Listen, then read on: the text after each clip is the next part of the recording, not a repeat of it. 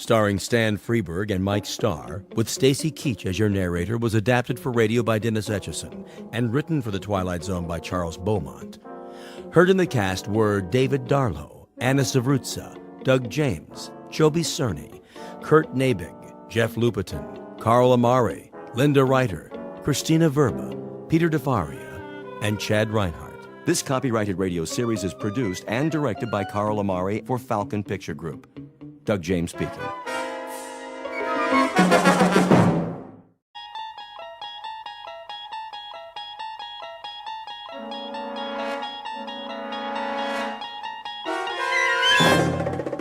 You unlock this door with the key of imagination. Beyond it is another dimension, a dimension of sound, a dimension of sight, a dimension of mind. You're moving into a land of both shadow and substance, of things and ideas. You've just crossed over into the Twilight Zone.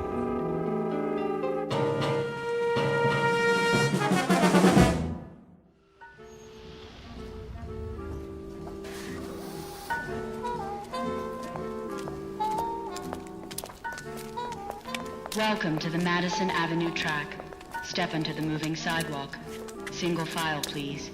No pushing or shoving. The time is 8:37 a.m. Excuse me.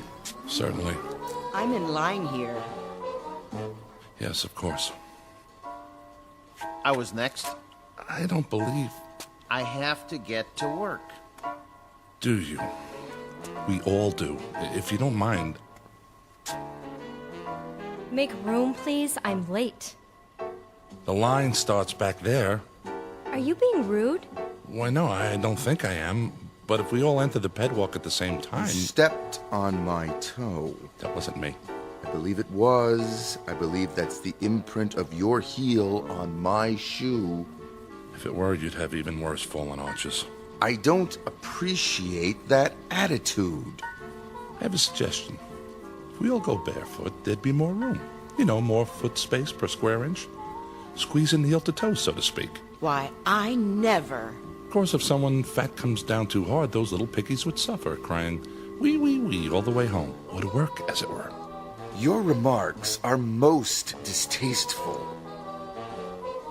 Not making a joke, is he? No, I assure you. He was. Completely inappropriate. Yes, indeed. This is a serious world we live in. No place for that sort of thing. None at all. I've a good mind to report him. I give you my word. I would never make a joke about anything. That's better. Unless someone weighs over, say, 250 pounds. It'd be hard to take that lightly. Did you say something? Me? You. Not at all. Well, see that you don't. Absolutely. I should hope so. You have my word. Some people. Not another syllable. You gave your word. Positively. These are serious times. For serious people. It's a necessity. With all that's going on in the world? I couldn't agree more. Well, then, see that you do. My lips are sealed. Madison Avenue, next corner. Step off the moving sidewalk. Single file, please. No pushing or shoving. The time is 8:39 a.m. Excuse me. I have to get to work. Wee.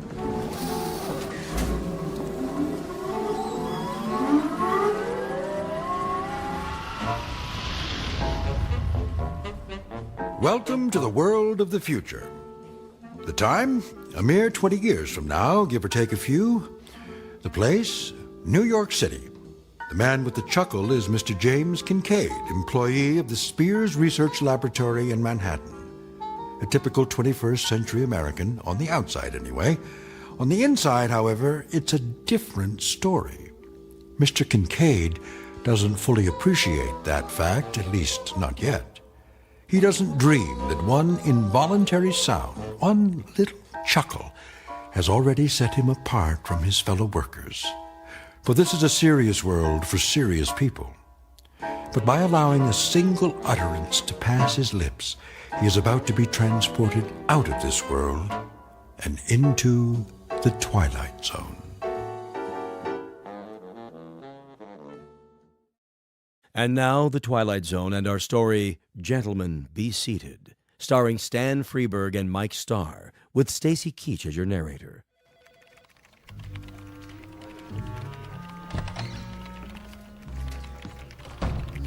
Morning, Kincaid. Morning, Miller. Not late, am I? You're cutting it pretty close. Sorry, Lindsay. Little skirmish on the pedwalk this morning. Skirmish? So many people nowadays. I hear there used to be cabs in New York. Think of it. Cars with drivers that took you all over. Up one street and down another. Shortcuts. Sounds like a nightmare. Yes, I guess it does. Biddle's not in yet, I take it? Mr. Biddle's never late. It's 8:59 now. That means he'll be here in, well, less than a minute. 30 seconds, to be exact. Morning, Mr. Biddle. Yeah, morning, Mr. Biddle. sir? Hello, sir. Good morning. Well, enough chit-chat. Back to work. Yes, sir. Yes, sir. Look at that. What? Biddle. Somebody moved the electric coffee maker. So? He doesn't see the cord. He's going to trip on it. Shouldn't we tell him? No, wait. This is gonna be good. How can you say that? Mr. Biddle! Mr. Biddle, watch where you're going.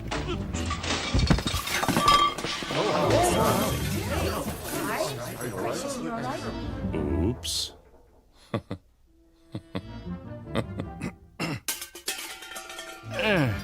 Who said that? Why, no one, Mr. No one Biddle. said anything. Yeah, nothing at all. Was it you, Miss Capshaw? Me, sir? I only meant you should watch where you were going. There was an oops, followed immediately by what I took to be a chuckle. Oh, no, sir. I didn't laugh. No one laughed. Was it you then, Kincaid? None at all, sir. I didn't say a word.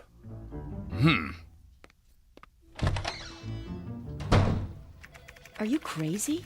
Pardon? Laughing at him like that. But I didn't. I don't know how to laugh. Nobody actually laughs anymore, do they? And a good thing, too. As if anyone had time for such things. Quite right. Well, better get started. I have a design to finish before... Oh, no. Something the matter? There's a red flag on my screen. I'm not surprised. It means Biddle wants to see me in his office. Well, here goes.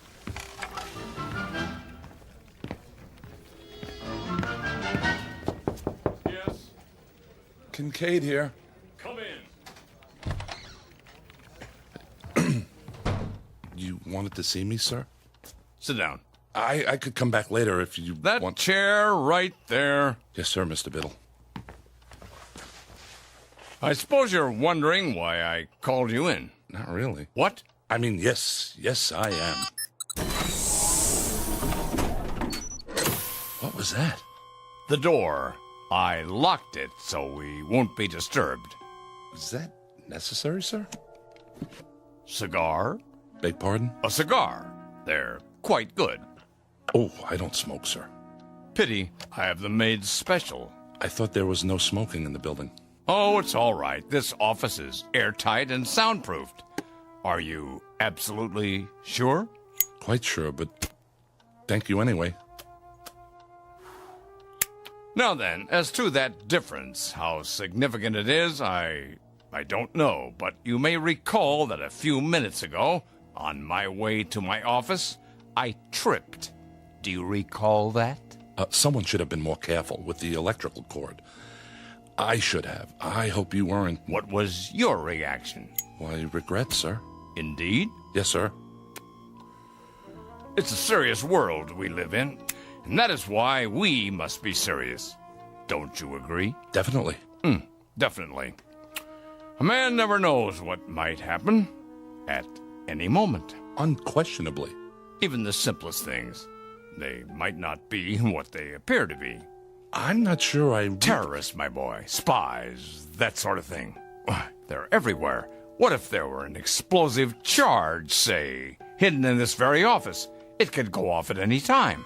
Surely not. Oh, there's no telling when it might happen. Any time at all. I sit here at my desk, puffing away. While we talk about serious things, and the seconds tick by until it goes off. It was right under my nose, in the cigar, you see? What do you say to that? Aha! I knew it. Excuse me, are you all right? Of course. Oh, a little worse for wear. By the way, is my face blackened? Eyebrows singed? A bit. Here, take my handkerchief. Nonsense. It was only an exploding cigar. Tell me something, my boy, and be honest. Do you find yourself chuckling often? Well, How did it feel? I'm afraid I don't understand. Did it feel strange? Yes. But not unpleasant, right? Not as such. We could describe it then as a strange but not unpleasant sensation? If you say so, sir. Good. Splendid. Oh, splendid. Will that be all, sir? I should get back to work. Yes. I'll unlock the door.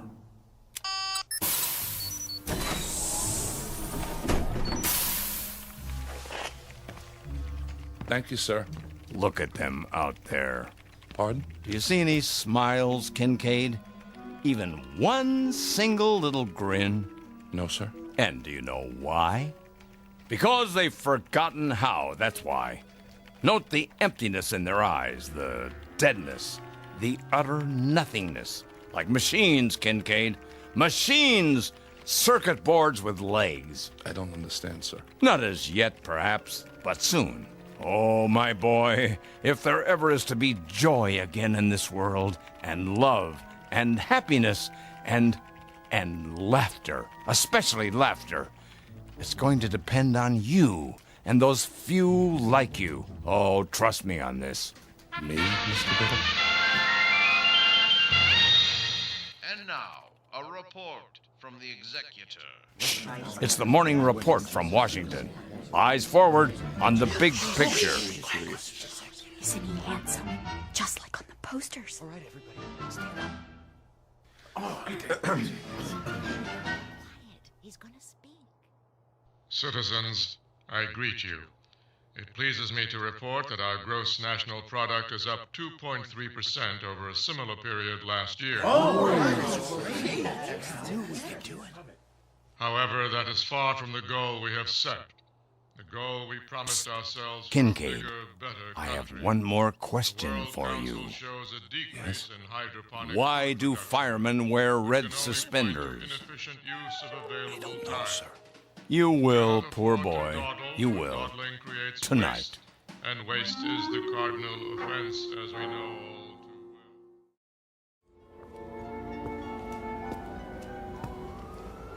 too well. What in the...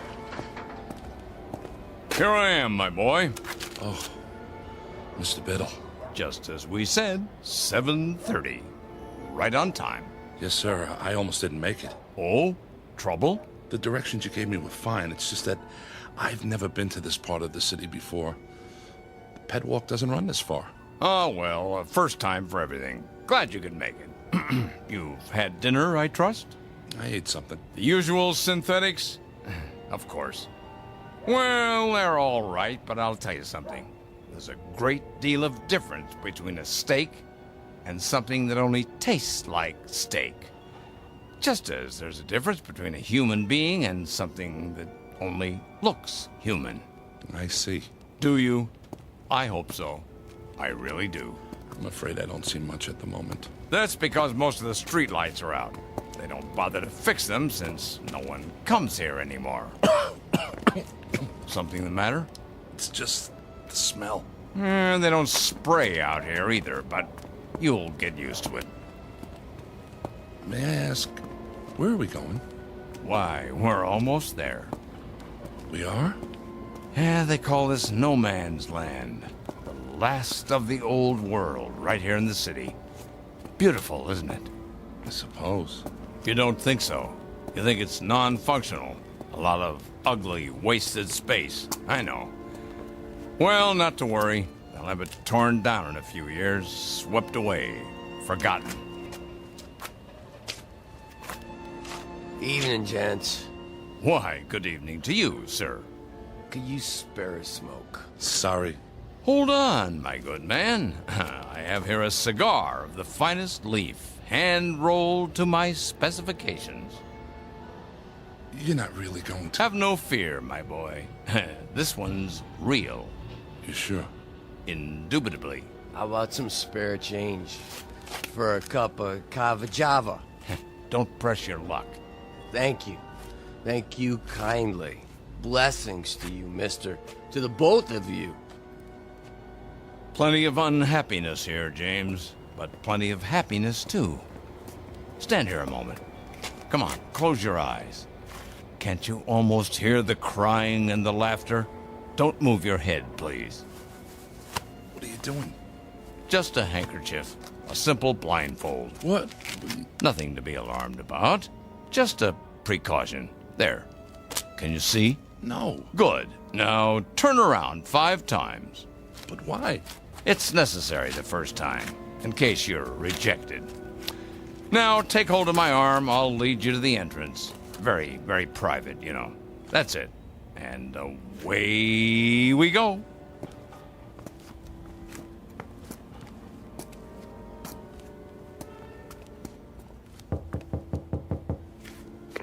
Why does the chicken cross the road?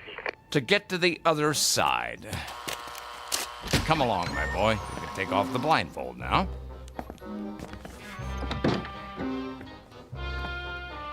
Mr. Biddle? What is this place? The foyer, of course. Those 2 chairs, they look like thrones. What else? But, Mr. Biddle... What can I do you for? Good evening. Is he in? Let me see. Maybe yes, maybe no. Tell him number 709 is here with the recruit. Alrighty then. Try not to miss me while I'm gone. In the meantime, gentlemen, be seated. Who is that? What does it look like? A clown, of course. Well, you heard him. Sit down. I recommend the chair on the left. If you say so. There. Feel better? I suppose. My turn now.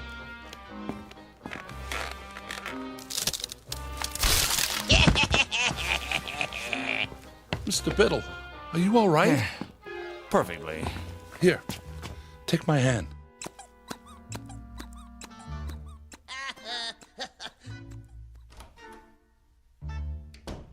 I'm disappointed in you, Kincaid. You are? Didn't you find that the least bit funny? Just now when I went sprawling? No, sir. You could have been hurt. Oh, James, please. Try. Don't tell me you've forgotten how to laugh. Not you. I was so sure. Sir, if you'd only explain to me... No, there's too much explaining in the world and not enough laughing. We're all turning into a race of machines. Cold, efficient, heartless machines. Ta-da! Who are you? Feast your eyes. Ever seen this mug before, huh? The executor. He does wonders with makeup. For a court jester, that is. The face doesn't quite go with that 3-pointed hat. What's the matter? You don't like it? I didn't say that. Then I guess the yoke's on me. Well, don't just stand there with egg on your face. What goes up the chimney down but not down the chimney up, huh? Quickly. I don't understand the question. Would you repeat it? Too late. Timing is everything. Go on, tell him. An umbrella. What? An umbrella. I don't know, Biddle. I'm very dubious. He chuckled. So you say. I haven't heard anything.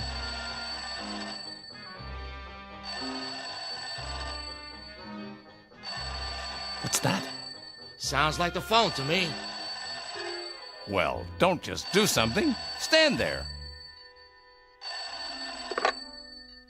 Jester here. It's for you. It is? Hello? I say, hello. Sir, it squirted me. right in the eye. Must be an overseas call. Better clam up. I'm all wet. You sure are.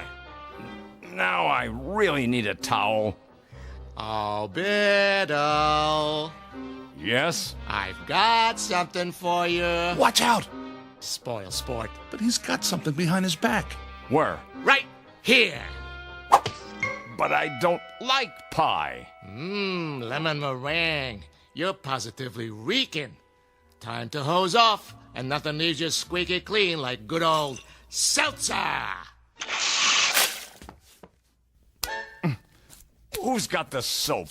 Forget soap. You need your rubber ducky. Or a lifeboat? Now, wait a minute. It's not possible. What's wrong, Kincaid? You'd better get a change of clothes, Mr. Biddle, or you'll catch your death. You see? Hopeless. That's it. Wait. He's only a beginner. But we must be so careful, Biddle. Yes, but give him a chance. Very well. One last test. Glad to meet you, Mr. Kincaid. Put her there. I don't... Go on, shake. Ow! Oh, that didn't hurt. It's just a joy buzzer. You wind it up, and when someone shakes your hand... That's it. I've had it. I don't know what any of this is about, but I know one thing. I don't want any part of it. You people, you're out of your heads. You're all loony. You're psycho. I'm getting out of here right now, and don't try to stop me. Uh-oh. Another fine mess you've gotten us into.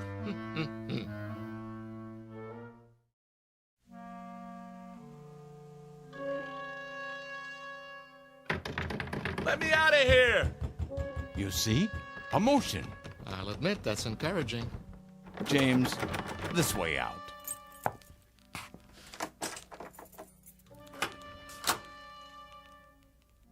If you please, it's just through here. No tricks this time? No tricks. Wait, this is a library. A small reading room for our members. Members? Mr. Biddle told you nothing? He asked me to meet him. I thought it was about work. What is this building? Used to be offices. Now it's abandoned, so we made it our headquarters. Headquarters of what? The SPOL. The Society for the Preservation of Laughter. Have a seat. Oh, no. Now, this one's a real chair, I promise. Well, just for a minute. Oops. Hey, that was not me. You sure, my boy? Sorry, I must have left an old whoopee cushion under the seat. Collector's item now, you know? Here, let me get it. Go on, make yourself comfortable while I explain. You see, James, we're a secret organization. A kind of underground, if you will. Running counter to established law in the Commonwealth. Most of what we do is either frowned upon as bad taste or legally forbidden. We are, in short, outlaws. I don't like the sound of that. An old tradition. Ever hear of something called speakeasies? They were secret clubs that sold liquor during Prohibition. Well, this is a laugh-easy. All these books, the posters on the walls, Laurel and Hardy, the Three Stooges. Who are they? All great clowns from the past. There's Perot, Punch and Judy, Bozo. We try to keep the tradition alive. What tradition? You see, Mr. Kincaid, the world has forgotten how to laugh. There are some of us who regret that fact. Unlike those in power, we feel that laughter is important enough to be preserved, at any cost. Am I getting through to him? What the jester is trying to say, well, the world used to be a pretty terrible place, you see, James. We had disease and war and depression and prejudice and a lot of unpleasant things. The people couldn't change it all, but they could do their best to endure it. How did they endure it? By laughing at it, ridiculing it. They laughed at everything then. But along came the psychologists and the censors, and suddenly nobody could tell a sexual joke or a racial joke or a sick joke or any kind of joke. They weren't politically correct. And that was the end of humor. We're trying to keep it alive. Take the Trick cigar. You chuckled. I did not. Yes, you did, and I'll tell you why. Because a figure of authority became ridiculous. Understand? Oh, James, try. A laugh cannot be forced, Biddle. You should know that. I do, but... Let's get to the main test. It's just through here, the last door. Everything should be ready. No false laughs now. We can spot them a mile away. Understand?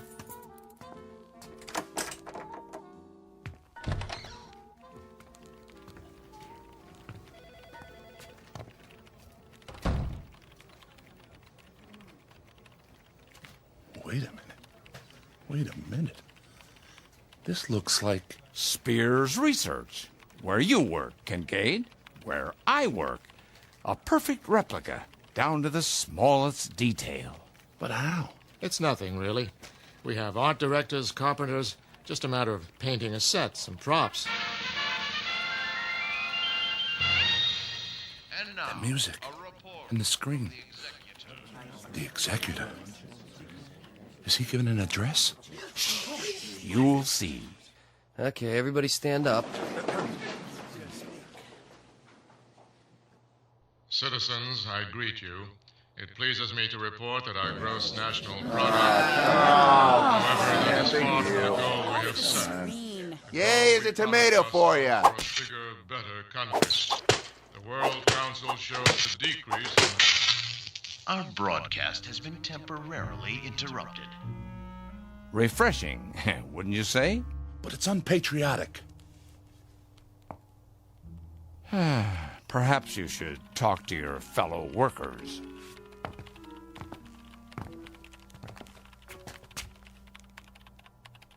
Miller? Is that you? Who wants to know? It's me, Kincaid. But how? A rubber mask. Realistic, if I do say so. Watch this. He's about to reboot his computer. Now, boss? Now.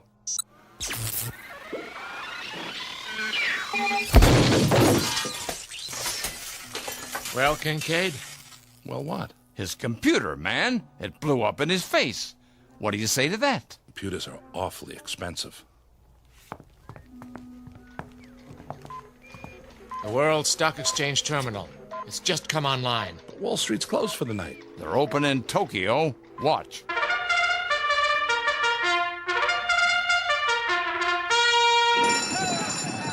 And they're off. Dow takes the lead, followed by DAX, NASDAQ, Fortune 500, and gross national product.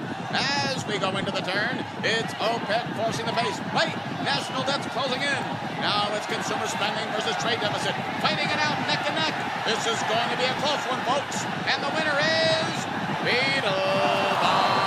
Gross national product in last place. The executive said the gross national product was in good shape. Oh, not much hope for him. One more angle. Try this.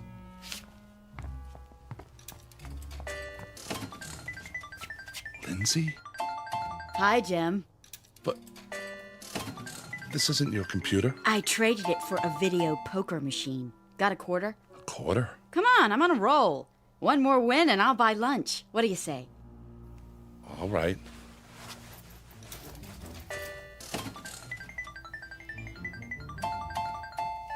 Jackpot. I hit it, Jim. Or rather, we did. How about lunch? In Paris. We can take the rocket shuttle and be back before Biddle knows we're gone, okay? I don't know. The French have been very un-American lately.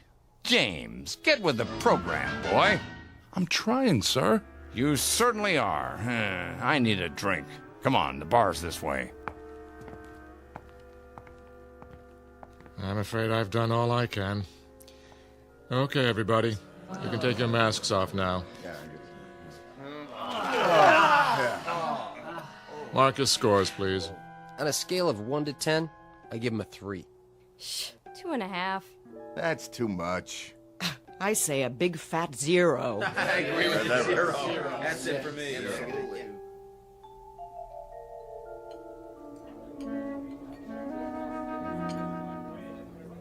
What'll it be, germs? Gents? Martini, double.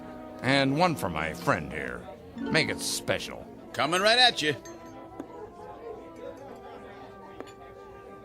Were those my judges? Don't worry about it. I haven't given up on you yet. How about a game of darts? But, sir, the target's there. Pictures of the executor. So they are. How about a rotten egg? Eggs? Right there in the basket, gentlemen. Well, you can throw. I don't know, sir. Oh, come on. This is the man who destroyed fun. Who took away the good times. But you've hated me, haven't you, James? As a boss. No, you have. I know. And with good reason. I've been a stern, pompous ass. But I'm competent at my job. The company can trust me. I know my role. But I'm not at work now. Whoa! Oh, good one. Yeah. Good one. Right in the old schnozola. Try one? Well, okay. Good boy. Got him right in the eye. Another? If you say so. He took it on the chin. Now try the neck. That's always funny. 2 martinis. Wait, drinks first. This one's yours. Well, through the teeth and over the gums. Look out, stomach, here it comes. My glass is leaking. Of course it is. That's what's called a dribble glass. See the little slits in the side? When you tip it to drink, voila! Doesn't that tickle your funny bone? It's a start. 2 more. No problem. Here's your drinks. Thank you, my good man. Cheers. I think I'm starting to like these. Keep 'em coming. My pleasure, sir.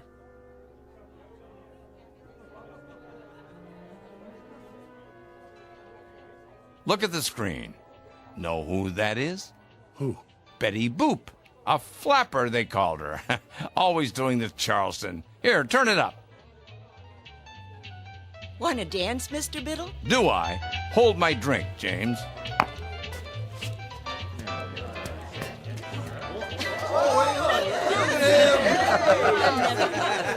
You ain't seen nothing yet. Biddle, Biddle, Biddle, Biddle, Biddle, Biddle, Biddle, Biddle. I'm laughing. Biddle, Biddle, Biddle, Biddle, Biddle, Biddle.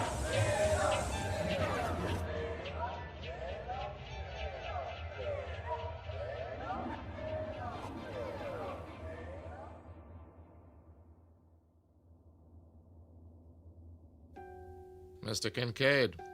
Did I pass? Huh? What did the judges say? If I could have a word with you outside? Tell me I'm laughing. I must be. See? I've never felt this way before. Sorry, Mr. Kincaid. Time's up.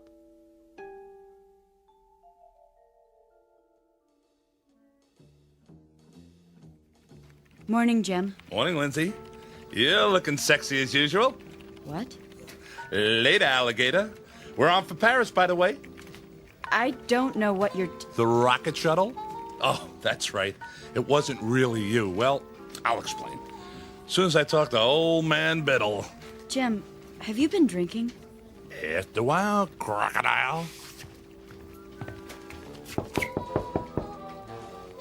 Come in. Hi. You are 17 minutes late. I know.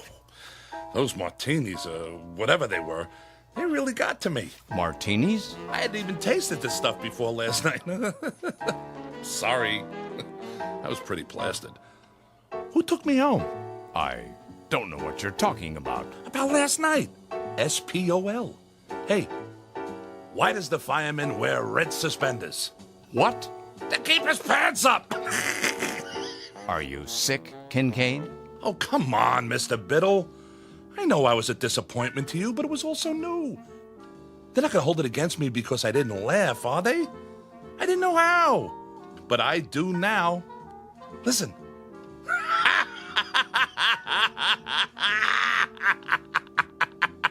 Kincaid?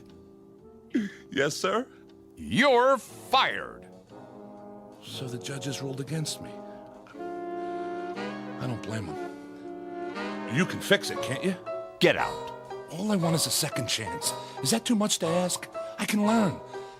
If I don't, what will happen? Humor will die, and comedy, and all the great... I don't know what you're babbling about, Kincaid, but I warn you, if you repeat any of it to the authorities, they'll put you away. Do you understand? One thing I cannot afford to do in my line of work is take chances. And you're not a good enough risk. Do I make myself clear? But, sir... Do I make myself clear?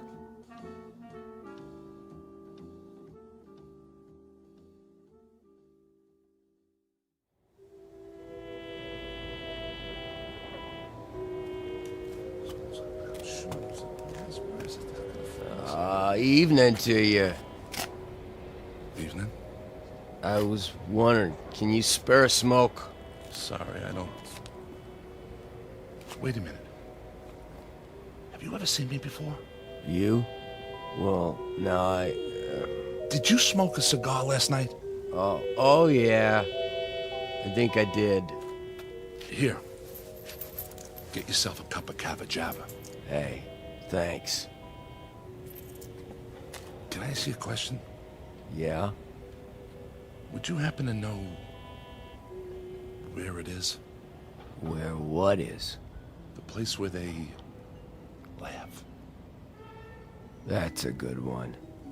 No laughing around here. It ain't allowed, you know. I know. Well, evening to you. Yeah. See you in the funny papers.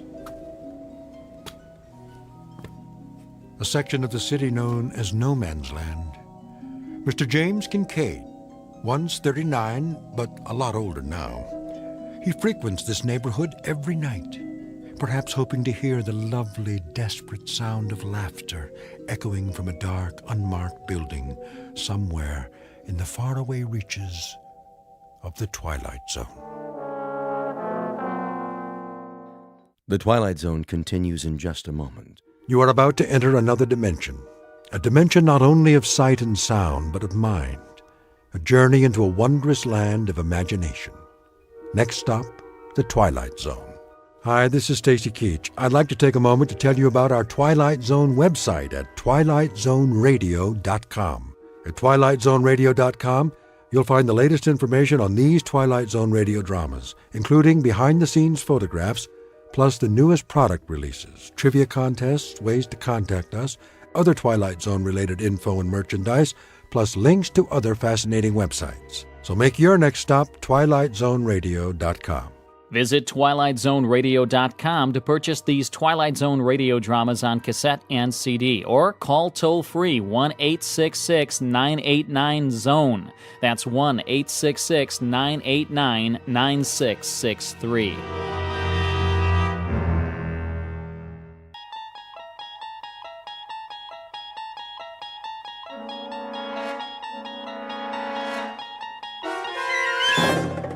You're entering another dimension, beyond any limits known to man. This is the universe of imagination, a wondrous land of brave new stories from the far reaches of space and time. So fasten your seatbelt. There's the signpost up ahead. Your next stop, the Twilight Zone.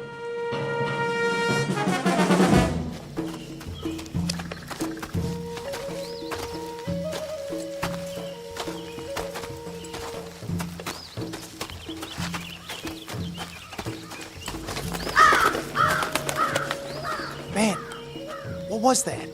Seagull, probably. No way. Let's move it, ladies. But Sarge, Now what are you crying about? Ramirez says it was a seagull. Yeah? From what ocean? You hear that, Manny? There ain't no beach around here. I didn't say it was. I said it could have been. It was big and black, and seagulls ain't black. Maybe it was a chicken. Now listen up, you jokers. We don't make it back by 1200 hours, we miss chow. Bob it. Yes, sir. See that big rock? Which one? Side of the trail, about 30 yards. Climb up, take a peek over the edge. See if anything's moving in the valley. Sure thing, Sarge. Ramirez. Sir. Go around the turn to the trees. If cemetery road's all clear, give me the high sign. You got it, sir. I'll watch your back. Now move.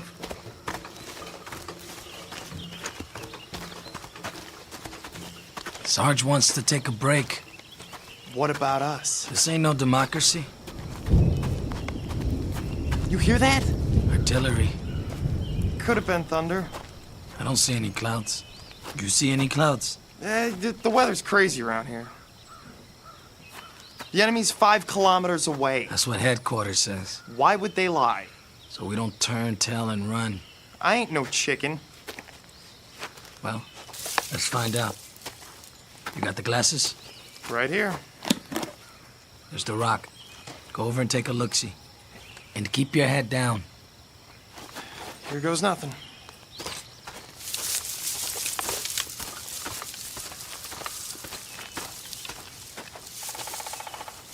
What do you see? Crop fields. Grass. That's all. My turn. Wait there. Hey, Manny, be careful. That was a mortar for sure. What do you know? It's raining. We better get going. I'd like to take me a little shower first.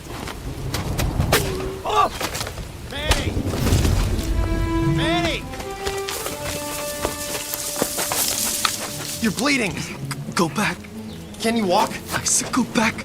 There's a sniper. I ain't leaving you here. Nice shooting, Sarge. You got him. Take cover. Ramirez is hit. He's losing blood. Get him to the trees. You were right, right? Hang on, Manny. It was a crow. I should have known. Crows are bad luck. Move! He can't walk. Lift his legs. It's too late. Promise me something. What? When the captain writes my folks, tell him to say, I didn't feel a thing. Get down!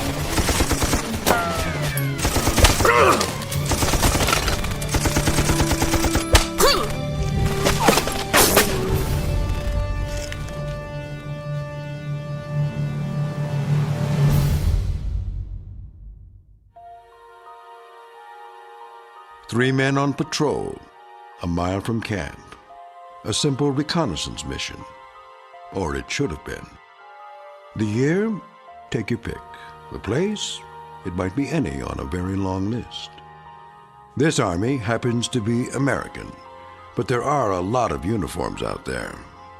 The men, though, never change. Their job is always the same, to stop the enemy.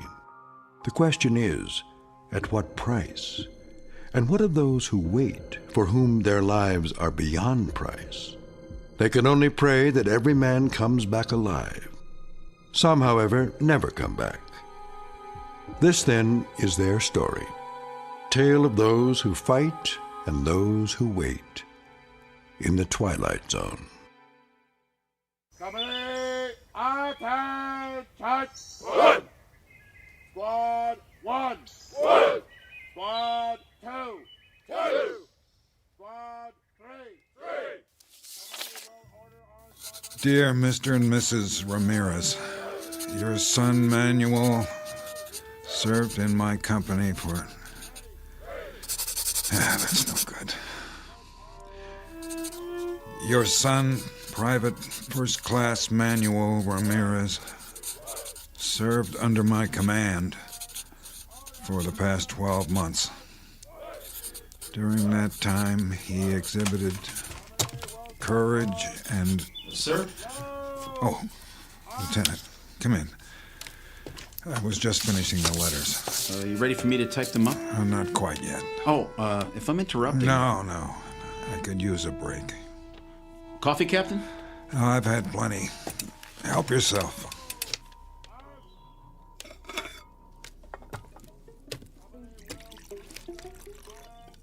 How many is it now? What? The letters. Too many. One for every man we've lost. I always thought... What's that, Eddings?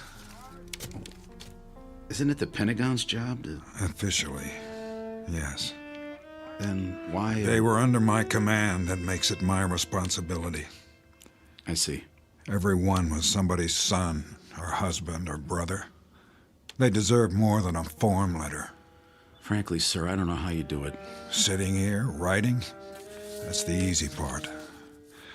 Just the same time, I've been meaning to thank you. For what? I'm only the typist. Something I was never very good at. How many to go this morning? I've written Miller's family, Bobbitt's. Rough drafts, at least. That leaves Ramirez. I'd hope to have them done before the truck gets here. Well, you can always dictate. That wouldn't work. Why not? I'm pretty fast. I know you are, but I seem to be running out of words. At least the kind that mean anything. Well, let's give it a shot, sir. If you draw a blank, I'll make suggestions, and then I'll read it back. You have final say, of course. I'm afraid I'd drive you crazy. I tell you, we can do it. Just sit me down, give me some paper. You don't know what you're in for. All right. Okay. Ready when you are, sir. All right, this is what I have so far. Dear Mr. and Mrs. Ramirez, your son, Private First Class Manuel Ramirez, served under my command for the past 12 months. During that time, he exhibited courage and, Dedication? Good. It was not a tip of your tongue, sir. I don't know what's wrong with me. Nothing's wrong with you. The fact that you took the time to write, believe me, Captain, that says a lot. His loyalty and motivation were an example to the entire company. It is therefore with the deepest regret that I write today to inform you.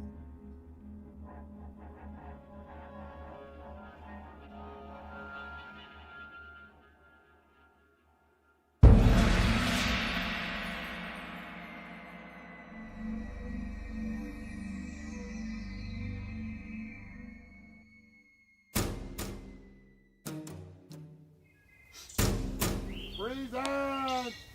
Art! Order! Art! Hey, Lincoln. What? You seen the bodies? Yup. All bagged up. Where'd they put them? Behind the latrine till the truck gets here. They laid them on the ground? No. They put them in the little chapel of dreams, done up in their Sunday best. What do you think? They shouldn't leave them out like that. Afraid someone's gonna steal them? No. Well, they're sure not gonna get up and walk away. We're talking about Manny. I went through basic with him. Me too. And Bobbitt, and the Sarge. This morning we had mess together. So? And now, what are they? Dead meat. That's what. Missing and presumed dead. Same thing, isn't it? Once you're on the list, you don't come back, just like Inglis and Willard and Ruiz and... Forget about it. We used to have 100 guys. Now how many we got? 67.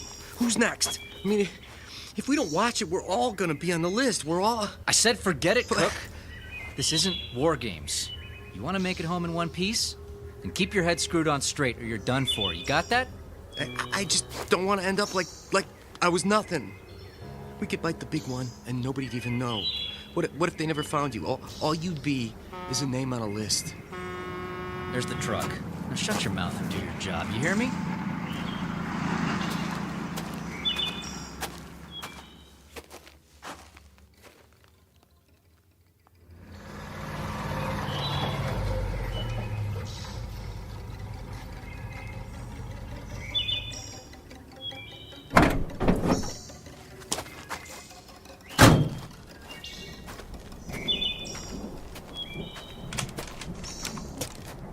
Gorman? Captain? How are things at battalion headquarters? 5 by 5, sir. Can't complain. How nice for you. The general says he got another pickup. How many this time? 3. Cemetery Road? That's right. No mystery why they call it that. No, there's not. Here's the paperwork, Sergeant, plus the letters for stateside. No problem. Pull the truck over there. Lincoln, you and Cook, load them up. Make sure they're tied down securely. Yes, Well, I better get going while it's still light. They say there's a storm coming in. Gorman? Sir?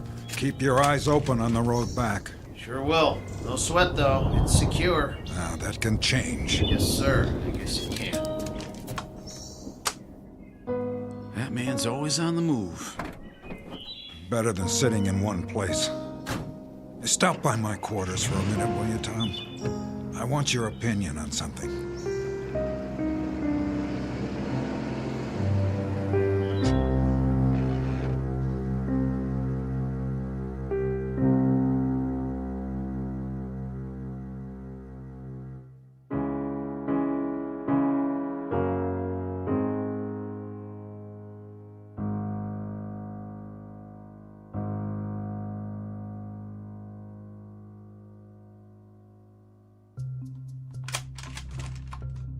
What is it, sir?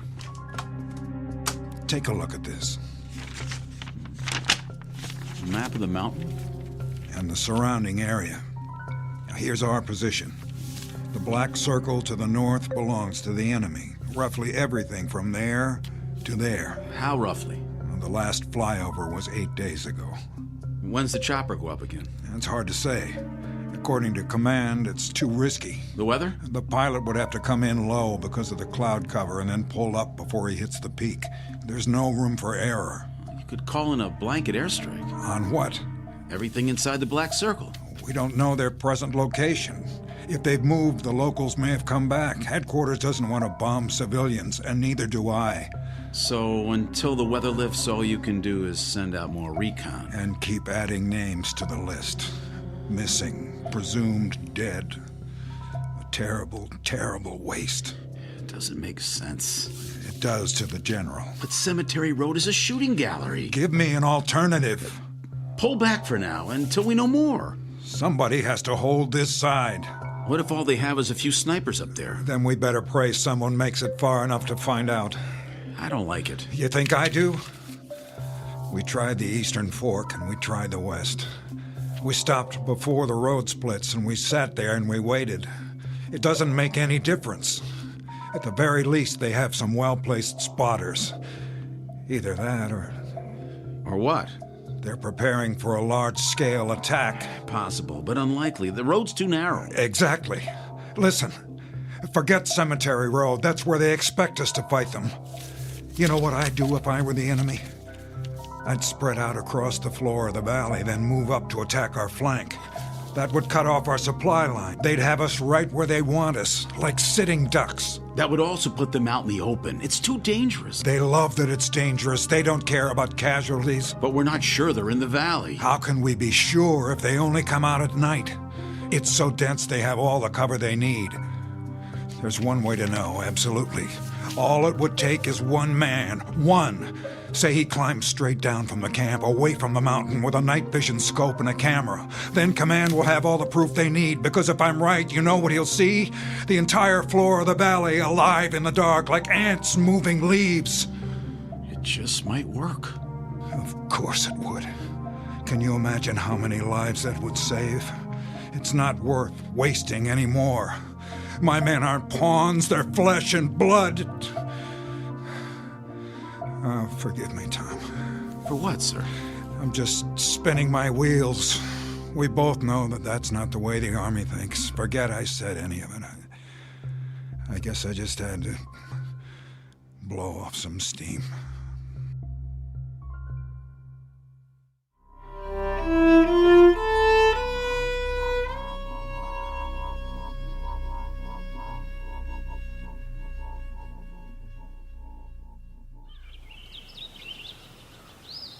That ain't the way that women are over here. They have women here? Hey, Sarge? What? Can I get some fresh coffee? What's the matter with what you got? It's kinda cold. Well, I'll tell the waitress to make some special just for you. Where's Lincoln? In the latrine, I bet. Maybe he locked himself in. Maybe he fell in.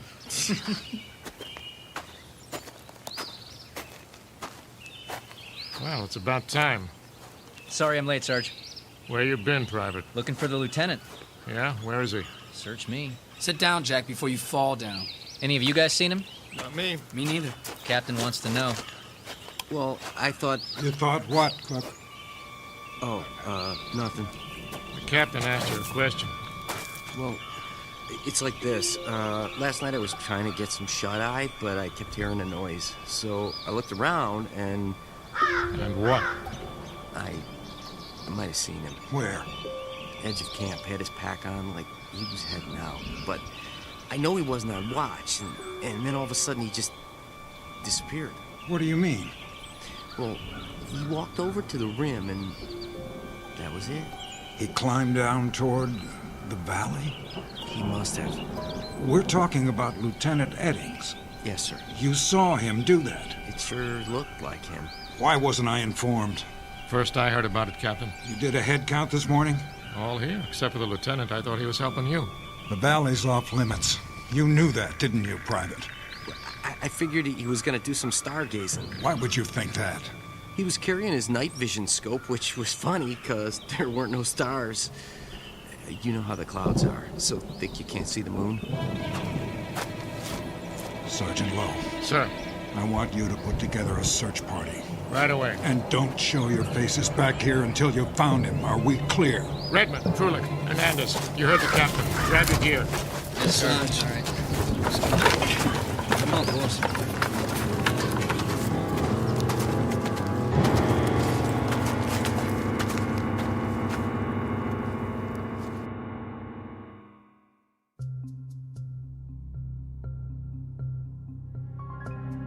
General? Captain? No, sir. This is Second Lieutenant Reber. The captain's right here. Hold on. General Hostler on the line. Thank you, Reber. General? Captain? What's your status? Repeat, please. What's that? It's the weather. It bounces the signal around. Update your status. We're still holding position. Any further losses? No, sir. Well done. Prepare to break camp. Say again? I'm pulling you off the mountain. You can't do that, General. I want you back in battalion before the rainy season. Not now, sir. What? I thought you wanted Blue Company out of there. Not yet. If we retreat now, there'll be nothing to stop them. I'll lay down artillery fire once you're out. But, sir, I still have a squad in the field. What's the mission? One last recon. We're about to pinpoint the enemy. I'm sure of it. How much longer? As long as it takes, General. For now, I could use some support on the supply road so I can get everyone out if they cut us off. How much support? How much have you got? I can spare a platoon, but only till your men are accounted for. Roger that, General. Sir. What is it, Reber? Did you say recon? That's a term the old man understands. It's been 4 days since the search party went out. Longer than that for Eddings. What's your point? Well, shouldn't they be considered... Missing, presumed dead? After so long, I thought... You thought wrong. Yes, sir. The next step is always a regret to inform letter. That seals it. I don't want to write any more of those, not ever. Do you understand? I suppose I do. With a little luck, maybe just this once, I can buy them enough time for a second chance.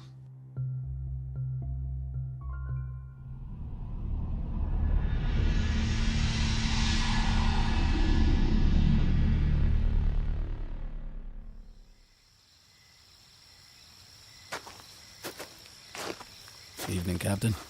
Hello, Reber. Where's the new platoon? Back by the supply road, cleaning their weapons. What do you think of them? They look like they'd shoot anything that moves. That's the problem. Then you're not going to send any of them down? With 5 of my men still out? Not unless I have to. No sign of them? Not yet. I'll call you on the walkie if I spot anything. Meanwhile, you ought to get some sleep, sir. I have 2 men standing watch. Which men? Privates Lincoln and Cook.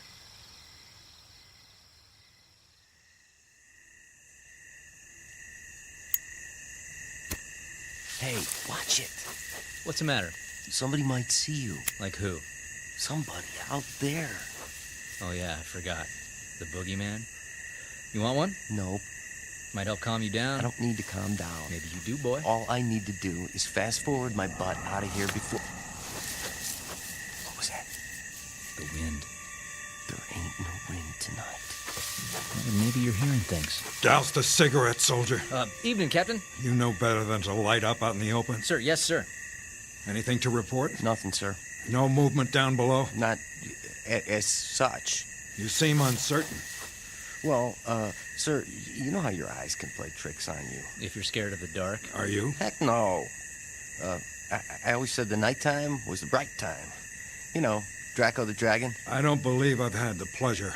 Oh, well, I used to look at the stars when I was a kid. Had me a map that showed the constellations. Big Dipper, Little Dipper, Belt of Orion. I know them all.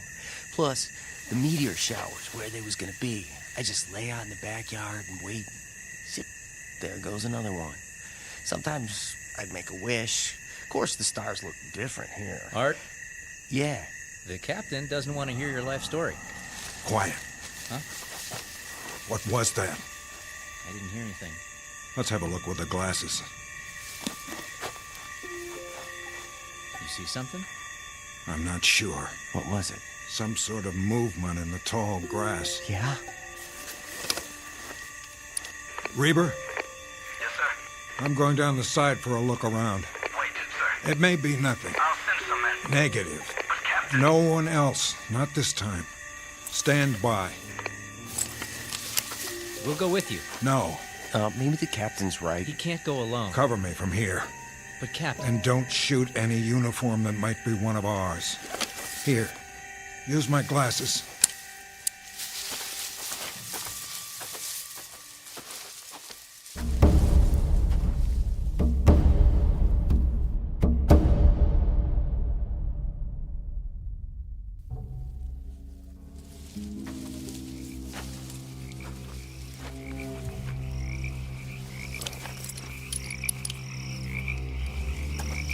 Reber? Where are you, sir? About 300 yards. I can still see the camp. What else? Brush.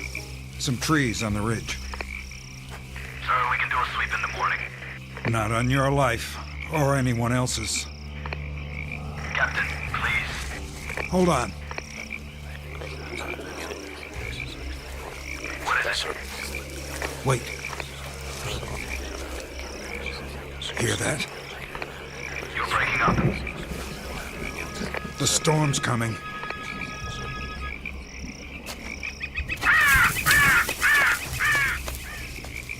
And that's not all. I'm sure of it. I'm losing you, Captain. There! What? In the lightning. I thought I saw it. Who goes there? Identify yourself. Are you hearing this? Signal. That's a rain.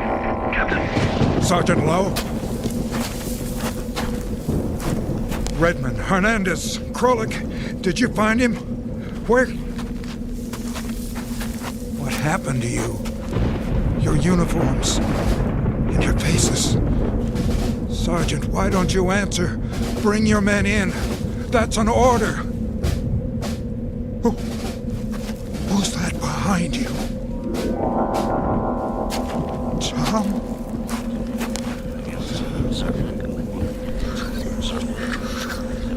Yes. Yes, I understand. Did you get that? Get what? The enemy's coming from the north. A massive troop movement. We have 72 hours at most. Tell headquarters, Reber. Tell them now.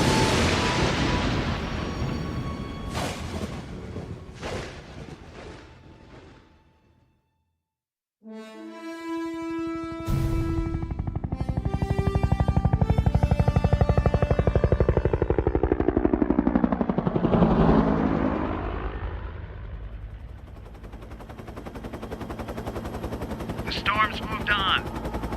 About time. Visibility good, sir. The mountain's straight ahead. Take it higher. You sure? Yeah, today we're flying over the peak. Well, I guess it's okay if we can see it.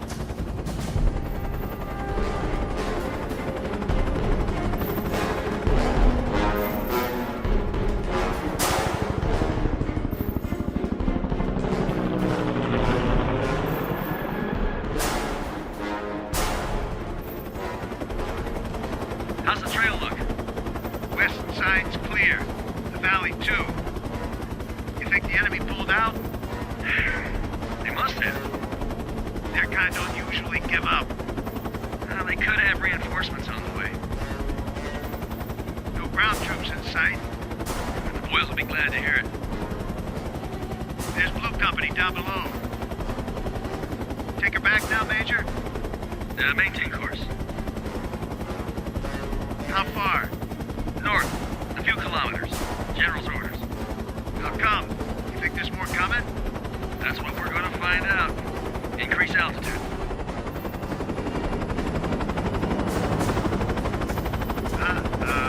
What you got?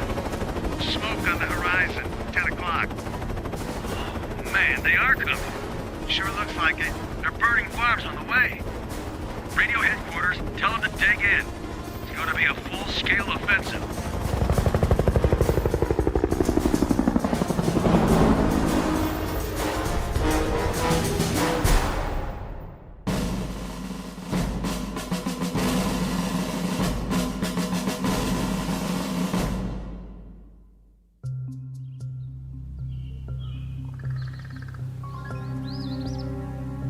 Jack? Yeah. You seen the captain? He'll be along. You can set your watch by it. That's the truth. Every 15 minutes. That's all he does, walking back and forth, checking the valley. Sentries ain't good enough for him. Still nothing down there. Then why aren't we moving out? Ask him yourself. Here he comes. Private Cook. Yes, sir? Report. Big fat 0. You're positive? Stone dead, Captain. What are we supposed to be? Be quiet. Sir. But, sir... Quiet. What is it? I thought I heard them. Who? Don't play dumb with me, Private. I'm not, sir. I mean... You know Sergeant Lowe, don't you? Know him? Why, sure. And Private Redmond? Yeah. And Hernandez and Krolik and Lieutenant Eddings? We know all of them, sir. Or we did. Then you should have no trouble recognizing them. Huh? They may have trouble getting up the side. It's still muddy. Let me know at the first sign. Yes, sir. He's losing it. Big time. Don't he know they're dead meat by now?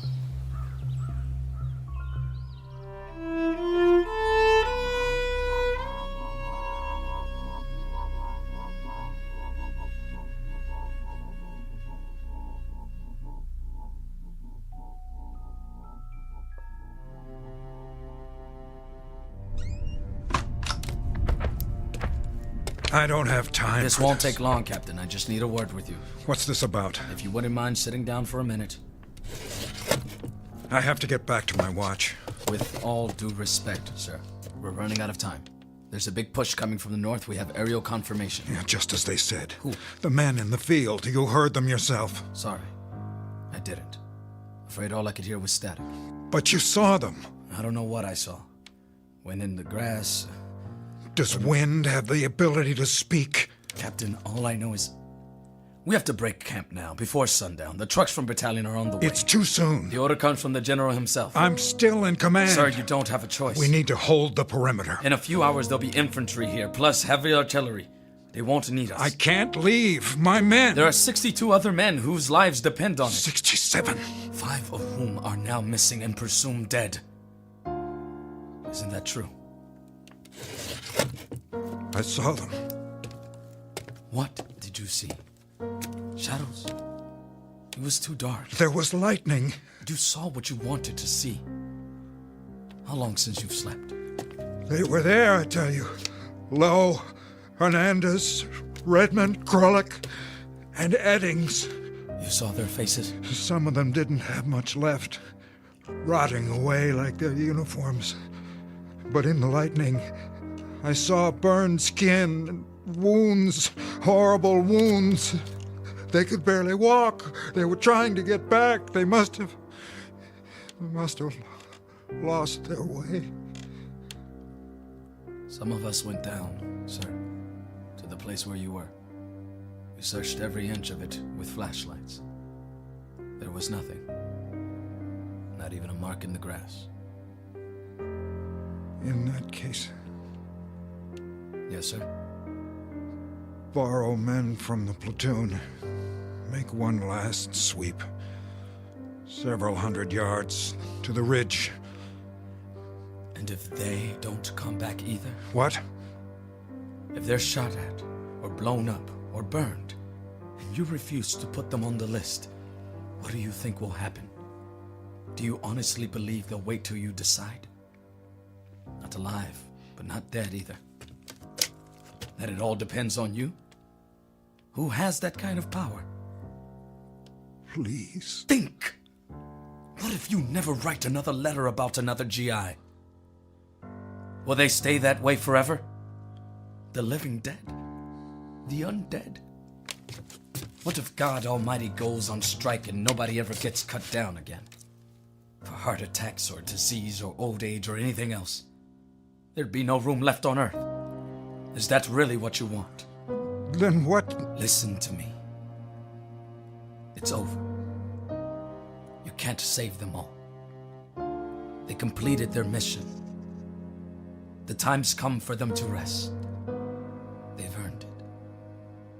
Then do one thing for me. If I can. Pray for them, Reaper. For the ones who didn't make it back.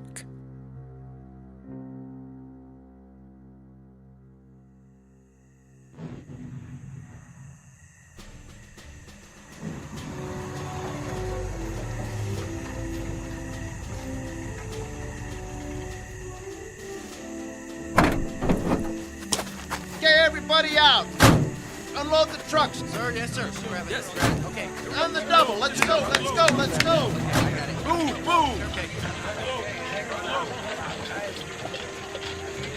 Gorman? Hi, Lieutenant. Bet you're glad to see me. Am I ever? New company's packed up and ready to roll. We'll turn around and head back as soon as I get everybody emptied out. We didn't leave them much. It's all right. We're gonna camp out under the stars tonight. Tell them to make a wish. Sir, you're in the first vehicle, front seat. Thank you, Sergeant. How many men? 62. Exactly. See you at headquarters, Captain. Reaper?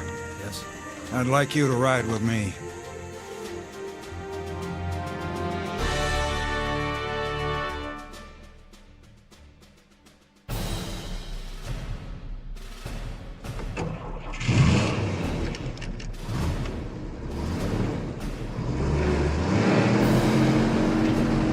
Now don't mind the road. It was made for cows and farmers. You're doing fine, Gorman.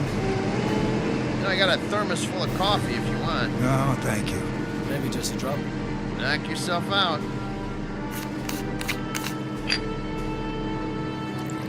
Some sight back there, huh? What's that? The truck's on our tail. Check the side mirror. Heads bobbing under the tarp every time they hit a bump. Somehow, I don't think they'd mind. Those drivers don't know the way like I do. Never been to Chinatown, Sergeant? Which one? It doesn't matter. I was just thinking about Chinese New Year's. Yeah? They have those big paper dragons, you know, with 5 or 6 guys underneath to hold them up. Yeah, right. That's what all these trucks remind me of. Only here it's canvas instead of paper. And there's a whole lot of guys. Look at them back there. Heads bouncing up and down. They're not sure where they're going. Lieutenant. Yes, sir. When we get back to battalion, I've got a lot of things to catch up on. You wouldn't by any chance know how to work a typewriter. Can't say that I do, Captain, but I can give it a try.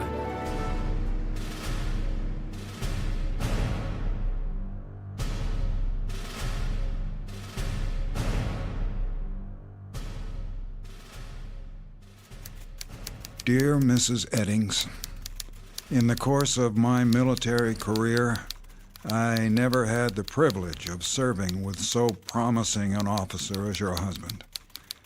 Such intelligence, bravery, and commitment are rarely encountered in the Army, or indeed anywhere else. I considered Tom Eddings a fine man and an outstanding first lieutenant. It is therefore with profound regret that I write today to inform you of his last selfless act of courage during an incident under my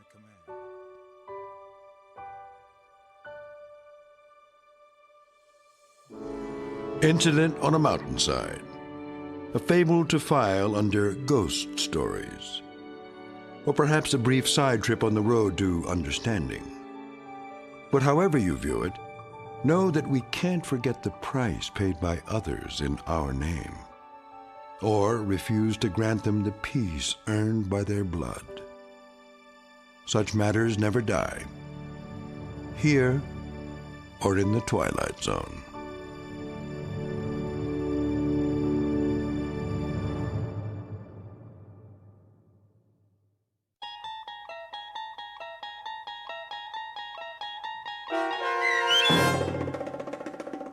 Missing, Presumed Dead, starring Danny Goldring, with Stacy Keach as your narrator, was written for The Twilight Zone by Dennis Etchison.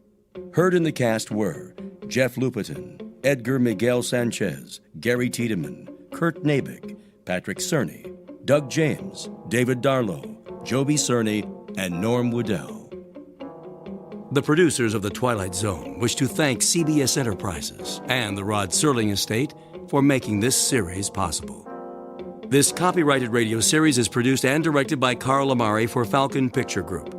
Sound design, custom Foley effects, recording, and editing are produced in the Cerny American Sound to Picture Theater by sound designers Craig Lee, Bob Benson, and Tim Cerny.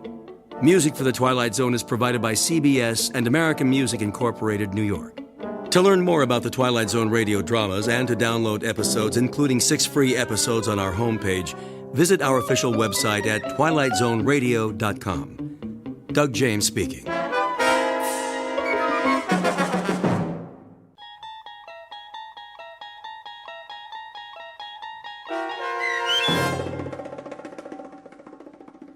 Miniature, starring Lou Diamond Phillips with Stacy Keach as your narrator, was adapted for radio by Dennis Etchison and written for The Twilight Zone by Charles Beaumont.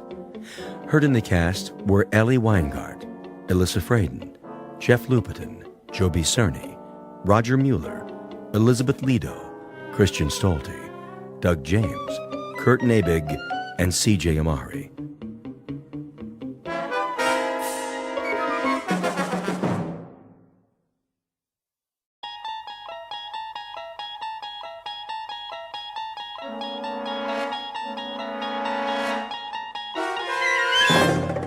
You unlock this door with the key of imagination. Beyond it is another dimension, a dimension of sound, a dimension of sight, a dimension of mind. You're moving into a land of both shadow and substance, of things and ideas. You've just crossed over into the Twilight Zone.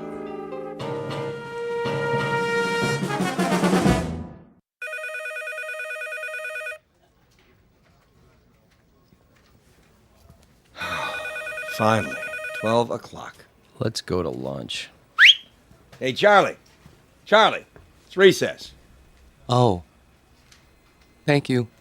I just want to finish up here. Trying to make us look bad? What do you mean? Now, just what do you think I'm... Hey, just forget it. Come on, we'll be late. Look at him. Little goody two-shoes. Why don't you guys lay off him? Because we're mean, heartless brutes. Right, Fred? Right. Well, I think he's nice. Hey, Mama, don't forget to change his diaper. Charlie? Hello? Aren't you going to lunch? Oh, yes. Any place in particular? Yes, in a way. Where? Well, it's in the museum, actually. The museum? They have a very nice cafeteria. It's quiet there, and, Would you like some company? well, I mean... It's okay, Charlie. I understand. See ya. Hey, look at the dinosaurs. Wow, that's the biggest elephant I ever saw. It's a woolly mammoth, you dope. Come along, children. Keep up with the class and don't touch anything. Cafeteria closed.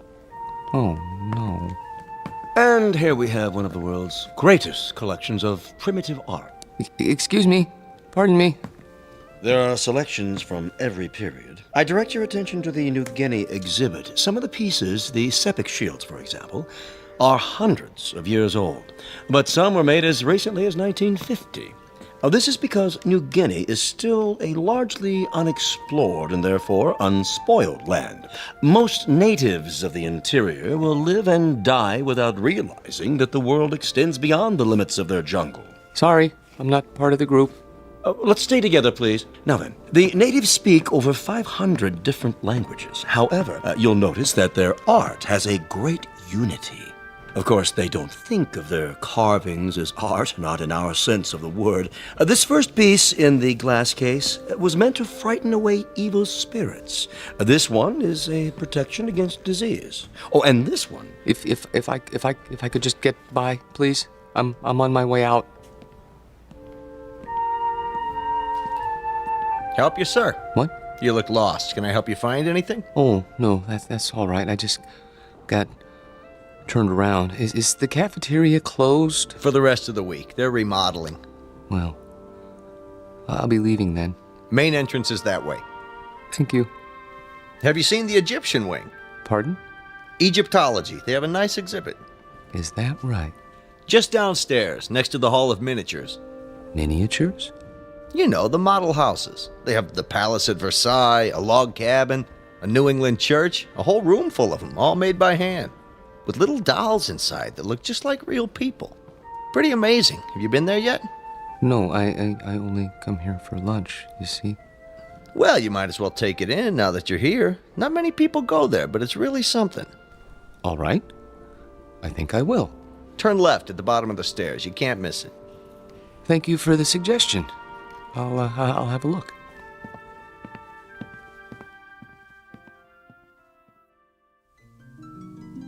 To most of us, a museum is a place of knowledge, of beauty and truth and wonder. Some people come to study, others to contemplate, others to look for the sheer joy of looking. Charlie Parks has his own reasons. He comes to the museum to get away. It isn't really the low-priced cafeteria meal that draws him in here every day. It's the fact that in these cool, inviting halls, he can be alone for a while. Really and truly alone. Away from his work and from people who don't understand, which includes almost everyone in the world. But Charlie should be careful. He doesn't know it, but there's always a chance he might wander too far and get lost in the Twilight Zone.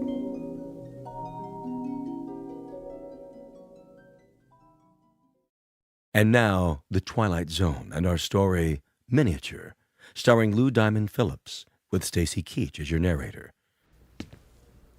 19th century townhouse. Home of Boston residents, Mr. and Mrs. Copley Summers. The figure represents their daughter, Alice, and was carved in wood taken from the original balcony. Will you look at that? What in the... Found it okay, huh? Excuse me, but... Yes, sir? I guess this will sound silly to you, but how do they manage that? How do they manage what? In there, in the glass case? Oh, well, I couldn't say exactly. I know they use magnifying glasses, little tiny tools, single hair brushes, that kind of thing. Must go blind making them so small. But the girl... she's so realistic. Isn't she, though? Long black hair, lace dress. Look at her fingers. They didn't miss a thing. Little rug, chair's got teeny tiny doilies on it. But how do they get the girl to move? Servo motors? Microchips? How's that? The girl playing the piano, it's stopped now. I don't think I... There, see her sitting at the piano? She was playing just a few seconds ago. It was, I don't know, something like this?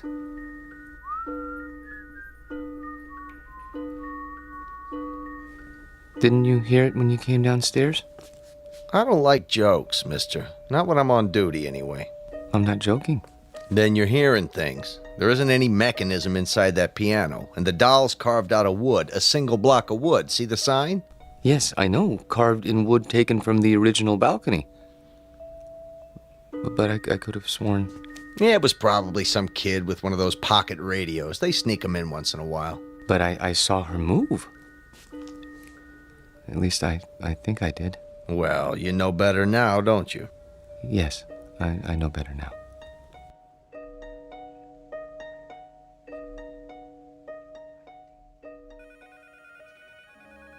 Here he comes. Finally. Where do you think he's been? At the zoo. Visiting his relatives. Charlie, Yes? there's a note on your desk. Mr. Demo wants to see you. How do you do, Mr. Dimmel? Yeah, sit down, Parks. I'm sorry I'm late getting back from lunch, sir. Well, I'm sure you have a good excuse. No, sir, I don't. I just let the time slip away. I don't know how it happened. You know, Parks, that's the first sign of humanity you've shown in almost 4 years. I beg pardon? Up to now, you've come and gone like some kind of wind-up toy. Never early, never late, always keeping to yourself. What, don't you like us, Parks? I've never thought about it, sir.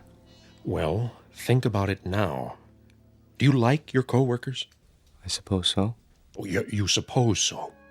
I mean, that is, I don't dislike them. I'm afraid that isn't good enough, Parks. An office is like a team or a platoon. Either it works together or it doesn't. And here, it doesn't. And the reason is you. I knew you were a square peg when I hired you, but you were bright, and well, I thought we'd wear those edges off. We haven't. No, not at all. You're still a square peg. You understand me? Yes, sir. I think I do. I'm going to use the excuse of your being late, but I can't. The fact is, I'm letting you go because you just don't fit in. I understand, sir. Parks. Yes, sir? No, this isn't any of my business, but how old are you now? 37, 38? 35. 35. Don't you think it's about time you gave up living with your mother? She needs me. Oh, why? Is she ill? Not actually ill, but my father died some time ago, and my sister is married, and, well, she needs me. I see. Look, you're welcome to stay on a few weeks if... No. That's very nice of you, sir, but I'll manage. Well, you can pick up your check tomorrow. Thank you.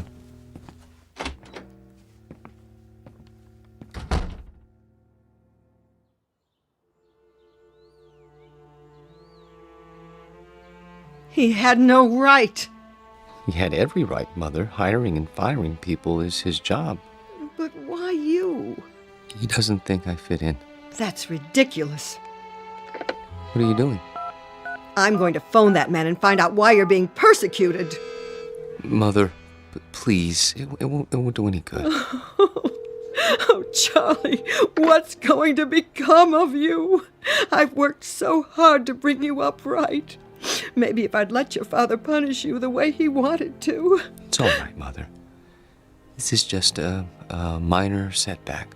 You say that every time. Why can't you keep a job, son? Why do you always end up making people uncomfortable? I don't know. I suppose they blame me. Well, I'm not keeping you here. I know that, Mother. Nothing in the world would make me happier than to see you settle down with a nice girl, raise a family, live a normal life. Please, don't cry. I can't help it. I hate to see you hurt, son. I'm not hurt. Well, you should be. Getting fired. It would have killed your father. It would have absolutely killed him. I'll go to the Employment Bureau tomorrow. Here, take my handkerchief. Where are you going? To my room? Get me my heart medicine before you do. Yes, Mother. Charlie? Why were you late getting back to the office? I was detained. What's that supposed to mean? Nothing. I was detained. That's all. Open your mouth. Charlie, do you feel all right? Yes, Mother. I'll go to my room now.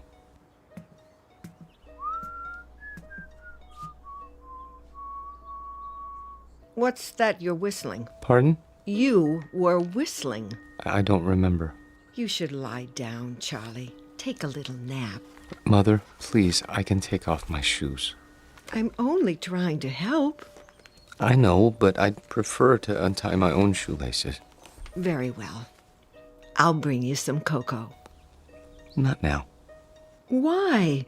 You always have your cocoa. I think I'll go out. At this time of day, we'll be having dinner soon.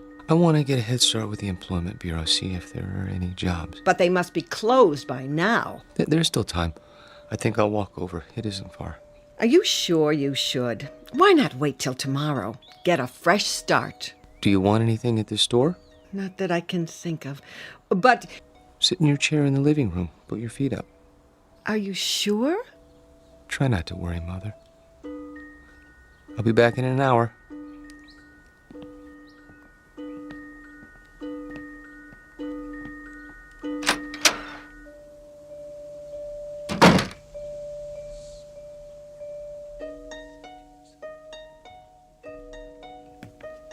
Back again, huh?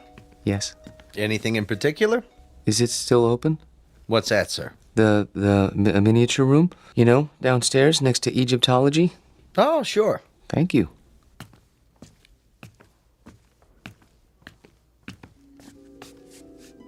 I came back. Wait. Where? Hello? Hello? There. I was afraid you wouldn't be here. Oh, yeah, you've changed your dress. That's a lovely gown. Very lovely. Are you going out? Who's that?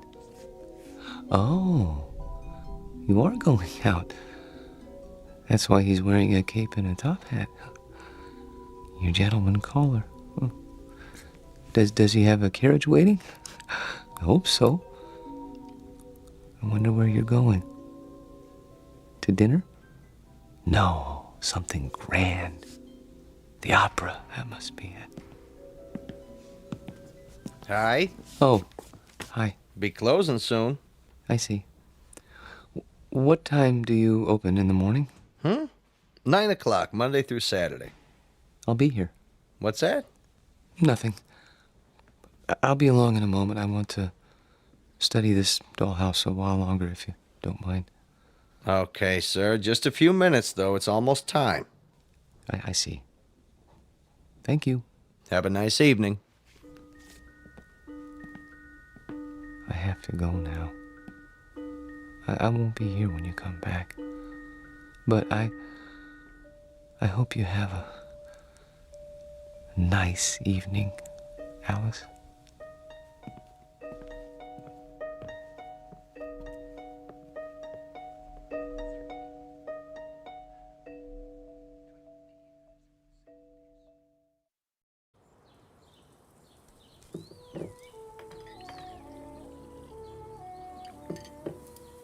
Hey, where's old Charlie this morning? Don't worry about him, buddy. My brother never misses breakfast. Charlie, your breakfast is getting cold. You see, late for his meals, awake every night, tossing and turning. I tell you, I'm half dead with worry. Mother. He's sick. I know he is. Sounds to me like he's got a girl. Don't be silly. What's silly about it? He's not a bad-looking guy. A little peculiar, maybe, but, you know, he's not... If he had a girlfriend, he'd tell me. He hasn't told me, so it isn't possible. Okay. Nothing would make me happier than to see Charlie settle down. He knows that. I'm not one of those mothers who won't let go of their children. Ask Myra. Pass the butter. Charlie! I'm here. Your breakfast is on the table. Sorry. Hey, Charlie boy. Hello, buddy. How are you? Couldn't be better, Charlie boy. Couldn't be better. Good morning, Myra. You're looking nice. I wish I could say the same for you. I haven't been sleeping very well. Because of the job? Yes, I suppose so. It's been terribly hard on him, pounding the pavement every day. Boy, that can get you down. Charlie. Yes? We've got a surprise for you. Tell him, bud. Well, it's like this. I heard they gave you the pink slip, and see, I know the dispatcher pretty well over where I work, and Well, I told him about you, and he He said... said he'd give you a job. Yeah. Isn't that wonderful? Oh, yes, I guess so. Charlie! It's very nice of you, buddy. Really. You have experience in billing, don't you? Yes. Then what? Well, you see, I don't know if I'd want to travel that far. It's out of the city, isn't it? Nobody could pick you up. Sure, till you get yourself a car. Charlie, for heaven's sake, Buddy's offering you a job. I'm sorry. I appreciate it, really. But I'm afraid. You got something better, Charlie? Excuse me, I have an appointment. Charlie! Charlie! Oh, I don't recognize him anymore. My own son. Does he have something better, Mother? No, he doesn't have anything. He isn't even looking. How do you know? The employment agency called. They sent him on 2 interviews, and he never showed up. Well, then where does he go? I don't know. Like I said, he's got himself a girl. Oh, shut up, will you?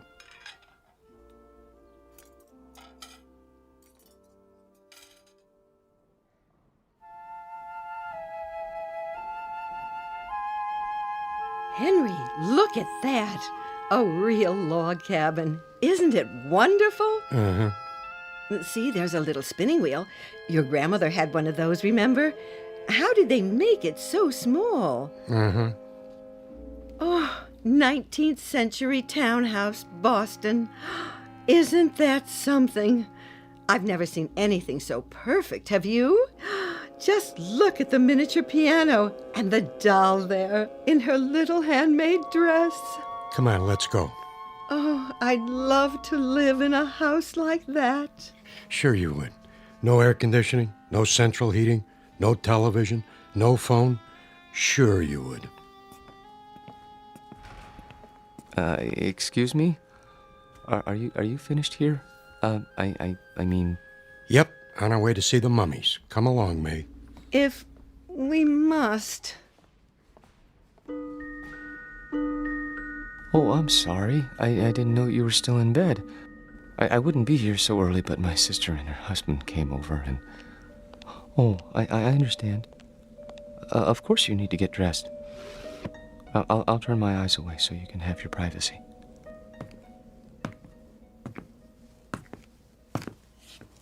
Hi. Little early today, aren't you? Am I? I guess you must get a real kick out of these displays. Yes. This one in particular. What do you see in there, mister? Nothing. Man doesn't stand for 4 and 5 hours at a stretch looking at nothing. I'm not breaking any rules, am I? No. Then leave me alone, please. Suit yourself. Forgive me, it won't happen again. Oh, I see you're having breakfast. It isn't any of my business, but I really do think you should eat more than toast. Mother says breakfast is the most important meal of the day. Have I told you about my mother? She's very nice. Of course, she still treats me like a child, but you can't blame her. I'm all she has. I suppose that isn't very much. I have a sister about your age. Her name is Myra. She's nice too, but she's not as pretty as you are. I think you're about the prettiest girl in the world. I don't mind saying that because I know you can't hear me through the glass. But I think I'd say it even if you could, because I hope it's all right, but I have to go now. Just for a while. I didn't get much to eat this morning myself. I'd better have something. But I'll be back soon. I promise.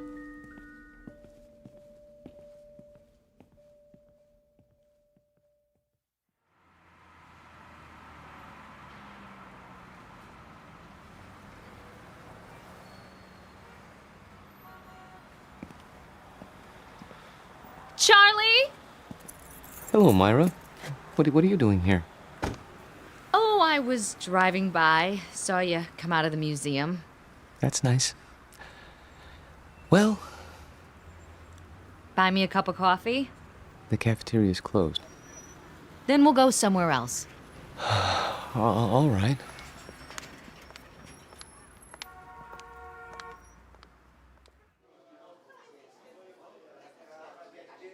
Here you go, folks. Thank you. Charlie, I'm gonna be honest. I didn't just happen to see you today. I followed you. You did? Why? Because Mother asked me to. She's worried, and so am I. You haven't been yourself. No. You go to that place every day? I thought it might be a good idea to improve my mind. That isn't why. I'm your sister, Charlie. I grew up with you, and I know you. You go there because it gives you a chance to be alone. And you want to be alone because you're scared. Myra? Listen to me. This is important. You're over 30 years old, Charlie, but you're living the same way you did when you were 14. Some of it's Mother's fault, some of it's yours. But it isn't natural. It's sick, Charlie, and you know it's sick. And that's why you're scared. You're probably right. Stop agreeing with me. I could say you were a blue monkey and you'd agree. But I... Look, I don't know about psychology or anything like that, but I think I know what's wrong with you. You need a girl, Charlie. You're at that time in your life. You know what I mean? Not exactly.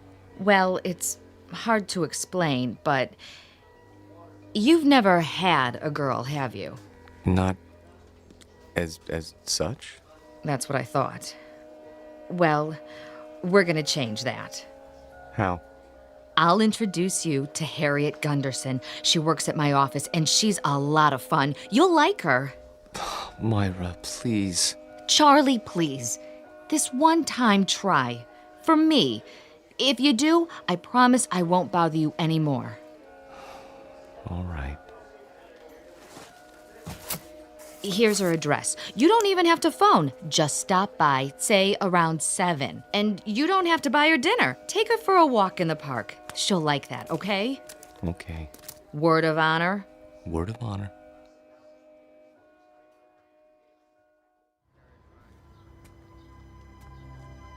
Charlie, Hmm? what you thinking about? Nothing in particular. You sure are quiet. That means you're the dangerous kind. You can't trust the quiet ones. You can trust me. Who said I wanted to? I only meant... Look, why don't you relax? Come on, let's sit on the bench. If you like. Lean back. Take it easy. There. That's better. You like me, Charlie? Very much. Then why don't you show it? How? Well, you could try kissing me. But we only met this evening. Oh, come here. We hardly know each other. Quiet, you man, you. Oh! I didn't mean to push you off the bench. It's just that you surprised me. Sorry, I'll help you up. Forget it, Buster. Just forget it. Tell your sister you don't need a girl. You need a doctor. Wait, please.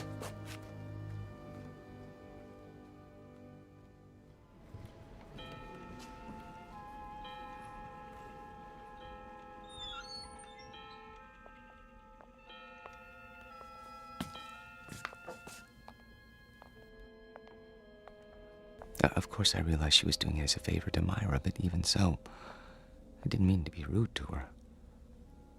It must be hard for you to believe, but that's the way things are these days. Who's at the door? Oh, it must be your gentleman caller. Wait! Tell the maid not to let him in. You mustn't.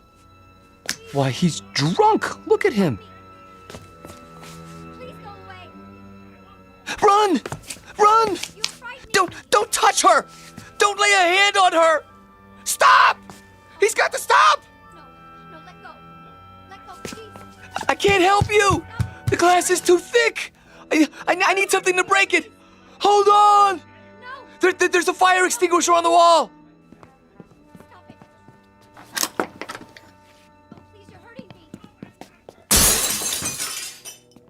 What are you doing? I had to. He was trying to harm her. Hold it right there. He tried to kiss her last night, but she wouldn't let him, so he came back. Don't move. I'm calling for backup. But I had to. He grabbed her and she got away and he went after her. She fainted and he carried her to the bedroom. I had to stop him. You can see that, can't you? Sure, buddy, sure. Put your hands where I can see them. This is museum security. I need a unit over here right away by the miniatures. Better bring a butterfly net and a straitjacket. This one's a doozy.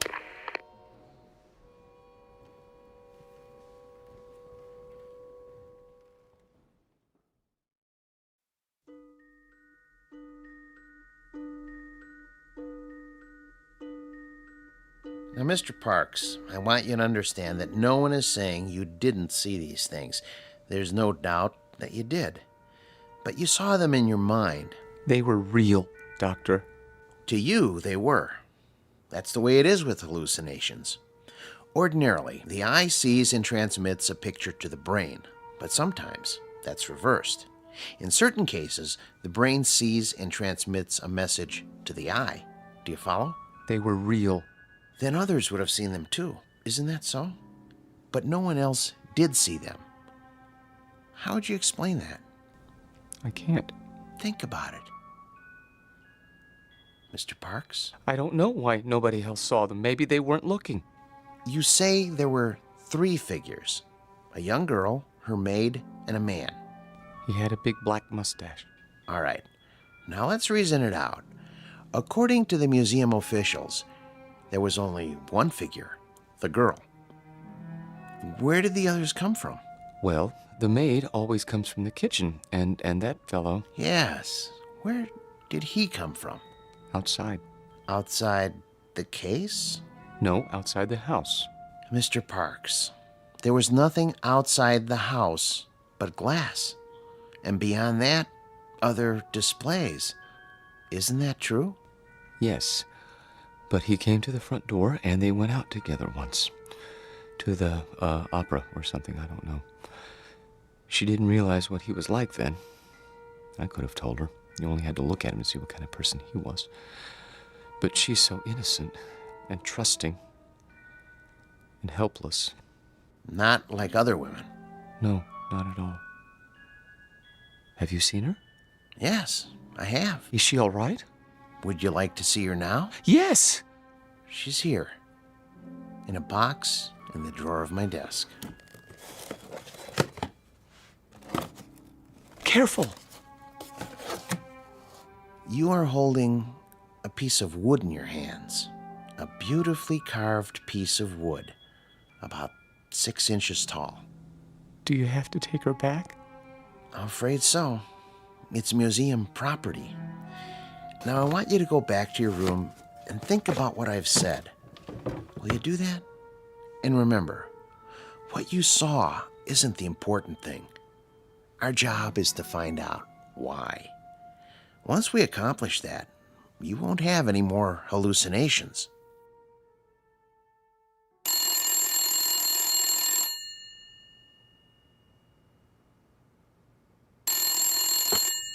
Yes? Oh, yes. Send them in. And ask Dr. Geisner to prepare the patient for checkout. Nice to see you, Mrs. Parks. You remember my daughter, Myra. Hello. Hello, Dr. Wallman. And my son-in-law, Buddy. Hi, Doc. Where's Charlie? He'll be along in a few moments. Is he really normal, Doctor? That's a word we try not to use. Why not? Because it's meaningless. It refers to the behavior patterns of the majority. If 99.9% of the people in this country went to bed with their socks on, then that would be considered normal. And if you didn't? I go to bed with my socks on all the time. Well, what I'm trying to say is don't judge Charlie's emotional health by the degree to which he conforms to other people's standards. Don't expect him to be like everybody else. Then you don't think he's sick? Not now. No. He was when he came here. The constant pressure to be something he wasn't, to act and think and feel the way you wanted him to, instead of the way he wanted to, he was unable to cope with this world.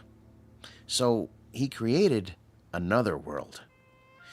But he knew it was false, so he destroyed it. And with that act, he made his first step toward mental health. Of course, he insisted it was real for a long time, but that's standard with hallucinations. Charlie! Hello, Mother. Myra? Buddy? How are you feeling, Charlie? Wonderful, Doctor. Really wonderful. No more dreams? I've been sleeping like a baby. Not worried about the girl in the glass case? There was no girl. Just a doll. I know that. And I know what made me think I saw what I saw. Thanks to you. Thanks to you, Charlie. You figured it out, remember? I didn't tell you anything after that first day a few weeks ago. Oh, Charlie, I was so worried. No, Mother. I know you were, but I'm fine now. I'll find a job and everything will be the way it was. You'll see.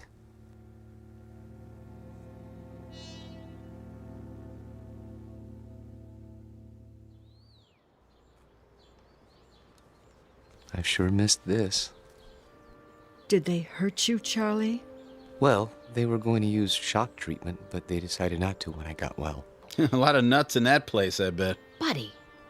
It's all right. I don't mind. May I have some more cocoa? Charlie, we have a couple of surprises for you. Oh?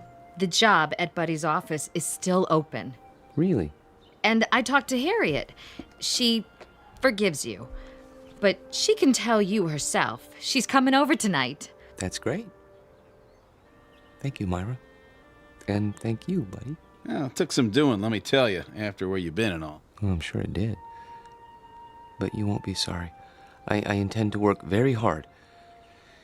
Now, if I'm going to be ready for tonight, I'd better get a little rest. You'll excuse me? Have a good nap, Charlie. Thank you. Would you like to fix my bed, Mother? I turned it down and fluffed up your pillow. It's all ready. That's great. Just great. See you all later. If you need anything, just holler. I will.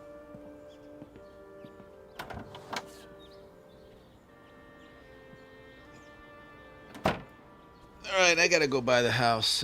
Be back in a while. Okay, honey. You want me to pick up some chow? That's not necessary. We're all going out tonight. We are. Okay, then. See ya. Take your time. Drive carefully, buddy. Sure. No problem.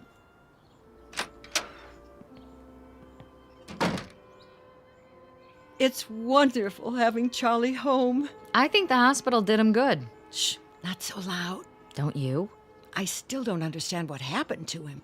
The doctor told you. He didn't tell me anything but a lot of gobbledygook. Mother, I hate to say this, but if you want Charlie to stay well, you're gonna have to let go. What in the world do you mean by that? Just what I said. You don't know it, you really don't, but you're keeping Charlie here in this apartment. You're keeping him from growing up. That isn't true. I've told him 1,000 times nothing in the world would make me happier. No, Mother, that's wrong. And don't go clutching your heart, because it doesn't work with me. There's nothing wrong with your heart. And there's nothing wrong with Charlie that getting out of here won't cure. He's not your baby boy anymore. He's a man. Let him be one. I love Charlie. We all know that, Mother. But if he doesn't leave, he'll be back in that asylum. And this time he'll stay. You don't want that, do you? No, of course I don't. Then you help me tonight, when Harriet comes over. How? By going out to a movie with Bud and me and leaving them alone. All right. If you say so.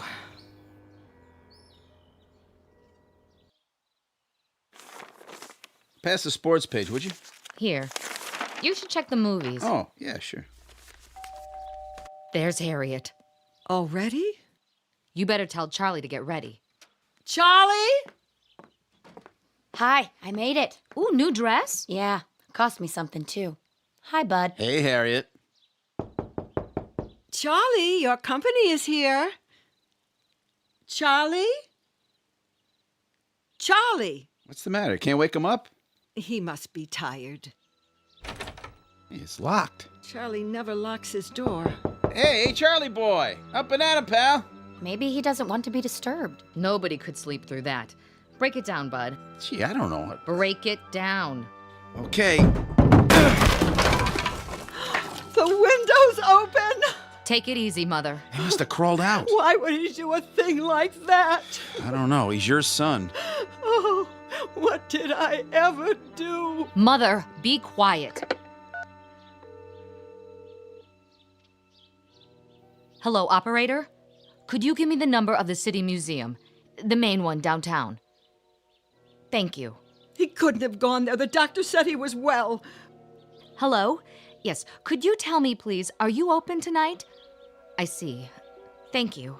Well? Well, they close earlier tonight. Thank God. But they were open until a little while ago.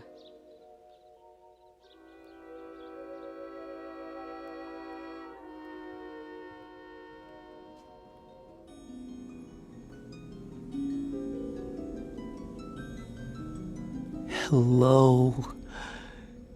I see they got your glass case repaired. I'm so glad. They tried to tell me you weren't real. Of course I knew better. But I had to pretend. Otherwise, I never would have seen you again. I love you, Alice. Maybe if I keep telling you, you'll believe me. Your world isn't simple, is it? No world with people in it ever is. There's loneliness and misery and heartache. Oh, look at you, crying because you're alone. I've been alone all my life. People try to understand, but they can't. You could. We could understand each other and help each other and love each other, if only. Wait! Someone's here. I have to hide. But where?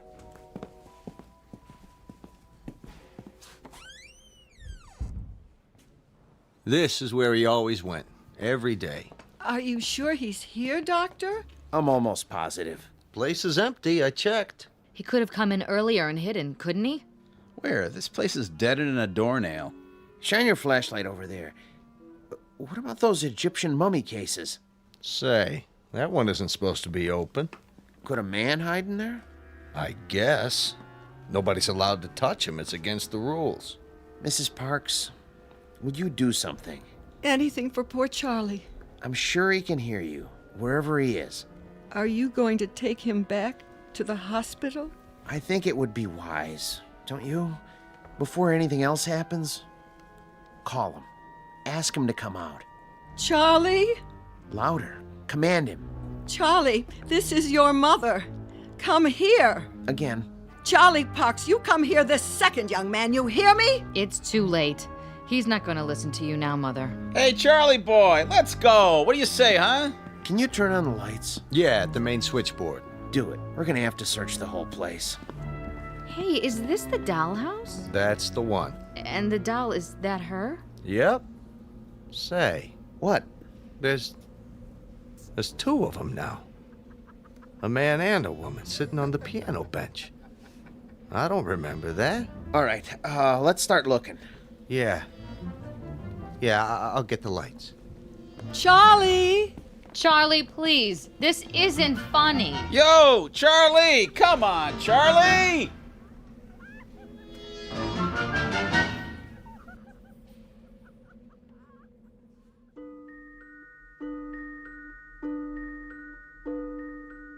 They never found Charlie Parks because they didn't look closely enough at the house in the glass case. The guard didn't say anything more about what he saw. He knew what they'd think, and he knew they'd be right, because seeing is not always believing. Especially if what you see happens to be on display in an odd corner of the Twilight Zone.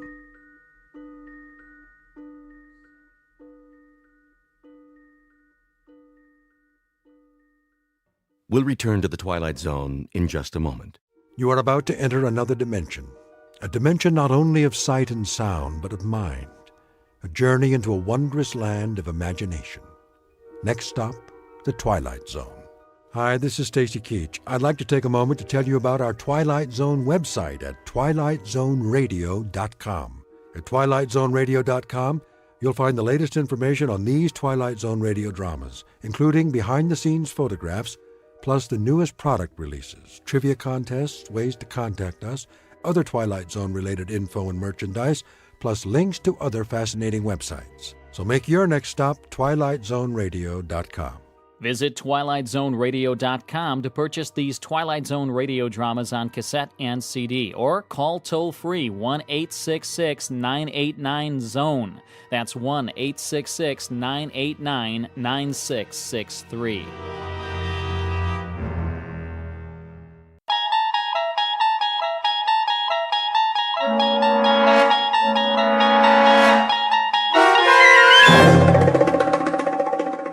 He's Alive, starring Peter Mark Richmond and Marshall Allman, with Stacy Keach as your narrator, was adapted for radio by Dennis Etchison and written for the Twilight Zone by Rod Serling.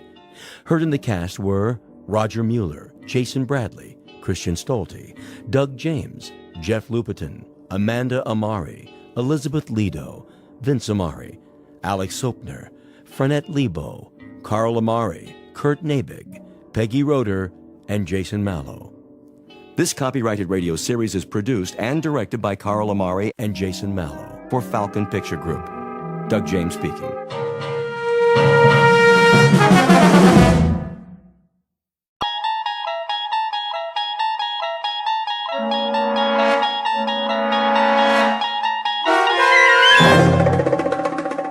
You unlock this door with the key of imagination. Beyond it is another dimension, a dimension of sound, a dimension of sight, a dimension of mind. You're moving into a land of both shadow and substance, of things and ideas. You've just crossed over into the Twilight Zone.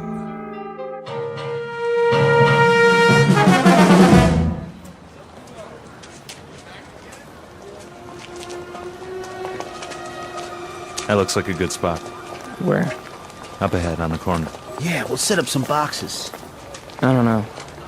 It's perfect, I tell you. All these people taking a walk after dinner, they'll listen. Oh, they'll listen, all right.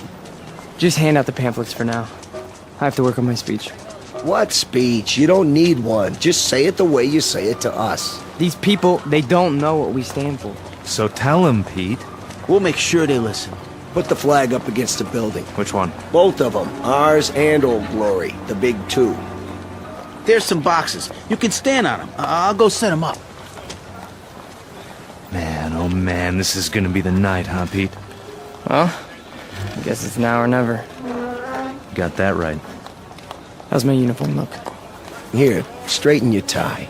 The cap, the boots, perfect. You look like a leader. Big time. Go, Pete. Give him a dose of the truth. Hey, mister. Excuse me, little girl. Are you in the army? No army you ever heard of, sweetheart, but you will. My daddy's a lieutenant. Are you a lieutenant? Better than that, kid. A lot better. Now stand back. You're in the way.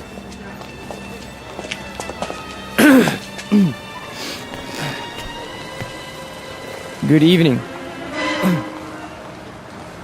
Good evening, neighbors.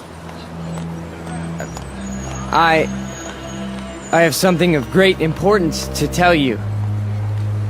If you'll all gather round. Neighbors? Who's neighbors? Yeah, we're not your neighbors. I never saw him around here. Yeah, me neither. Look at those crazy outfits they're wearing. Yeah, they look like real idiots. I bring you a message that you'll all want to hear.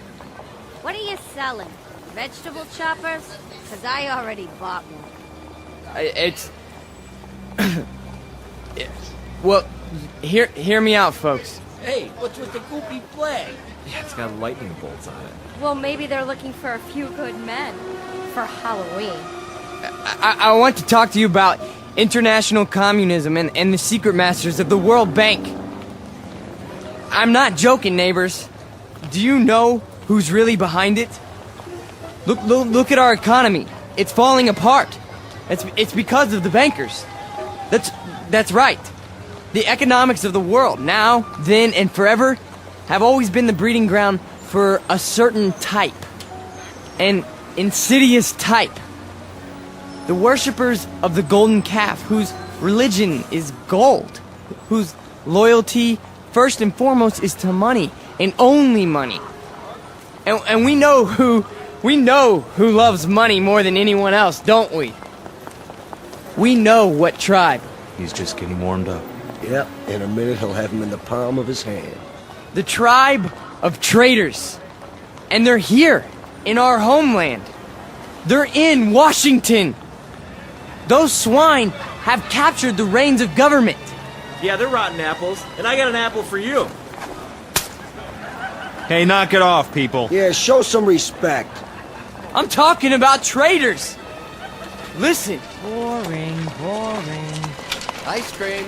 Get your ice cream. I want one. Come on, Angie. We'll both get one. Then we'll go home. Yeah, there's nothing happening here. No. Listen to this. What about foreigners? Huh? Foreigners. Take a look at the way that they're controlling us. The lines lead directly to Palestine and to the Vatican. Yeah, I've had about enough of this. Let's go. It's a conspiracy, I tell you. A conspiracy of men who aren't like us. Yellow men, brown men, black men. They come here and they infiltrate our economy. They're right here on our doorstep. If there's anybody sitting on your doorstep, buddy, it's the man in the white coat. Here, take a tomato with you. You think that's pretty funny, don't you? You think it's funny that your country can be sold out? That they can sell out your flag and your birthright?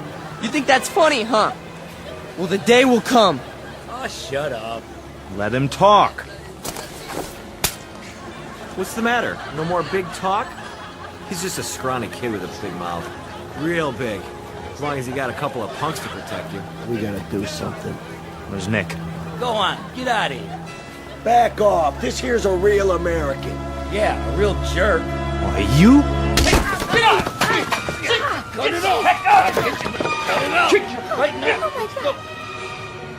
Portrait of a Bush League Führer named Peter Vollmer, a young man who feeds off his self-delusions and is left perpetually hungry. Like his goose-stepping predecessors, he searches for something to explain this hunger, to rationalize why the world passes him by without saluting. In his own twisted and distorted lexicon, he calls it faith, strength, truth. But the particular brand of truth he seeks can be found in any sewer. Peter Vollmer doesn't know it yet, but he is about to ply his trade on another corner, an intersection in a strange shadowland called the Twilight Zone.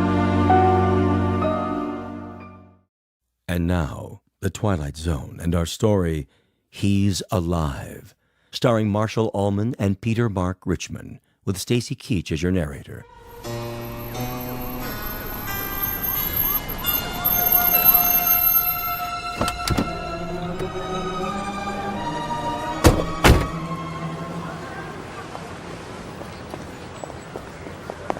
All right, folks, break it up. Party's over. Yeah, what's happening here? Looks like the boys in the brown shirts took a licking. No, we got him. We got him good. Said, what are you lying on the ground for? Problem, fellas? It was the communists. The communists did this. What? Which ones are those, Jack? All of them. They ran away like cowards. We want to press charges. What about names? We need names if we're going to charge anybody. Look, forget about it. We can take care of ourselves. Sure you can. You need some medical attention? No, we don't need your help. Come on, Peter, I'll help you out. Let's get out of here. Hey, Jack, you forgot your flag. Yeah, your mama made it for you. Give it to me. Sure. There'll come a day when guys like you will crawl on your belly to salute this. There'll come a day. Yeah, well, let me know the date, Jack, so I can stay home sick.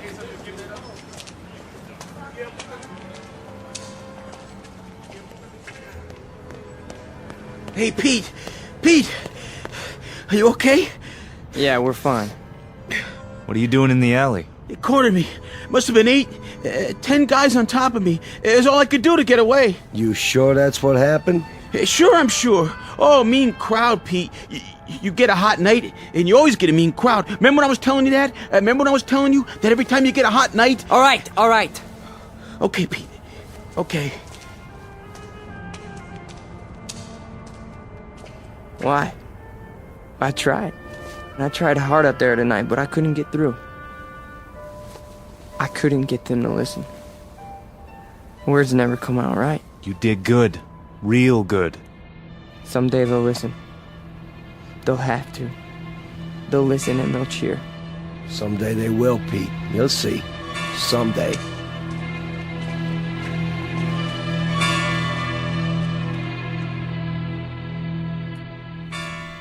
Now, hold still. It's only a cut, not a mortal wound. Wash your face when you get home and put some iodine on it. I think you will survive. Now, do you want a cup of coffee? I'd rather have a drink. A drink, is it? May I have a drink, Ernst? I have some wine. Will that do? Yes, please. Very well. You are a man now.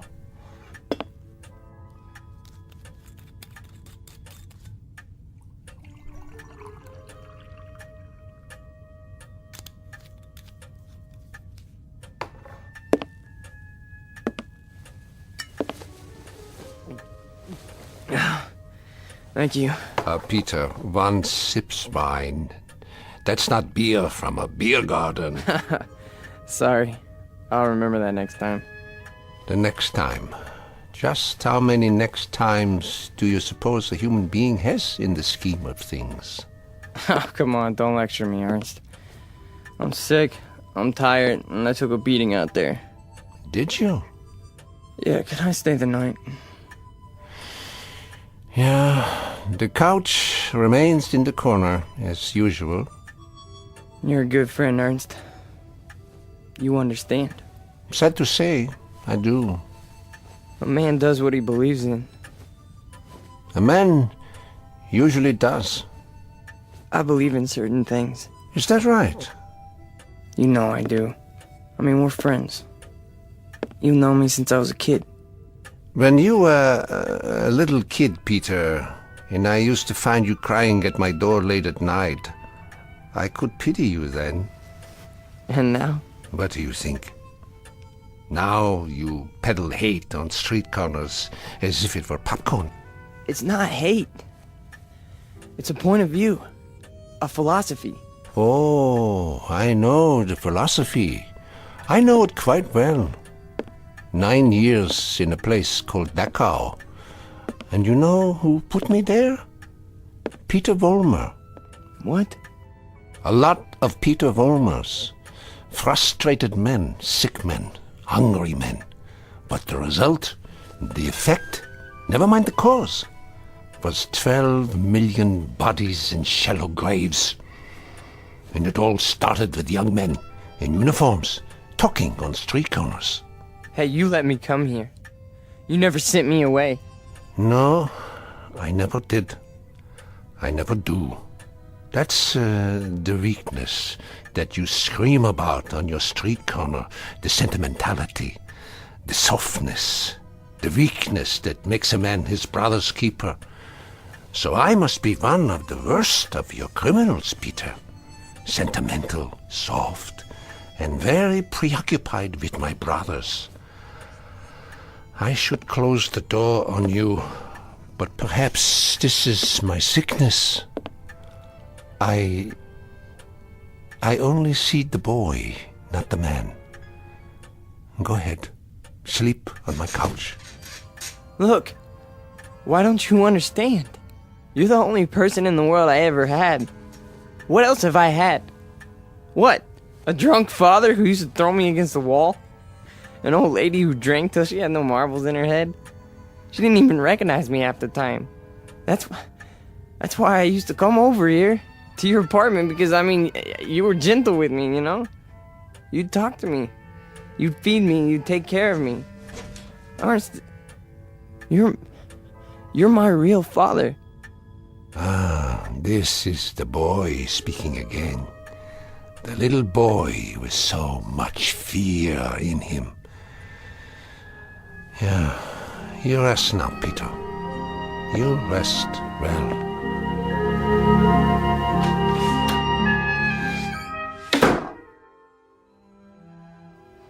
No. No. No. No. No. No. Wait. Eugene.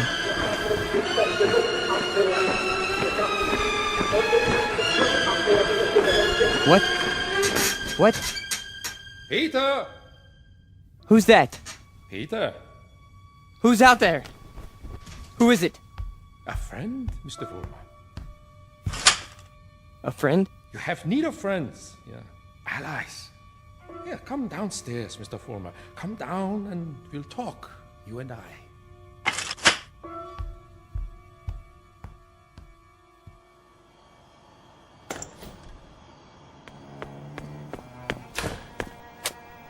Hello, Mr. Vollmer. I heard people out here. Oh, did you? And your voice. Well, a dream, perhaps, of better days to come. Who are you? Take a good look. Do you not recognize me? Surely you have seen my picture. Wait. That hair. With the mustache. No. It can't be. You died a long time ago. Did I? Or perhaps I only wanted people to think so. But you're a great man. I am aware of your opinion. How did you know where to find me? I simply followed your tears, Mr. Vollmer. You said you have something to talk about? I do. I do indeed. I have you to talk about, and the things you believe in, which are the things I believe in as well. See, your success, Mr. Vollmer, will be my success. Are you interested? I am. I am. Please go on. Good. Then let us start by discussing a most important point. What are the dynamics of a crowd? How do you move them, Mr. Vollmer? How do you excite them? How do you make them feel as one with you?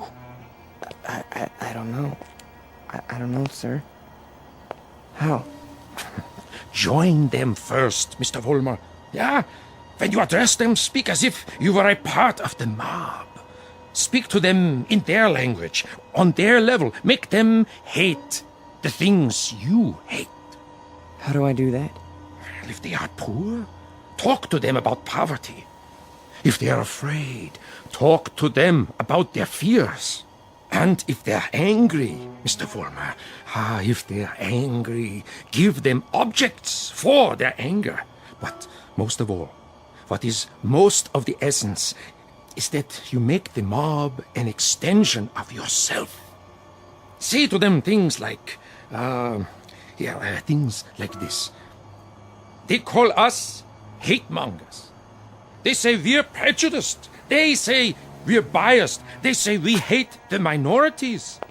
The minorities. Understand the term, neighbors. Minorities. Shall I tell you who the minorities are? Shall I? We are. We are the minorities. That way, Mr. Vollmer. See, you started that way. I think I understand. That's right.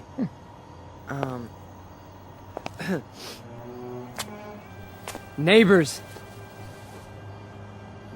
Neighbors. They call us hate mongers. That's it, more. They say we're prejudiced. They say we're biased. Yeah, now you have got it. Go on. The minorities? Understand the term, neighbors. The minorities. Shall I tell you who the minorities are? We are the minorities. Because patriotism is the minority. Because love of country is the minority. Because to live in a free white America seems to be a minority opinion. Let me tell you something, neighbors. I want you to dwell on this. Just dwell on it. Once we had an atom bomb, and suddenly the Russians had it. We wanted to send men into space, but it was the Russians who got there first. We had a hydrogen bomb. It was the Russians who exploded theirs. Who gave them the bombs? Who sold us out? Who stabbed us in the back? Well, if it's the minority opinion that we must survive, then we are the minority. And this minority will not stop until it's the majority. This minority will not give up the fight. No, this is the promise, and this is the legacy.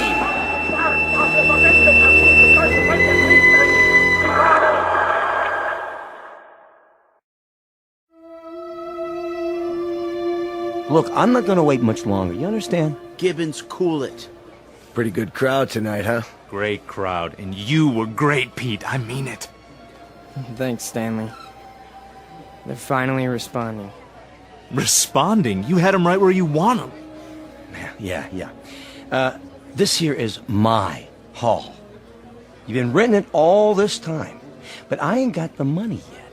Hey, can't you see we're busy? Okay, boys. I'll put it to you this way. If I don't get paid right now, you don't have the hall tomorrow night. You got that? I'll go count the donations. What's the problem? Oh, this is a hungry man here, Pete. He's got to have his shekels. You know the type. I told you guys you're 3 weeks behind on the rent. You said you'd give it to me a week ago, and all I got was a cigarette butts on the floor. After tonight, that's it. Excuse me. Am I to understand that you're going to lock us out of this meeting hall because of a couple weeks' lousy rent? Oh, you understand right. $600 due. $600 that ain't been received. We happen to be a young movement. We're still struggling. We need time to grow. I don't rent time. I just rent the hall. It's the money. Or you put up a soapbox in the street. A soapbox in the street? What do we do, Pete? We gotta do something. I don't see why we have to tiptoe around this guy. Why don't I just educate him? Look, Frank, I don't know. Why don't you just hold on a second? I can do it, guaranteed. Well, I know you can, Frank. Somebody left this for you, Pete. Who? Nobody saw him. Just left this envelope at the back door.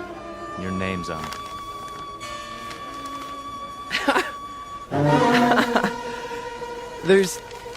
There's money inside. 6 C-notes. Hey, how about that? We need $600, and here it is. Oh, man, how about that? Hey, Gibbons, come and get it. Yeah, it's about time. You satisfied? Then don't bother us. All right. You're paid up through this week. Where'd the dough come from, Pete? You have any idea? We must have a secret supporter. I can see why. You were really something tonight. I can't even tell you how it sounded. You had him. You really had him. Hey, we're gonna make it. And now something tells me we're really gonna make it. You bet your life. You guys go on. I'll see you outside. Sure, Pete. Anything you say.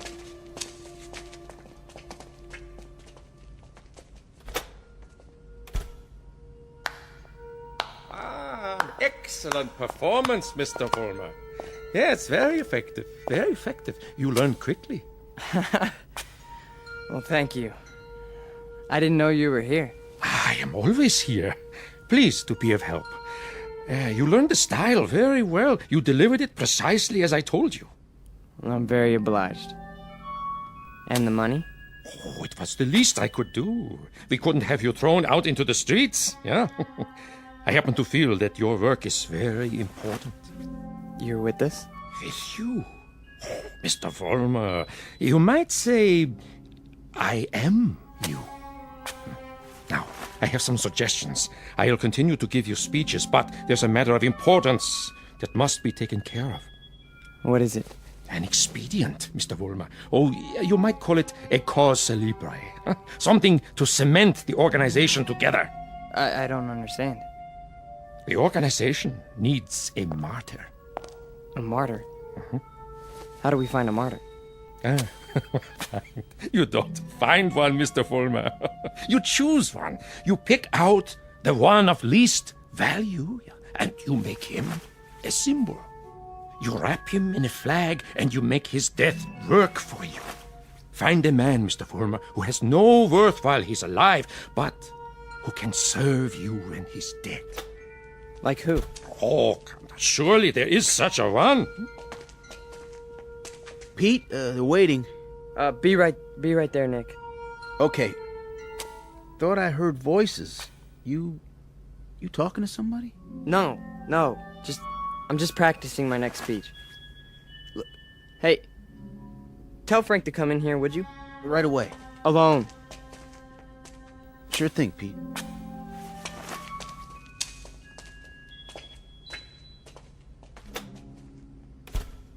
An excellent choice, Mr. Vollmer. The little fat one. Yeah. Now, all you have to do is arrange it. The only thing is, I've known Nick for a long time. Isn't there some other way? Other way? No, there is no other way, Mr. Vollmer. And if you weaken now, there's no point in going on. When Frank comes back, tell him you've discovered an informer. Tell him the informer has done you irreparable damage. The informer must be put out of the way, but cleverly, subtly, so that there is some question as to who is responsible. But Nick's been with us from the beginning. The beginning? Oh, no, Mr. Vollmer. None of you were at the beginning. None of you. Nick's my friend. And this is an act of friendship. We are allowing him to serve the cause. How glorious for him.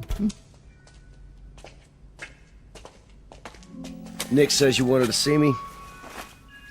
We got a stoolie in the group, Frank. A stoolie? Yeah. Nick's been talking. And I think he's working for the police. No. I know it to be a fact. Everything we've done, everything we've said, Nick snitched on us. Are you sure? Beyond a shadow of a doubt. Well, what do you want to do, Pete? Get rid of him. Get rid of him so that it looks like somebody else did it. Make it look like someone who hates us. I understand. I understand, Pete. You call it, you got it.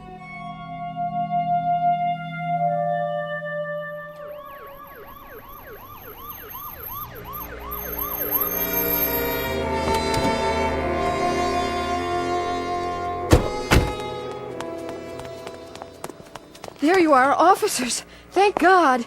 Stay calm, ma'am. Now just tell us, where's this body? Over here, in the alley. Shine your flashlight on it. Look at all that blood. Somebody did quite a number on him, huh? I've seen him before. It's one of those young hooligans. You can tell by the uniform.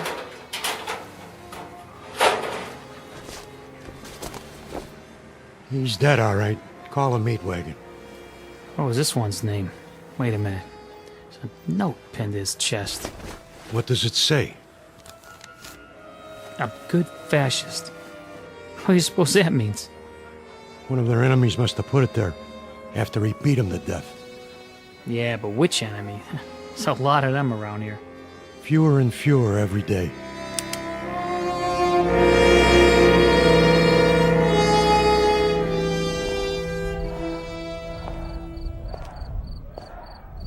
Hurry up, Frank. We've been waiting for you. Is it done? Cross off the little creep. Anything else? Then, we finally have our martyr. Pete, you better go on. They're going nuts in there. It's a good crowd tonight. Right to the ceiling.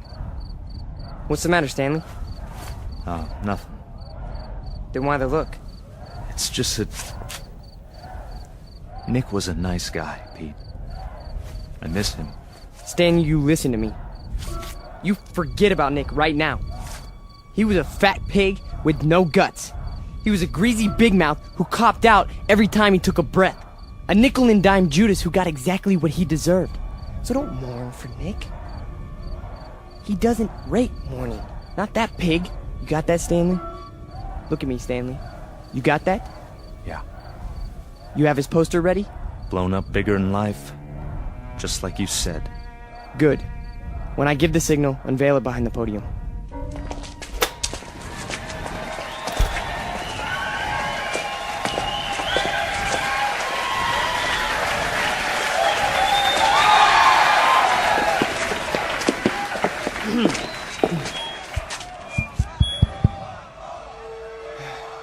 All right, everyone. I have something very important to say. A man of honor has died tonight. A decent, courageous fighter for the cause of freedom. He gave his life. He gave his life for us. Some skulking assassin murdered him. But friends and neighbors and co-fighters, Nick Bloss did not die in vain. They stilled his great heart, but they could not stifle his memory. They could not obliterate his courage. They could not wipe away his honor. He lives, my friends. He lives in you, and he lives in me. He lives deep in the gut of any human being who believes that the United States of America should be free, should be untainted, should be free from the mongrels who try to enslave it. Now, Stanley, look at this portrait of Nick Bloss in his uniform. He wore it proudly. He died for it. And you and I, neighbors, we will live for it!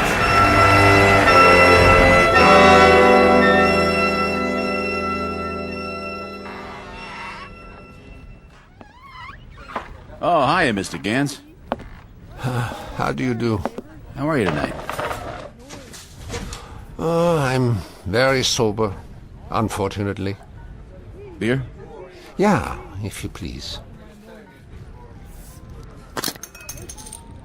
Boy, listen to him across the street. Guy's got a voice on him. And I knew it when it was only a whimper. That's a wild kid, that one. Used to be people would laugh at him, but lately he gets the crowd. Not many people laugh now. Say, you know him, don't you? Yeah, since he was a child.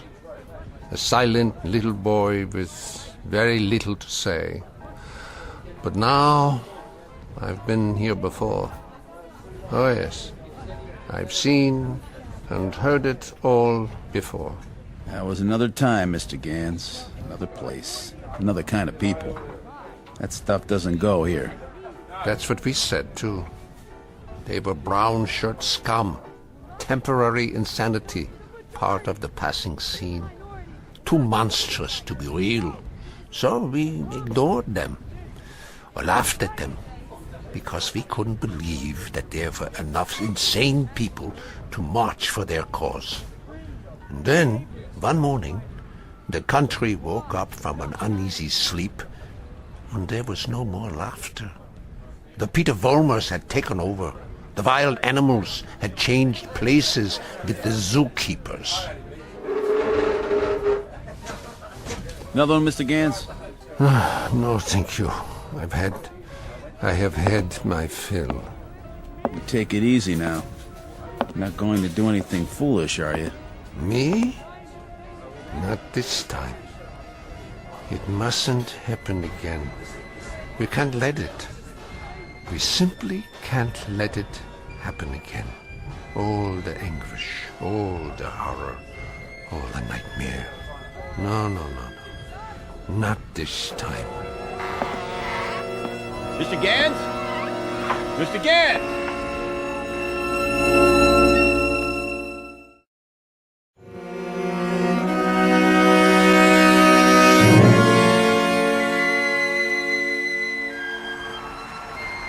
And so I tell you, my friends, we will take it to the streets. There's going to be a big meeting tomorrow night, with searchlights and banners and drums, and armbands. For every one of you who wants to join us, we have armbands. And soon, very soon, we will have uniforms for all of you. When we march! Who's that? Search me. Go on, Mr. Vollmer. You were saying? Ernst, what are you doing here? I can tell them what you were saying. I have heard it all before. I have heard it 1,000 times before. In Munich, in Berlin, on 100 different street corners. It was drivel then, and it is drivel now. Ernst, you've got to stop. And what is this one here? The latest model? A new Führer right off the assembly line? Well, this one isn't so new. He is just a cheap copy. Oh, let me tell you about this one. About the breed, the species. They are all alike. Problem children with illusions. Sick, sad neurotics who need applause like a needle. That's enough, Ernst. Please. Please. Listen to me, Peter, and let them listen, or I will tell them about a quaking, whimpering boy who cried on my couch, who still cries on my couch. Ernst, don't! They need parades and torchlights and slogans like therapy. They need uniforms and armbands, because without them they are naked and pitiful. This one grew too old to bite his nails, so he made believe he could lead others. Pete, don't let him have the mic. Put him down, or I'll put him down. Yeah, put me down, Peter. Shut me up. Stifle me, huh? Why don't you? Why can't you? Because this is your courage right here. The symbol on your sleeve. A torch and a lightning bolt. A crude drawing for children. I'm warning you, Ernst. This patch is your strength. This and the crowds and the sick aisles. And if I tell you to your face, Peter, that your courage is made out of cloth, that your ideas are filthy garbage, and that you are something less than a man, what do you say to that? How do you answer me? Like this! Oh, the rebuttal. The only answer your kind knows how to give. Is that the best you can do? A bloody nose? This is your Führer? He is yours. I give him to you. A gift from the sewers. You see, folks, the way it is. Hey, Pete, don't worry about it. He's just an old man. One crummy old man. The way it is, I knew him. I knew the old man once. Is that a fact, Mr. Vollmer? Yes, that is a fact. I used to know him. And... Who's he talking to? Mr. Vollmer, I have no interest in who he is. My concern is in what he is. He cheapened you in front of these people. You barely had the strength to strike him a slap, like a woman. Your voice is like a lion, but your instincts are rabbits. And you? Instincts like a rabbit. Slap like a woman. You stand in the darkness and plan the battles. But you're never there when they're fought. No. Why don't you come up here alongside me, huh? Why don't you let them see who you really are? Why don't you make a speech? Mr. Vollmer, I was making speeches before you knew how to read them. I was fighting battles when you were struggling to get out of a womb. I was taking over the world when your universe was a crib. And as for my standing in the darkness, Mr. Vollmer, I invented darkness.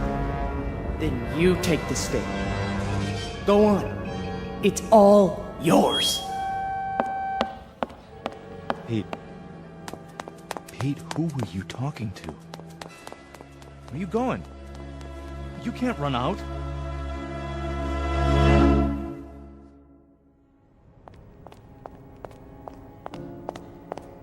Ernst! Ernst! Where are you? Let me explain. You! Why? Why did you pick me? I didn't pick you, Mr. Former. You picked me. You chose my ideas. You invoked my name. So now, you must take whatever comes with it. What? In the past, I've given you suggestions.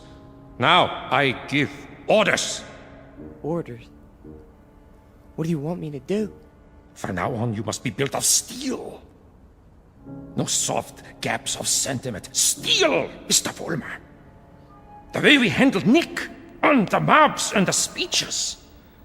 And gradually, bit by bit, we shall forge something strong, something powerful. Just as I did before, with my own hands. With my own hands! The old man, the Jew, he'll be back again tomorrow night. The next night, I know him. I know the type. We sent them into the ovens. But always, always, there was a handful left to point a finger. His kind, Mr. Vollmer, his kind are dangerous. See, they talk, they think, they plant seeds, they hold us back. Here, take this. What is it? What do you think? A Luger 9mm pistol. My personal sidearm. Kill him. Kill the old man. Kill Ernst? Tonight, he will be in his room. If you are man enough. If you are steel. All right. I'll do it. I'll do it now. Then, Mr. Vollmer, when you come back, there's much we have to talk about. Plans, yeah, campaigns, ideas, the next steps. This is only the beginning, the dawn. It will be a long, long day.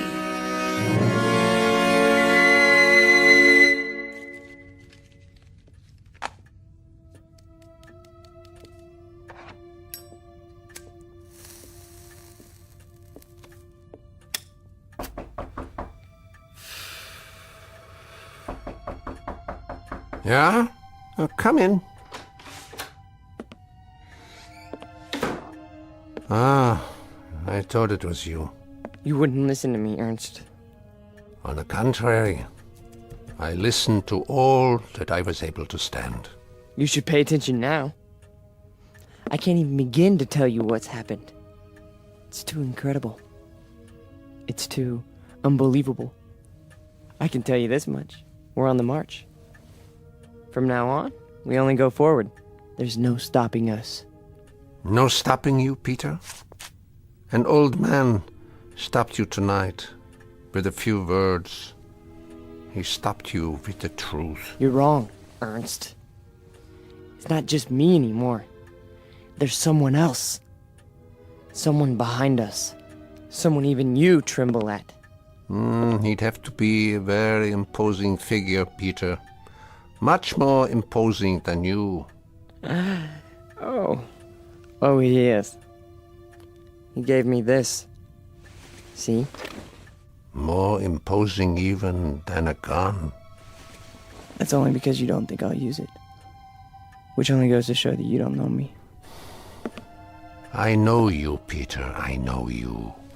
From a ravaged little boy wanting love to a torn man looking for respect, identity. I don't fear you. So you may do what you have in mind at any time you wish. With this one last reminder. You can never kill an idea with a bullet. Never. No. I'm all steel now. Ernst, I'm made out of steel. No more sentiment. No more softness. Just purpose. Just will. Then shoot. Kill. Destroy me, if you can. Am I close enough to you? You're frightened. Admit it. Not at all. Impatient and a little bored. With living? With having to live in a time that produces people like you. Once, years ago, you made death inviting. You still do. So do me the goodness, Peter. Get it over with as quickly as possible. I'm waiting, Peter. Kill him, Vollmer. Kill the old man. Kill the Jew. Use strength. Use will. Be made of steel, Vollmer. Kill him! Kill him now! You see, Ernst? I told you! I told you! I'm made of steel. All steel. All strength. But at the expense of things that most other men have. Some fragments of decency that tell them right from wrong. That make them love. Yes, Peter, you have steel, but now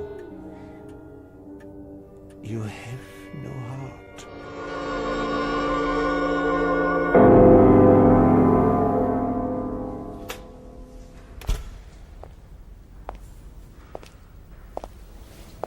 Where is everybody? Pete? We were just cleaning up. What happened to you? Nothing. Nothing happened to me. You tell them. You go out there and you tell them. But they've all gone home. Tell them I'm still in charge. I'm number one. You serve, I lead. Understand? You serve, I lead. Come on, Pete. Let's go. No, he picked me. Out of everybody, he picked me. What's wrong? Don't you believe me? He did. He picked me. So long, Pete. See ya. Don't you walk away from me! Frank! Frank!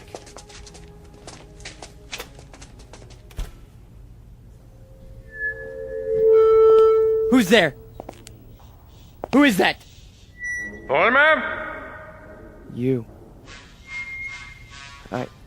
I did what you said. Sentimentality, Mr. Vollmer? None! Steel? Steel. And no regrets? None! What did you destroy tonight? Only a disease. A growth on our flesh that had to be removed. Not a man, then? No. Hardly a man. How did it feel? It felt like I was immortal. Mr. Vollmer, we are immortal. Yes. Yes.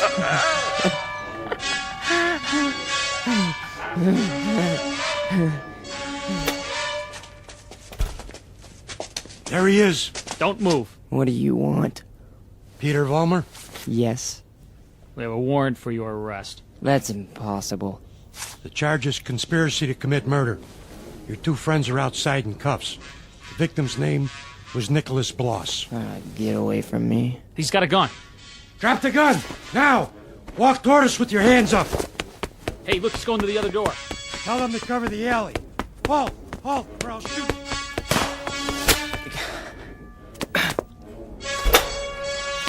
Hold it right there.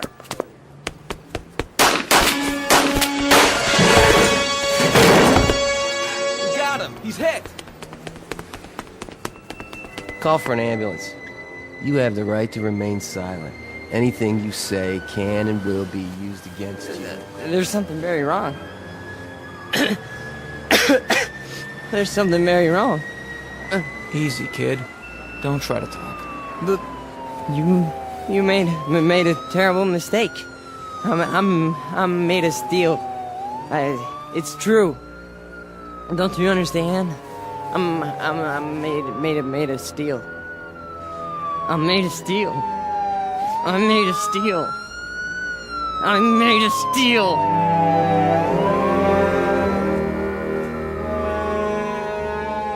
Where will he appear next? This phantom from another time, this resurrected ghost of an old nightmare. Chicago? Los Angeles? Miami, Florida, perhaps. Vincennes, Indiana. Syracuse, New York. Any place, every place where there's hate, where there's prejudice, where there's bigotry. Because he's alive.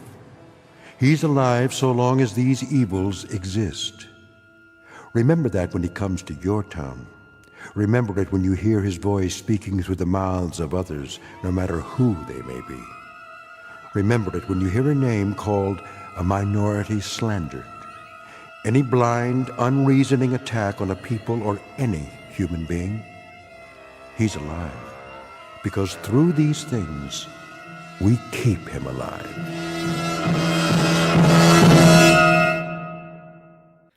The Twilight Zone continues in just a moment. You are about to enter another dimension. A dimension not only of sight and sound, but of mind. A journey into a wondrous land of imagination. Next stop, the Twilight Zone.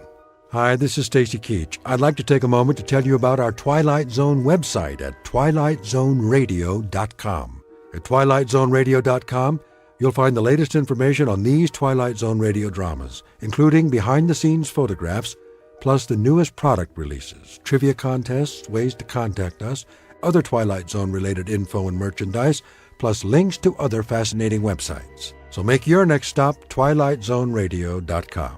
Visit twilightzoneradio.com to purchase these Twilight Zone radio dramas on cassette and CD, or call toll-free 1-866-989-ZONE. That's 1-866-989-9663.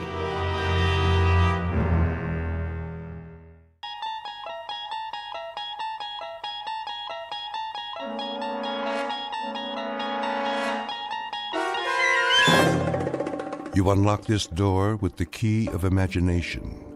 Beyond it is another dimension, a dimension of sound, a dimension of sight, a dimension of mind. You're moving into a land of both shadow and substance, of things and ideas. You've just crossed over into the Twilight Zone.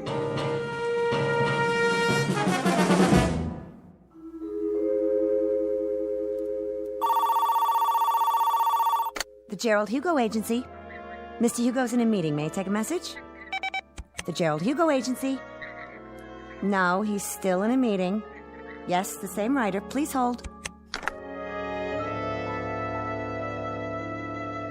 Now get this, Mr. Hugo. If this one ain't surefire, I'll cut off both my hands. You ready? Champion of the world. Robert Redford, maybe. Harrison Ford. Do you want to make him younger? I give you Adam Sandler. I appreciate it. So, he's champion of the world, but he promised his girl he'll never fight again. He made a vow, you know, Mr. Hugo, like a promise, real solemn.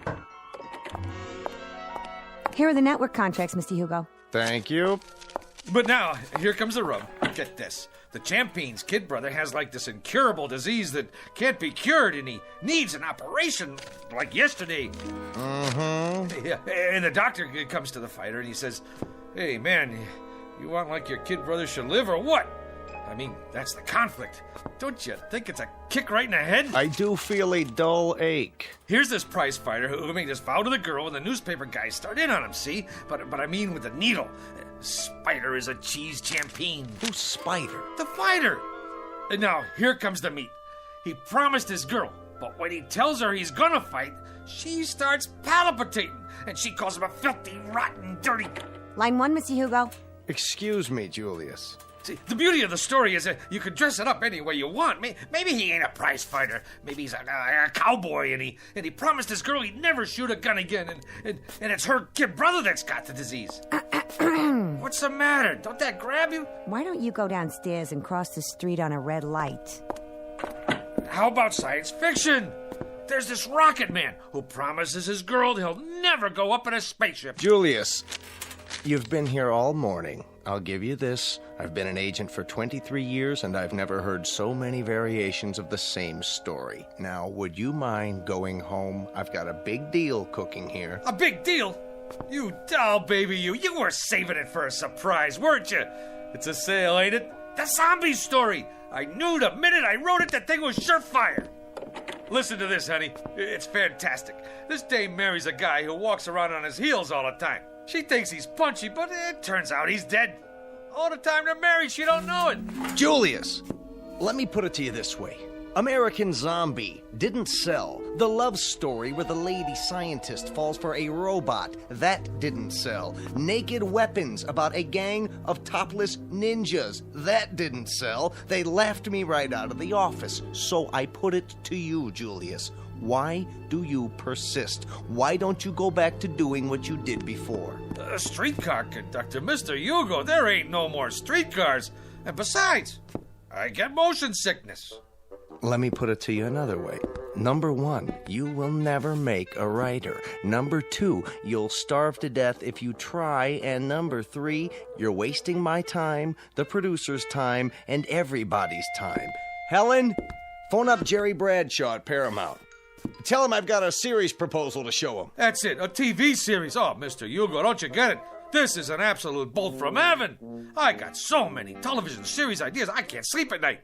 Boy meets girl. Every week, we get a different boy and a different girl. Julius. Oh, how about a quiz show? Pick your own embalmer, we'll call it. You make this deal with the contestant, and when he kicks off... Julius, what do I have to say to get you out of here? Give me a chance. It's all I ask. Let me write a pilot script. Julius, my boy, I'm not a hard man. The television industry today is looking for talent, and the writer is a major commodity. But for me, to try to sell you to a network is like trying to con the Queen of England into buying a salami. But I could give it a whirl, couldn't I? What's the series about? Maybe it's right up my alley. That's the point. This particular series and you go together like the black and tan at an IRA picnic. It happens to be based on black magic, conjuring, that kind of thing. Now, what do you know about black magic? What do I know about it? What do I know? You ask me, Julius Mulmer, what he knows about black magic. I could research it. Julius, let me get back to work now. What about the series, Mr. Hugo? My career is on the line. Give me till next Wednesday. Make it Tuesday in a pinch. All right, Julius, you latch onto a couple of books, knock out a rough outline, and let me have it by 4 o'clock Monday. I'll submit it for you. Why, I don't know, but I will. Mr. Hugo, you're not going to live to regret it, and I mean that from the cockles of my heart. You're absolutely dead right, Julius, and I mean that from the cockles of my heart. You've just witnessed opportunity, if not knocking, at least scratching plaintively on a closed door.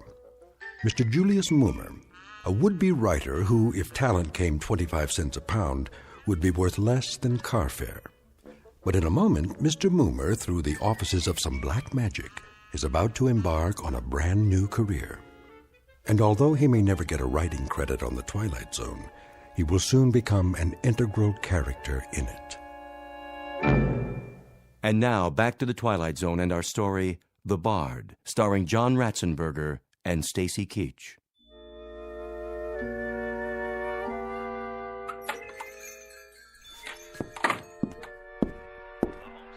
Hello? Anybody here? Yes. Hey, what are you listening to? The ball game. Oh, this is the Minor Arcana bookstore, right? Sure is. What'll it be? I have a special price on first edition Keats. Okay, show me a Keat. That's a man's name, not a thing. And not a very uncommon name at that. There was a third baseman came up from Newark, played for the Yankees one year. They used to call him Beanball Keats. Yeah? Held the American record for getting beaned the most times. One time they were playing the Browns. That was when St. Louis had the Browns, and he got beaned 3 times the first 5 innings. Old Beanball Keats. You learn something new every day. Ever hear of a pitcher named String Bean Slattery? Well, Now there was a beanball artist. He could hit a batter when he was still in the dugout. As a matter of fact, he did one day. Hit a third base coach, played for the A's. Fellow named Lefty Mahoney. Old Lefty was just taking a drink when String Bean wound up and tossed one at him right on the noggin. It seems there was a feud going on between them when they played for Binghamton in the old NYP League. Mahoney used to wipe the spit off String Bean's pitches. Mahoney was catching at the time. String Bean's father used to be an outfielder for Syracuse in the International League. I don't need no book about baseball. You don't? Oh, how sad. It's a wonderful sport, you know. Where were we? I come in about... Well, what I had in mind was... Yeah? What do you got on black magic? You have an interest in the black arts? You bet I do. See, I'm Julius Moomer from television. Oh, I'm Sadie Polodny from Newark. I'm afraid I don't have very much on black magic. I have a great deal of information on the Black Sox, however. You probably know they threw the series that year. Terrible thing. Very discrediting to the game. And they could have taken the series 4 in a row, too. That's where that expression, say it ain't so, Joe, comes from. Now, what is it you wanted? Books. Black magic. I'm afraid that one eludes me, but I'll tell you something. If I could exercise a little magic, I'd see what I could do about getting the New York Giants back. Hey, look out! Don't worry, that shelf will stand anything.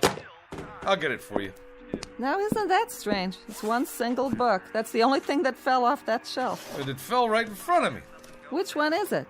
The Book of the Black Arts. What do you know about that?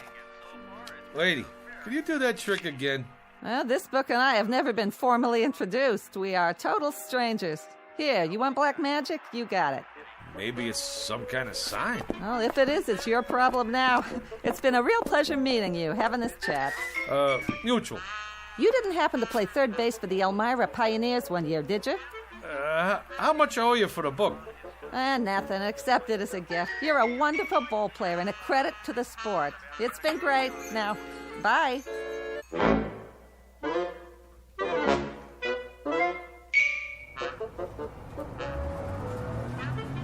Make the sign of the pentagram and repeat 3 times. Let's see if I got this right here. In the name of the Prince of Darkness and the Black Sabbath, Beelzebub, Beetlejuice, Asmodeus of Astrogoth, Ozzy of Osborne. I can't say all that. Zaza zoom, ba ba boom, ipsy dipsy, ba ba boom. Hey, none of that on this bus. What? All right, buddy. This here is public transportation, and there's rules. Do you mean me, driver? Yeah, you. I don't need no crazies on my bus.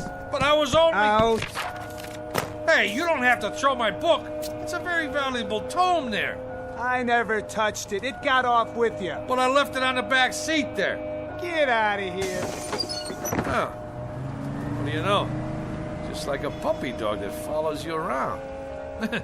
Looks like this little book in me. We got a thing going on.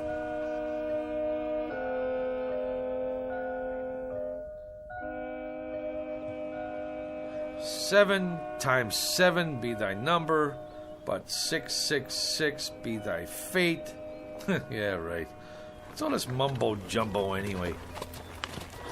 What's going on here, Jack? Not a thing, officer. I was just reading. Yeah? Well, do me a favor, will you, bud? Read someplace else. What's the matter? There's a log and sitting on a bench in Central Park with literature? There is if you make my horse nervous. He knows when somebody's up to something. He's got instincts. So whatever it is, do it someplace else. I don't get it. On account of why? Move it! Cossack. Stormtrooper.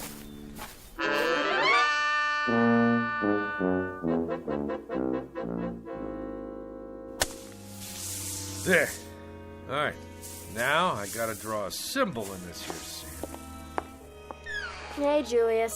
What's the bit? What are you doing? Whatever it is, I wasn't doing it right. Magic schmagic. There's more here than meets the eyeballs. I've done everything it said, and nothing. Ye Book of the Black Art, being a step-by-step education in conjuring. So tell me, Faust, to what end? You don't dig? Cora, I'm standing on a threshold. I mean hovering. The only thing that stands between me and the secrets of the universe is 4 pages of Latin. Listen to this.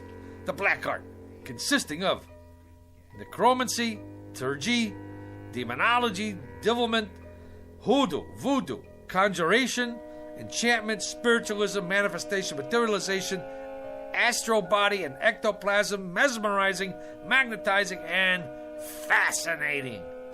Like you name it, I got it. My mother isn't gonna like that sand all over the floor. You tell your mother she should pay me for the privilege of having me in this building. Yeah, you may also tell her that out of 10,000 writers in this town, they pick the absolute cream of the crop. And who's that? Who do they choose to write a big-time television series of black magic? Modesty prohibits.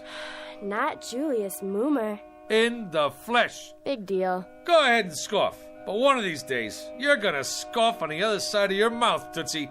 There's gonna be a big, long limousine parked down below with 2 Lazarian coachmen. Liveried. Huh? Yeah, that's what I mean. In uniform. And they're gonna rap on your door and invite you and your old lady downstairs for a night on the town with their boss. And who will you find in the back seat smoking a Cuban cigar? Modesty prohibits. Just as a point of interest, Julius, what are you doing? I'm conjuring, baby, conjuring. Conjuring who? Who knows? I just read from this here book and I got all the ingredients. Well, most of them anyhow. 3 tufts of feathers from a falcon. Yeah, I got them from a pigeon. Sand from Egypt. Yeah, I got some of my sneakers from Jones Beach. 3 legs of a spider. I found me an ant. Well, anyway, what with a few improvisations, I got a spell working here. At least I think I do. When my mother finds out what you're doing to the floor, you better conjure up the Marines. You're gonna need them. Anybody ever tell you you're a dirty, rotten teenager? Why don't you go and take a cold shower? Go ahead, get out or I'll turn you into a frog. Man, I don't know what's supposed to happen, but it better happen soon. Za-za-zoom, alikazam, va-va-voom. Nothing. Shazam, ipsy-dipsy, kakazoom.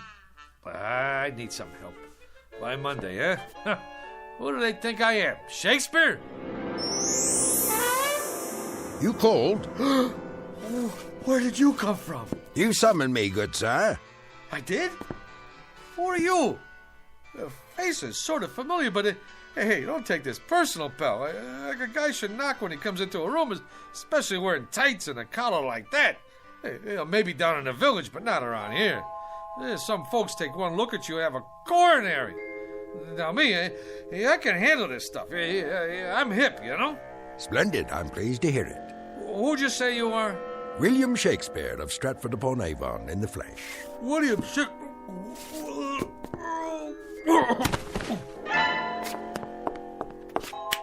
Good sir, I await your pleasure.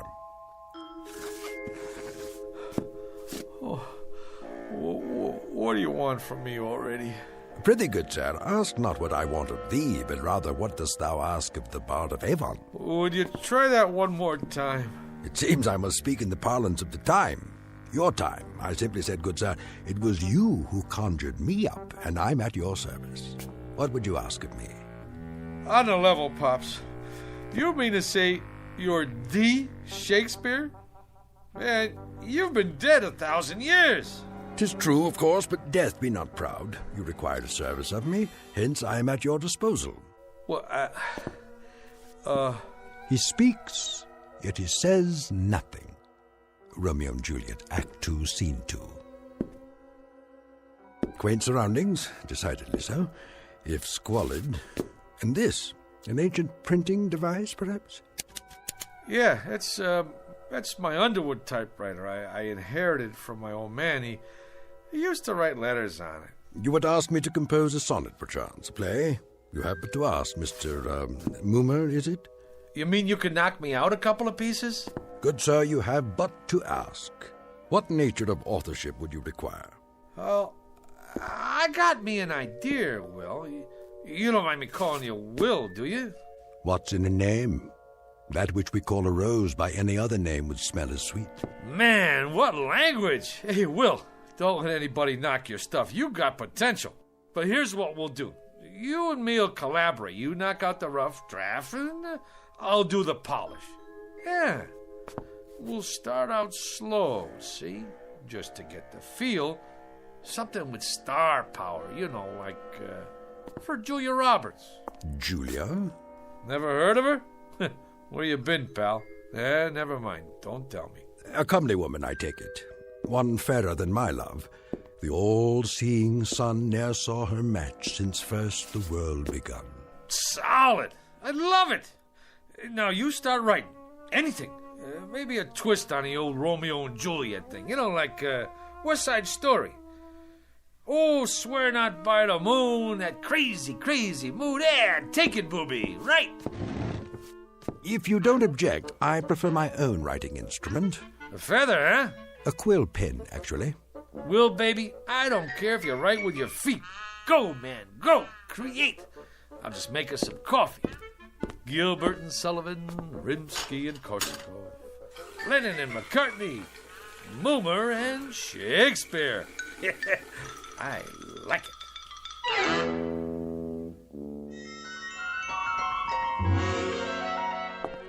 What are they saying?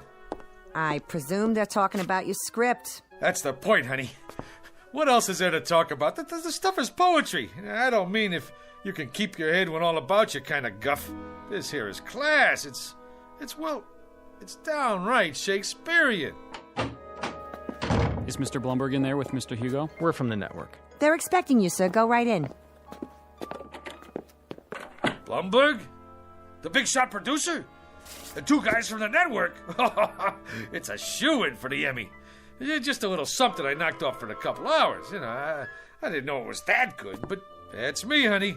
Never did know my own worth. I mean, Monday I knocked myself, Tuesday I knocked myself, Wednesday... Have you got any openings for Thursday? I'd like to make an application.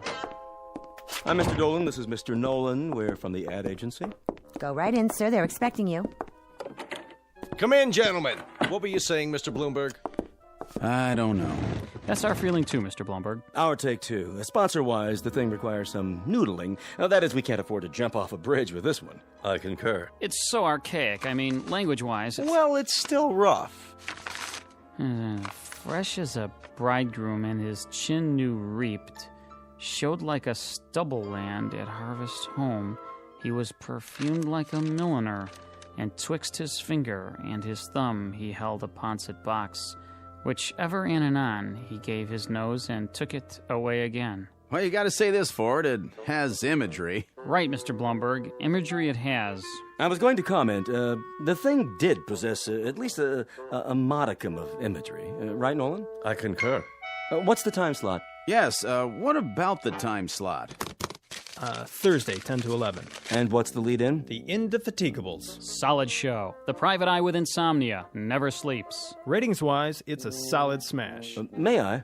Please. And if the boy have not a woman's gift to rain a shower of commanded tears, an onion will do well for such a shift. Onion? Could be a sponsor conflict. I concur. Could we make it, turnip? Solid thinking. Everybody knows about turnips. You say turnip to the lady in Dubuque, she's with you. I like it. A shower of commanded tears. Shower. Suggest inclement weather, and people don't shop in inclement weather. Make it a sunshine of commanded tears. Solid. I concur. I think we could call the writer in now. A tremendous talent, prodigy of mine. What are his credits? He was a streetcar conductor, an observer of the passing scene, an incredible judge of human beings. You can see that in every line. A modern-day chronicler of human foibles. Solid. Send in Mr. How are you, Mr. Hugo? Gentlemen, well, what do you think? Like literature, huh? It shows some promise. Mr. Dolan here represents the sponsor of the Shannon Classic Playhouse. The Shannon Food Corporation. You no doubt have eaten their products. Oh, endlessly. This boy is a Shannon booster from way back. Oh, man, that's the truth. That Shannon's onion soup, this I dig. We don't make onion soup. That's French in origin. We're an American firm. Red, white, and blue, right down the line. I concur. Man, I'm glad you said that, because I always say, if it's good enough for the lady in Dubuque, it's good enough for me.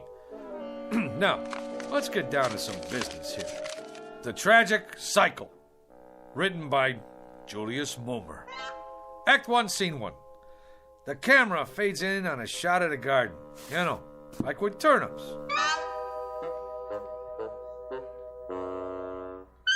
The whole thing about writing is to stay in there and keep punching. It's like Keats said one time. All the time, keep punching, or you're done for. Hey, how about that, Will? Taped this show last night. You like it? Verily, a most impressive performance. Ain't that the truth? Gentlemen, welcome to this week's interview. Our guest tonight, Mr. Julius Moomer, that rising young author whose tragic cycle will be seen next week on this network's Shannon Classic Playhouse. Mr. Moomer, I'm told you've been writing for some time. You've come a long way. Yeah, it's like progress. Wasn't one of your early works in the horror genre a story about a zombie? Yeah, how about that? The fellow with a heart that don't even beat. Did he find love anyway? It was a little too controversial. That's why it didn't get on the air, you know. But I'm always trying to tackle controversial stuff, you know, pushing the old envelope. What about your TV pilot script, Mr. Moomer? A situation comedy involving a billionaire. Just plain Trump. Yeah. The whole thing there was, we're always seeing stuff about typical guys and their typical wives and kids, you know? Well, what about the big shots? I mean, like what they call the rubber barons. Just because you're healed, that don't make you inhuman. Some great stuff in there. The idea was, can a fellow who makes $9 million a day find happiness in a small mansion? I mean, he's entitled. Of course, a writer now, yeah, he's got to suffer. Like, I remember sitting in that cold attic night after night with hardly enough strength left to dictate, and some little voice inside me always kept saying, "Go, Julius, go, Julius." So, I went. Truly inspiring, Mr. Moomer. That kind of got me. Right here. I, too, felt a twinge of a sort. I believe I've finished this last sequence, Mr. Moomer. Yeah? Let me see. Uh-huh. Uh-huh. Uh-huh. You know something, Will? You got a real thing with words. It comes from working in an attic, Mr. Moomer. A little voice deep inside me keeps saying, "Go, William, go." I like that. Anyway, can't you just see it? The Shannon Food Corporation, ta-da, presents The Tragic Cycle, written by, ta-da, Julius Moomer, from an original story by Julius Moomer. Additional dialogue by Julius Moomer. Lucky I'm so modest. A thing like this could go to a guy's head. They're already talking another miniseries, movie contracts even. Maybe a Broadway musical. Well, you don't look so good. Like a strutting player whose conceit lies in his hamstring. That's from Troilus and Cressida, Act 1, Scene 3. In short, Mr. Moomer, you have not been prone to extend credit where it is due. At no time, for example, have I heard the name Shakespeare, or for that matter, any suggestion of collaboration on our play. Well, baby, we gotta play this one by ear. I tell them a guy named Shakespeare helped me write this, they'd stick me in a straitjacket. Be that as it may, the point is, Mr. Moomer, I have finished my task. I will now take my leave. What, are you out of your mind? This whole thing is coming out velvet. You want to creep back in some crypt and get forgotten? Come on, man, you're big time now. I'm making you a household word all over again. With all due modesty, would the name of William Shakespeare have survived the test of time without the support of Julius Moomer? Yeah, but fame flits. Who remembers yesterday's champions? Sure, Ruth hit a lot of home runs, but who asked him for his autograph now? Nobody. Nijinsky, that's pretty good, but who remembers her last movie? You did some right, but out of sight, out of mind. Shakespeare's dead, long live Mickey Spillane. Get me? My good man. You can't desert the ship. Now, what are people gonna say? That Fink who didn't have no gratitude? We got projects to do. Go out to Hollywood. Hey, the babes go crazy for guys with beards. I shall ponder it, Mr. Moomer. Till when? Till the morrow. To date, you have not seen fit to invite me to any rehearsals. Tomorrow I shall survey the actors performing in it, and if justice is done to what I have wrought, perhaps I shall remain for a time longer. Now you're talking. Now I shall take a walk. I am that merry wanderer of the night, Midsummer Night's Dream. Act 2, Scene 1. To be or not to be, Mr. Moomer, that is the question. Oh, wait a minute. Rehearsal? How can he go to the rehearsal? Will, do me a favor, please. Don't rock the boat.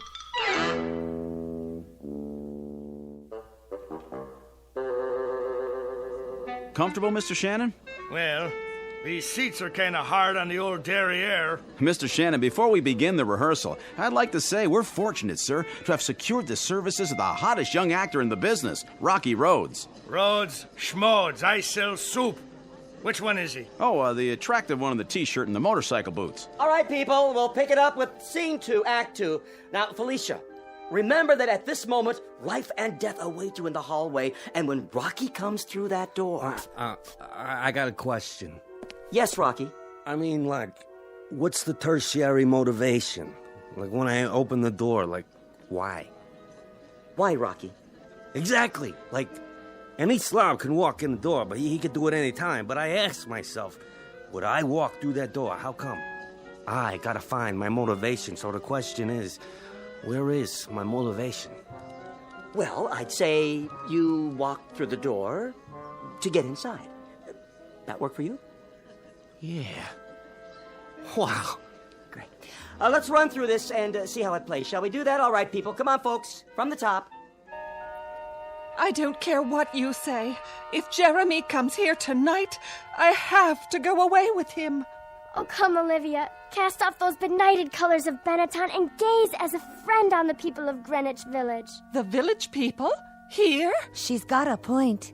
Let not forever with your veiled eyes seek your noble boyfriend in the dust motes. I know it is common, but all that live must die. That's easy for you to say, sister. But outside this room, this tenement is a harbinger of the worst kind of fates. Is it Jeremy? Or his killer? Am I to be a correspondent of love or a recipient of hate? This is the real question, the biggie. Who awaits me out there, I ask you? Come on, cop out. I'm looking for Mr. Mumma. Shh, quiet on the set. May we continue, people? Once more, get ready for your cue, Rocky. I don't Sit care down, what Will. you say. How does it look to you, Mr. Shannon? Only great? What about the commercial? Where does that come in? Right after the opening teaser. Are they gonna put a spotlight on the soup? Well, that comes in the first commercial. I know when that comes in, but I want to make sure you see the label. When the soup is Shannon's, I want 40 million people should know it's Shannon's. I concur. It's imperative that we see the label. Cut! Take 5. Who is that? What's he dressed up for? Oh, that's my typist. On your staff, is he, Momer? Well, actually, he's a relative on my mother's side. He's eccentric. Eccentric? You know, he has, like, delusions. 1 week they come, 1 week they go. What about this week? Yeah, this week he thinks he's, Shakespeare.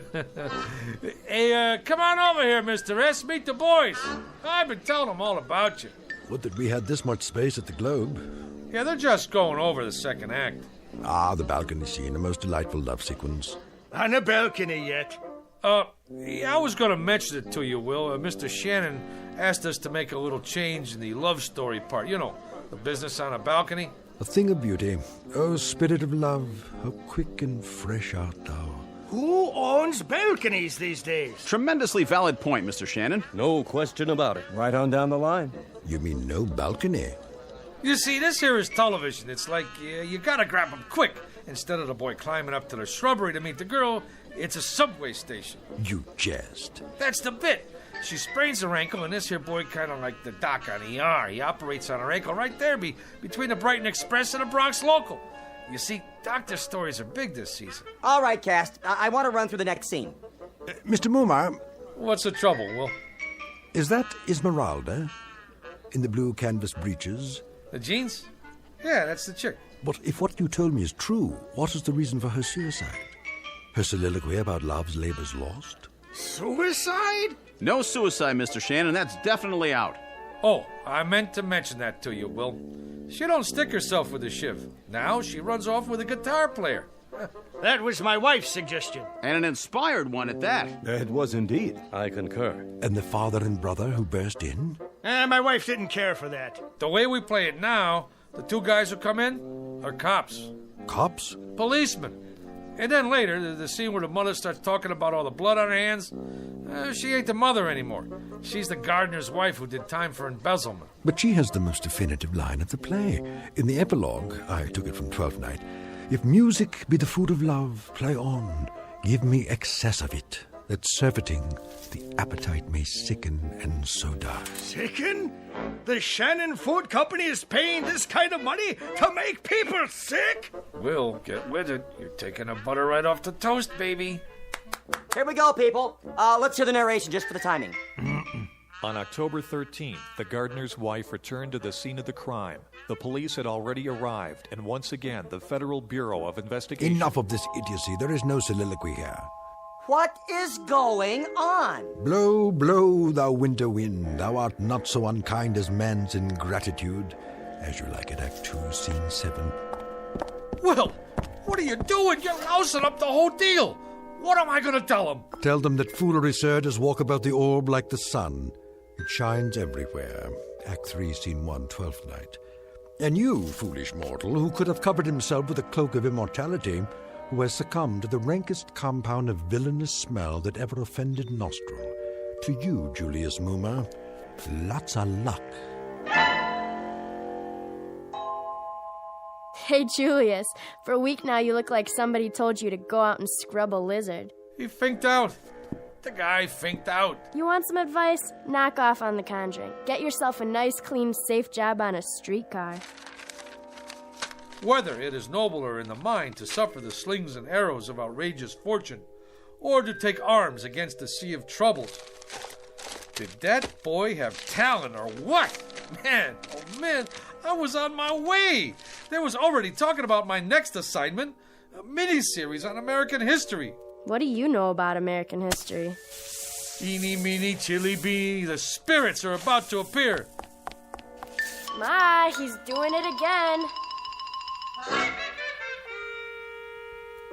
I'm sorry, Mr. Bloomberg, but writers are temperamental. No, he didn't care about the reviews. As I recall, he said something about foolery walking around the orb like the sun. Who knows what it means? The American history thing? Frankly, Mr. Bloomberg, I haven't been able to reach him. Mr. Hugo, he's outside. Who is? Julius, he's got some people with him. Mr. Bloomberg, he's here. The boy has come back into the fold. I knew we could count on Moomer. I'll get right back to you.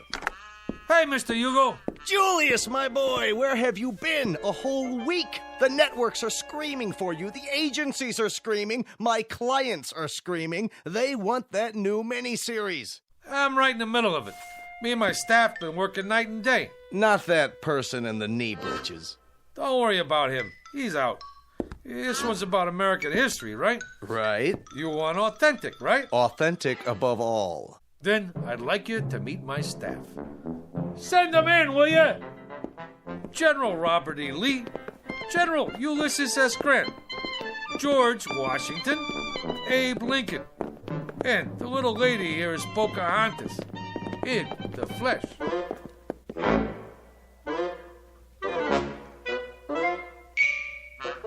Mr. Julius Moomer, a streetcar conductor filled with desire for the special, if somewhat risky, rewards of authorship.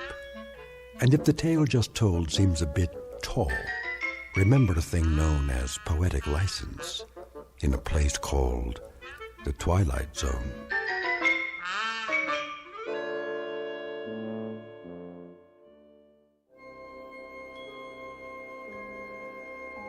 Hi, this is Carl Amari, producer of the Twilight Zone radio dramas. I'd like to take a moment to tell you about our official website at twilightzoneradio.com, where you'll get the latest news and information on these Twilight Zone radio dramas. Plus, at twilightzoneradio.com, you can digitally download 3 free episodes or any of our episodes for only $1.95 each. In this age of ever-changing technology, we've decided to make these episodes instantly available to you by making the Twilight Zone radio dramas a digital download-only series. This means that this series will no longer be offered on CD. The CD collections at our website are now being offered while supplies last at buy one, get one free. So be sure to get your favorites before they're sold out. Be sure to visit us often, and I'll see you in the zone.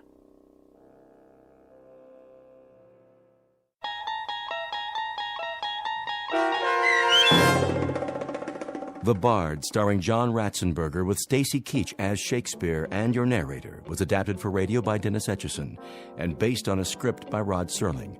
Heard in the cast were Christian Stolte, Susan Hart, Jessica Schramm, Meg Thulkin, Lynn Foley, Mike Baccarella, Doug James, Jeff Lupiton, Joe Forbrick, Carl Amari, Roger Wolski, and Paul Patch. To learn more about the Twilight Zone radio dramas and to obtain audio cassettes and CDs of these programs, visit our website at twilightzoneradio.com. This copyrighted radio series is produced and directed by Carl Amari and Roger Wolski for Falcon Picture Group. Doug James speaking.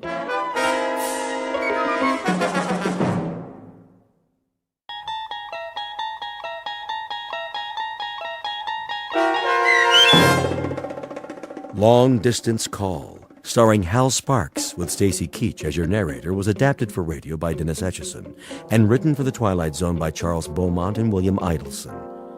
Heard in the cast were C.J. Amari, Fernette Lebo, Rosalind Alexander, Nick Sandys, Jeff Lupiton, Laura Russell, Kurt Nabig, Christina Verba, Doug James, Karen Olson, and Amber Lake. This copyrighted radio series is produced and directed by Carl Amari and Jason Mallow for Falcon Picture Group. Doug James speaking.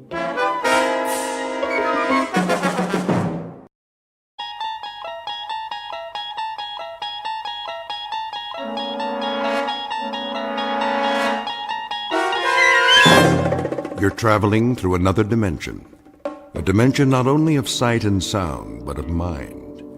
A journey into a wondrous land whose boundaries are those of imagination. Your next stop, the Twilight Zone.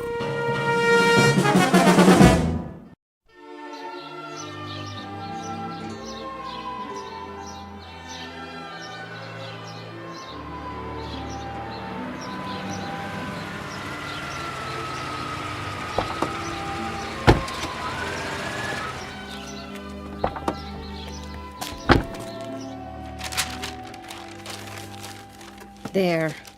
Superhero wrapping paper. Billy's going to like this one. Hi, Mommy, we're back. So I see. We picked up a few things. You did, huh? Grandma! Don't bother your grandmother, Billy. She's resting. I want to see her. She'll come downstairs for the party. When? In a little while. I'll call you when it's time. Why don't you go play for now? Just on the patio, though. Okay, Pumpkin? Okay. How is she? Okay, I guess. She didn't want any lunch. The doctor said he'd try to stop by. Maybe we should cancel the party. No, it'll cheer her up.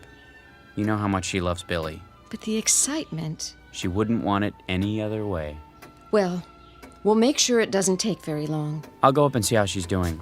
Oh, and there's something in the bag for Billy. Mother asked me to get it. If you have a chance, maybe you could... I'll wrap it up. Thanks, Sil. I'll be back in a minute. Take your time, honey. But I think she's asleep.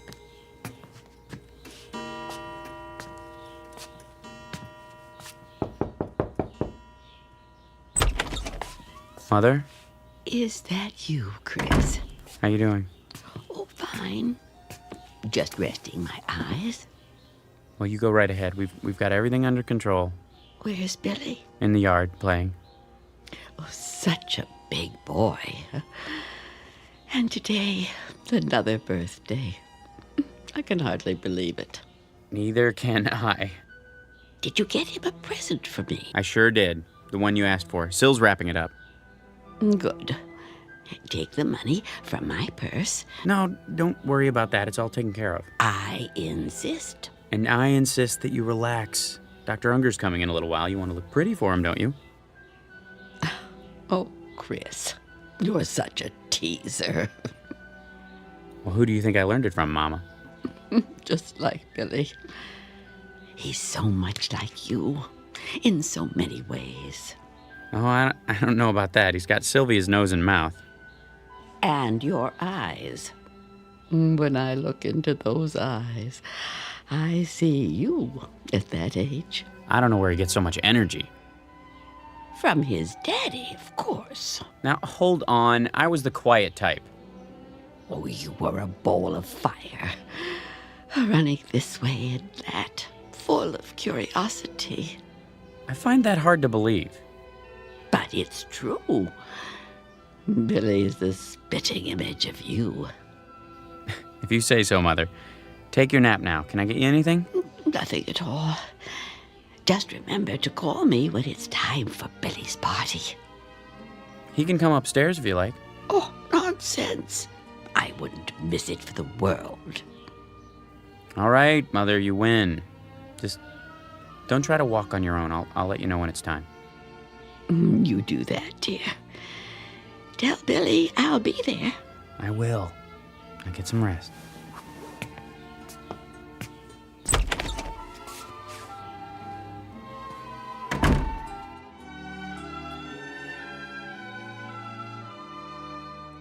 As must be obvious by now, this is a house hovered over by Mr. Death, that omnipresent player in the third and final act of every life. It has been said, and perhaps rightfully so, that what follows this life is an unfathomable mystery, a bridge into darkness, passage over which is reserved exclusively for the dead. Or so the philosophic claim. But in a moment, a child will try to cross the bridge that separates light from shadow. And of course, he must take the only known route, that indistinct path through a region called the Twilight Zone.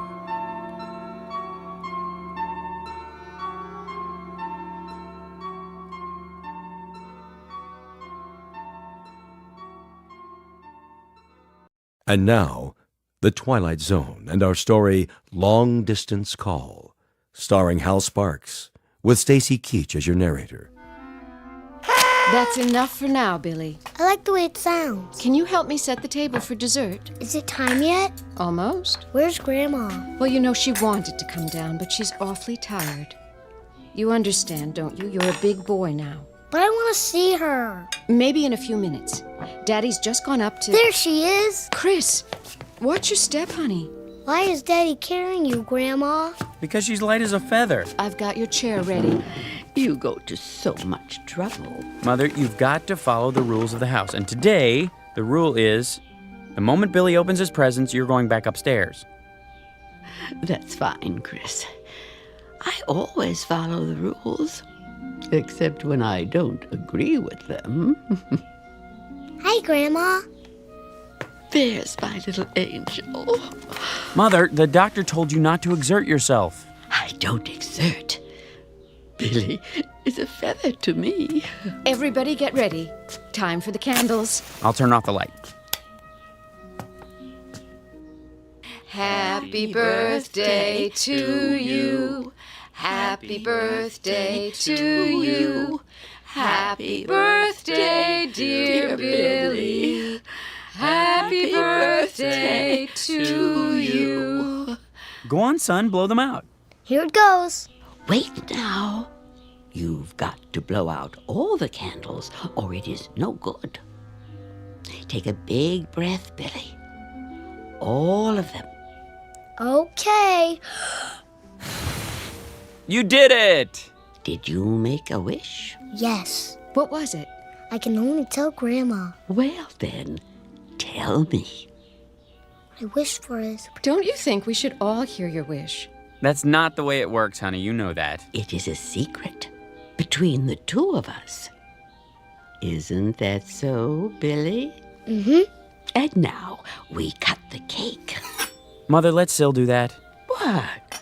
You think I'm too old to hold the knife? He didn't mean it that way. When I am that old, you get the shovel and dig a hole. I have a shovel and a pail. Billy. Yes, my angel. I know you do. To play with. We had some good times at the beach, didn't we, Mama? All of us together? Lovely times. Like tonight. I'm so happy. My heart is so full. I would like to say something. May I? Sure. Oh, my little Billy. My wonderful little boy. He gave me life again. An old woman, good for nothing but to complain. He held out his hands to me and made me alive. Why are you crying, Grandma? I don't know, Angel. You don't? Maybe it is because I won't be here with you for very long. Now, Mama. Why not?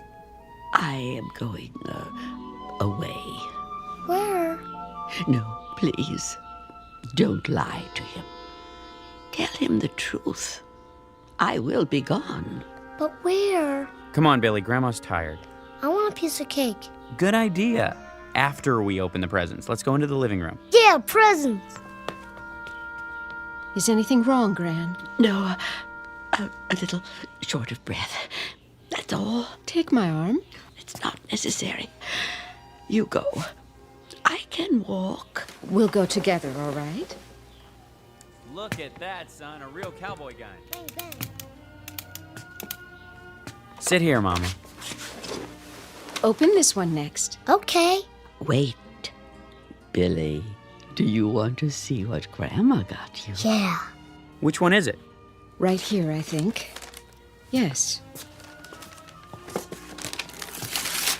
Wow, cool. Well, you know what it is? Yeah, telephone. Why, that's a nice toy, isn't it? Grandma picked it out for you. For us, Billy. For you and me. So you can always talk to Grandma. Anytime. Even when she is not here. Can you say thank you? Thanks. See, Mama, he loves it. I'm so glad. I want to talk to Grandma now. You may. You know how to work it, son? Yeah. Hello? Hello? Who is it, please? Yes. Is there someone who wants to talk to Grandma? Yes. What is his name? It's me. And who are you? Billy. Oh, Billy. It's so good to talk to you. What's the matter, Mom? You'd better take me upstairs. Now, Chris. Of course. Don't you want to play? I want to, Billy. In a little while. When? Whenever you like. You talk on the phone. I will hear you. Come on, up you go. Don't hurt yourself, Chris. Not a chance. I'm not a little boy anymore. I think I could carry my mother upstairs. Can I call now? Not yet, Billy. I have a message for her. Hello? This is me. Grandma, please don't be sick. Don't be sick, Grandma. Can you hear me? I don't want you to be sick anymore.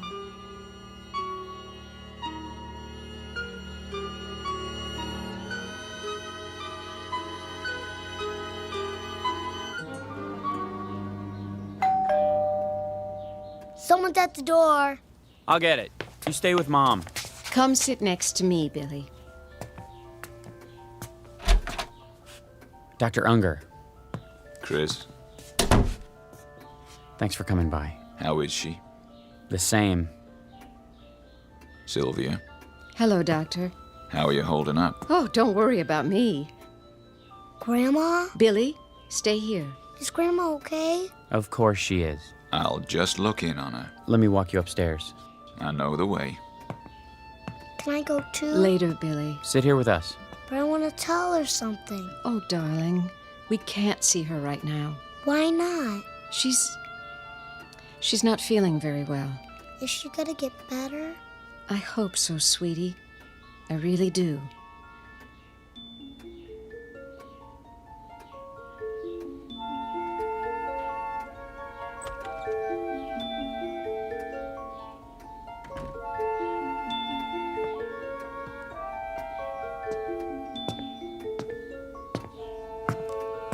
She isn't in any pain. Can we see her? I wouldn't advise it. Not that it would hurt her, but, well, I doubt that she would recognize you. Oh. We'd recognize her. All right, Chris. Just don't stay long. Me too. Isn't it your bedtime? I want to say goodnight to Grandma. Billy, try to understand. Grandma's sick. Why don't you wait until she's well? I want to see her now. Billy, don't. If I may make a suggestion. Yes? If he wants to see her, this might be the time. Come with me then, but only for a couple of minutes. And Billy, listen to me. If Grandma acts a little different, that's only because of the medicine, okay? Okay. Then let's go. Sylvia? Now? Do you think... I think we'd better.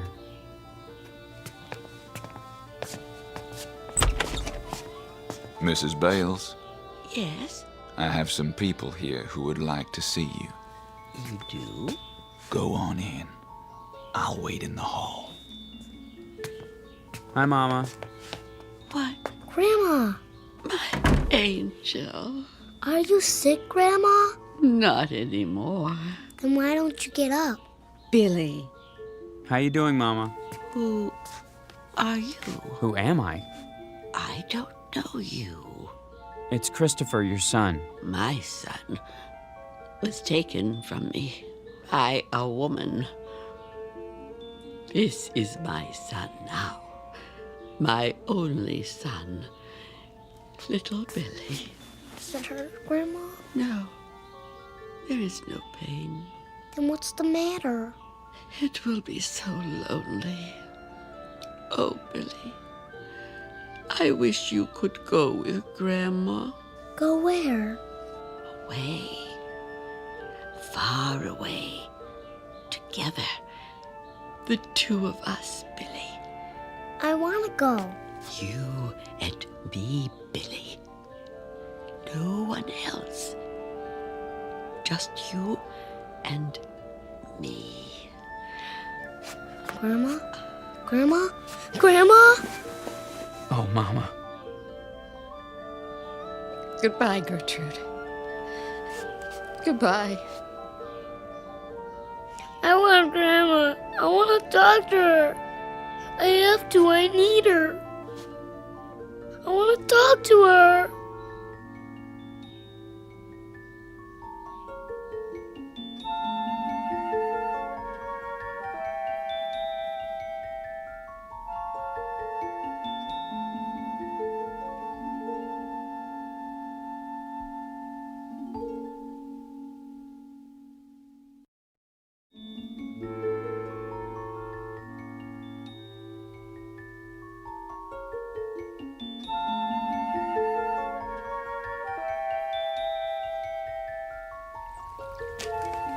Hello, fishies. Do you want to play with me? Billy? Billy, where are you? There you are. Didn't you hear me calling you? No. You know you're not supposed to be playing out here all alone. Why not? I don't want you so close to the pond. What were you doing? Nothing. Billy? Looking at the fishies. It's getting cold. No, it's not. I think you'd better come in now. Don't you want some lunch? I'll make you a cheese sandwich and some hot soup. Come on. I want a hot dog. All right. A hot dog, then. Why don't you wait in the dining room? I go upstairs. Why? I want to go in my room. Okay. I'll call you when it's ready. Oh, Chris. What's the matter? Billy. I heard you calling him. Where is he? In his room. You all right? I hope so. What do you mean? He's been walking around in a trance all day. He misses her already. You know how close they were. Yes, I do. Why do you say it like that? Like what? Come on, Sil. Well, why don't you admit it? They were too close. She was his grandmother. You and I know that. But you heard what she said. What? She called him her son. Her son, Chris. She didn't mean it. Didn't she? No, of course not. For heaven's sake, Sylvia. She was full of sedatives. She was dying. I'm sorry, darling. I'm sure you're right. It's just that... I guess we're all upset. We'll get over it. I know you will. Because you're strong. I do understand how hard it must be for you. I don't have a choice. But... how strong is Billy?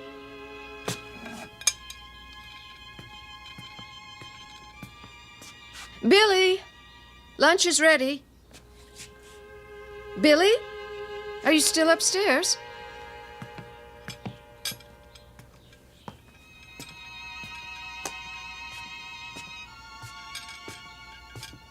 Hey, Grandma. Why don't you come and play with me? What? Cold there? I'm having a hot dog for lunch. What are you having?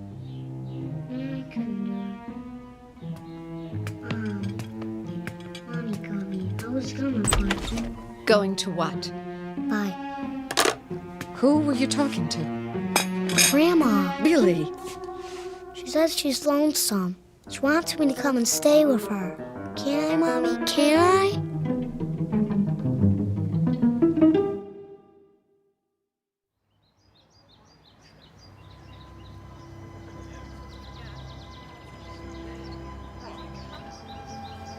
I just wanted to say, well, how much we all liked your mother. She was a fine woman.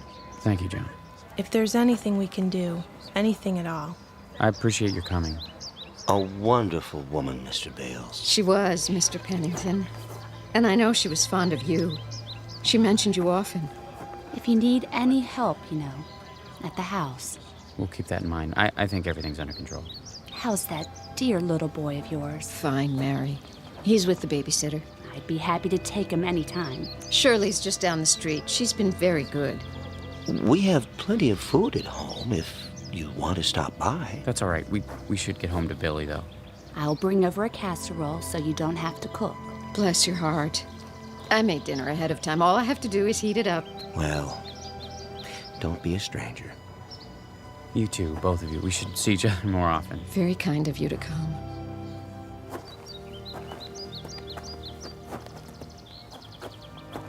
I'm glad that's over.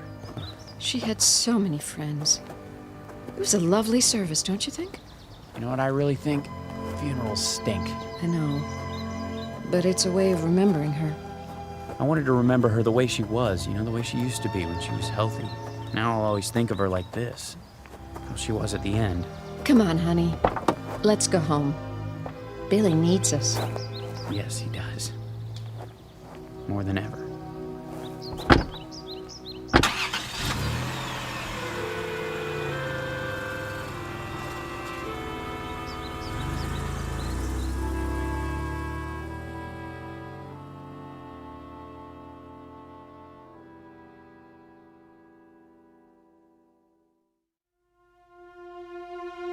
What?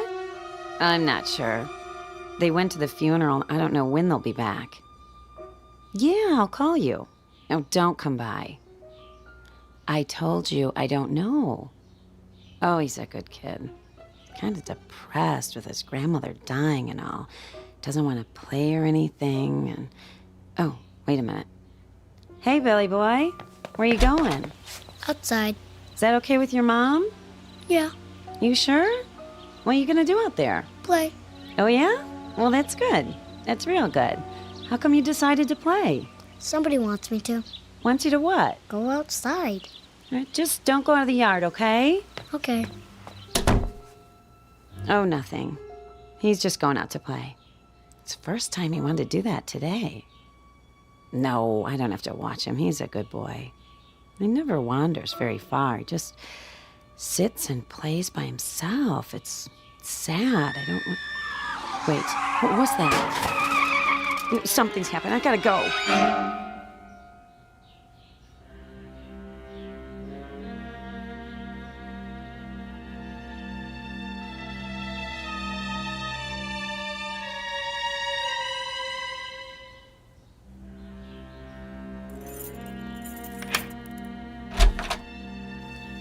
It's good to be home.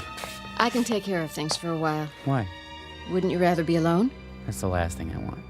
Oh, okay then. I'll make us some coffee. Sounds good. Billy? Shirley? We're back. Mrs. Bales? Hi, Shirley. Are you in the living room? Is there anything I should... Oh, Mrs. Bales, Who's this? Mrs. Bales, my name's Peterson, Jeff Peterson. I live down the block. Where's Billy? Sorry to bother you at a time like this. I mean, the girl told me about your mother-in-law's funeral. I'm very sorry, but, What's happened? Well, it's about your boy. Billy? What about him? He's all right, Mr. Bales. I put him down for a nap about a half an hour ago. Then what? What about Billy, Mr. Peterson? Well, now, I sure hate to say this, but, your son almost got himself killed this afternoon. What? He ran right out in front of my car, from nowhere. Lucky thing I'm a cautious driver, Mr. Bales. If I wasn't, he might have... Billy! Billy never plays in the street. He never leaves the yard. I know. That's why I didn't mind when he wanted to go out. What happened? Well, there wasn't any sense in putting on the brakes. He was too close, so I cut the wheel as sharp as I could. Just in time, too. Couldn't have missed him by more than a few inches. Not a scratch on him, I'm glad to say. It wasn't my fault, Mr. Bales. Honest. All right, Shirley. Apparently it wasn't anyone's fault. Anyway, Mr. Bales, if I do say so, I think you better have a talk with your boy. He's sleeping. Oh, he's fine, just like I told you. A talk? Why? Well, when I saw that he was all right, I asked him, why'd he do a crazy thing like that, running out in the middle of a busy street? He said somebody told him to. Somebody told him to? Who? He didn't say. You know I wouldn't tell Billy to do a thing like that. Who else did he talk to, Shirley? No one. All day long, he just sat in his room playing with the telephone. Chris? You believe me, don't you? Yes, I do. Chris. I'm sorry it happened, Mr. Peterson. Don't be sorry. Be glad. The boy's safe.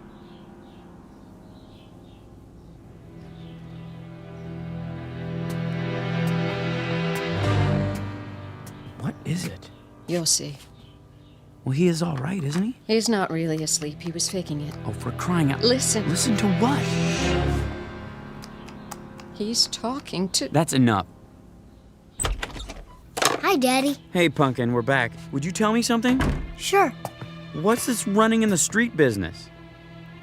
Billy, you know you worried us. I'm sorry, Daddy. Well, why'd you do it? I don't know.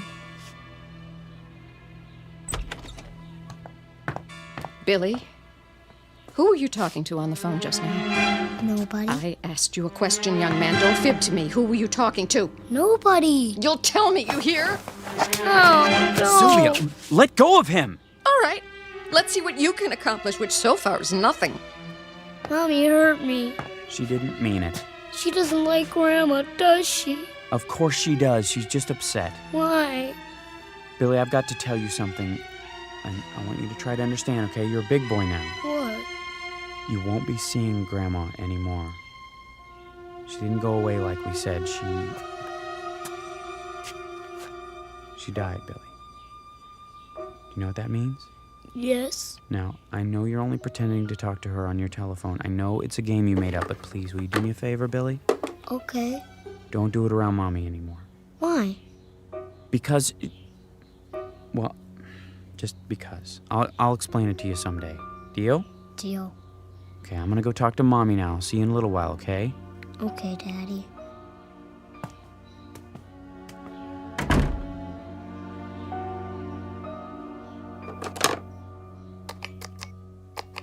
Hi, I'm back.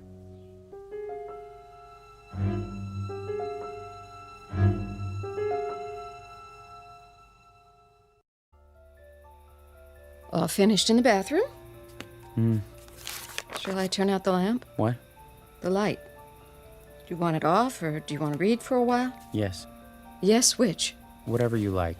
Oh, Chris. It's not what I want, it's what you want. I don't care. Please, don't shut me out. Sorry, I was just thinking. I know. So, Yes? I know how hard it was for you. What you went through these last weeks and months, you did more than anyone. But I hope you understand. Understand what? My mother didn't mean any harm. I suppose not. It's the truth.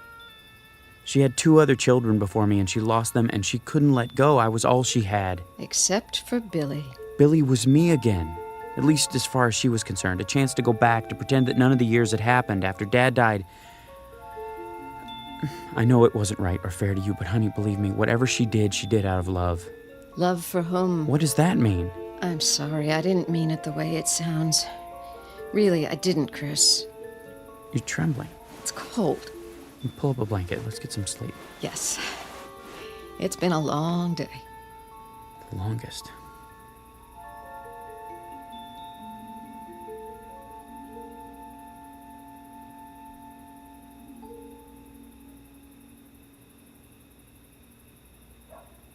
Hi. Yeah. Me too. Is it cold there? Billy? You give me an ice cream bar? Oh, that would be cool. How about some candy?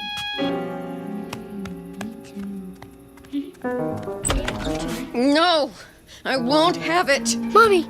Who are you talking to? What's the matter? Give me that. What is it you're hearing? I want to know. That's my phone. Hello? Hello? Give me my phone back. Whose voice is that? Who? Mommy, give it to me. Not until you tell me. Say it. Say it. It's my phone. It's from Grandma. That's it. No more of this stupid telephone. You broke it. You broke it. Yes. And I'll break it even more into little pieces.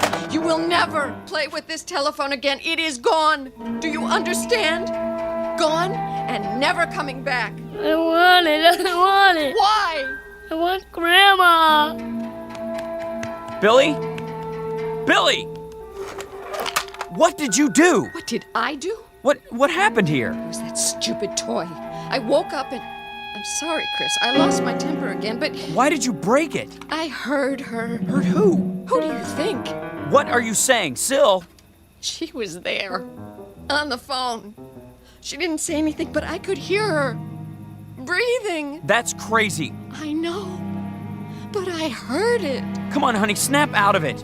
He was so upset. Of course he was. Where did he go? Downstairs. I'll go after him. We both will. That's the back door. He's gone outside. Billy!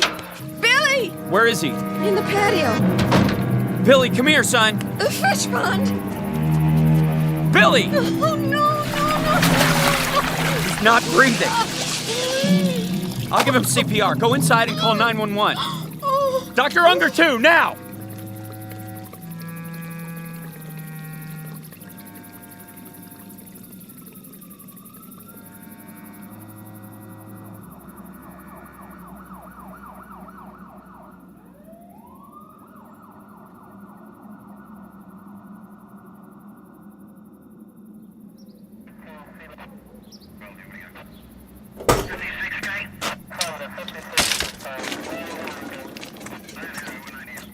Lifton. Careful. I got him. How is he? He's breathing. Thank God. We'll do everything we can. Put him in the ambulance. If we had gotten here a few minutes earlier... I'm going with you. Billy. Oh, my Billy.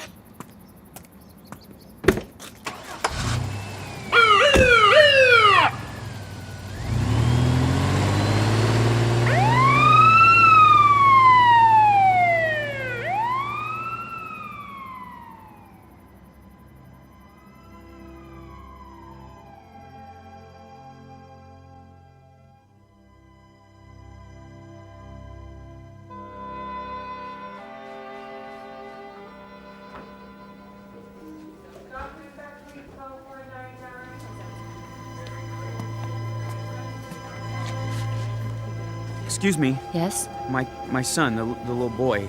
Oh, yes, Mr. Bales. How is he? He's out of IC. They're moving him to a private room. Is he conscious yet? I'm afraid not. I brought some of his things. He's gonna come out of it, isn't he? We're doing everything we can. My wife's having a hard time. The doctor will be here in a minute. He'll give her something. Please tell him to hurry. Now, if you'll wait over there. Yes, of course.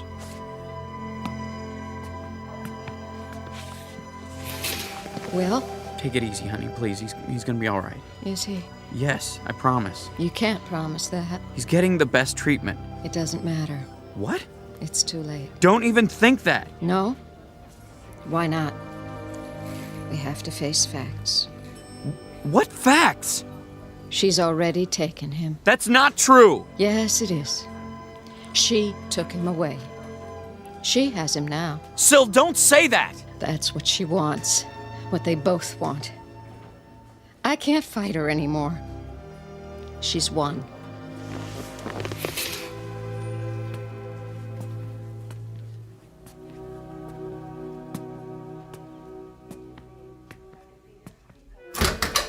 Just a minute, sir. Is this room 511? Yes, but no visitors are allowed. I'm his father. I brought some of his things. You can leave him with me. Give me a minute with him. Well, just a minute. Until Dr. Unger gets here. Hi, Pumpkin. It's Daddy. Can you hear me? You're gonna be all right, you know. I swear you are. Why did you do such a crazy thing? Going in the fish pond. Mommy and I will take care of you from now on, you'll see. She doesn't mean to get you all upset. She's sorry. She's so sorry. She only meant you don't need that telephone anymore. It was Grandma's idea, but I'm the one who got it. I shouldn't have listened to her. Grandma's at peace now. You have to accept that. Please, Billy, try. She didn't want you to do anything like that, I'm sure of it. Anyway, I brought your telephone so that I can use it one more time, okay? Just once, then that's it. I have to try. You hear me? I know it's silly, but I have to. It's the most important call I've ever made.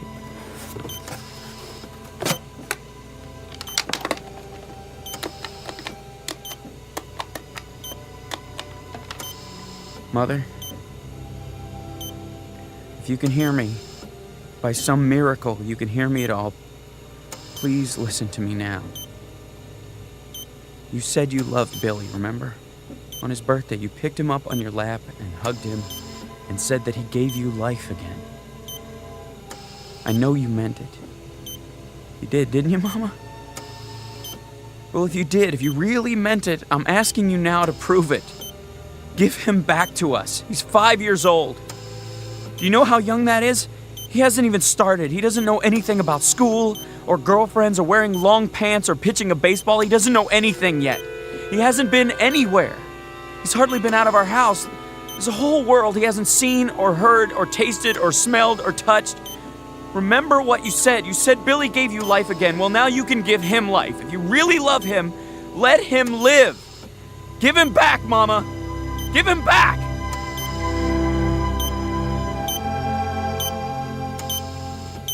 Nurse! Nurse!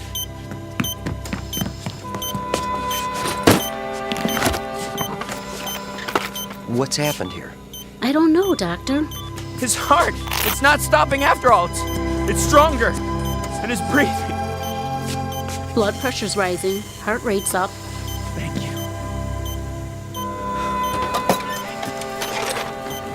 Something's happened here. What? His vital signs are stabilizing, Doctor. Take a deep breath, Mr. Bales. Then go tell your wife. He's come back to us. I don't know how or why, but we've got him. He's going to be okay.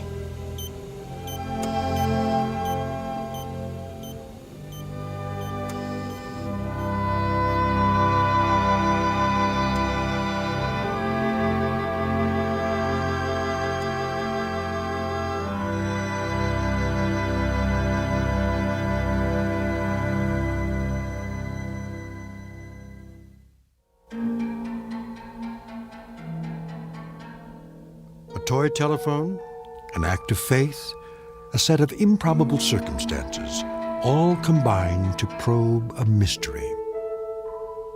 To fathom a depth, to send a facet of light into a dark after region. To be believed or disbelieved, depending on your frame of reference, a fact or a fantasy. A substance or a shadow. But all of it very much a part of the Twilight Zone.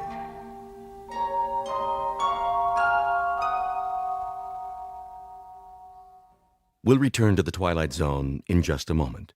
You are about to enter another dimension, a dimension not only of sight and sound, but of mind, a journey into a wondrous land of imagination. Next stop, the Twilight Zone. Hi, this is Stacy Keach. I'd like to take a moment to tell you about our Twilight Zone website at twilightzoneradio.com. At twilightzoneradio.com, you'll find the latest information on these Twilight Zone radio dramas, including behind-the-scenes photographs, plus the newest product releases, trivia contests, ways to contact us, other Twilight Zone-related info and merchandise, plus links to other fascinating websites. So make your next stop twilightzoneradio.com. Visit TwilightZoneRadio.com to purchase these Twilight Zone radio dramas on cassette and CD, or call toll-free 1-866-989-ZONE. That's 1-866-989-9663.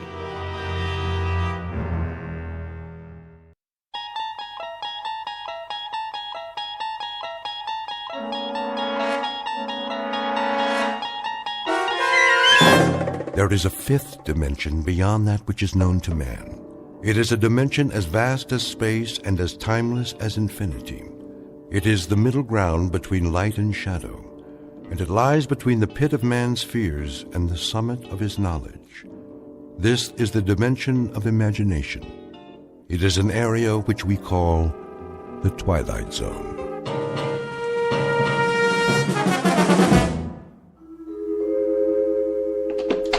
Good morning, Mr. Stasiak. How are you today? Morning, Mrs. Ricciardo. Ask me after I have my coffee. Don't you be running in the hall now, little Paul. Okay. And good morning to you, Mr. Beavis. Top of the morning, Mrs. R. Top of the morning. Did Mrs. Chatfield fix your hot water yet? I'm sure she will, Mrs. R. Our landlady has a lot of important things on her mind. But how did you take your shower and all with no hot water? Oh, it's no problem, really. In fact, I think I prefer a nice cold shower. Do you remember Bernard McFadden? Who? One of the fittest men who ever lived.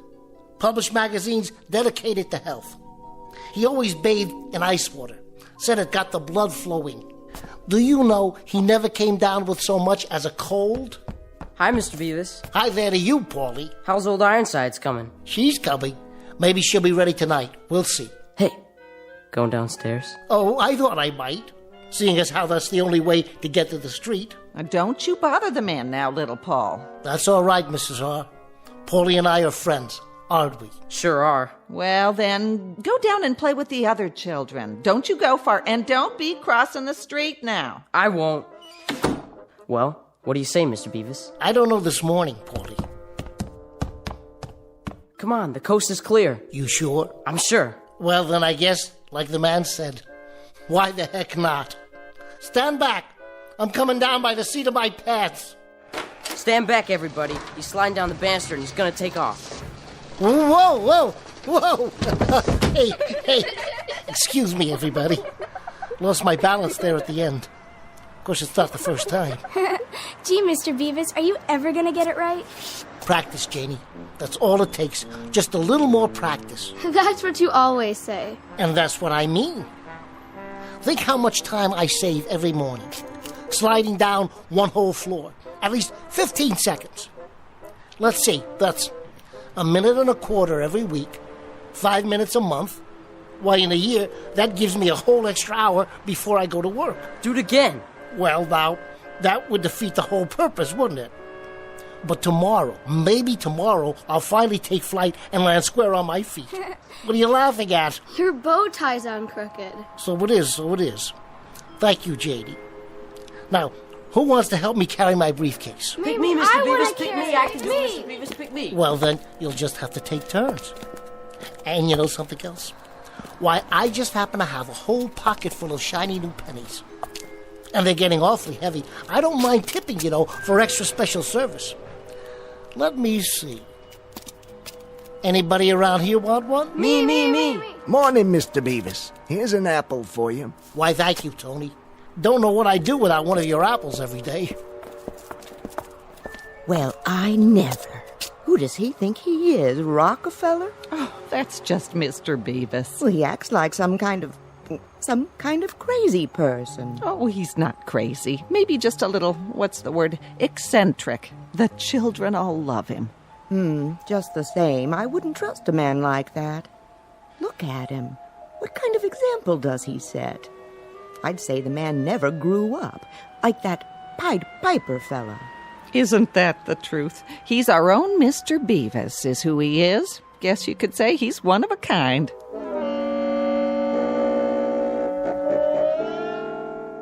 Species of the modern American male, or perhaps not so modern after all. Name, James B.W. Beavis. He has a penchant for animals, children, attractive women, aged women, in fact, people in general. He also likes zither music, all things old-fashioned, professional football, at least as a spectator sport, as well as polkas, Major League Baseball, and Charles Dickens. Should it not be obvious by now, James Beavis is a fixture in his own private, optimistic, hopeful little world. A world which has long since ceased being surprised by him. Mr. Beavis, on whom Dame Fortune will very shortly turn her back, but not before giving him a paste in the mouth. Mr. James B.W. Beavis, who lives just one block into the Twilight Zone. And now, The Twilight Zone and our story, Mr. Beavis, starring Bruno Kirby, with Stacy Keach as your narrator.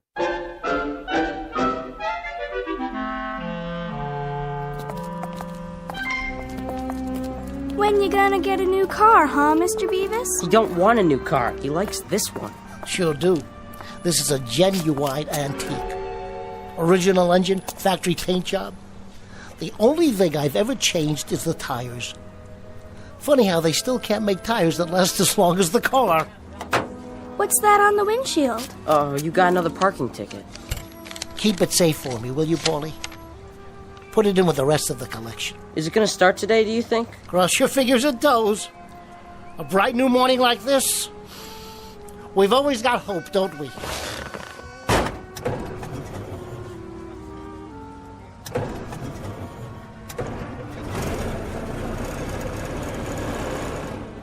Okay, do you kids know what to do? Yeah, we sure do. That's right. Get behind it and push. All right, she's moving. Let her go. Everybody stand back. You can pop the clutch now, Mr. Beavis. Oh, yeah, We gotta go. Thanks, kids. See you after work.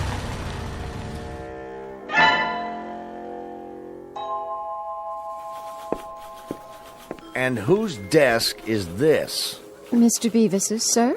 Ah, I should have known.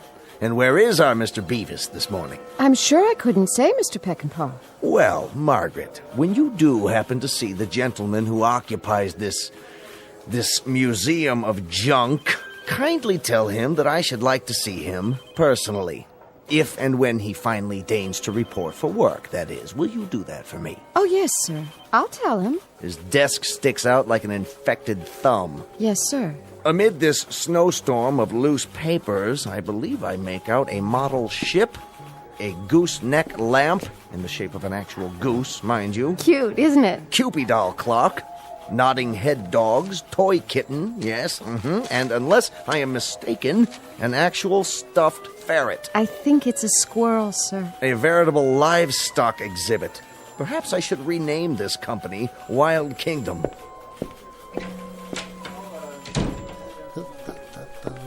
Morning, Mr. Beavis. How you doing? Is everything okay?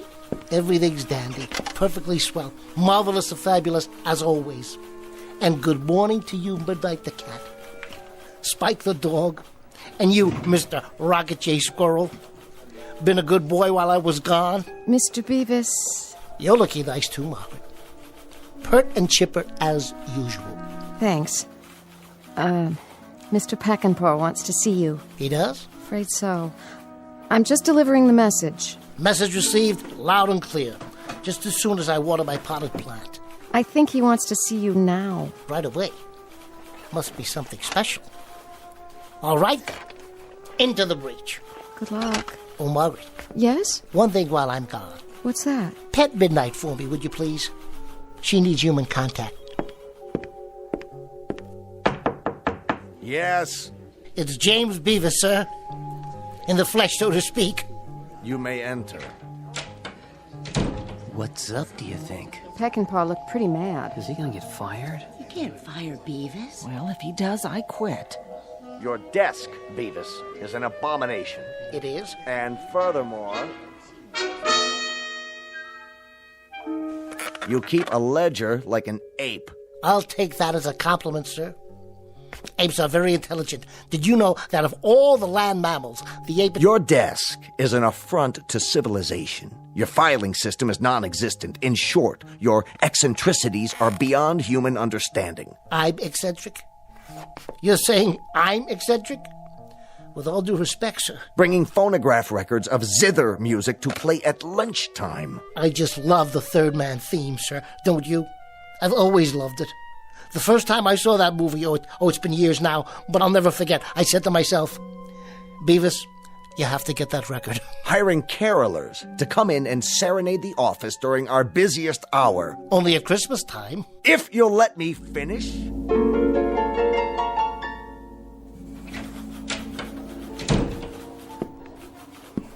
Was it the sack, Mr. Beavis? Yep. The old sackaroonie. Oh, I'm so sorry. This is the 6th job I've lost this year, Margaret. The best laid plans of mice and men, huh? And Beavis. Oh, don't worry about it, Beavis. There's better jobs than this. Lots better. We're sure gonna miss you. Here's a box for your stuff. Thanks, everybody. My chessboard, my collection of old Mirashan pipes, my books, my pictures, and old Ironsides. Is that what it's called? Sure is. The USS Constitution. I was building this ship for one of the kids. Looks like she won't get launched today, after all. Old Ironsides will get launched. You'll see. You'll get another job, Mr. Beavis. You always have. The only job I've ever held for more than 6 months was when I was in the Navy. Is that you in the picture there? Yep. That's me on the deck next to the fantail.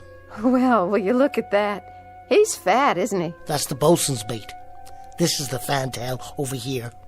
Oh, well. And she goes with all the rest. You take it easy now. Things will work out. You'll see. We'll be thinking about you. Smooth sailing, Mr. Beavis. Thanks, everybody. I'll drop you a postcard from my next port of call.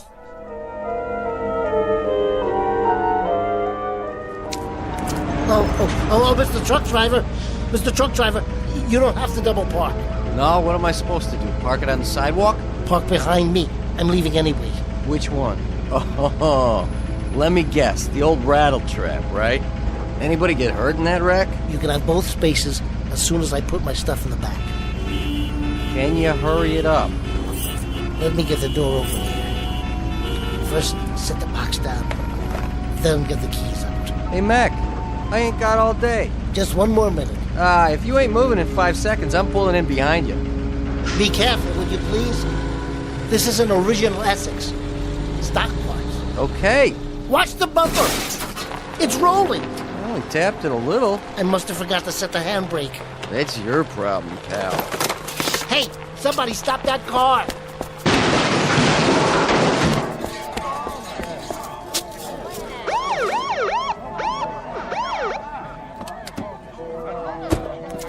Yours? Mine. Does it do this often? Never has before. Now it looks like it never will again. Too bad. It's been kind of like an old friend to me. Stand back, everybody. Show's over. I'll phone for a tow truck. You do that. You wouldn't be interested in purchasing an original Essex, would you? For parts, I mean, they're kind of scarce. No thanks, pal.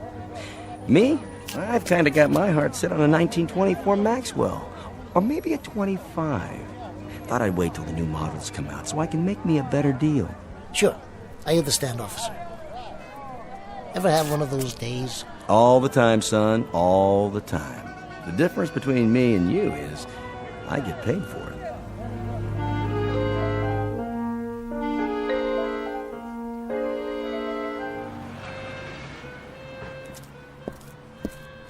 Mr. Beavis? Where's your car? It's in the shop.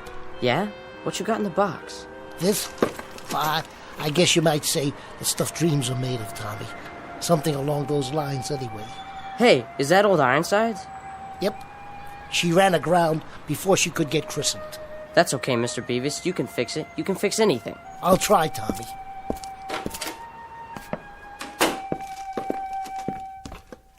Afternoon, Mrs. Chatfield. You'll find all your things in the hall, Mr. Beavis. My things? Your Victrola, your stuffed animals, all of it. Your clothes, too. Okay, I give up. What are they doing in the hall? You're being evicted, Mr. Beavis. I'm not sure I catch your meaning. Evicted. 6 weeks in arrears on your rent. That's it as far as I'm concerned. Mr. Beavis, you're still gonna finish old Ironsides, aren't you? Well, there may be a slight delay. I'm going to have to change shipyards. But we'll get her launched. Yes, we will. That's a promise. We'll get her launched somehow. Yeah, but how? I don't suppose you've ever had one of those days, have you, Tommy? Not yet, but I think you're having one. You know what else I think, Mr. Beavis? What's that? I think you better say your prayers and be real good. Because right about now, you need a miracle.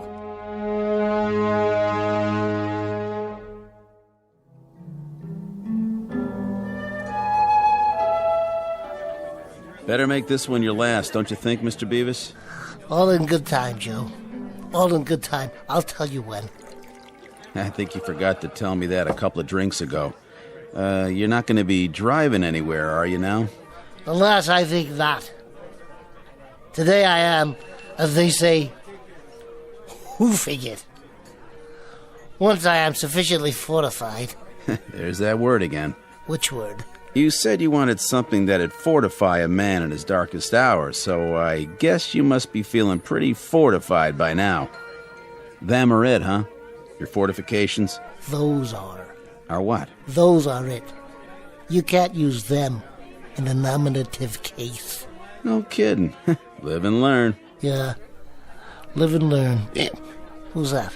Who's who? The old gentleman in the blue suit. Where? Behind me. At the table. I can see him in the mirror. I don't see nobody. Right over... Wait a minute. Where'd he go? Search me. Perhaps you can explain to me, Pete, what you put in those drinks that made me see somebody in the mirror, but not in the booth. See who? Whom? Quite right, Mr. Beavis. Whom? Objective case. Wait a minute. Now, where are you hiding? Nowhere, Mr. Beavis. I'm right here. Hey, how'd you do that? An exceedingly simple trick. You've heard the saying, now you see it, now you don't. Care for a cigar? They're Cuban, you know. Nothing but the best where I come from. You might say we get them duty-free. No, thanks. How do you know my name? Oh, I could say I overheard it from the bartender or some such. But if the truth be told, we do have our ways. And who exactly might you be? Ah, yes, a name. For purposes of identification, you may call me J. Hardy Hempstead. Hey, Pete. Yeah? This is Mr. Hempstead. It is, huh? See what he wants, will you please? Sure, Mr. Beavis. And a happy, fortified Thanksgiving to you, too. Cheers, Mr. Hempstead. Cheers. Hold on. Wait till Pete brings you a drink. But I've already got one. Where? Why, right here. Oh. To better days. I'll drink to that. And what do you do, Mr. Hempstead? I'm your guardian angel. Wouldn't that be something? But I am. Well, I guess we're all our brother's keeper, in a manner of speaking. Not in a manner of speaking. In actual fact. Mr. Beavis, here's the way the cookie crumbles. Several hundred years ago, one of your ancestors performed an act of great courage. Part of his reward was to have a guardian angel assigned to one of his descendants in each generation. Current subject, Mr. James B. W. Beavis. That's you, I take it? Guilty as charged. Good. I have your family history right here. Oh, no. You're not selling one of those books about how to look up your family tree, are you? They always say I had a relative who came over on the Mayflower. Hear me out, if you would. Now, in the past few generations, Mr. Beavis, I've handled some extremely solid citizens amongst your progenitors. Handled? Taken care of. Good care, I might add. For example, there was Magellan Beavis, an intrepid explorer of the 16th century. This is a woodcut of the gentleman in question. Nice costume. Then Parnell Beavis, member of the British Parliament, who fought for Home Rule against insurmountable odds. And more recently, Gunner Lou Beavis, the first Marine to hit the beach at Nicaragua. That's Uncle Louis. Indeed. And your picture will fit right here on the next page. As of now, you too are being watched over by yours truly, J. Hardy Hempstead, your obedient servant. Watched over how? Aided by minor miracles from time to time as the need arises, given a small heavenly assist when the circumstances call for it. Well, you picked a good day for it. I know. Today you had a rather uncomfortable time of it.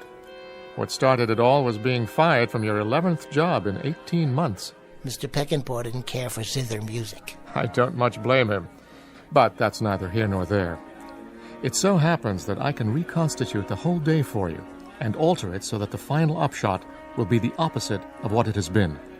In other words, Mr. Beavis, let's go back to 9 a.m. this morning. We'll rewind and start all over again. You mean I can have the day to live over again, and it won't come out the same way? Definitely not the same. We merely alter some of the relevant aspects, and of necessity we must naturally perform a few alterations on your characteristics. For example, Mr. Beavis, your manner of dress. What's wrong with it? Are you serious about that sports coat? I like plaid. And that bow tie. Let's try something a little different. Brooks Brothers might make a better impression. How did you do that? Much better, don't you think? Nice business suit, conservative tie. I look like an undertaker. That may well be, but if you want the day to turn out differently, you have to be different. Shall we go, Mr. Beavis? There isn't much time. You're really terribly nice, Mr. Hampstead. Think nothing of it. To go to all this trouble, whoever you really are. I assure you this is neither personal nor sentimental, Mr. Beavis. It's merely my job. Now he's talking to himself. Looks happy, though. Maybe I better have a shot of what he's drinking.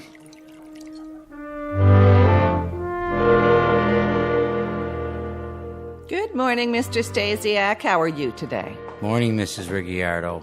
Ask me after I have my coffee. Don't be running in the hall now, little Paul. Okay. All right, here we are. Back where you started this morning. Yep, this is it. Everything's the same. First, I locked my apartment. Good morning, Mrs. R. Top of the morning. Hello. What's the matter with her? Why isn't she talking to me? Remember to keep your voice down. She can't see me. She can't? No one but you. Hi there, Paulie. Hi. Aren't you going to ask me about Old Ironsides?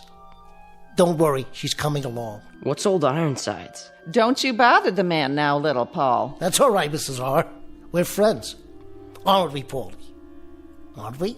Go down and play with the other children. Don't you go far, and don't be crossing the street now. I won't. Well, what do you say, Paulie? Looks like the coast is clear. The banister's nice and shiny. Don't even think about it. Hey, what's going on? That nonsense was for the old Beavis. You're the new Beavis, remember?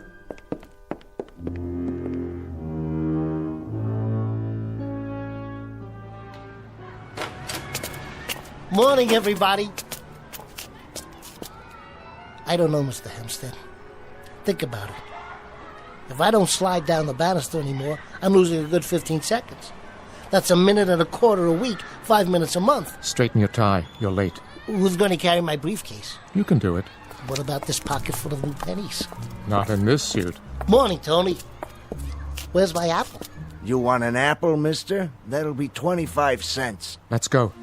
Oh, Mrs. Chatfield. Oh, good morning, Mr. Beavis. I wanted to talk to you about the rent. Oh, I found it in the box. 3 weeks in advance. You're a wonderful, wonderful roomer, Mr. Beavis. That's a switch. This part I don't mind at all.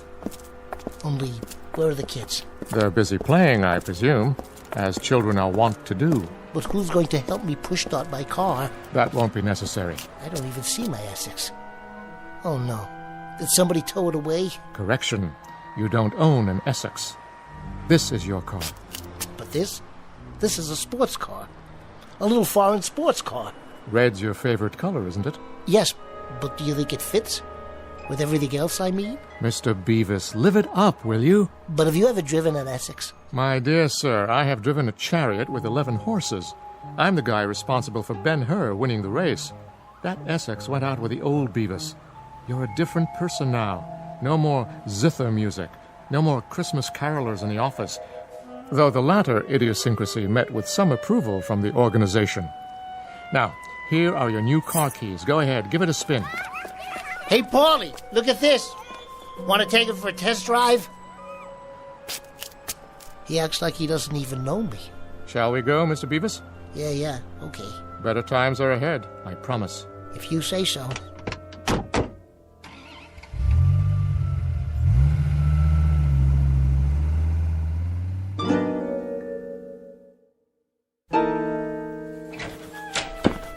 Well, here we are, Mr. Beavis.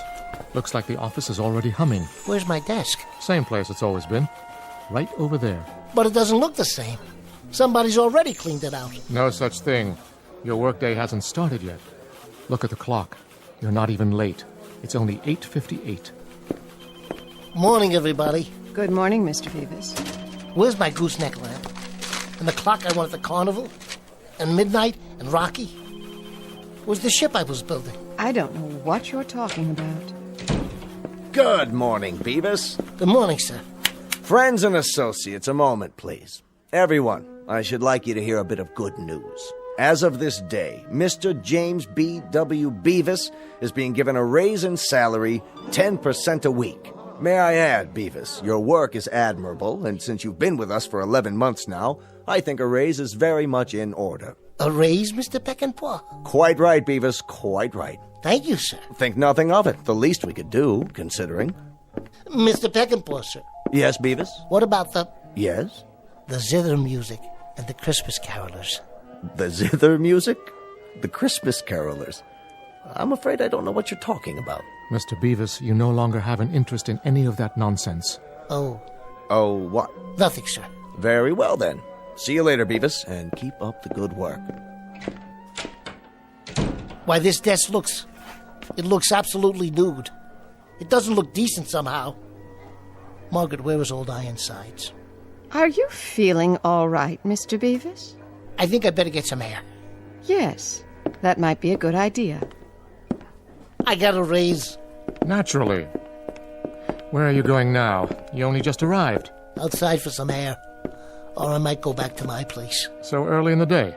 I was thinking, maybe I'll play some stickball with the kids in the street.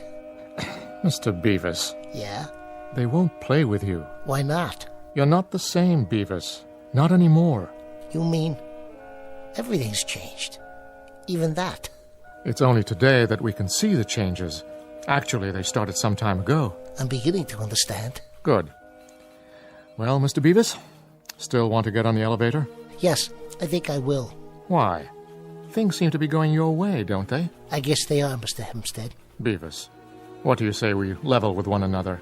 I mean, really, what is it you want?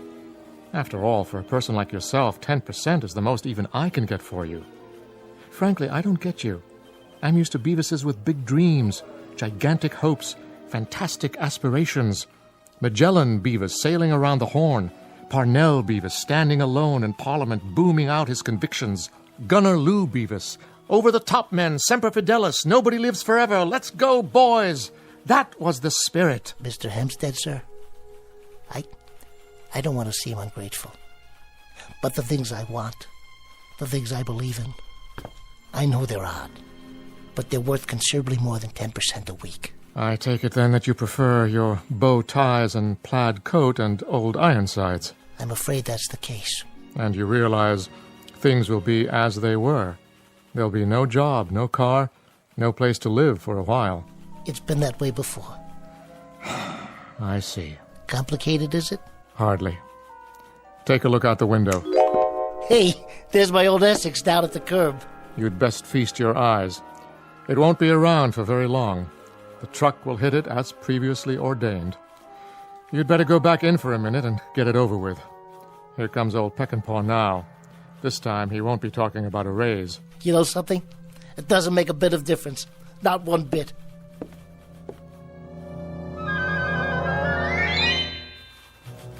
And whose desk is this? Mr. Beavis's, sir. And where is our Mr. Beavis this morning? I'm sure I couldn't say, Mr. Peckinpah. Well, Margaret, when you do happen to see the gentleman who occupies this museum of junk, kindly tell him that I should like to see him personally. If and when he finally deigns to report for work, that is. Once more into the breach.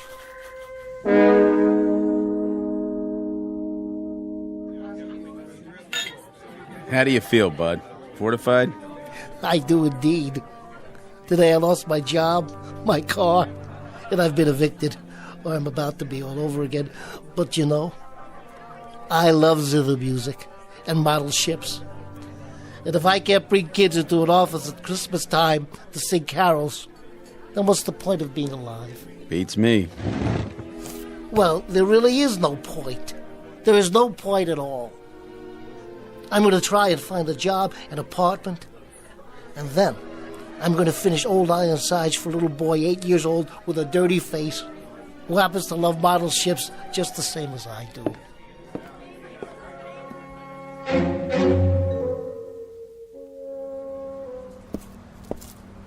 Wait a minute. That's my car. Mr. Hempstead, wherever you are, you're still watching over me. You must be. This your car, buddy? Yes, it most certainly is, officer. And you don't know. You can't imagine how glad I am to find it here. You see, a truck tapped the bumper and it rolled down the street because I didn't have the handbrake on. That was the first time, of course. But now, thanks I'm sure to Mr. Hempstead. Well, I don't know any Hempstead. And I don't care if it's the first time or the 100th time. What are you doing? Writing you a ticket. In this city, we kind of take a dim view of parking next to a hydrant. You mean a fire hydrant? Big and red, right there by your front fender. What hydrant is that, officer? Hey! Where'd it go? I think I have a pretty good idea.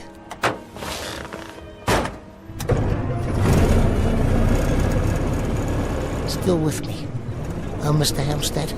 Still with you, Mr. Beavis. Still with you.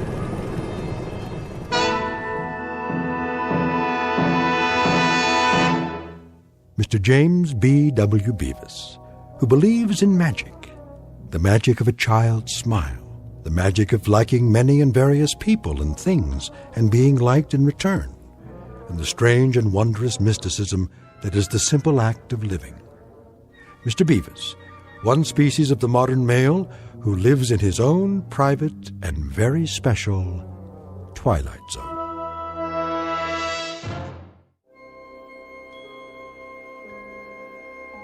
Hi, this is Carl Amari, producer of the Twilight Zone radio dramas. I'd like to take a moment to tell you about our official website at twilightzoneradio.com, where you'll get the latest news and information on these Twilight Zone radio dramas. Plus, at twilightzoneradio.com, you can digitally download 3 free episodes or any of our episodes for only $1.95 each. In this age of ever-changing technology, we've decided to make these episodes instantly available to you by making the Twilight Zone radio dramas a digital download-only series. This means that this series will no longer be offered on CD. The CD collections at our website are now being offered while supplies last at buy one, get one free. So be sure to get your favorites before they're sold out. Be sure to visit us often, and I'll see you in the zone.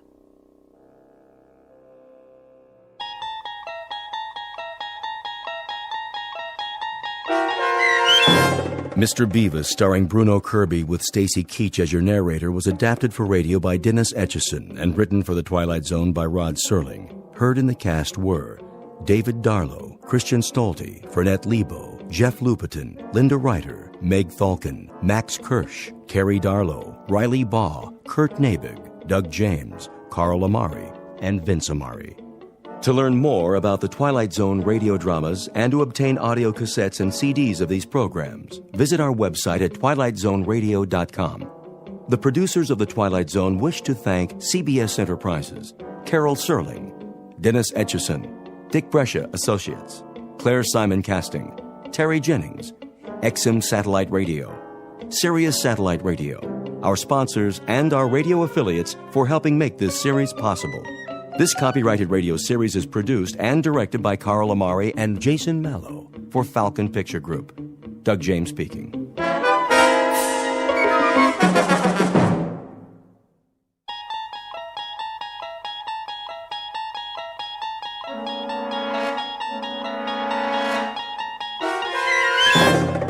You unlock this door with the key of imagination.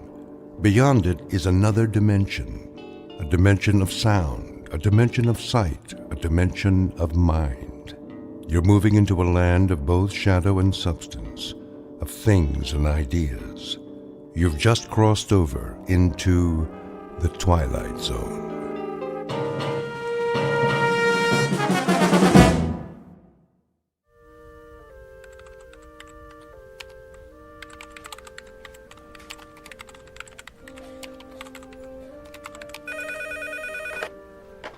Northwest Medical Clinic, how can I help you? I'm sorry, Dr. Matheson is unavailable. He's taken a temporary assignment out of town. Can I make an appointment for you with one of our other physicians? Fine. Okay, let's see. How about next Tuesday at 2:45? Great. You'll be seeing Dr. Kyle Powers. You're welcome. Goodbye. Psst, Dorothy. What is it, Millie? Kyle gets another victim, eh? I know, right? How many of Dr. Matheson's patients is he seeing? Quite a few, which makes sense. He's got the lightest patient load at the clinic. Gee, I wonder why. Shh, Millie, someone will hear you. Well, maybe they should know what they're getting into before they see Dr. Doom and Gloom. Excuse me. May I help you? I have an appointment with Dr. Kyle Powers at 10:15. Another one bites the dust. Shh. Okay, what is your last name? Callahan. Okay, Callahan, let's see. Ah, yes, you were originally scheduled with Dr. Matheson. Yes, but I guess he's out of town for a while. I'm afraid so. Dr. Matheson accepted a year-long research position at a university on the East Coast. Oh. Kyle is seeing most of his patients. Like lambs to a slaughter. Millie? Mrs. Callahan, why don't you just have a seat over there in the waiting area? The nurse will call your name when the doctor is ready to see you. Thank you. That poor woman. I feel so sorry for her. If she's used to Dr. Matheson, she's in for a real shock. I know. I don't envy anyone facing their first appointment with Dr. Kyle Powers.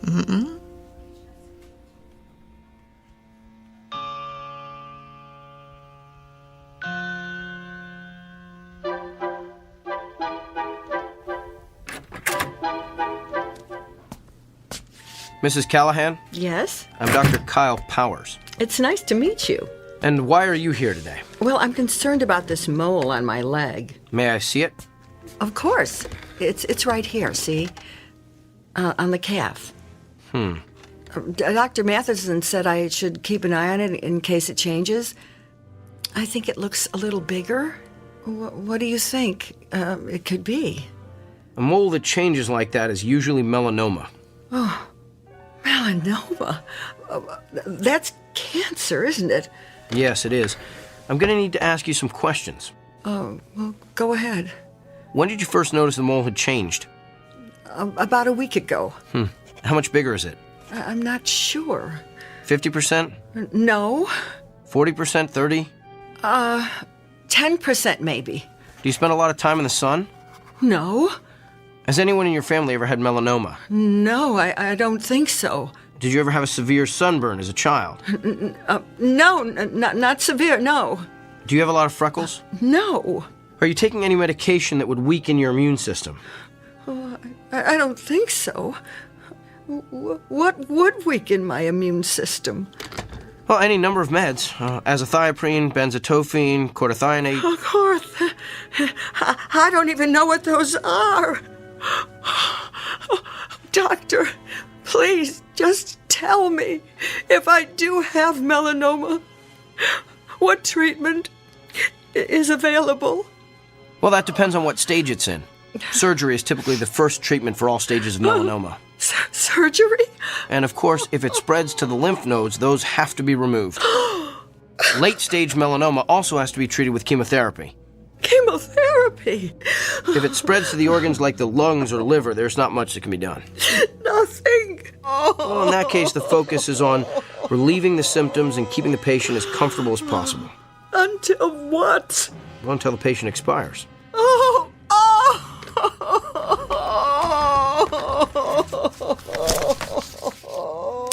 I'm going to refer you to a dermatologist. He'll perform a biopsy and then send a sample of the growth to the lab. If it is melanoma, the dermatologist will refer you to a surgeon for the sentinel lymph node biopsy. It's all standard procedure. Here's your referral. And Mrs. Callahan? Yes? I know there's something most patients worry about at this point, so let me assure you. Even if the cancer gets to the point where you can't function, your insurance should cover most of the medical bills. Keep in touch.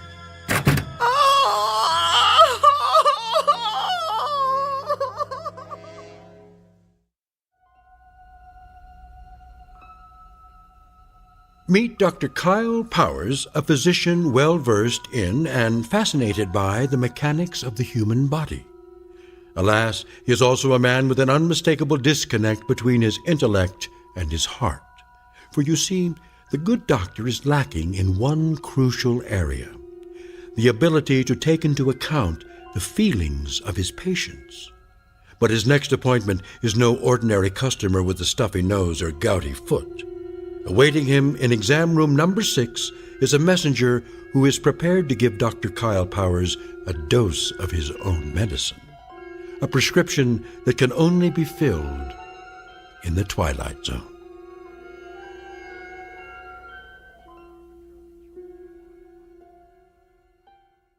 And now, The Twilight Zone and our story, The Amazing Dr. Kyle Powers, starring Sean Astin with Stacy Keach as your narrator.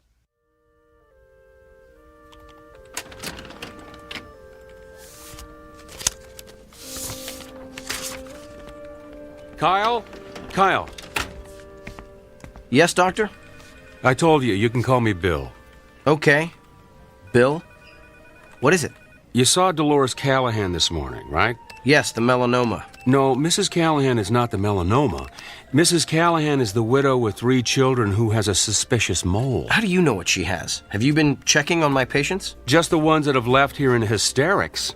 She was distraught. That's to be expected when you're facing cancer. Who's to say it's cancer?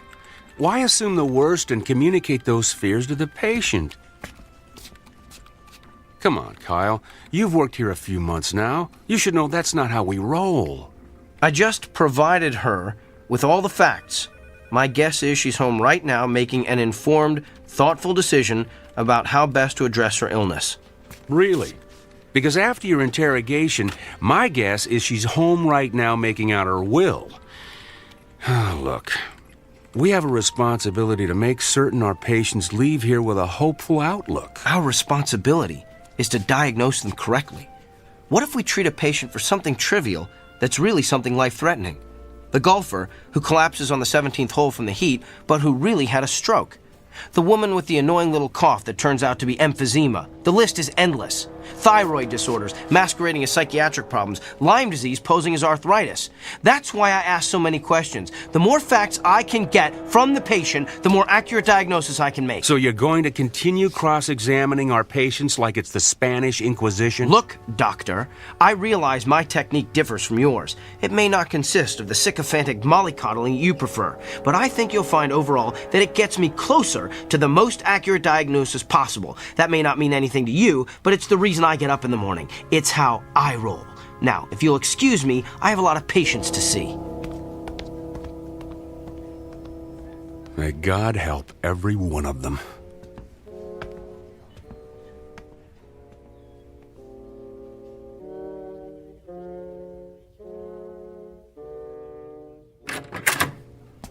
Good afternoon. I'm Dr. Kyle Powers. I'll be your physician while Dr. Matheson is...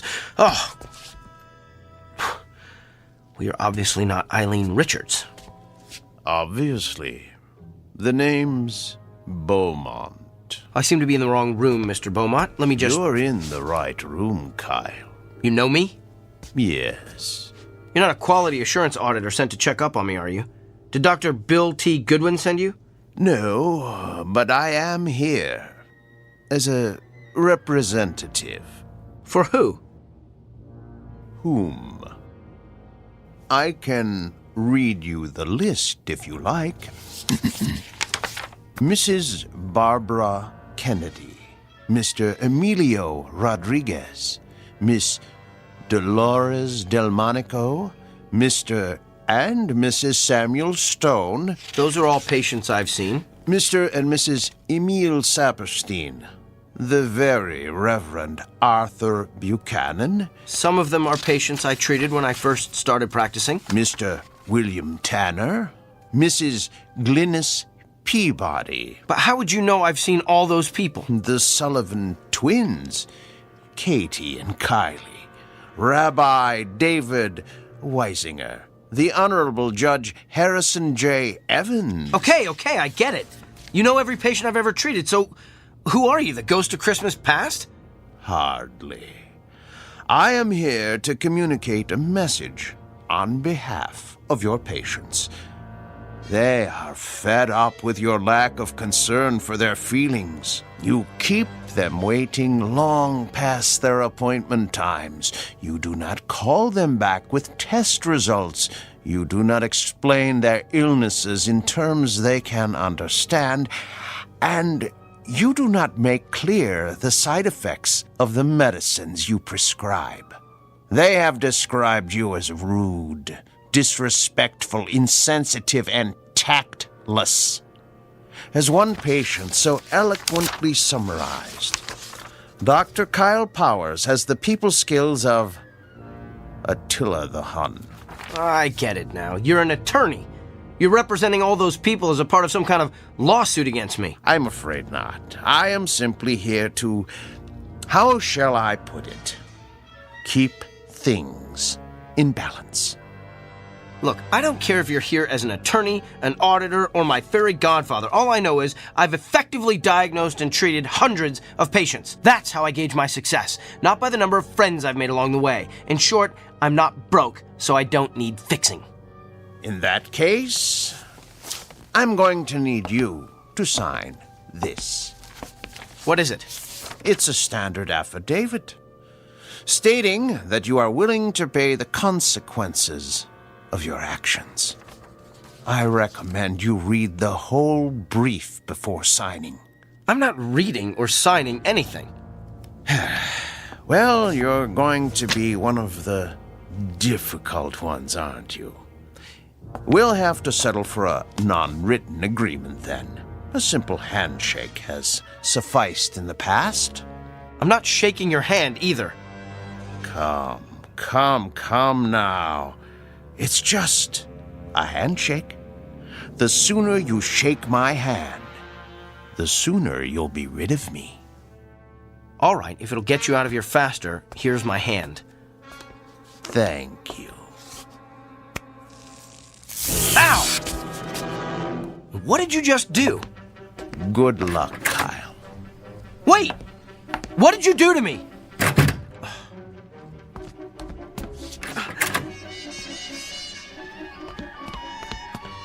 Where did he go?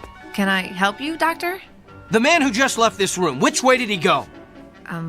You're the only one who's left that room in the last 10 minutes. Well, that can't be. I was just talking to him. I can page him if he's still in the building. Who was he? Nobody. Just some prankster with a joy buzzer. Who's my next patient? Mr. Gianelli. He's in room 7.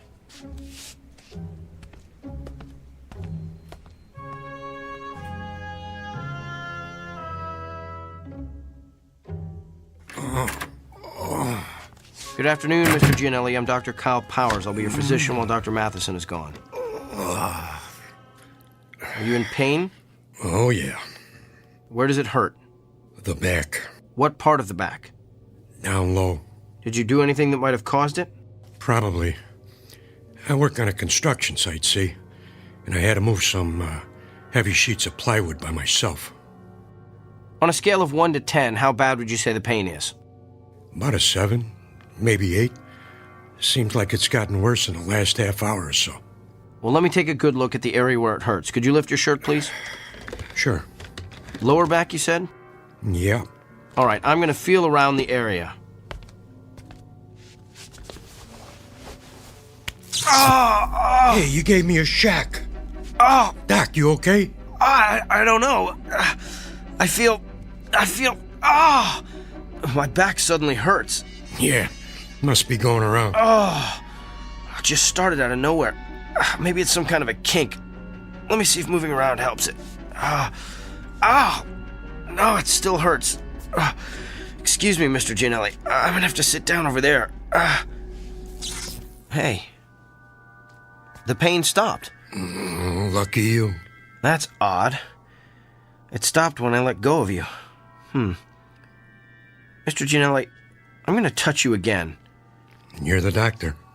Ow, Doc. You need to get a humidifier in here. Fascinating. You're done already? Yes, Mr. Gianelli, this is just a hunch, but is the pain you're feeling on the left side? Yeah? Does it hurt no matter how you move? Yeah?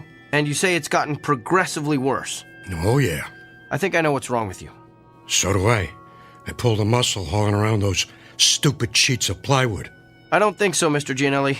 You have a kidney stone. You're kidding me. I'm convinced of it. I felt, that is, you have all the classic symptoms.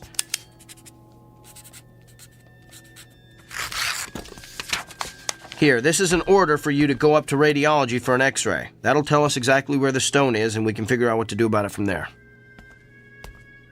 Hey, Doc, can I ask you something? What? How could you tell all that just by touching my back? Mr. Gianelli, I wish I knew.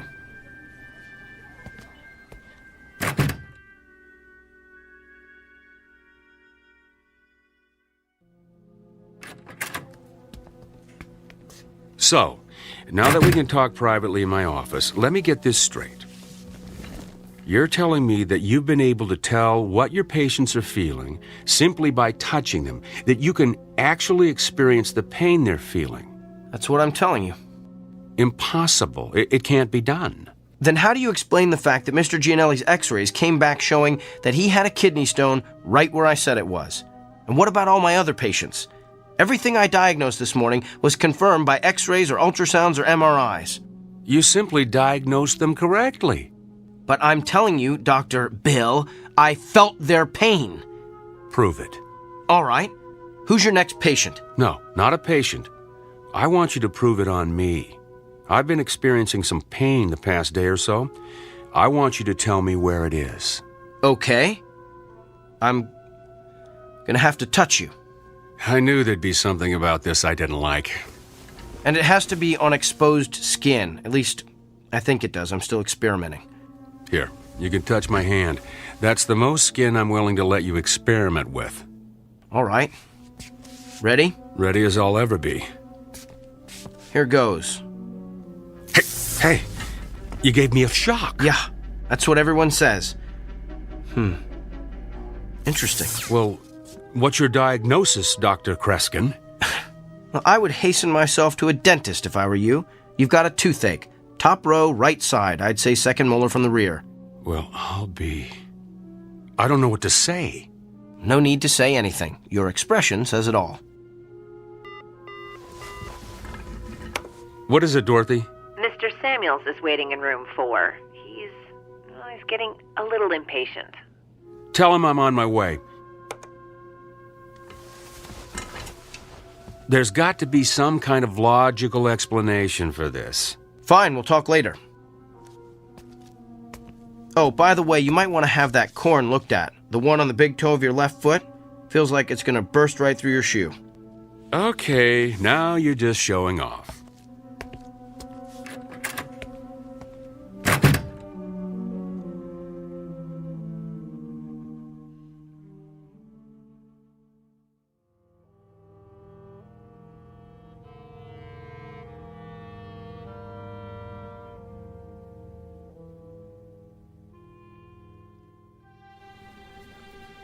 Okay, thank you.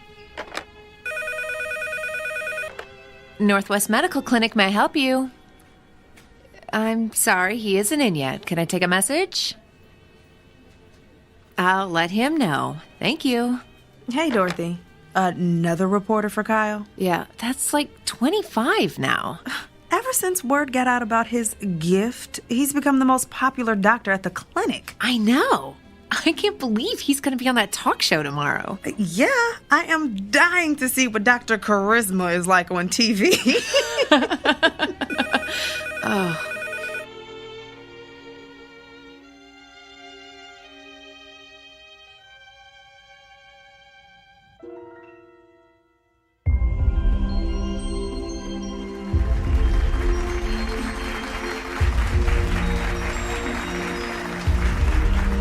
Welcome back to Barbie Porterson's Wake Up Call. I'm Barbie Porterson, and this half hour I'm going to have part 3 in my series on how I've managed to stay young looking the natural way without the use of drugs or surgery.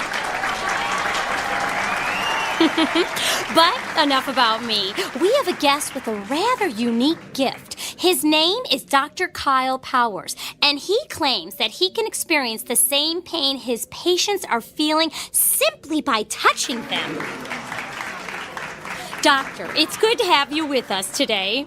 Thank you. Now, why don't you tell us exactly what happens when you touch one of your patients? Well, in a nutshell, I experience exactly what the patient is experiencing. I can feel where the pain is in their body, how intense it is, what might be causing it, and I'm then able to provide an accurate diagnosis. Amazing! Would it be possible for us to get a demonstration from you? Of course. Do you have any discomfort or pain that's bothering you? As a matter of fact, I do. Let's see if you can guess what it is. Now, what do I need to do for this demonstration? Nothing. I just need to touch bare skin. Oh my, careful, Doctor. We're a family show. You can just give me your hand. All right, here you are. Oh! I think a spark flew between us. Don't tell my husband. Interesting. So, what's your diagnosis? I believe the pain you wanted me to identify is a sprained muscle in your left thigh. Feels like you've probably been working out a bit too rigorously at the health club. Ooh, that's amazing! That's exactly how my own physician diagnosed it, but it took him 20 minutes. Doctor, you truly have a special gift. There's something else, though. What? Your head. You have a headache. Are you coming down with something? Of course not! I'm fit as a fiddle. I stay fit the natural way. There's definitely something there. In fact, it's not just a headache. There's pain in several very specific locations in your forehead. That's interesting. Well, thank you for being with us, Doctor. Wait. I know what I'm feeling.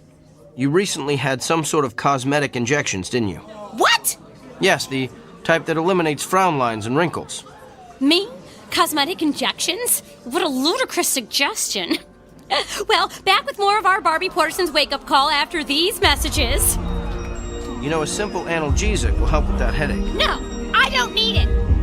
Could we cut the audio, please?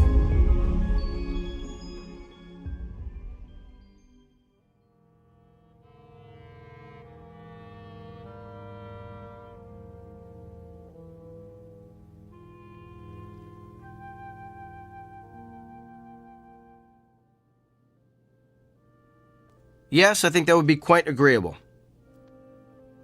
Well, to be honest, I wouldn't mind having a couple of days to think it over. Could you hold on for a moment? Come in. Kyle. Doctor, I'm on the phone. I need a moment with you. I don't have a moment. Make one. All right. I'm sorry, can I call you back? Thanks. That was extremely rude. And what are you staring at? You look so pale. Do you feel all right? I feel fine. Just a little stressed, and your intrusion doesn't help. So what's so urgent that it can't wait? Well, let's start with the waiting room overflowing with your patients. I had an important phone call. With who?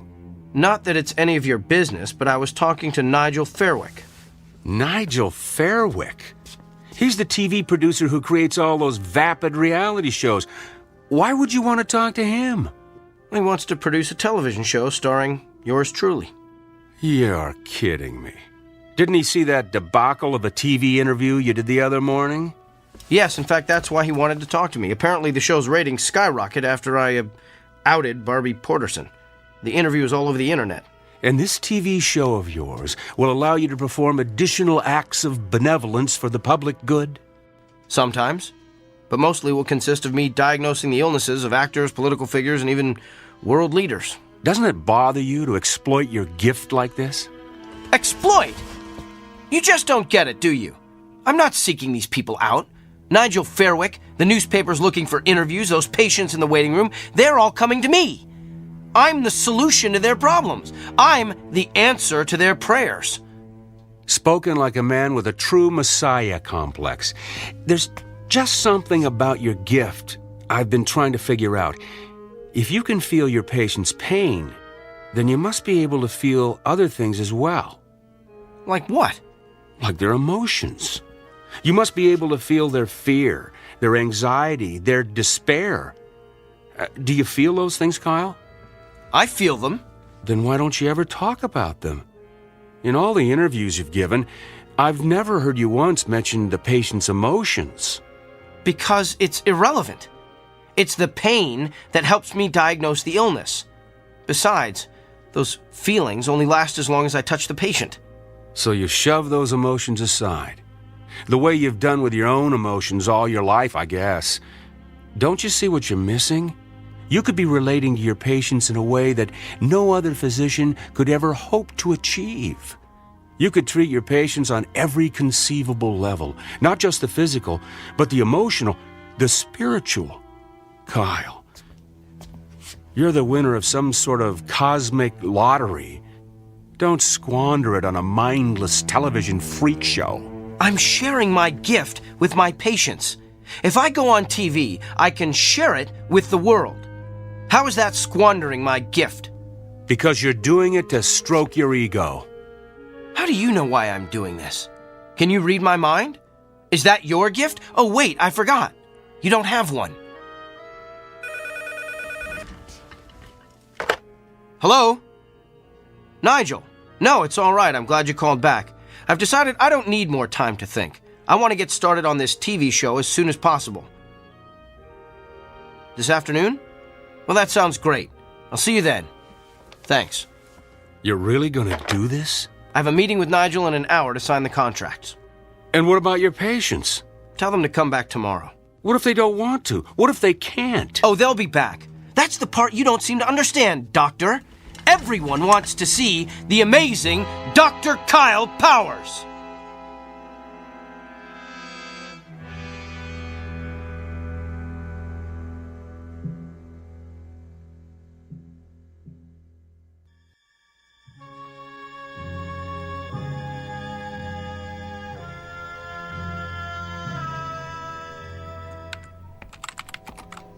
Well, Dorothy, my last patient has left the building. Let's start closing up shop. Way ahead of you, Doctor. Hey, I put the TV on in the waiting area. Kyle's TV show is about to start. Oh, I don't want to miss this. Oh, yes. We shouldn't miss the circus when it comes to town. Come on, Doctor, it started. I'm coming.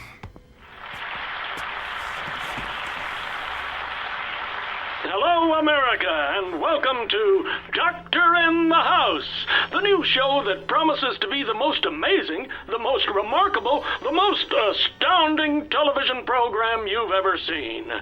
I'm Gil Montgomery, and I'll be your master of ceremonies. Master of hyperbole is more like it. And now, let's bring out the man who's been written about in every newspaper, magazine, and medical journal in the country, nay, the world. Please put your hands together for Dr. Kyle Powers. Wow, a standing ovation. You'd think he was the second coming. He thinks he is anyway. How come he's sweating so much? He's probably just nervous. I don't know. He looks kind of pale, too. Good evening, Doctor. Good evening, Gil. Are you feeling okay, Doctor? I'm not sure. I've been feeling a bit lightheaded today. Well, physician, perhaps we'll give you a chance to heal thyself later in the show. But right now, we're going to bring out your first patient. Are you ready? Yes, I think he fainted. Oh, no. Perhaps we should go to a commercial. But what's wrong with him? He's not getting up. Can somebody help me, please? Is there a doctor in the house? I better head down to the studio.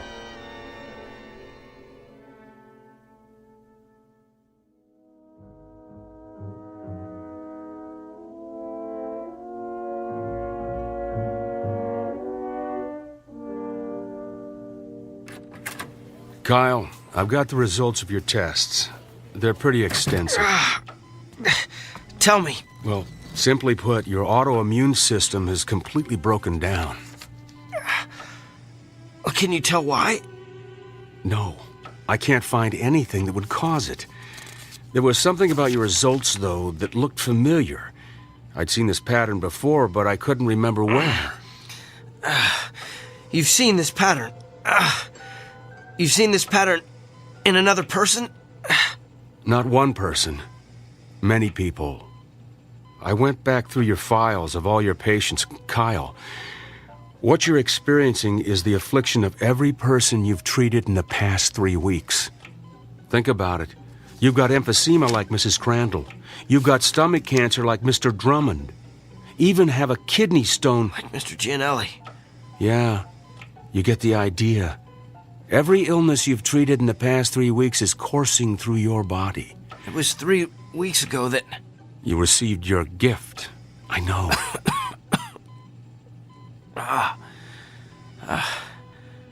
How long do I have? At the rate you're deteriorating, I'd say you've got 24 hours. No. That just can't be. Look, I know you're in a lot of pain. We're going to do what we can to make you comfortable. I want to run some more tests. There's got to be a way to beef up your immune system. Bill, after the way I've insulted you, why are you showing me so much... Compassion? It's part of being a doctor, right? Get some rest, Kyle. I'll be back.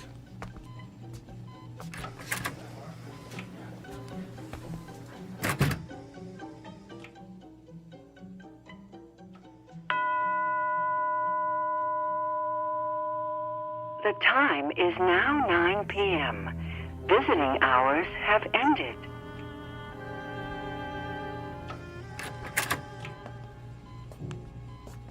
Bill? I'm afraid not. You? What are you doing here? I wanted to see how you're feeling. By the looks of you, I'd say you're knocking at death's door. You did this to me, didn't you? No. You did this to yourself. Remember our agreement? The one we shook hands on. The one you refused to read. You violated, let's see, Section 3, Paragraph 9, which states, the party in question will refrain from using his gift to advance, hasten, or otherwise promote his own personal agenda. You were given a gift intended to help you better understand your patient's feelings. But you managed to use it for your own gain. Quite an extraordinary display of abuse, really. In short, your discomfort is your own fault. And you are uncomfortable, aren't you? I sense that you're feeling more than pain. Yes. You feel the agony of every patient you ever intimidated or demoralized or humiliated. You feel their despair. Tell me about them, Doctor. Tell me about Mrs. Fitzsimmons. I believe you told her last week she has a spot on her lung. Can you tell me what she's feeling right now? She's afraid she'll die without seeing her grandchildren. And what about Katie Morgan, that college student who's been having dizzy spells? You sent her for a brain scan yesterday. She's afraid she won't be able to marry her fiancé, have children, grow old with a loving husband. And what about Mr. Hamner? You sent him for chemotherapy 2 weeks ago. He's... Yes? He's filled with the terror of not knowing what lies beyond death. It must be hard to carry the burden of all that despair. And what's worse, you're feeling it all at once, aren't you? It's worse than the pain. I can imagine. It must be unbearable. So tell me, Doctor, on a scale of 1 to 10, how bad is the despair? What? How much worse has the hopelessness become in the past hour? Don't! 40%? 30? Stop! Is there a history of anguish or misery in your family? Please stop! Have you taken any medication that would cause this kind of acute melancholy? Don't torture me like this! What have you done today that would cause such agony, such utter torment? That's enough! Reached your limit, Doctor. And just answer one last question for me. Do you understand now how your patients feel?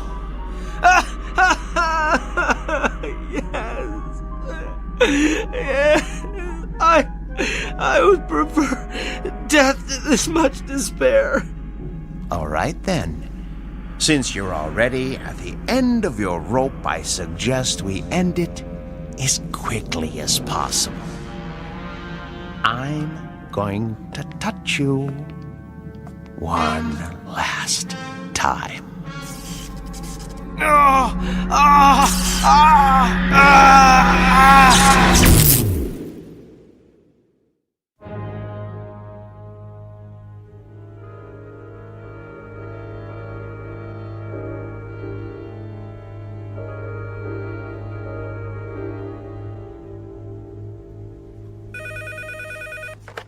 Northwest Medical Clinic, may I help you? Sure, let me transfer you. Hey, Dorothy. What is it, Millie? It's a shame about Kyle, isn't it? Yeah, a pity it had to end the way it did. I mean, for a little while, he had it all, and now, well, you know. How have his patients been taking it? Not well. Of course, I have to tell them what happened when they called to make an appointment. That's a shame. But, you know, at least Kyle is at peace now. Yeah. Well, he seemed very peaceful when I gave him his messages this morning. I guess a full recovery will do that to you. That and a near-death experience. Yeah, but it is too bad he lost his, well, you know, his gift. Yeah. I wonder what it's gonna be like for him now.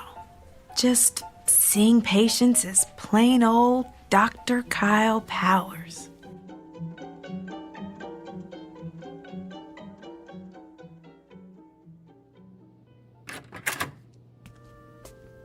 Good morning, Mr. Franklin. Hi, Doctor. I've got your test results here. I know.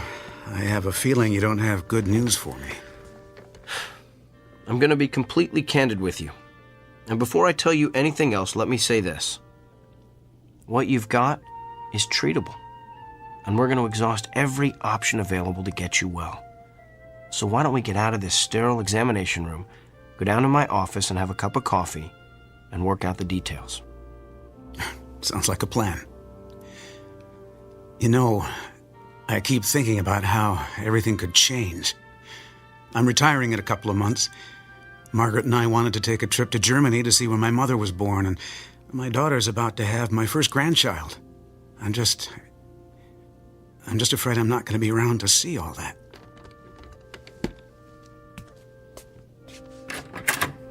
Mr. Franklin, I know exactly how you feel.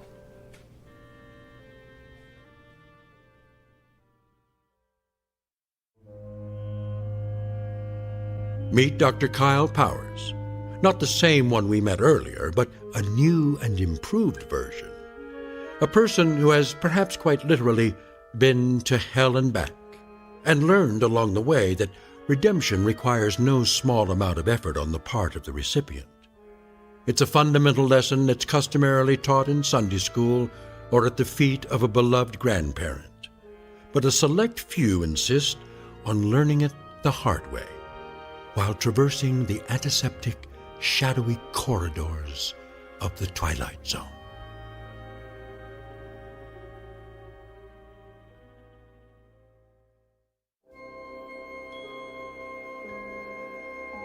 Hi, this is Carl Amari, producer of the Twilight Zone radio dramas. I'd like to take a moment to tell you about our official website at twilightzoneradio.com, where you'll get the latest news and information on these Twilight Zone radio dramas. Plus, at twilightzoneradio.com, you can digitally download 3 free episodes or any of our episodes for only $1.95 each. In this age of ever-changing technology, we've decided to make these episodes instantly available to you by making the Twilight Zone radio dramas a digital download-only series. This means that this series will no longer be offered on CD. The CD collections at our website are now being offered while supplies last at buy one, get one free. So be sure to get your favorites before they're sold out. Be sure to visit us often, and I'll see you in the zone.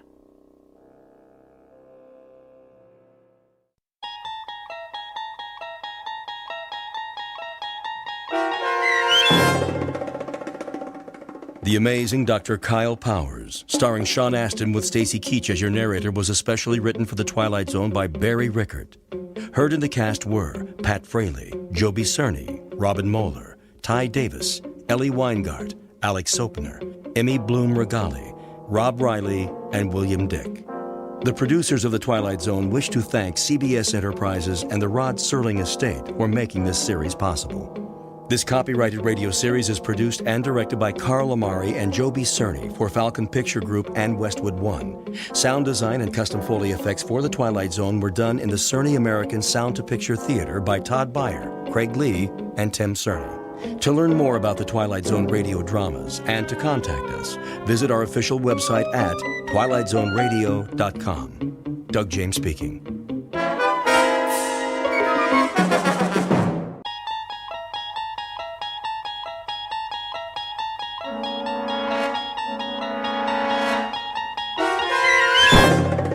There is a fifth dimension beyond that which is known to man.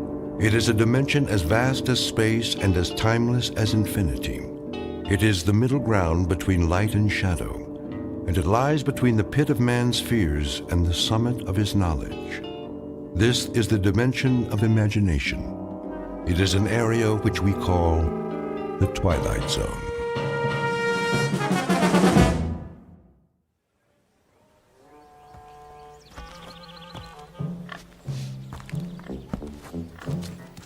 Out of my way, you vermin! What are pigs doing out on the street anyway? It's not sanitary. You should be in a sty or a sandwich. Good morning, friend Woodrow. What's so good about it? Oh, that's the spirit. Keep your chin up. What'll it be this morning? Daily Courier. Daily Courier. That'll be 2 cents, Mr. Mulligan? 2 cents? 2 cents. Same as always. Seems more expensive. Thank you very much, sir. Now, let's take a look. Government surplus. Can you believe it? Believe what, Mr. Mulligan? Government only earns $1.5 million more than it spends. First thing you know, they'll owe money. Then everything will collapse. Inventory predicts every 100th man will own a horseless carriage someday. Oh, that's all we need. I already know what the newspaper says, Mr. Mulligan. You don't have to read it back to me. You read it? Of course. My copy? Not your copy, Mr. Mulligan. My copy. I wouldn't dream of tampering with your Daily Courier. I can assure you no human hands have touched that newspaper. Well, except for the printers, of course. I should think not. At least some people still have standards. Not like Mr. Beaumont, the butcher. You know how much he's charging for steak? Well, why don't you tell me, like you do every morning round about this time? 17 cents a pound! What do they think we are? Millionaires? I don't know. 17 cents seems a fair price to me. I really don't know what you have to complain about, Mr. Mulligan. Things aren't so bad. Hello? You were saying? The only customers you've had in your store this morning are me and this here pig. Thank you for the overpriced newspaper, Mr. Swanson. Always a pleasure, Mr. Mulligan. Get out of my way! Out of my way!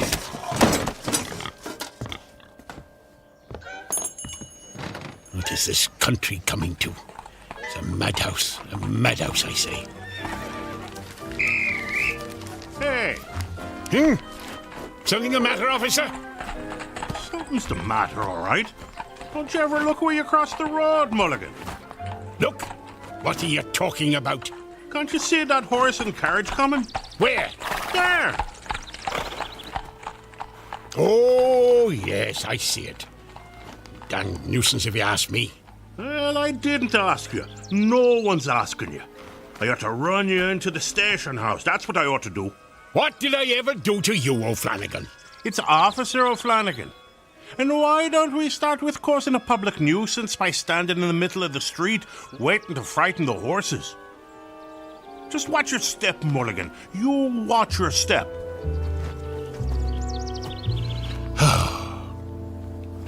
Just watch your step, Mulligan. Some time to live in, this is. Steak at 17 cents a pound. Hats, $1.95. And that lady in the advertisement for Nelson's buggy whips. Shameful. You can see her ankle. Her whole ankle. Hey, better move, mister. Whoa! Hey, get off the street. You're gonna get run over. You wanna get yourself killed? You crazy fool! Don't you know the speed limit's 8 miles an hour? Remember what I said about watching your step, Mulligan. Or you just might fall in a horse trough.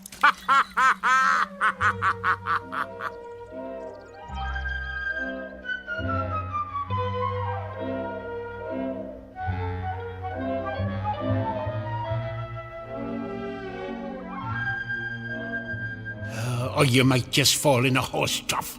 Well, howdy, ha ha ha. Look at me. I'm a working man, an honest man, a prideful man. And here I am working as a janitor for some crank of a professor and drying out my soaking pants in a wringer. Where's the dignity? Whole world's going to the dogs. That's where it's going. Nothing but trouble everywhere you look. Chickens and pigs walking in the streets like people. Crazy bicycle riders who don't watch where they're going. Government spending money like a drunken man. Racing bicycles on the streets at cost of living. And noise. What the Sam Hill? Never heard a ringer make that noise before. Why is it doing that? Wait a second, that's not the ringer. Something in my pants pocket. What is that? Oh, it's me harmonica. Oh, that's just swell. Just my luck. Ruined. Better hang it up to dry next to my pants, I suppose. I guess I should run the newspaper through the ringer, too. Might be able to save it. Not that there's ever any news worth reading, but 2 cents is 2 cents. There you have it. Hot off the press. It's down here, Fenwick. I want you to be the first to see this. Professor Gilbert? Oh, can't let him see me without my pants on. Here it is, Fenwick. Well, what do you think? Why, it's astonishing, Professor Gilbert. I've never seen anything quite like it. Me either. What the heck is that thing anyway? So this is it, Professor. Yes, Fenwick. I call it the Helmet of Tomorrow. Well, that's a stupid name. If this invention's any good, why not call it the Helmet of Today? Very interesting. Just think of it, Fenwick. You put this helmet on your head. Twist this dial. Press here to activate. Here? Oh, not now. And you can visit any year you choose. Any year? You could even travel into the far future. Future. How about 1891? No, farther than that. 92? No. Think far into the future. How about 1970. Now you're thinking. Incredible. But there is a time limit on its operation. There is, Professor? There is. Purely a precautionary measure. No man should be allowed to interfere with the course of history. Well, how long a period would it function, Professor? 30 minutes only. 30 minutes? That's almost half an hour. Yes, it is. 30 full minutes in which to study the events of whatever future date we care to witness. Professor, you're wonderful. Eh? I said it's wonderful. Indeed it is, Fenwick, indeed it is. Are you ready to test it? In good time, all in good time. When I'm ready, I shall take my first journey into the future. To the year... 1962? Oh, who knows what wonders mankind may have achieved by then. Very likely I'll find the world deserted and everyone living on the moon. Or perhaps we'll have a woman president. Well, I hope civilization will progress, Fenwick, not descend into madness. But now, before I embark upon my test journey, we must toast this moment with champagne! Champagne! Champagne! Come, Fenwick! Come!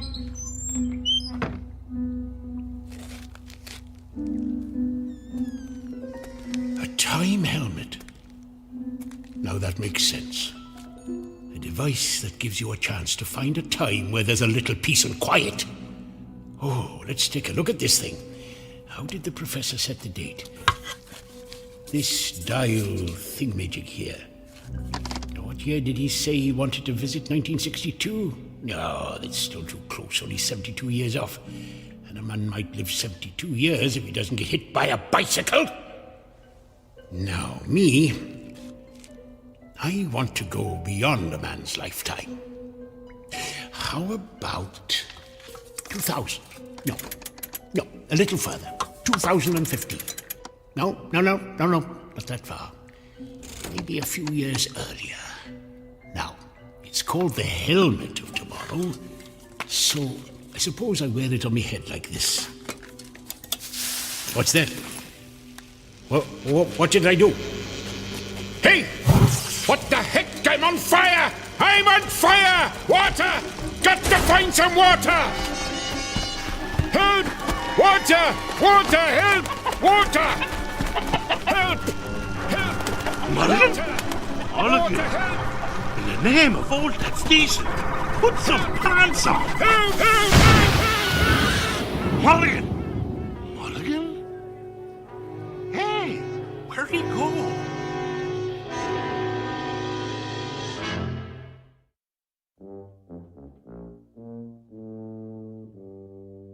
This is our hero, Mr. Woodrow Mulligan, a disgruntled citizen of a small town called Harmony, New York, circa 1890. Complete with the high cost of living, bicycles that exceed the speed limit, and horses pulling carriages with reckless abandon, not to mention an oink-oink here and a cluck-cluck there. Mr. Mulligan, a rather dour critic of his times, is shortly to discover the import of the old phrase, out of the frying pan and into the fire. Said fire burning brightly in the Twilight Zone.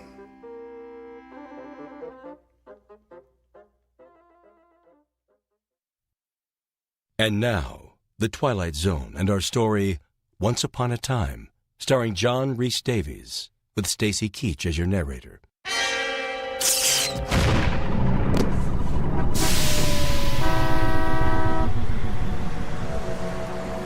Hey! Where am I? This doesn't look anything like Harmony. Where the heck am I? Oh, well, wait a minute. It must have worked. I'm in the future. Shoo, you dumb bird. Now, what time is it? It's 10 o'clock. 10 o'clock. I've got half an hour to take a look around. Oh, what's he doing? Better move, mister. Get off the street. You're gonna get run over. You want to get yourself killed? Oh, missed my turn. I better make a hand signal. Watch out! Hey! The time helmet! Let go of that! That's right! Hey! Give it back! You've got it hooked on your arm! Oh, I was trying to turn right. can't get this thing off my hand. Oh, there, got it. There it goes. Oh, it's rolling down the street right in front of that kid. Awesome! A new helmet. You there, boy, that's mine. Give that to me. Finders keepers. It's mine now. Come back! No way, you freak!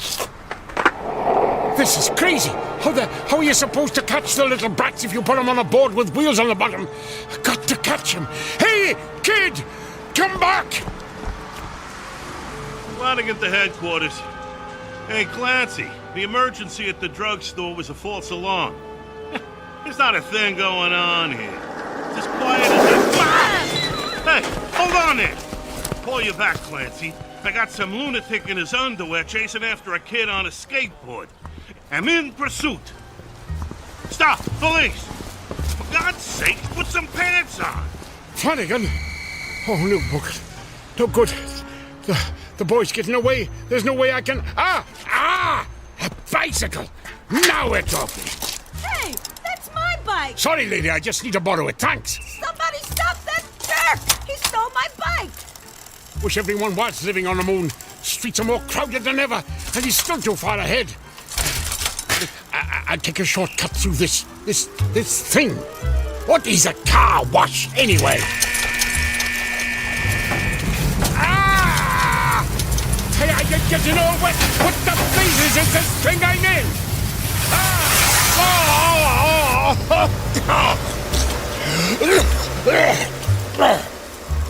What kind of infernal contraption was that? Come out of there. Oh, not again. That's the boy. He's going inside that store. At least the sign says it's a store. It's more like a palace than any store I ever saw. Oh, look out, you people! Here I come! Hey, watch out! Hey! Who closed the doors? Somebody help! I'm gonna crash! I'm gonna crash! I got through. Do they have invisible doormen in this century or something? Hey, kid, give me that helmet back, you little thief! Take it. It's stupid anyway. Catch. Whoa! Whoa! Oh, I got it. And it's not damaged. I can go home. I can go home again.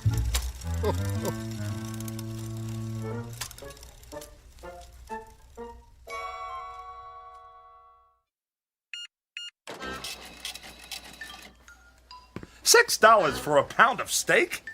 Madam, do I look to you like a millionaire? Look out! Look out!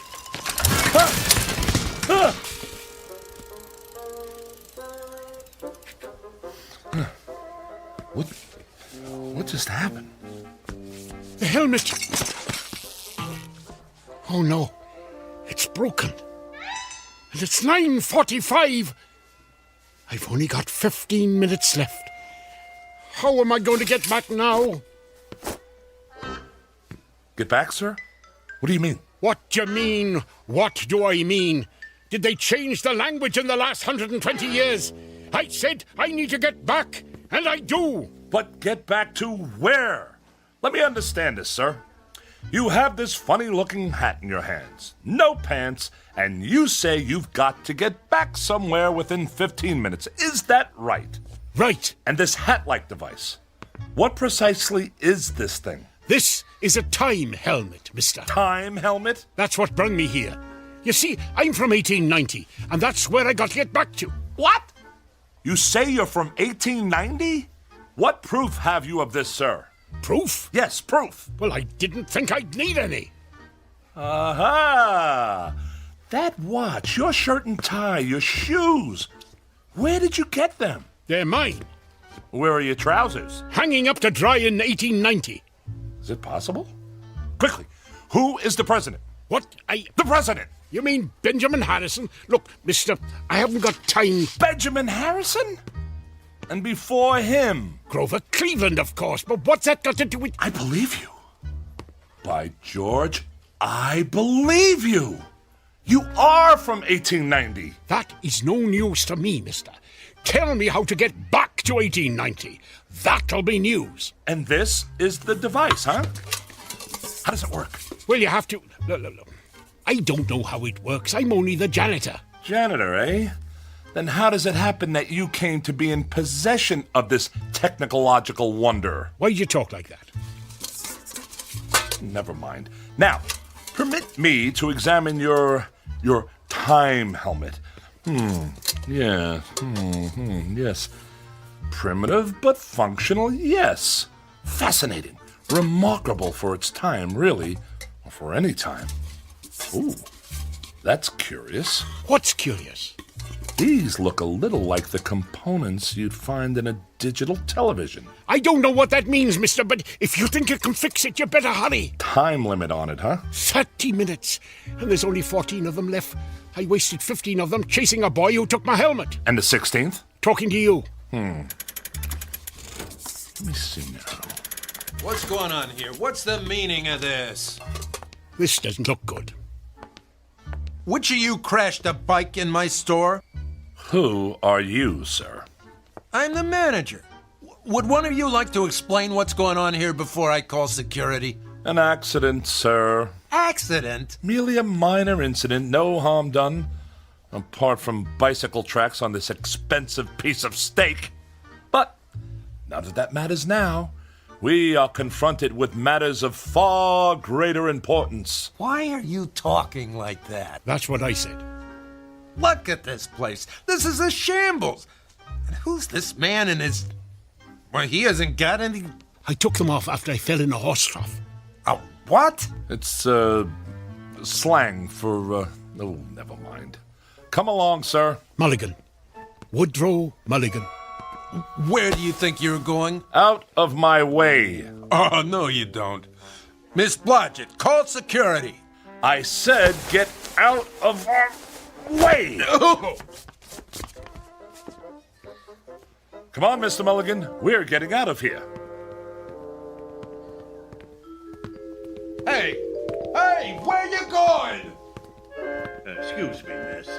But have you seen a man dressed like something out of a silent movie, only without any pants? Oh, that policeman, he's after me. Why? Some kind of generational grudge. Don't ask me. Get behind me. What? I said, stand behind me.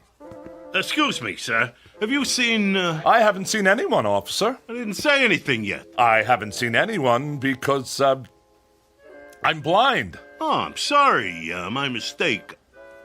Hey, if you're blind, where's your... No dogs allowed in the store. Uh-huh. Well, just watch it, that's all. Are you blind? Oh, not me, that guy. There they are. Where? The one you want is standing behind that fat man. Run!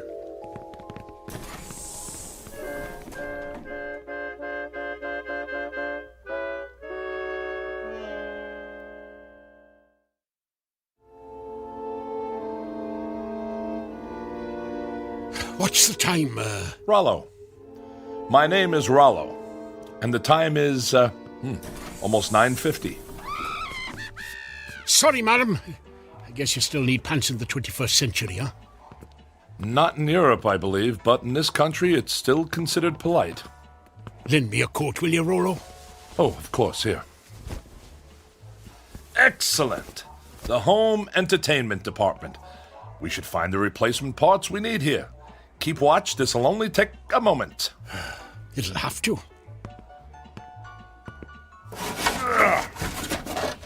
Keep a lookout.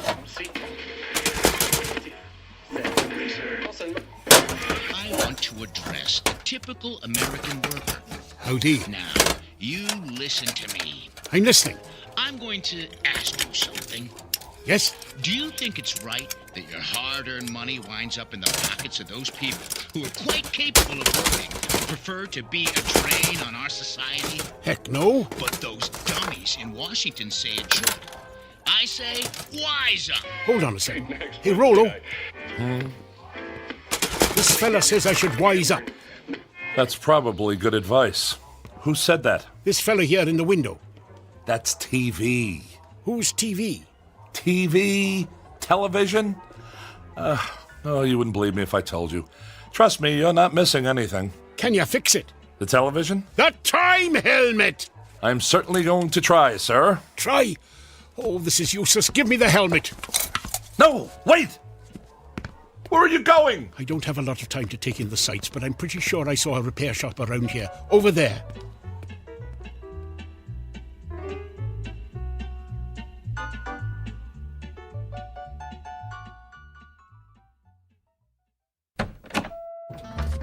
Proprietor! Yeah! Swanson? Logan Swanson? Is that you? Swanson's my name, buddy. Jack Swanson. What can I do for you? Would you come here for a moment, please? Whatever. I have something that needs your urgent attention. And these are the components you should need. Can you fix it? I can fix anything. Good. Leave it with me. Come back Thursday about 2 o'clock. Oh, very kind. Yes, we'll be back on Thursday?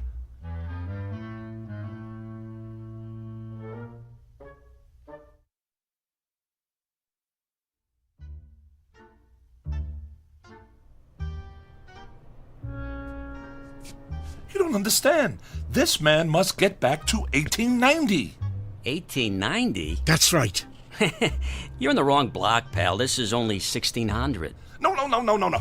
You don't understand. You see, this device here is a time helmet, and this man here, Mr. Woodrow, is from the year 1890. What are you, some kind of nut? Look, I'm a scientist, young man. Young man? I'm 38. If you'll just lend me those tools, I'll... Hey, don't touch the tools. But this is... Don't touch. Do not touch the tools. I can't stress that enough. I'd let you sleep with my wife if I had one before I let you touch my tools. Mr. Swanson, do you mind if I read your newspaper? Knock yourself out, pal. Does that mean yes? Yeah, that means yes. We barely have 10 minutes to get this man back to his, time continuum. Now, if you'll let me demonstrate, it's a straightforward but delicate operation. All we want is this soldered to that... Don't touch. Do not touch the tools, will you? Can you see that sign? I can see it, yes. It says we do not accept checks. Yeah, well, I'm going to replace it with another sign that says, Don't touch the tools. Right. Excuse me. What? Who is this? That's the president. This is the president? Uh-huh. Of America? That's right. I have been away for a long time. Can we return to the subject at hand? You don't seem to understand, sir. What I'm trying to say is... Sorry, are you deaf? This is the last time I'm going to say it politely. Don't touch my tools, if you don't mind. Allow me to show this to you. Don't touch the tools! What in the world is this contraption?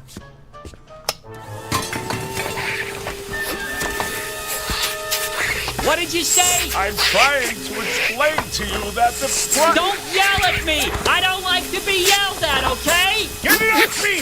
Get it off me! What are you doing with that, Mulligan? It's trying to eat me! It's not trying to eat you, it's... Wait a moment! Oh, Roller, what is this monster? It's not a monster. It's a vacuum cleaner. Everybody has one. Everybody has one of these? Yes. Vacuum cleaners are used for simple... Cleaning their vacuums. Yes, I get it. You people are strange, allowing something like this indoors. What if it gets loose and attacks a child? Now look, Mr. Mulligan. If you want to get this helmet fixed in time, just sit down quietly, please. Now, how are we getting along, Mr. Swanson, was it? Not too good. I'm not sure what I'm looking at here. You're sure this isn't for making those fancy European coffees? No, sir. This is a very scientific piece of equipment. What we're trying to do here is help... I don't understand. What is that little thing in there? Oh, well, that is a transition... Where did he go? Mr. Mulligan! Where are you?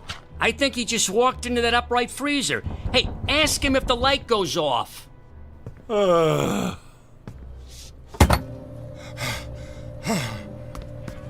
on earth were you doing in there? Don't you know how dangerous that is? I thought it was another room. It's not another room. Just stay away from everything. Sit down if you must, but everything else is out of bounds.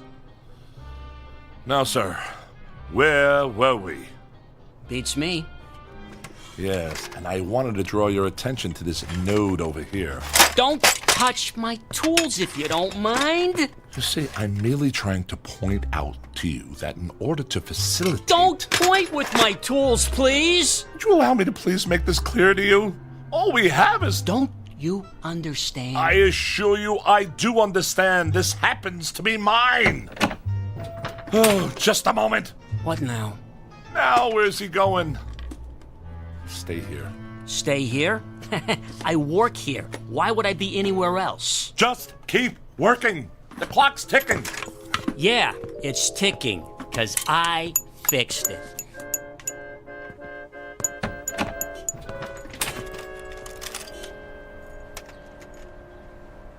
Mulligan, what are you doing out here? I thought you said time was of the essence. It is. But I don't want to go back to 1890 without any pants, so I thought I'd take a look at 21st century fashions. Have you seen these prices? Is this what you pay these days?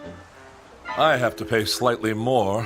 It seems that the hefty gentleman must be continually punished by our judgmental society. Now, come on, back inside before someone sees you.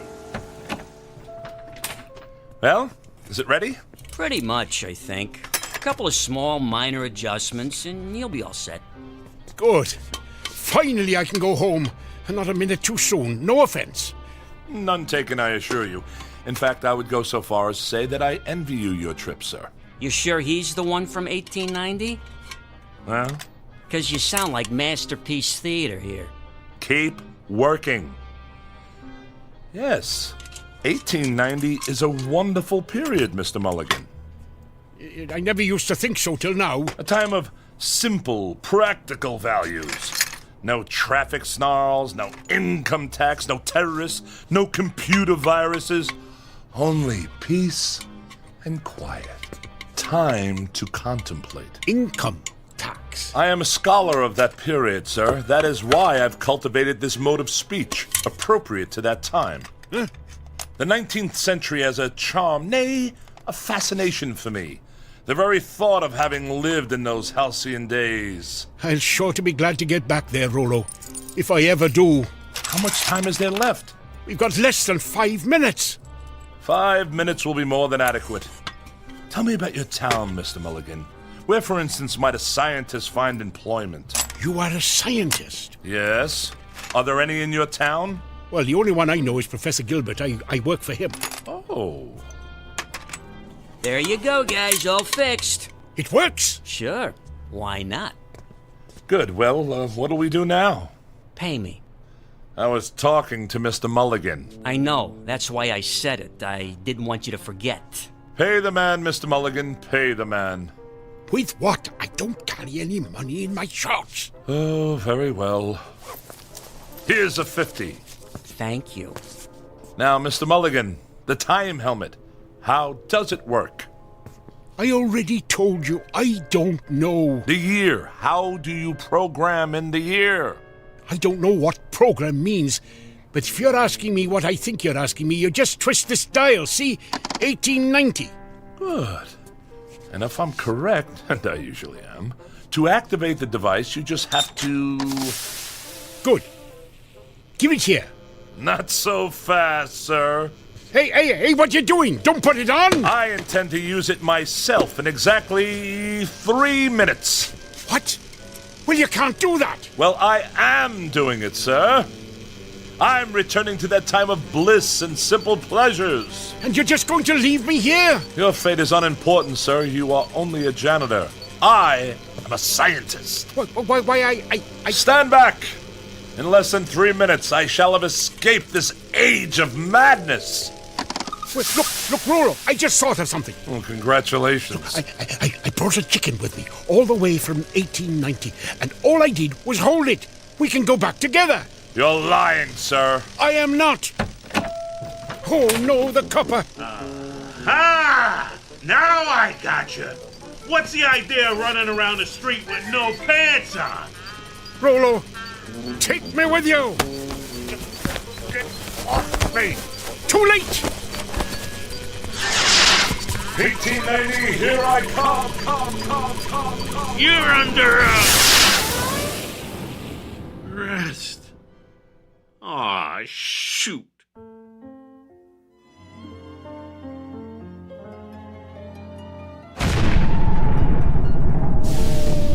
Mulligan? Where in the name of St. Pat did you spring from? I'm back. I'm back! For pity's sake, man. You're still not wearing any pants. Officer O'Flanagan, you are a sight for sore eyes. Ho, ho! Ho, ho! 1890. Charming. Charming.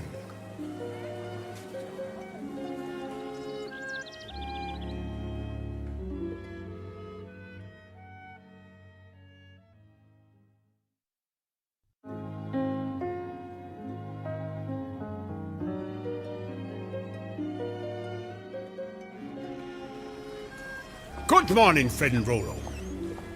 Huh? I said good morning. What's good about it? Got up the wrong side of the bed this morning, eh? Every side is the wrong side. I didn't sleep a wink last night. No? No, my mattress feels as if it's stuffed with rocks.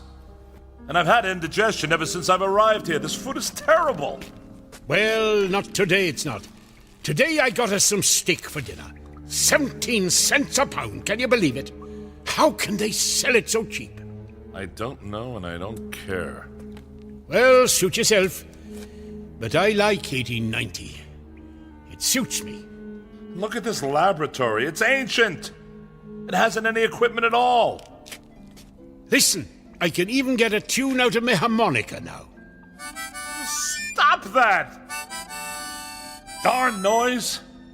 I don't know why I ever came to work here. I don't know why I ever wanted to live here, this barbaric, primitive wilderness. What an utter fool I was to think I'd be happy living in 1890. Of all the dull, miserable, impossible periods of time, this one takes the prize. No sanitation, no facilities, no spring mattresses, air foam pillows, or electric blankets. Oh, sheesh. This guy is worse than my mother-in-law.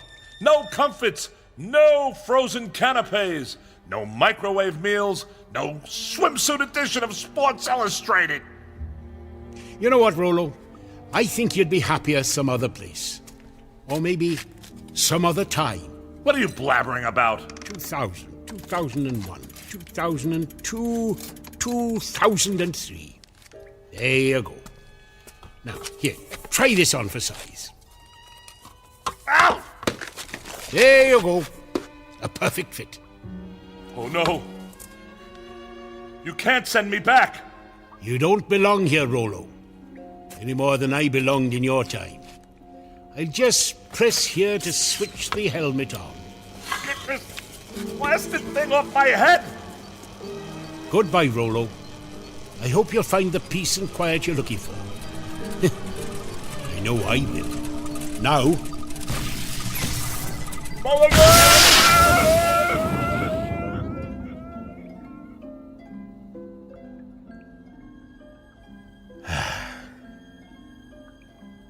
Silence. Just what I was looking for. Well, this laboratory won't clean itself. Unless Professor Gilbert invents something.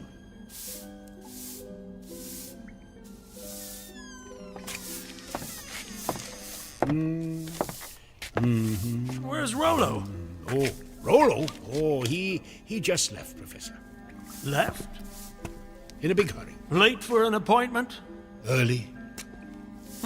Strange chap. Complains a lot. Hadn't noticed.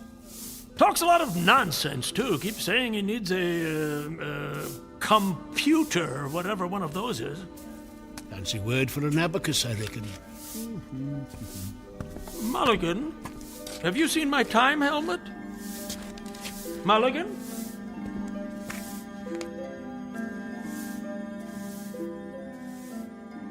To each his own.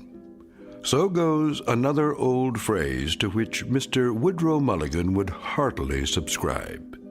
For he has learned, definitely the hard way, that there is much wisdom in a third old phrase which goes as follows: stay in your own backyard. To which it might be added, and if possible, assist others to stay in theirs, via, of course, the Twilight Zone.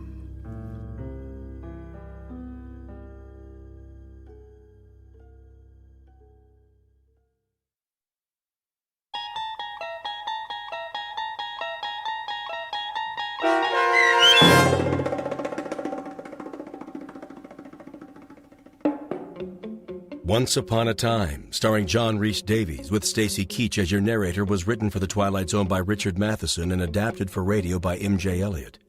Heard in the cast were Mike Starr, Rob Riley, Michael Teshua, Malcolm Rothman, George Adams, Jim McCants, Beth Jacoby Deach, Randall Steinmeier, and C.J. Amari. The producers of The Twilight Zone wish to thank CBS Enterprises and the Rod Serling estate for making this series possible. This copyrighted radio series is produced by Carl Amari and directed by Joby Cerny for Falcon Picture Group. Sound design, custom Foley effects, recording, and editing are done in the Cerny American Sound to Picture Theater by sound designers Craig Lee, Bob Benson, Todd Beyer, and Tim Cerny.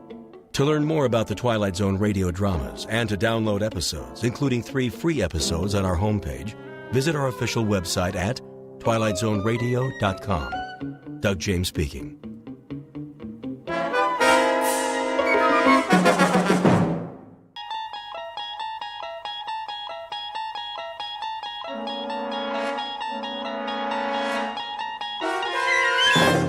There is a 5th dimension beyond that which is known to man. It is a dimension as vast as space and as timeless as infinity. It is the middle ground between light and shadow, and it lies between the pit of man's fears and the summit of his knowledge. This is the dimension of imagination. It is an area which we call the Twilight Zone.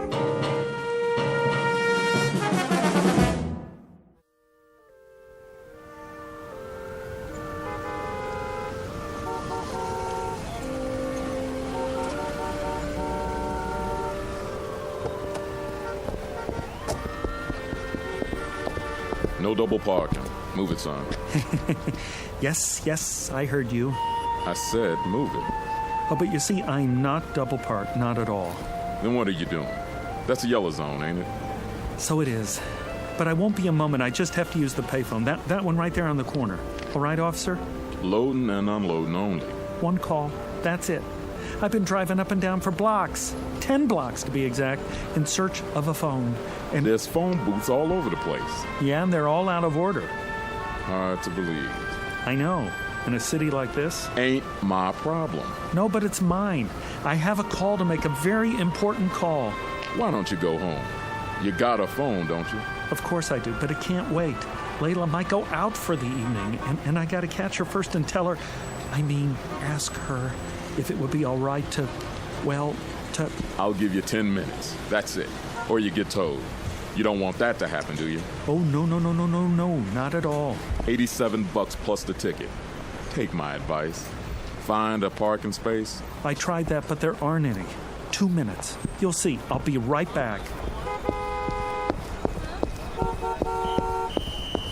Go on around. Keep it moving.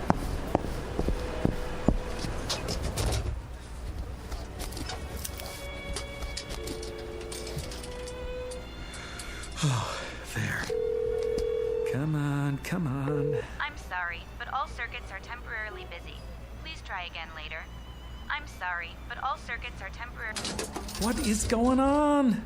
Layla. Oh, baby, I'm trying to get through. Don't you know that? Can't you tell, darling? It's Roger. I need you tonight. Oh, Layla.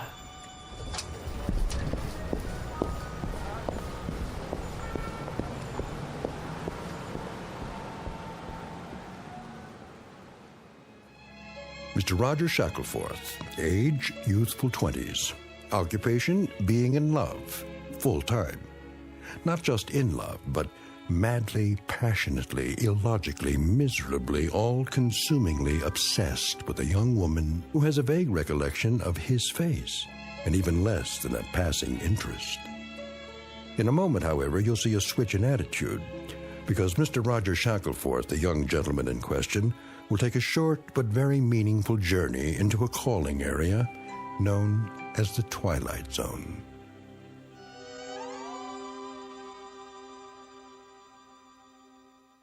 And now, The Twilight Zone and our story, The Chaser, starring Stephen Tobolowsky with Stacy Keach as your narrator.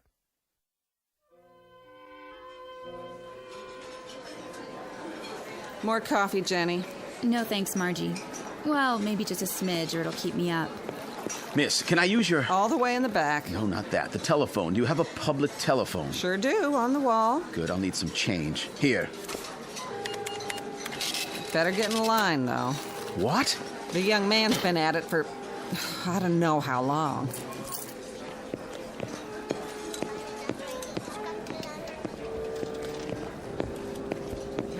Man, are my dogs killing me. Tell me about it. Back of the line, pal. This is madness. Yeah, they call it New York. It's becoming impossible to make a call anywhere in the city. You can say that again. Thank you. This is an outrage. Watch your blood pressure, honey. Look, he's making another call. Same number over and over. I tell you, he won't give up. Doesn't even talk, just dials. Maybe he's got a dialect. Gonna have to soak his finger in Epsom salts. Oh, I simply can't stand this. I must use the phone. Well, la-di-da. Who are you, Mr. High and Mighty? I have a business appointment and I'm late. Stand aside. Oh, no. We're all in this together. Look, I'll buy your place in line. $1 to get in front of you. $1? Are you kidding? All right, $5. Well, since you put it that way. How about you? Got another $5 on you? Certainly, certainly. Who's next? Don't look at me. But I am looking at you. Have you ever made $5 so easily? That ain't the point. I should first pay the same as place and show. How much do you want? Nothing less than a sawbuck. 10! That's... Then take your business elsewhere. I don't come cheap. I can see that. Here we are. After you, sweetie. Time, young man. I've had quite enough.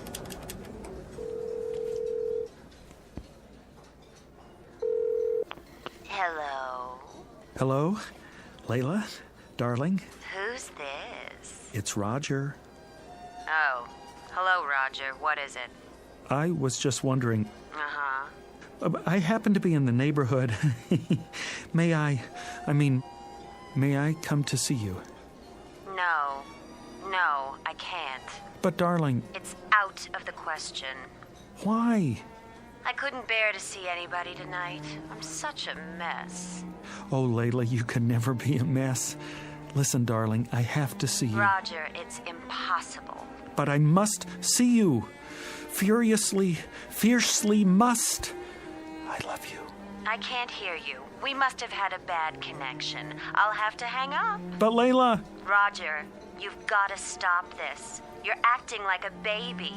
I can't see you now, and that's that. Well, then, talk to me.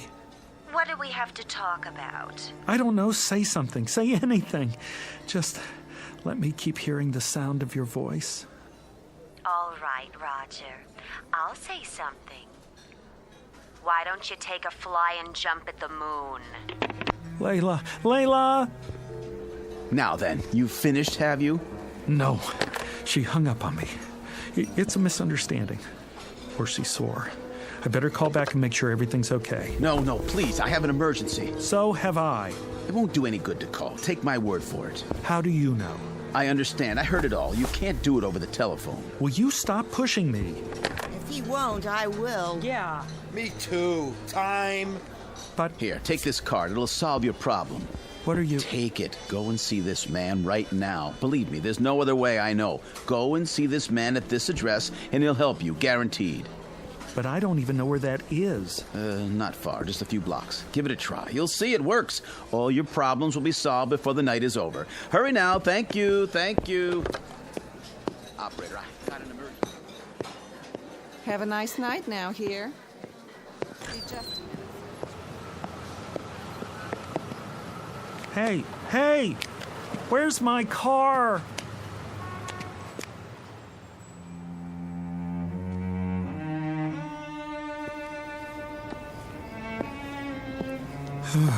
Number 1820... 22. This must be it. Pretty dark. Can't see a doorbell. Ugh, some door. Didn't even touch it.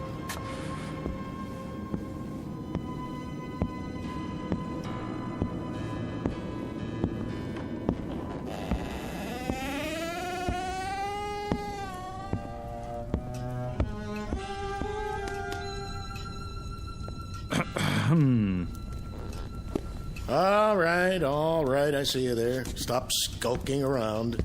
I wasn't skulking. I just didn't know if... Common disease, not knowing if. Well, don't just stand there. Sit down.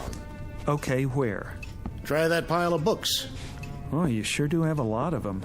I never saw so many before. Is this a library? You might say that. A private one. Have you read all these? Some of them. The others are for reference. You never know what people will need. No, sir. Do I know you? A man gave me your card. It says, Professor A. D-A-E-M-O-N. How do you pronounce that? Damon? If you prefer. And this address. I guess I'm in the right place? Oh, then you haven't come for a bottle of the glove cleaner. Glove cleaner? No. As a matter of fact... Perhaps another time. Well, as a matter of fact... You keep saying that. Come to the point. Well, the point is, I don't know why I came at all. You see, the man who gave me your card was a complete stranger. Oh, yes. Satisfied former customer, most likely. But I don't know why he gave it to me. I was standing there in the restaurant trying to make a call when... I know why you're here. You want what I've got. But how could I? I don't even know what you've got. A little bit of everything. Name your poison. Ointments, salves, powders, sovereign remedies, nectars, lotus blossoms, toxins, tonics, antitoxins, decoctions, concoctions, and potions. All guaranteed. Oh, well, I don't need anything like that. Well, don't be hasty. You're here, aren't you? Yeah, but I don't need any medicine. Son, you just might. You look feverish. Oh, that. It's sort of, nothing really. Nothing I don't supply. Something is my specialty, and anything is what you'll get here. You're ambitious, is that it? You want success? Money like Midas, the world at your feet? No, it's not that at all. Power. You want power. You don't understand. All I want is Layla. Layla? Yes. Oh, if I had Layla, I could do all the rest myself. Layla? I might have known. I offer him practically anything, and all he wants is Layla. I guess there's nothing you can do about that. That is the simplest of all, the elementary parlor trick of my science. You disappoint me. No, you still don't understand. You see, I am in love with someone named Layla, but she's not in love with me, and I don't know why I'm telling you this. I do. I can arrange it so she'll love you. How? I promise you, she'll never leave your side. When she isn't telling you she loves you, she'll be gazing at your loving face. She won't even eat before you do, and nothing will be too much for you to ask of her. Really? She'll worship you. She'll beg for kisses and weep for joy at your touch. And if in passing time you should perhaps look at another girl, or even do a little more than look, she'll feel hurt, but she'll forgive you and love you just the same. Frankly, you'd get the same shake from a Cocker Spaniel. Oh, but that's wonderful. That's all in the world I want, my Layla's love. Is Layla's love. I should have known. Where did I put that bottle? If it isn't his Layla's love, it's his Dorothy's love, or his Rhea's love, or his Gwen's love. You keep it up there. On the bookshelves? Away from prying eyes. Tell me one last time. Are you sure you wouldn't be interested in the glove cleaner, as I call it? What is it? Well, there are many names for it, including the Eradicator. But glove cleaner is a nice, nondescriptive title. Clean, colorless, tasteless, unidentifiable, and sure. I'm not very interested in glove cleaners. Why not? It's easy, it's swift, it leaves no trace. It's perfect for its purpose. You're not making sense. Why, boy, that's all I make. Which is why I'm such a lonely man. You're absolutely sure you don't want to try the glove cleaner. It is very expensive. Perhaps you can't afford it. For instance, this little bottle costs $1,000. $1,000? Are all your prices like that? Some are, some aren't. What about the other one? The one that will make Layla love me? Oh, that's only $1. $1? Love potions are my cheapest items, and they're overpriced at that. $1 for my Layla's love? It won't hurt her. If anybody gets hurt, it'll be you, but I don't expect you to believe me. How do I use it? Put it in anything. A drink, tea, soup, coffee, water, anything at all. Makes no difference. You'll get exactly what you claim to want. Professor, you got a deal. I really don't believe any of this, but I'll try it. I'll try anything. What do I have to lose? If it works, I'll be the happiest man in the world.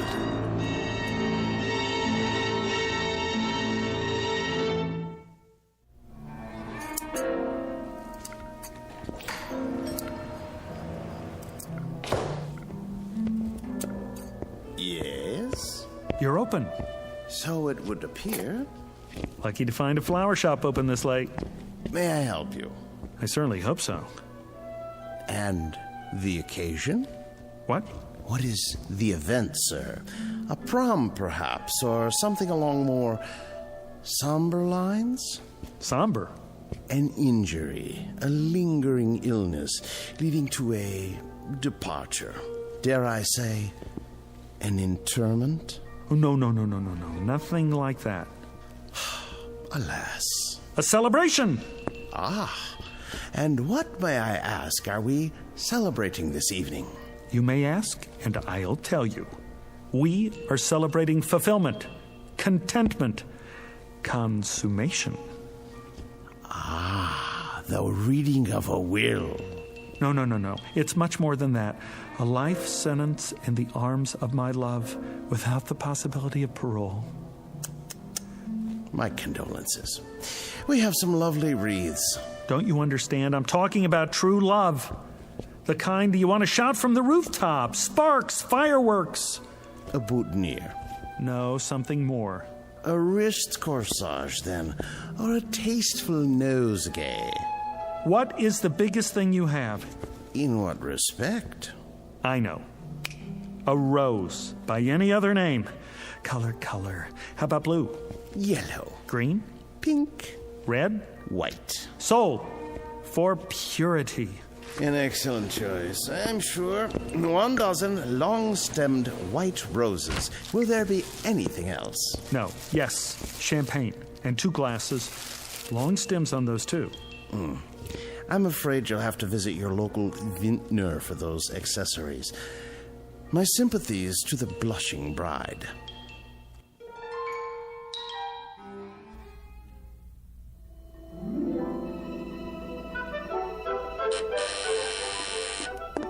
Who could that be?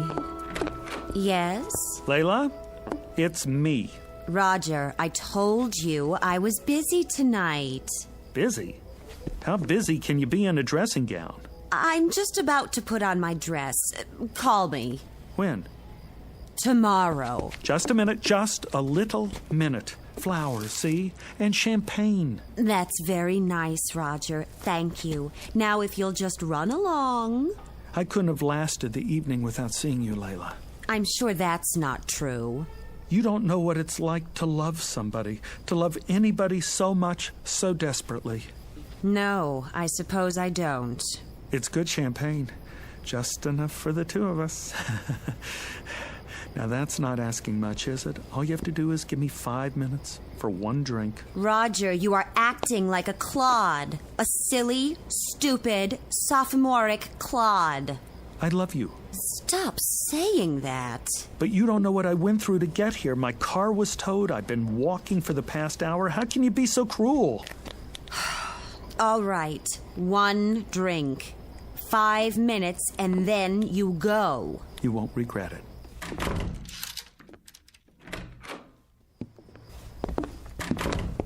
Layla? Not so fast. I've got to put on my dress. Why?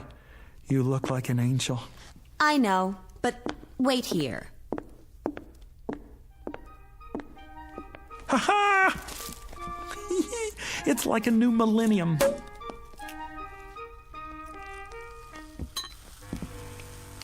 Don't be too long, darling. Just long enough to prepare one very special glass of champagne for you.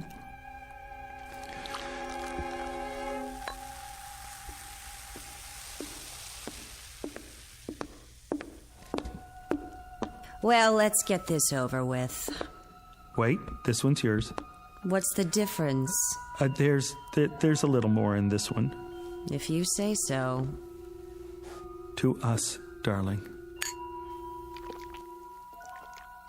Well, time's up. Not so soon. Thank you very much for the drink and the flowers. Be sure to put them in water. Would you like me to do it for you? Goodbye, Roger. Excellent champagne, wasn't it? It'll pass. Very good year. No aftertaste. I suppose so.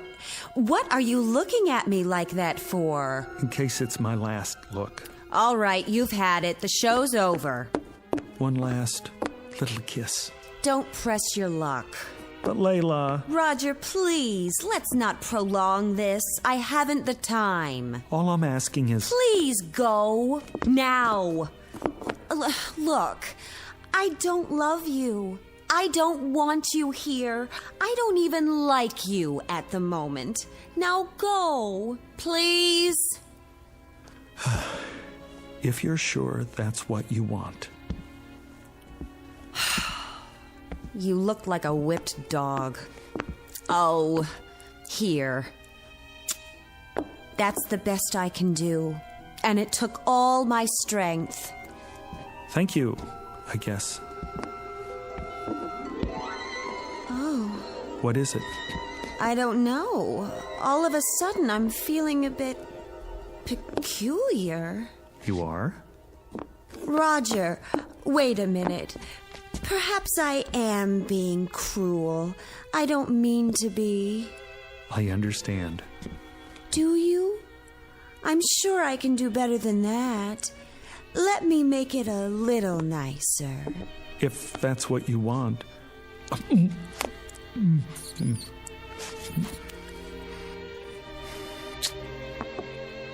That was definitely an improvement. What's happening? What is happening to me? Who cares? Come here, baby. Oh, Roger.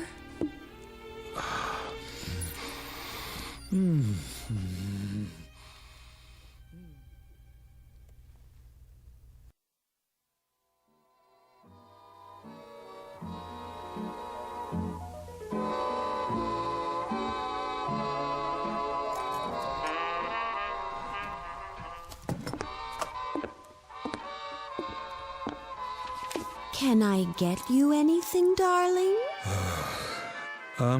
No. Are you sure? Quite sure. Is the music too loud? No, it's fine. Let me turn it up for you. It's fine, I said. What are you doing? Reading. Oh. Is it a good book?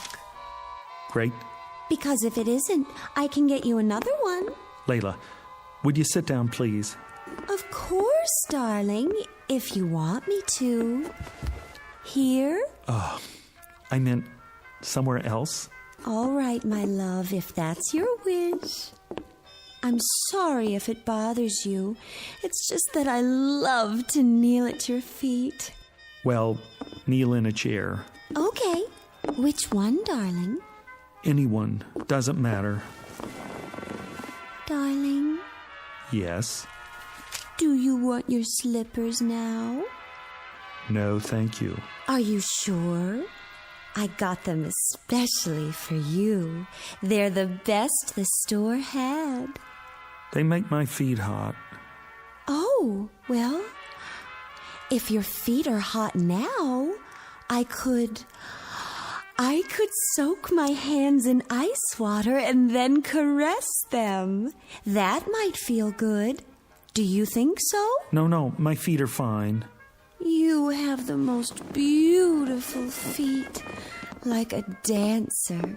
I've never seen a more perfect instep. Would you like to prop them up on something? I'm fine.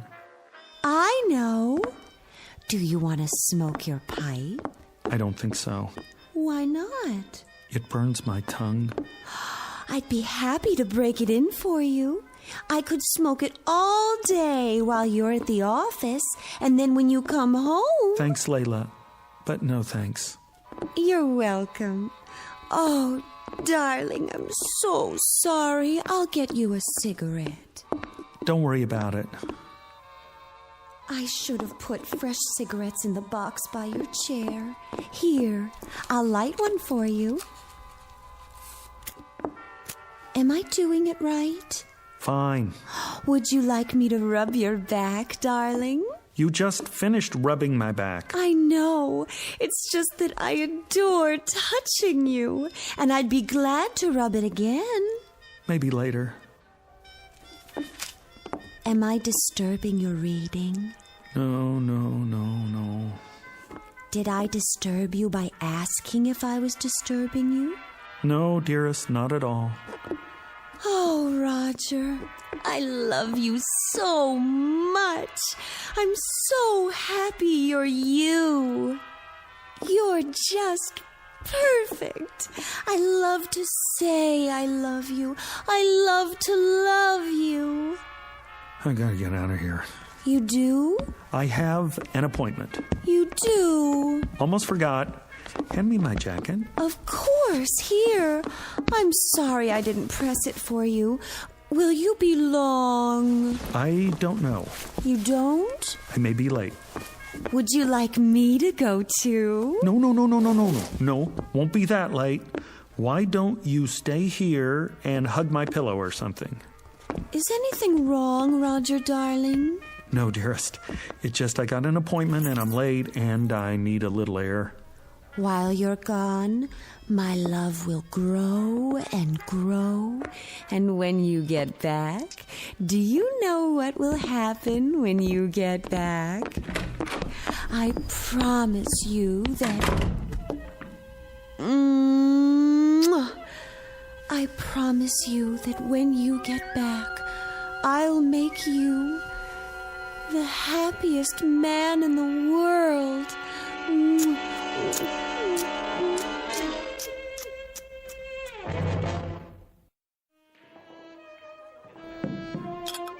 There you go, buddy. Thanks. It's too bad it's not a happy hour. You're running up quite a tab. Happy hour. Haven't had one of those in 6 months. Let me guess. Your old lady? That's just it. She's not old. She's young and beautiful. Perfect face, perfect figure. What's to complain about? I don't have any complaints, except that she's too perfect. Huh? Waits on me hand and foot, sees to my every need, ready to drain off my tension at a moment's notice. Nice work if you can get it. Hey, take my advice. What's that? Sit back and enjoy it. Ain't everybody's got what you got. Guys would kill for that. Luck had nothing to do with it. How do you mean? What, you make a deal with the devil or something? Sometimes I wonder. That's it. Maybe I did. Maybe I did after all. Where is this guy so I can make a deal myself? Here's a piece of advice for you. If anybody says he's got the solution to your problem, tell him to get lost. Keep the change. Thanks, buddy. See you next time. I doubt it. With any luck, there won't be a next time.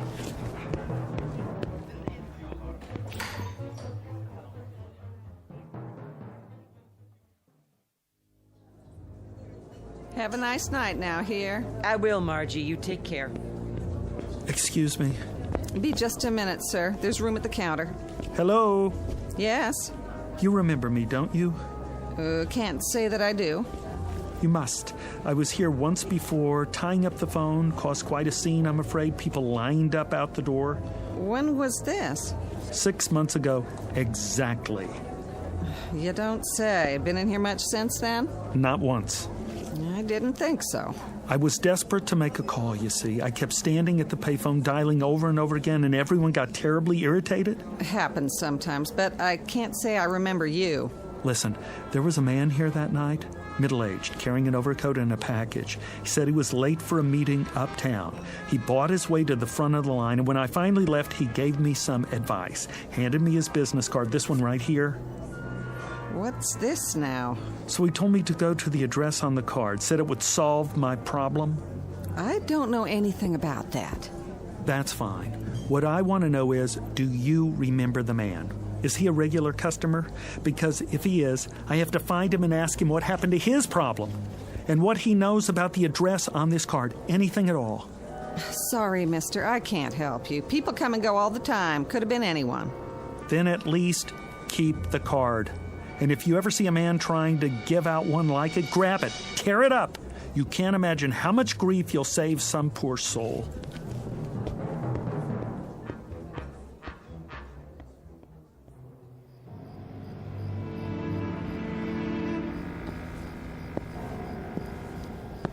Here, number 22.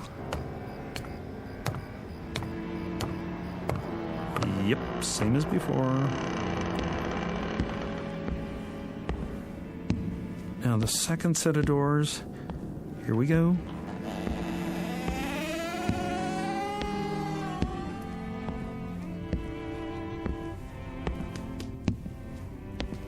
Hi there, Professor. Yes, I've been expecting you. You have? Yes. If not later, then sooner. So you remember me? I never forget a face.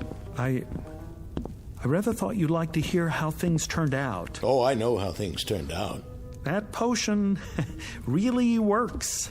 Why am I not surprised? Well, how are things with you? Things haven't changed with me in years. Pretty ugly situation we got. What situation is that? In the world, I mean, with China. You don't look so good either. Me? Oh, I'm just as you would expect. That's what I thought. I just dropped by to tell you. I'm glad to hear it. Is this what you're looking for? That's the bottle of the glove cleaner? Mm-hmm.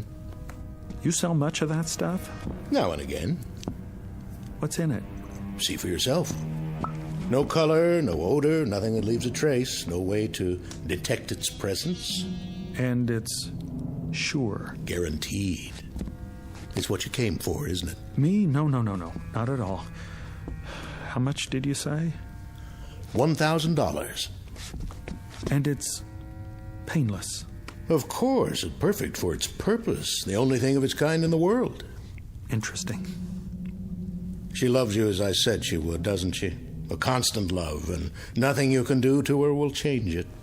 You took the words right out of my mouth. She worships and adores you and hangs on your every syllable. To put it bluntly, yes. The price is non-negotiable, I'm afraid. Professor, I don't know what else to do. I'm going out of my ever-loving mind. I'm sure you are.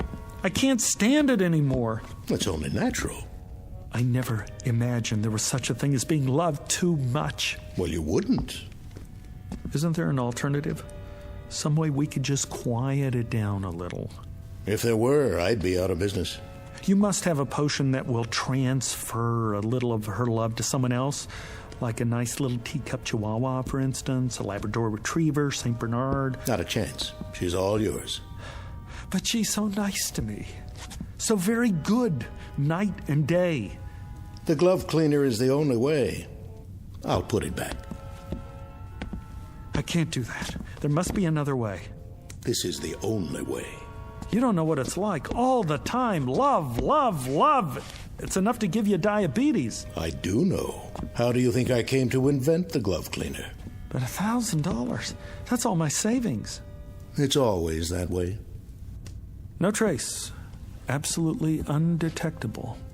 I take checks and credit cards. All right. Made out to... cash.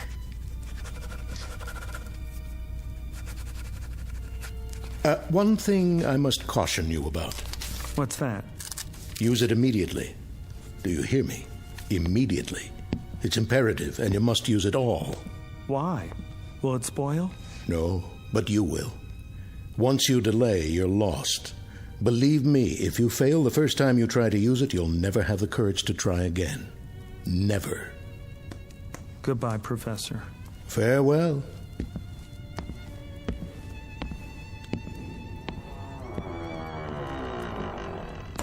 It never changes. First the stimulant, then the chaser.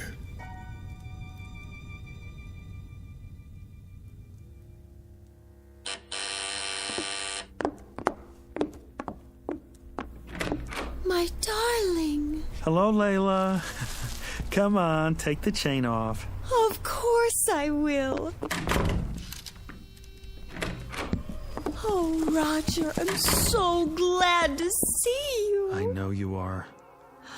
Why, look what you've brought me. Oh, I thought we ought to have a party. Just the two of us. After all, not every couple stays married for 6 whole months. Roger, what a lovely surprise. You said you might be late, and instead you come back with champagne and flowers. I'll put them in water. Later. I'll get the glasses. Can't have a party without glasses. It's just like the first time. Only tonight you don't have to beg to stay. Why don't you sit over on the couch? I'll open the champagne. Go on. If that's your wish. Do you want candlelight? It would be so romantic. Let's have candles, all right? Sure. Candlelight, schmandlelight. Anything you say. Oh, darling, it's so wonderful being married to you. I've never been so completely happy in my whole life. I live to love you. Only you. That's nice. I mean, that's nice. Really. Do you need any help? No. I'll serve you.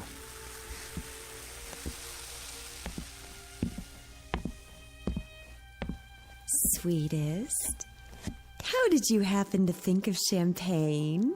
Oh, I asked myself, what does Layla need? And it came to me like a bolt out of the blue. Here you go. To us. To us.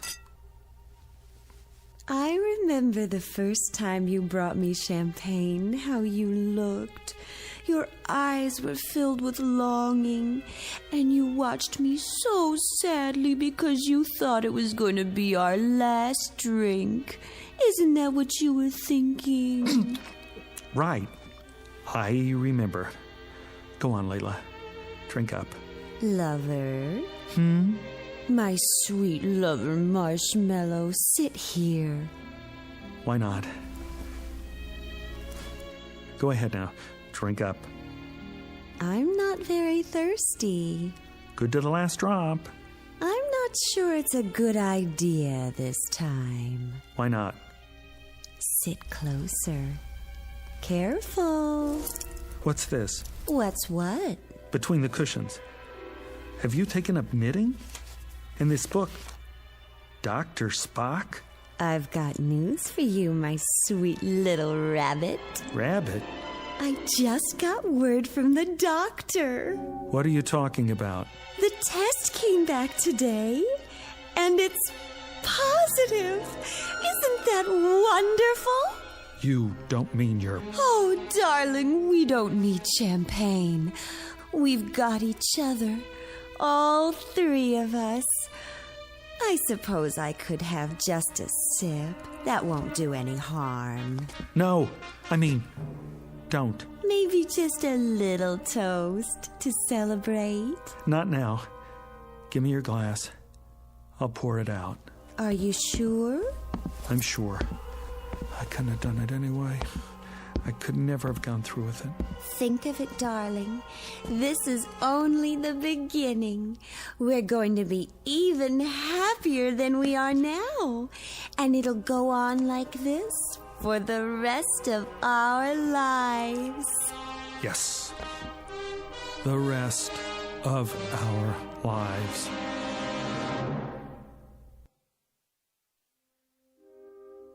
Mr. Roger Shackleforth, who has discovered at this late date that love can be as sticky as a vat of molasses, as unpalatable as a hunk of spoiled yeast, and as all-consuming as a six-alarm fire in a canvas tent. Case history of a would-be lover boy who should never have ventured into the Twilight Zone. We'll return to the Twilight Zone in just a moment. You are about to enter another dimension. A dimension not only of sight and sound, but of mind. A journey into a wondrous land of imagination.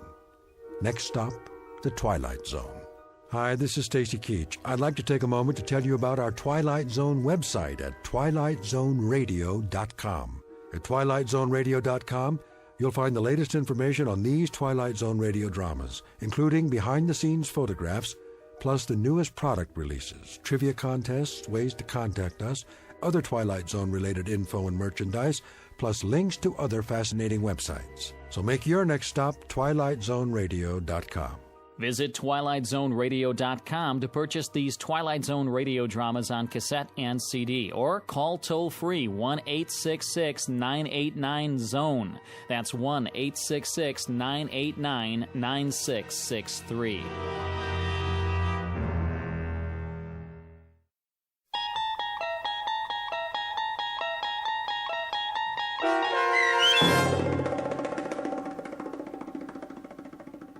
The Chaser, starring Stephen Tobolowsky, with Stacy Keach as your narrator, was adapted for radio by Dennis Etchison and written for The Twilight Zone by Robert Presnell Jr., based on a short story by John Collier. Heard in the cast were Michelle Graff, Roderick Peoples, Joby Cerny, Doug James, Jeff Lupetin, Carl Amari, Roy Melanzi, Meg Falcon, Jennifer Laterio, Linda Reiter, Peggy Roeder, and Craig Harris. The producers of The Twilight Zone wish to thank CBS Enterprises and the Rod Serling Estate for making this series possible. This copyrighted radio series is produced and directed by Carl Amari for Falcon Picture Group. Sound design and custom Foley effects for The Twilight Zone by Cerny American creatives Bob Benson, Craig Lee, Michael Slaybach, and Matt Sorrow. To learn more about the Twilight Zone radio dramas and to contact us, visit our official website at twilightzoneradio.com. Doug James speaking.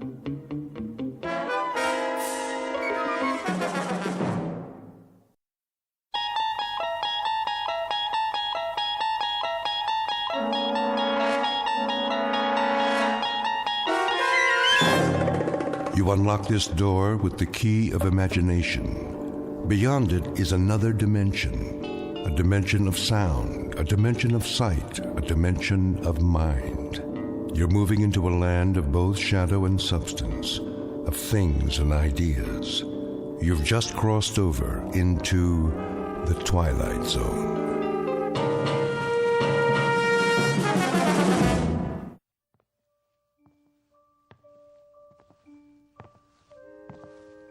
Come on, Mac. Let's go.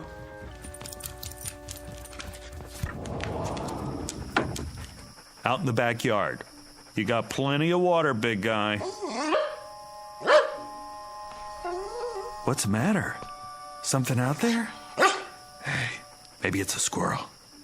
Nothing you can't handle. See you in the morning, big guy.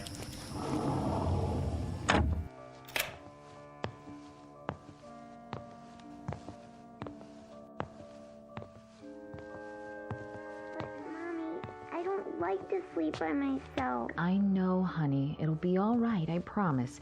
Daddy and I are in the next room. Hey, sweetie, ready for bed? Daddy, I want Mac. He's outside where he belongs. But I need him. No, you don't.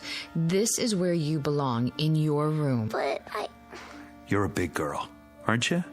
Yes. A very big girl. And big girls have their own rooms. In the morning, I'll make your favorite breakfast. Waffles? Waffles. For all three of us. But it's scary in here. Tina, honey, stop it. Will you leave the door open? Sure, sweetie. Plus, you have your nightlight. Come on, Ruth. But, Mommy... If anything frightens you, call for me. I'll come right away. Nothing's going to frighten her. The house is locked up tight as a drum. But what if the bad man comes? Oh, Tina, really?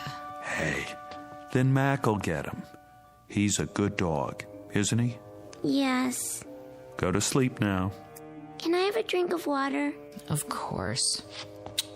Night-night, sweetheart. Night. Don't let the bedbugs bite.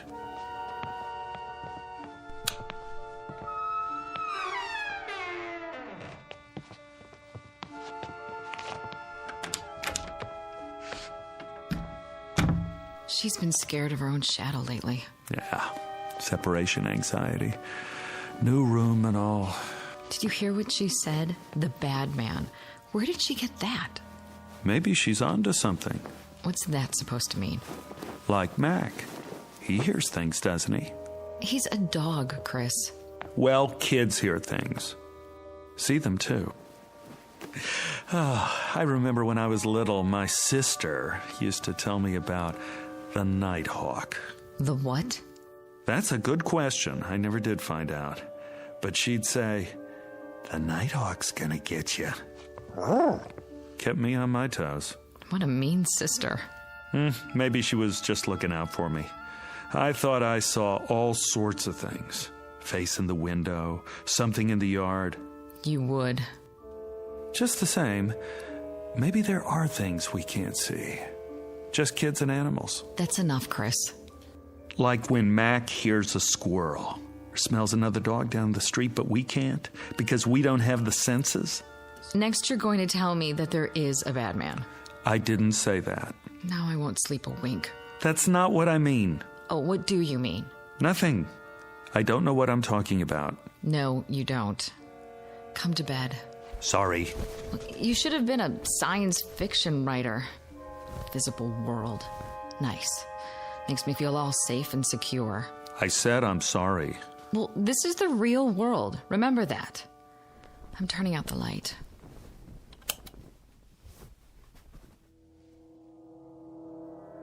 Mommy? Now what? Oh, I forgot to get her a drink of water. If you get up every time, she'll never go to sleep. But I promised. One time. That's it. Agreed? Agreed. Mommy? Daddy? The voice of one frightened little girl. Name, Bettina Miller. Tina for short. Description, 6 years of age, average height and build. Blonde, quite pretty. Last seen being tucked into bed by her mother only a few minutes ago.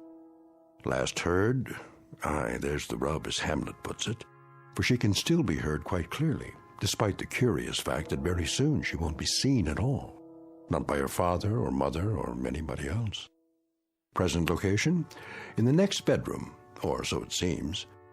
At this moment, it might be more accurate to say that she's just become a resident of an unseen world called the Twilight Zone.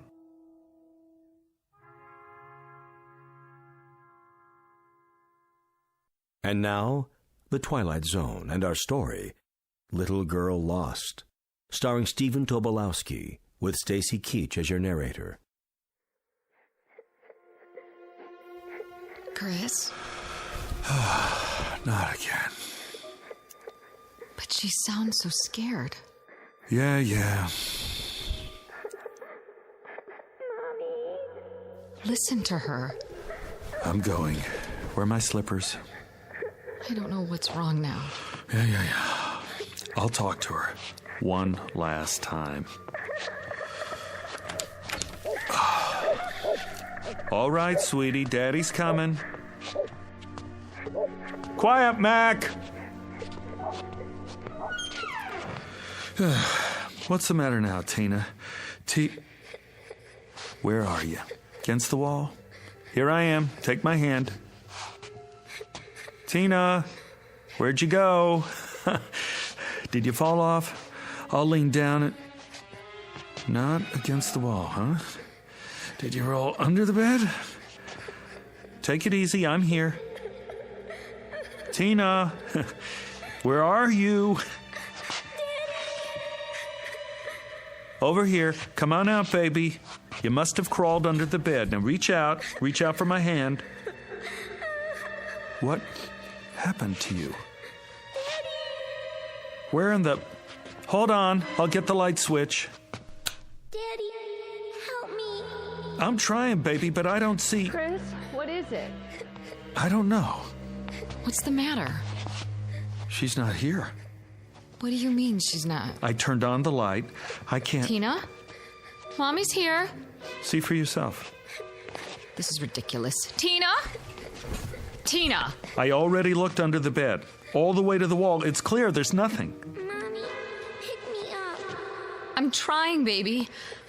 Chris? Where is she? I don't know. But I can hear her right in front of me. I can too. It doesn't make sense. I'm looking under the bed. The floor's clear. It's absolutely empty. I don't see anything. Honey, I don't know what to tell you. What are we gonna do? Quiet, Mac! Listen, what's happening to her? Where is she? I'm tired, Mommy.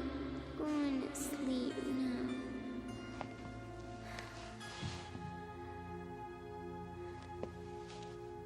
Tina? Tina.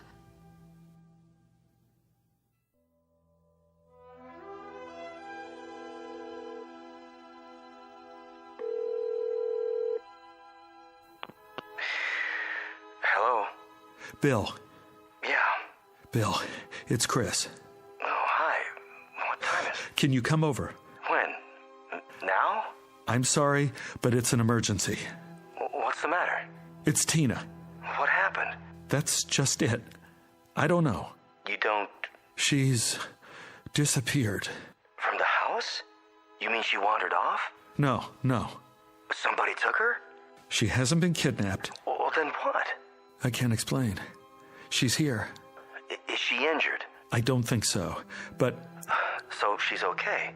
I don't know. Let me get this straight. She's there, and she's not hurt, and she's... She's here, but she's not here. I don't follow. Bill, for God's sake, get over here. I don't know who else to call. And hurry.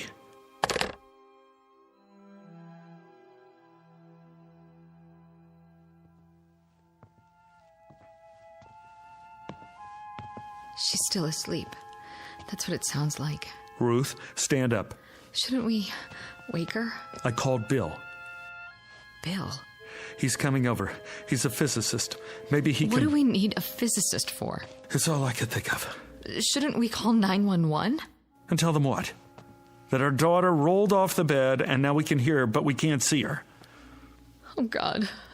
Where is she, Chris? Where is she? I'm going to look under the house. Under the house? Why?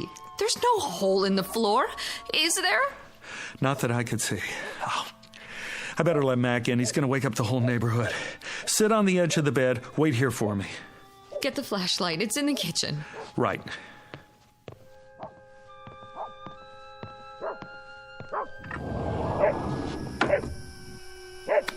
Come here, boy.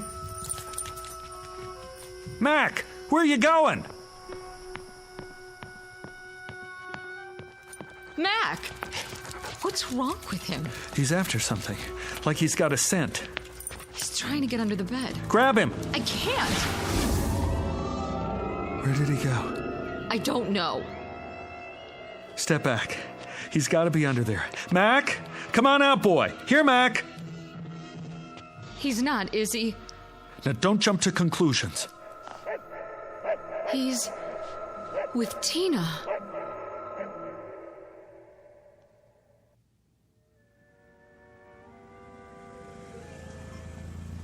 Oh, he's here.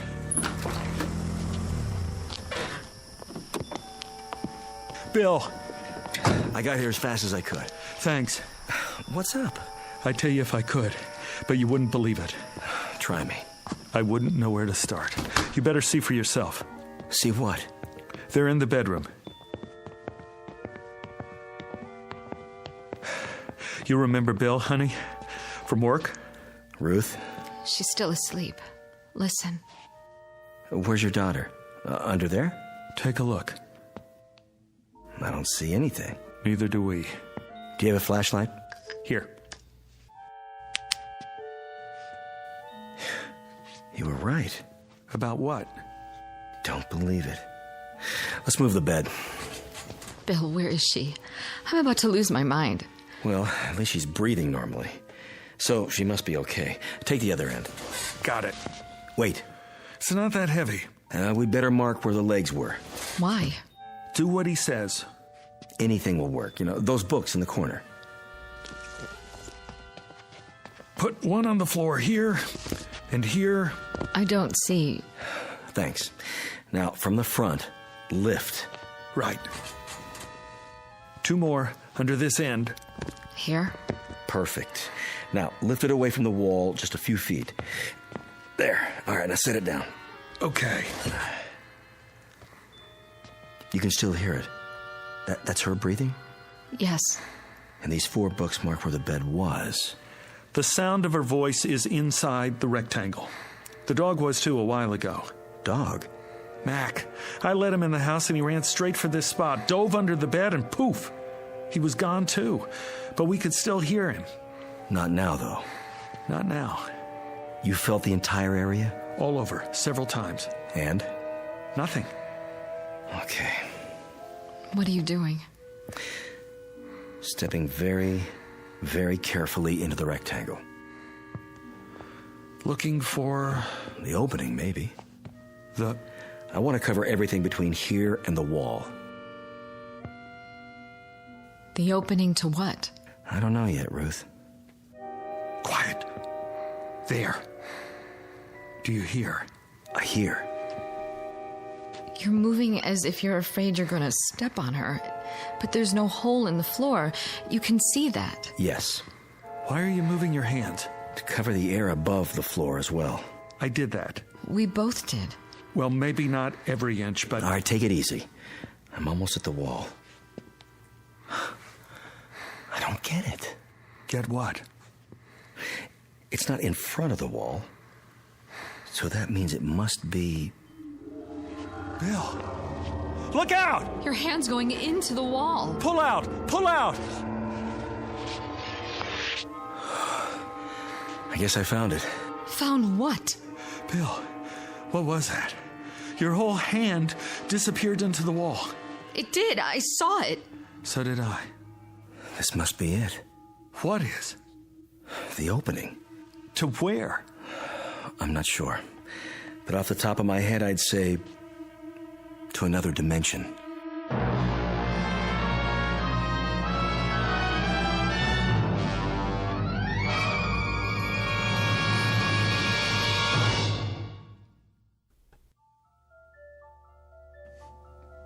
Another what? Dimension. You think this is a joke, Bill? No, I don't. Then why? I don't know if I'm right or not. I can't think of anything else, though. Anything else but... Look, there are 3 dimensions that we can see. Height, width, and depth. The 4th dimension is time. Now, if you know these, you can place anything. Where something is and when exactly. Like, what time is it now? 1:12 a.m. on this particular date in this location. Why are we talking about this? Wait, hear him out. There may be other dimensions as well. Science is still arguing about how real they are. But there could be doorways to these other times and places. Other realms. And some of those doorways have been verified. Have you heard of wormholes? I don't see what all this has to do with my little girl. Wait, I think I'm getting it. Tina must have fallen out of bed, accidentally rolled under it, and gone through, like my hand. Did that actually happen? I couldn't believe my eyes. One way to find out. Let's try it again and be sure. Bill, don't. Right about here, wasn't it? I was touching the wall to see if it was solid, and... It's happening again. Oh, this is it. An invisible opening of some sort. I can't see your hand. Pull it back. There. I'm okay. What did it feel like? There was no sensation. It's just that, for a second, my hand was out of the visible spectrum. Where was it? That's what we have to figure out. I don't care about the reason. I just want Tina back. That's where Mac went too? Must be. He's probably with her now. But why? He could have sensed it. Animals are sharper about that sort of thing than we are. He must have known she was in there and gone after her. But we have eyes too. Why can't we see them? Because some things may be right in front of us, but we have a blind spot. Such as? Do you have any change on you? What? Wait a minute, I do. Here's a quarter. Now, hold it out at arm's length, between your thumb and your finger. Yeah, that's it. Now, I want you to stare straight ahead at the ceiling light and move the quarter just off center a few degrees to the right, approximately the 3 o'clock position. But don't move your eyes. Go ahead, try. Wait a minute. What do you see? Nothing. I can't see the quarter anymore. Exactly. But if you move it an inch or two right or left, or up or down. There it is again.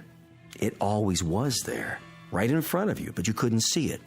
Do you know why? Because you have a blind spot on your retina. It's a very small area where the optic nerves tie together. You'd never know it. How can you be aware of what you can't see? But whatever's there is still there, isn't it? I mean, whether you see it or not. I never noticed that before. You could go your whole life and never notice it, unless there was some reason to. But it's been there all along, invisible, like the quarter. Well, now that I know where she is, I'm going after her. No. Don't try to stop me. She's my little girl. We don't know what else is in there, or how far it leads. My daughter is in there. I know that, Ruth, but we can't just... Why not? You put your hand in and you pulled it out twice. We don't have enough information yet. Tina is right in front of us, on the other side of this dimensional opening, or whatever it is. All we have to do is reach in and... If it's that simple, why hasn't Mac found her yet? If I'm right, and this is a kind of gap or blind spot, an opening to another dimension, it wouldn't be laid out the same as our world, would it, Chris? There must be something we can do. Listen to the man, honey. You got a pencil? Anything to write with? Check Tina's drawer. Only crayons. That'll do. A black one. Here. Now, let's see just how big this thing is. I'll have to mark up your wall. Go ahead. This is solid. And this. And this. Ooh, but not here. The same spot I touched before. All right, I'll mark it with a dot. Take your hand out first. Right. And all around the edges, where it's still solid.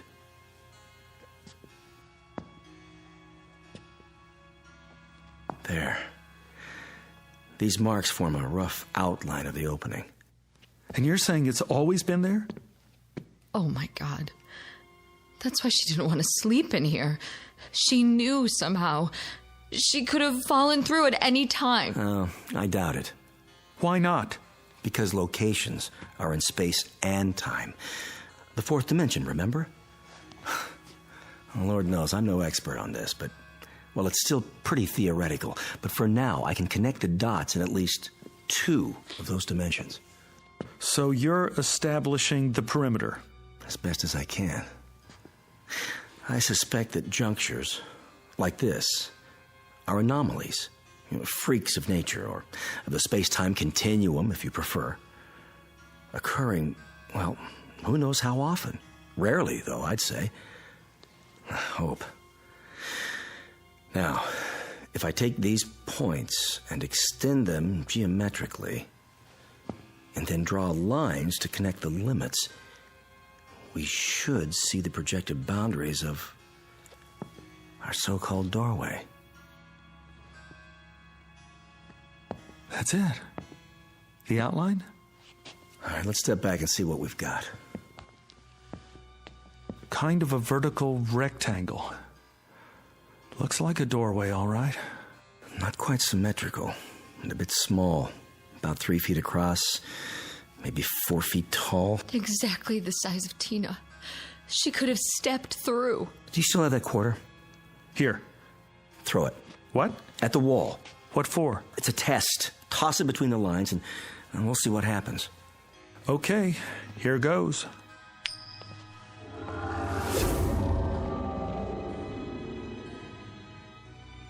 Where is it? It went through. The quarter's in. The other place. Wherever that is. Now what? Well... What are you doing? Shh. This is where I heard her. Where the bed was. The sound was the loudest just off the floor, but now... I can't hear her anymore. Chris! Let me try. Put your head down as low as you can. She's right. I can't even hear Tina's breathing. No. No. Tina? Answer me, sweetheart. Where are you? Tina? What's happened? The temporal dimension may be shifting. In that case, she could be anywhere. Tina! Tina! Hold it down.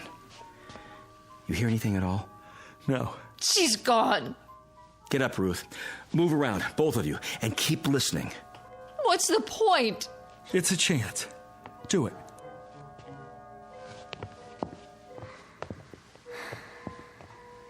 Psst. Over here. That's her. In the corner. What in the name of... Quiet. It's getting weaker. Where's she going now? Tina, come back! Keep looking for her. But how? Come on. Where? Anywhere. Try the whole house. I'll take the living room. Tina? Tina? What is it? She's gone. Gone and never coming back. We don't know that. We don't know anything. Come on, babe. You gotta be strong. For Tina. In here. Bill?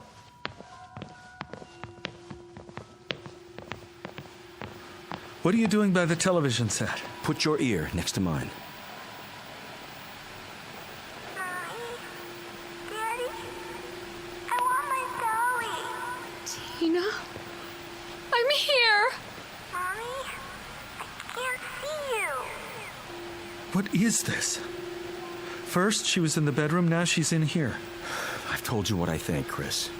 But she went into this other dimension in the bedroom. What's she doing here? If I could tell you, I would. You've got to think rationally. How can we think rationally about an irrational situation? One step at a time. We try every possibility. Cross off the ones that don't work. I'm not going to wait. Neither am I. We can't get ahead of ourselves. My daughter needs me. I've got to go to her somehow, some way. Mommy?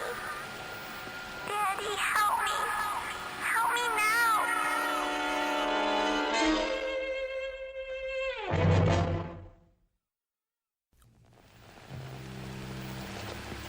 I've got to go to her. I'm afraid it's not that simple. Get out of my way. Slow down. Let's think it through first. We have to do something. I know, but what?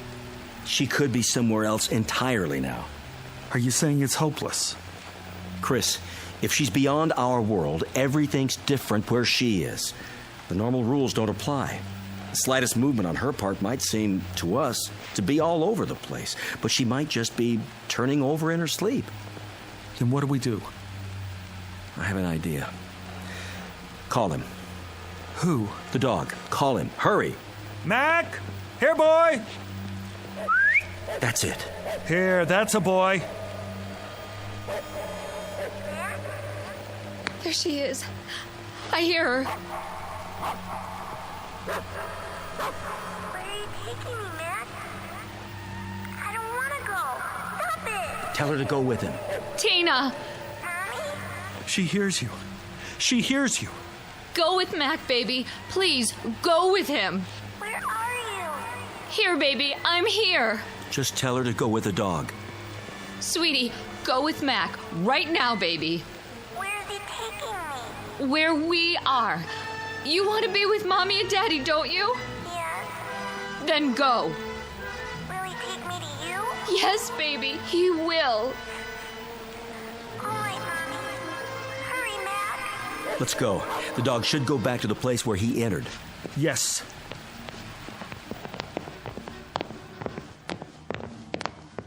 Now, get down on the floor in front of the wall.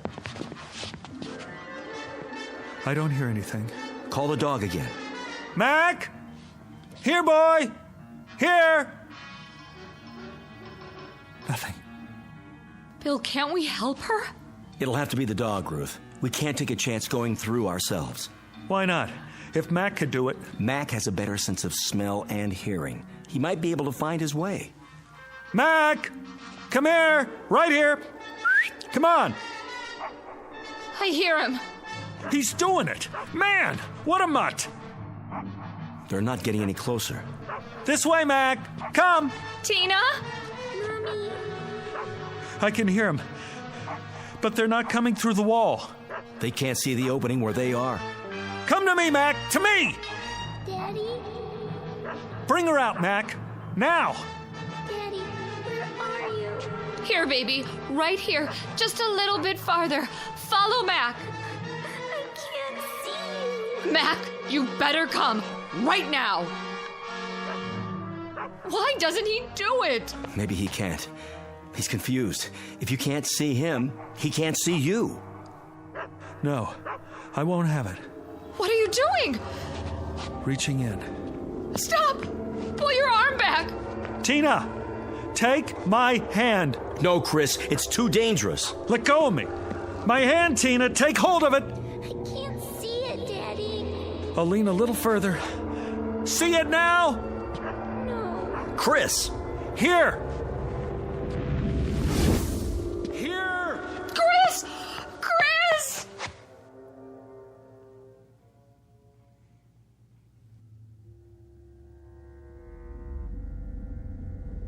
Chris? Yes! You all right? I'm okay. I got through. Can you hear me? We hear you, pal. Don't move. But I have to.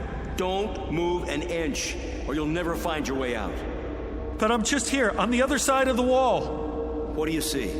I'm not sure. It's dark. There are lights, millions of them, like stars. Some of them are flashing, moving past, and there's some kind of mist. I can't make out anything else yet. Don't even try. Stay where you are. I've got to find her. Let her come to you, Chris. Call her. Yes, call her. Tina! Daddy? I can hear her. She's close. Where are you? Come to the sound of my voice. I don't know which way. I gotta help her. She can't see any more than I can. Chris, I mean it. Daddy, I'm scared. Don't. Wait there for her. I don't have a choice. She needs me. Tina! Where are you, Daddy? Right here. Where? Is Mac with you? Yes. Grab his collar. Can you see his collar? I think so. Put your fingers under it. Mac, where are you going? I'm coming, honey. Chris, don't go after her. I have to. Tina, where did you go? Tina! Tina! I'm over here, Daddy. Stand still. I don't like this place. Don't be afraid. I'll get you out. Where's Mommy? Waiting for you at home. In your room. She's waiting for us. Listen to my voice. Come to me. I don't know where you are. I can't see you, Daddy. Where's Mac now? Here. Grab onto him. Hold tight. Can you do that for me? I'm trying. Chris! Hurry! Got his collar yet? Yes. Get a good grip now. Okay, Daddy. But he wants to run away. You have to stay with him. Don't let go. Mac! Bring her here. Bring her to me, Mac. Is he bringing you, Tina? Yes. Hold on tight, baby. Go where he wants to go. I will. You'll be here in a minute. Mac knows the way. Just hang on. Come on, Mac. Come on, boy. Chris, we're running out of time. That a boy. Here. Right here. Can you see her yet? I'm not sure. There's shadows moving. Yes! Tina? Here, boy. That's right. Daddy, pick me up. Take my hand. I'm right in front of you. Reach out. Little closer. I can't see you. I know it's hard. Just try. That's it. Closer. There. I got her! Oh, Daddy. Oh, baby. Baby. You're okay now. Daddy, Daddy. Oh, baby. I got her. I got her. Hi, Mac. You big, beautiful animal. You did it. You found me. I want to go home. Me too. That's where we're going. Mac, let me take your collar. Now go. Go to Tina's room. Where is it, huh? Put your arms around my neck, honey. Hold tight.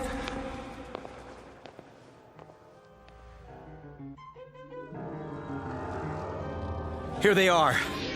Tina! Mommy! Take her. I've got his legs. I'm pulling as hard as I can.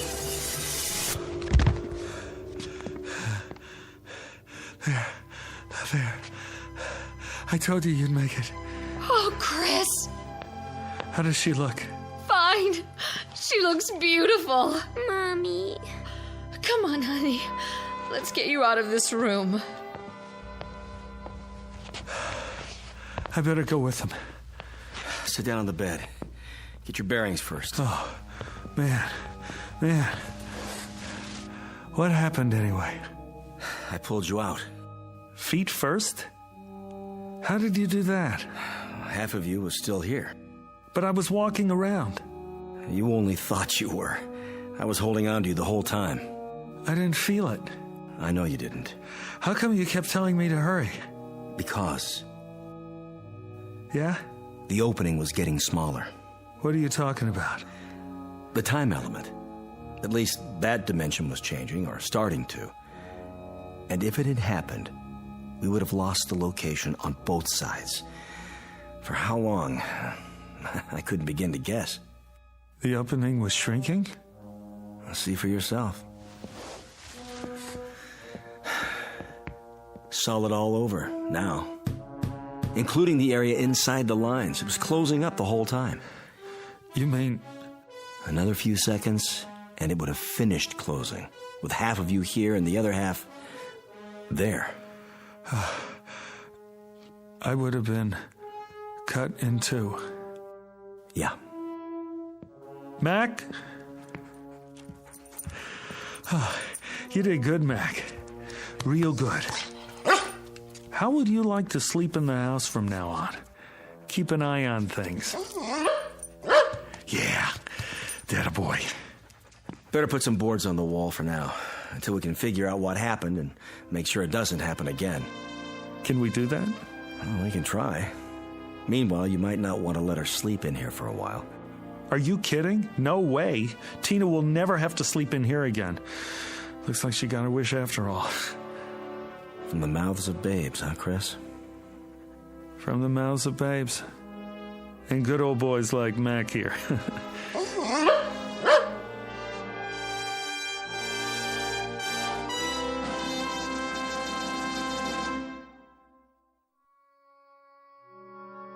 A brief journey into another dimension, perhaps. But which? The fourth? The fifth? Or one not yet charted by theoretical physics? They never came up with an answer, despite a battery of research scientists equipped with every instrument known to man. No explanation was ever found. Only a little more respect and uncertainty about what can happen in the Twilight Zone.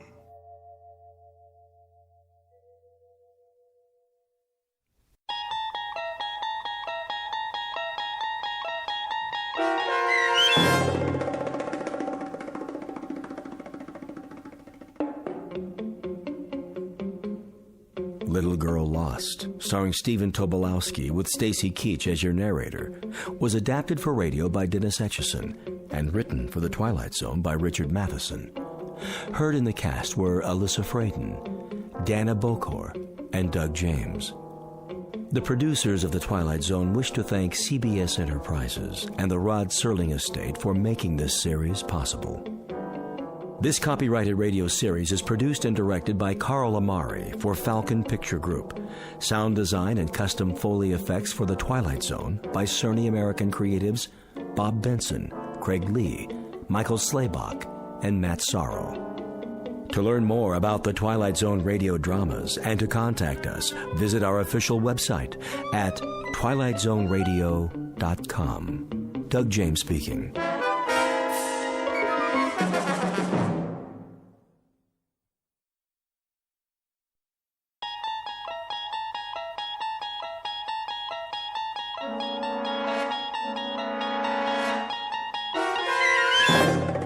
You're traveling through another dimension. A dimension not only of sight and sound, but of mind. A journey into a wondrous land whose boundaries are those of imagination. Your next stop, the Twilight Zone.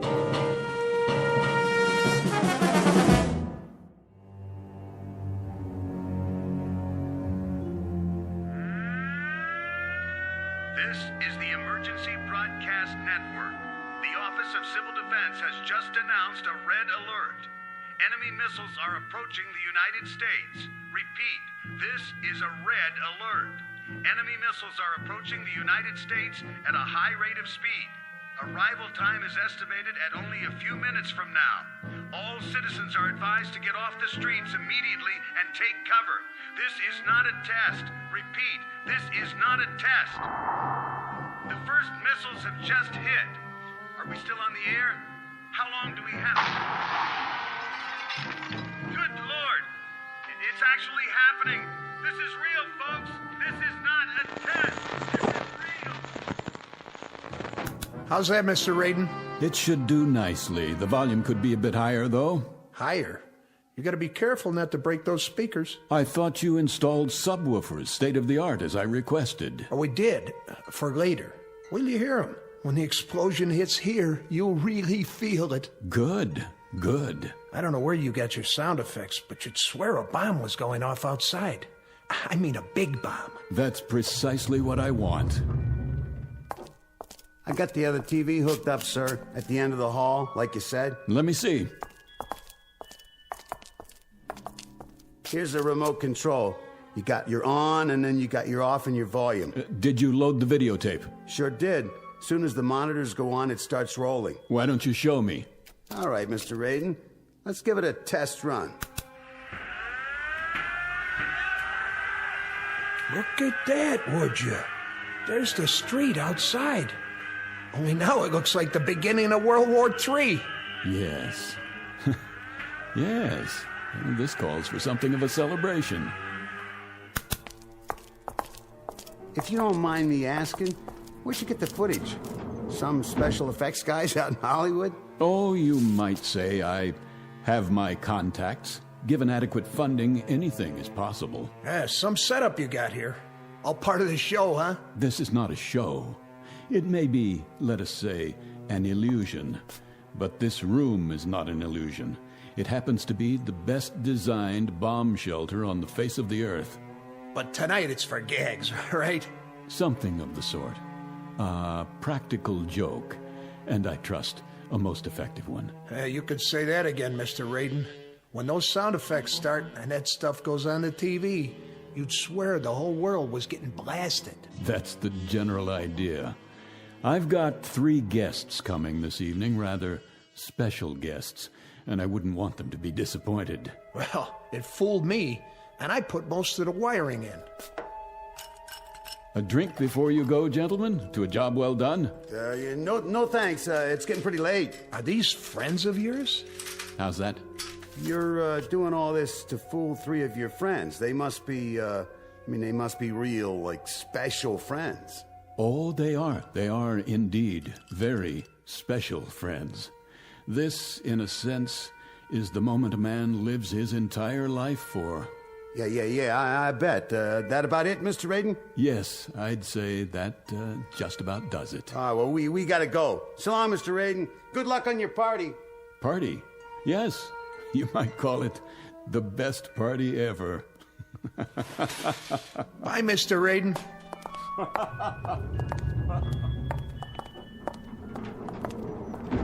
That guy gives me the heebie-jeebies. I know what you mean. This has got to be the #1 kook in the whole country. I mean, can you imagine a guy spending that kind of a bundle just to set up a phony atom bomb explosion? And the whole thing's set to go off at 11:45. Some kind of fanatic is he, huh? What's his angle? Practical joke, maybe, like he said. Yeah, the $500,000, that's some joke. Hey, hit the button, will you? Yeah, sure. It's a funny thing. What? If they was to drop a bomb, if the whole world was to go up for real, it'd be kind of a pity if the one guy left alive was somebody like him. Wow, no kidding. Well, hey, here comes the elevator. Live and let live. That's what I always say. Yeah, you got that right. Let's get out of here and grab some chow. Now you're talking. Going up? Oh, yeah. Hard to get used to, ain't it?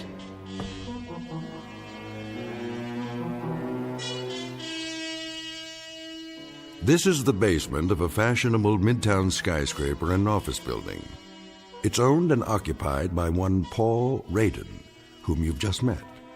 Mr. Raiden is rich, eccentric, and single-minded. How rich, we can already surmise. How eccentric and single-minded, we shall see in a moment. Because you have just been invited to a very special party, catered and conducted exclusively for residents of the Twilight Zone. And now, The Twilight Zone and our story, One More Pallbearer, starring Chelsea Ross, with Stacy Keach as your narrator.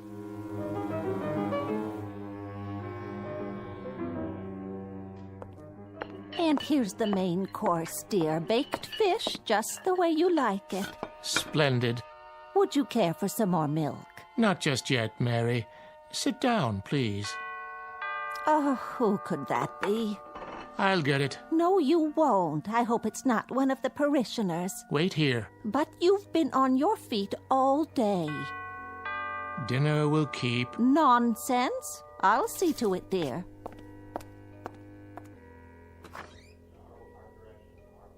Oh, yes, I'll tell him at once. Who is it? The most peculiar man. What did he want? I'm not sure, but there's a limousine waiting at the curb. He said something about a matter of life and death.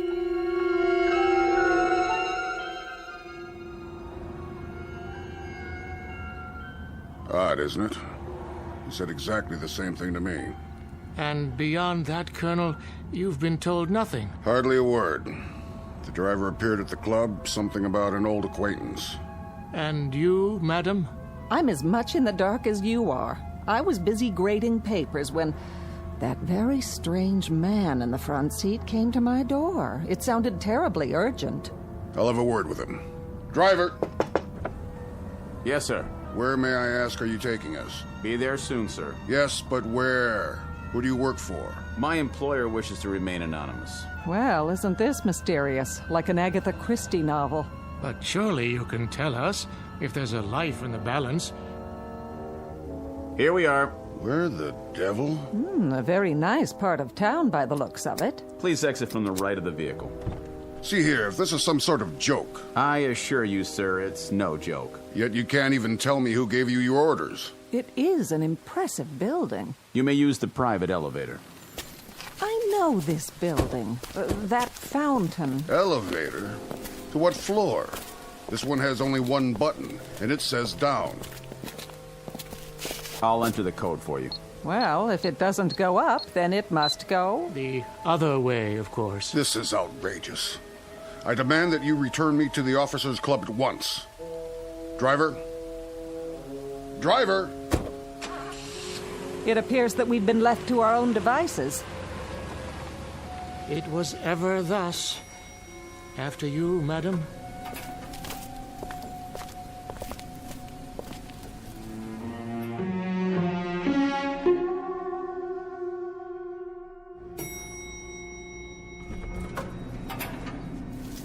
What in the... Good evening, friends. That voice. If you'd be so kind, just follow the hall to the security door at the end of the hall.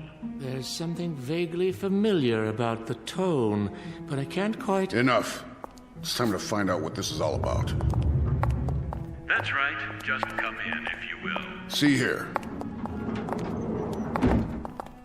Do sit down and make yourselves comfortable. Wait, I remember now. Yes. The accommodations are a bit Spartan, but I trust you'll find them adequate for your needs.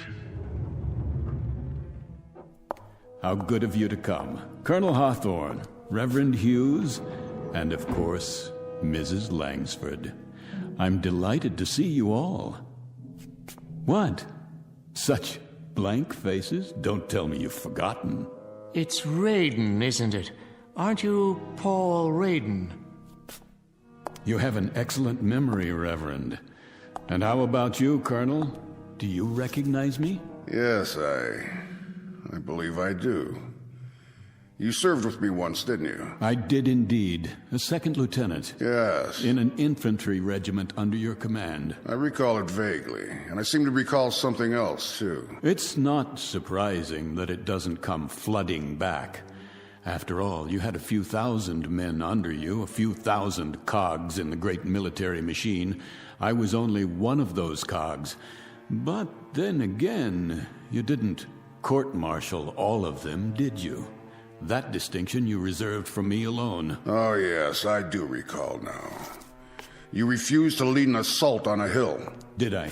Refused in the face of a direct order. The delay cost us a company of men. That was your contention at the court-martial board. It's what sealed my fate. I was dishonorably discharged, Colonel, stripped of rank and booted out. How fortunate for you. Fortunate, you say? Were I permitted to dictate the sentence, I would have had you shot. Of this I have no doubt at all. But what kind of host am I? Oh, for pity's sake, Paul. I must apologize. There's a lady present. Please forgive me for not addressing you first, Mrs. Langsford. Do you recall who I am? Of course I do. I taught you in high school. Well done. I don't forget my students. Oh, now and then I find that they get jumbled together. Of course. But if I prod my memory a bit, I'm able to connect names with faces. And in your case, with character. I made an impression on you, did I? That's understandable. Because you flunked me, Mrs. Langsford. I certainly did. You dressed me down in front of an entire class, called me names, humiliated me. And quite deservedly so. Ah, but that's neither here nor there. I invited you here this evening for another purpose than to dredge up old animosities. Invited? I can't speak for my companions, Raiden, but the request I received was more in the form of an ultimatum. Your chauffeur said it was a matter of utmost urgency. Why, yes. Yes, indeed. That's the way it was broached to me, too. A matter of life and death. I was eating dinner, and my wife Mary got up to answer the door. And when she came back, she had such an odd expression on her face. Ah, Reverend Hughes. Still a bit on the wordy side, aren't you? It never ceases to amaze me, really, how changeless we remain over the years. But I suppose the habits of a lifetime are not that easily set aside, now are they? Perhaps you'll be good enough, Paul, to get to the point and tell us why we're here. I'd be delighted to. But first, can't I get you something? A highball, perhaps, or a cup of coffee for the Reverend. How do you take it, black or white? Nothing, thank you. Paul, you're trying my patience. Habits, Mrs. Langsford. The incredible persistence of habits. You call me Paul, as if I were still sitting in your classroom. What about you? A nice cup of tea? Nothing for me. And you, Colonel, a tot of rum, perhaps? I would be deeply appreciative, Mr. Raiden, if you made your point and then let us leave. You've obviously called us here for something, and I, for one, would welcome hearing whatever it is without further delay. How staunch, how commanding you sound, Colonel. The military mind never changes either. See here. Always pressing forward. Drive, drive, drive against the objective and wipe it out. Colored flags stuck in a map and troops stuck out in the hot sun. An officer must have nerves made of steel and a head full of cement. As you were, Raiden. Oh, no, Colonel. Not as I was, as I am. Which rather upsets the chain of command, don't you think? Because I'm in command now, and what I command at this moment is your attention. You see, I've called the three of you here for a very specific purpose. I think I'm beginning to understand. Of course you are. Always so intelligent, so insightful. Let's do it in proper chronology. My dear old schoolmarm shall begin. That staunch and intrepid educator who would look so incongruously out of place without those severe spectacles covering those severe eyes looking out of an equally severe face, who possesses such vast prerogatives from the local school board and the vast courage that comes from pitting all her wits and training and knowledge against poor captive children. Are you quite finished, Paul? My dear lady, I haven't even begun. May I make an observation, then? You have permission to speak. Would you like to address the class? Oh, just a comment, Paul, on how incredible this whole thing is.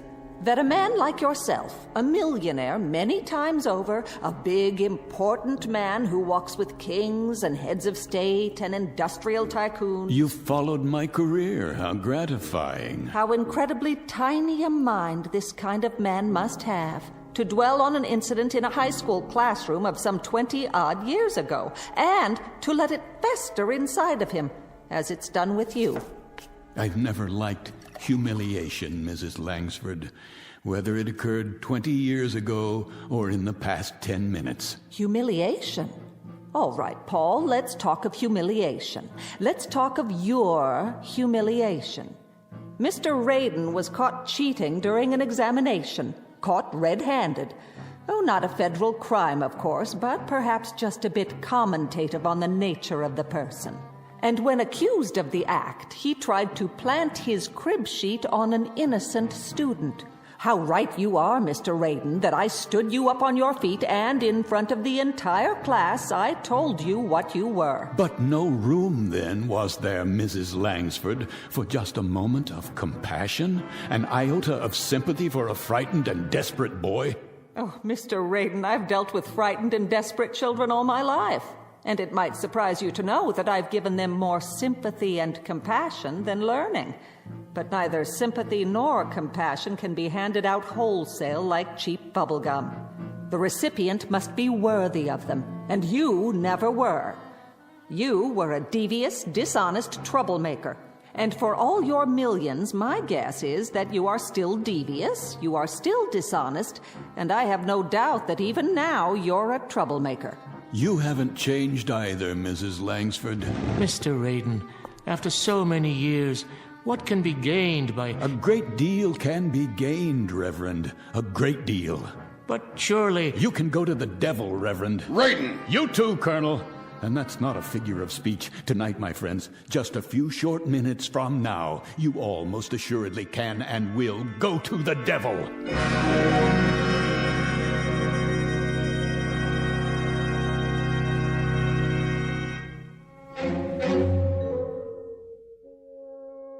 Mr. Raiden, Obviously, years have passed between now and whenever it was you felt you suffered various indignities at our hands. Felt? How conveniently you forget the extent of my suffering. You, for example, accused me of lack of character, and worse, you put a scandal over my head and all but destroyed my reputation. I do remember now. A young girl whom you drove to suicide, because even at that early stage, you were not a man to hold honor in very high regard. So merciless and so judgmental. What of her responsibility, her character? You're far from consistent in your dispensation of forgiveness. No, the robes of a man of God never became you, Reverend. For all your pious pronouncements, they never quite fit. Enough of this. I'm getting out of here, now. You can try, Colonel. This is outrageous. Save your strength. You're going to need it. Open this door at once. The doors don't answer to your command, only to mine. They're made of solid steel. The walls are 18 inches of reinforced concrete sheathed in 6 inches of lead. I have my own generator plant, my own air system, and at the other end of the hall, a storeroom the size of a warehouse stocked with food and supplies. But in God's name, why? What are you afraid of? Afraid? Hardly. Prudent might be a more accurate word. Remember the story of the 3 little pigs, houses of straw and so forth, and only one built to withstand the blast. Blast? What blast? Colonel, you of all people should understand logistics. Does it occur to you why a man would go to all this trouble and expense?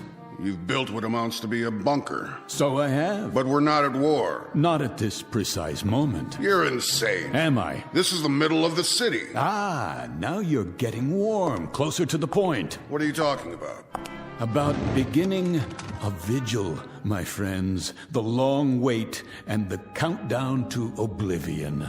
Will you start making sense? I taught you better than this gibberish. You are correct, Mrs. Langsford, about several things. I've walked with kings and tycoons, as you so rightly perceived. I've walked with them, and more importantly, I've listened to them, to the things they have to say, the special knowledge they are able to impart because of their positions of privilege. As a result, I managed to keep abreast of the times and usually well ahead of them. The point. Patience, Reverend. I'm coming to it. You see, I know things that are going to happen.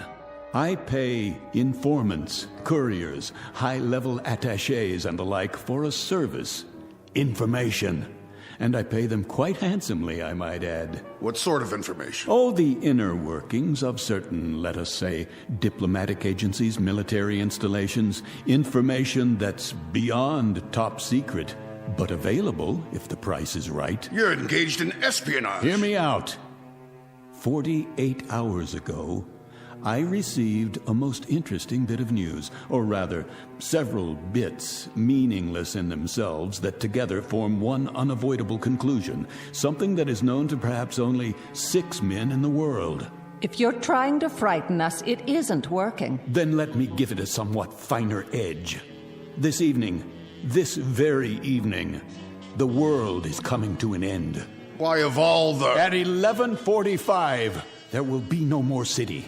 No more country. Rubbish. Oh, it was inevitable, don't you think? After so many years, so many weapons stockpiled, someone somewhere was bound to become impatient, to finally push the button that brings us to the reward we so justly deserve. And make no mistake about it, we all do. It began when we were born into this cesspool called life. The original fall from grace, from which there is no escape. The earth is an empty graveyard waiting to be filled, and tonight it will be. What a cynical, depraved view of humanity. By 30 minutes after midnight, there will be no more humanity. It's too late to stop. Pandora's box has been opened. There's no turning back. They are going to bomb us, and we are going to bomb them. By dawn, there will be nothing left but rubble and bodies. And now, within a few moments, it begins. You'll be hearing the sirens very shortly. That's the red alert. It means their missiles are on the way. Ours will follow soon after with proper military efficiency. And you are to survive, Mr. Raiden. Is that the idea? I am to survive, as long as I stay here 300 feet under the ground. Already buried, one might say. How about you, Reverend Hughes? Or the rest of you? Would you care to survive too? Or shall I be the only pallbearer? What? It can't be. Don't panic. This whole thing may be a hoax. Please remain seated. If you require proof, I'll turn on the radio. This is the Emergency Broadcast Network. The Office of Civil Defense has just announced a red alert. Enemy missiles are approaching the United States. Repeat, this is a red alert. Enemy missiles are approaching the United States at a high rate of speed. Arrival time is estimated at only a few minutes from now. All citizens are advised to get off the streets immediately and take cover. This is not a test. Repeat, this is not a test. The first missiles have just hit. Are we still on the air? How long do we have? Good Lord! It's actually happening. This is real, folks. This is not a test. This is real.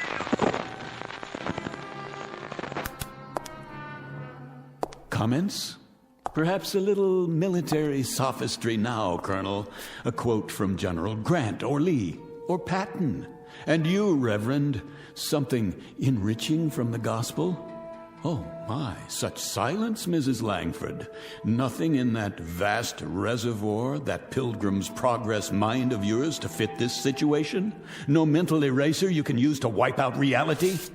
I've got to get to my wife. Oh, by all means, Reverend. Certainly, get to your wife. Hold hands and die together.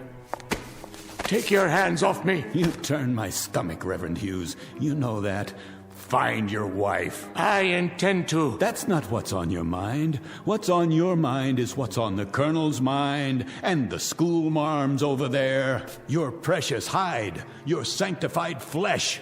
That's what preoccupies you at this moment. Let go of me, Mr. Raiden. If I'm to die tonight, I want to be with someone I love. Very theatrical, Reverend Hughes, but far more burlesque, I'm afraid, than legitimate theater. Kindly have the decency. Why don't you have the decency, Reverend, to depart this earth with just a fragment of the truth in your mouth? What truth? Tell me to my face that you are so scared, so miserably frightened, that you'd sell your wife by the pound if it meant your survival. Admit it. If those were the last words I ever spoke, Mr. Raiden, they would also stand as the worst falsehood I ever uttered while living. Why am I not convinced?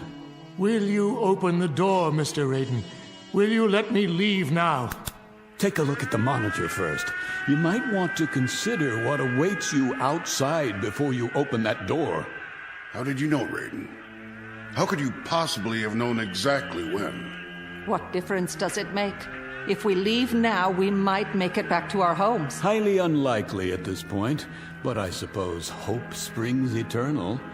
Oh, of course, Mrs. Langsford, back home to your aging sister, no doubt.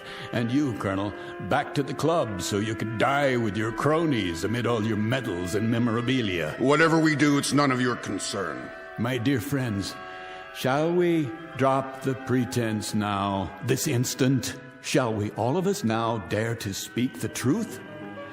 I told you how this room was constructed, steel, concrete, and lead. It is the only place where you can survive.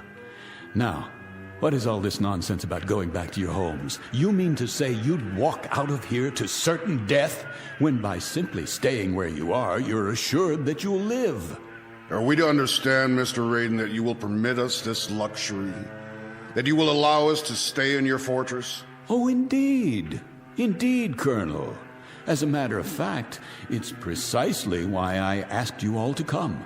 Each of you, in your own way, tried to destroy me. But I will not repay the compliment in like kind. That is to say, I won't require an eye for an eye. Nothing quite as basic, as naked as that. Then I'd be interested, Mr. Raiden. What is your price? The Colonel would be interested. I should think so. And I presume the schoolmarm and the Reverend, too, would be interested. I submit, dear friends, that you're not just interested. It's the only single thing on God's earth that has any meaning left. How much will Raiden charge so you can stay here in safety? All right, my friends, here's the all-important price tag. The fiddler has played, and here comes the bill for the music. But be sure to listen carefully, because time is very rapidly running out.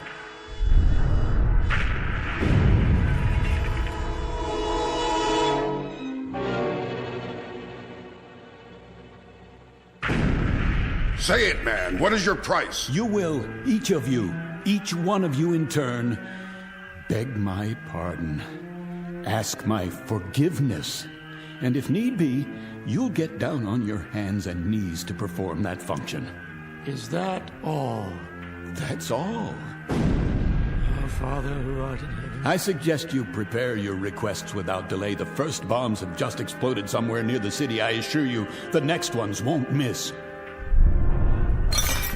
Did you hear what I said? I need your decisions now. Say pretty please. I beg your pardon? Pretty please with sugar on it. How's that, teacher? Speak up. Pretty please with sugar on it, Mr. Raiden. It's what children say to exact a favor. Children, Mr. Raiden, but they say it by rote. It comes out pure. There's no meanness to it, no cruelty. That's something that comes much later in life. The capacity to damage other human beings. That's enough. Not quite. You let me out of here, Mr. Raiden. If I'm to spend my last quarter hour on Earth, I'd rather it be with a stray cat, or alone in Central Park, or with a city full of strangers whose names I'll never know. Have you lost your mind? The door, Mr. Raiden. Will you open the door now? You heard them. Heard what? Stubbornness for its own sake? Sheer contrariness? Absolute irrationality in the face of that? Open up, Raiden. Yes, open it. You're too blind, or you're too stupid. That must be it, because none of you understand how simple it is. All you have to do, literally all you have to do, is to say a sentence. Just a string of silly, mindless words, like a command, Colonel, like a prayer, Reverend, like a lesson. Nothing more than that. All you have to say is that you're sorry. I have nothing to be sorry for. You deserve that, court-martial, and more. I'll hardly withdraw my complaint now. And I, Mr. Raiden, pity you that you still can't see the error of your ways. May God have mercy on your soul. All right. You want to go out there and die? Go! But you'll all be back inside of 5 minutes. There's the elevator. Go ahead, use it.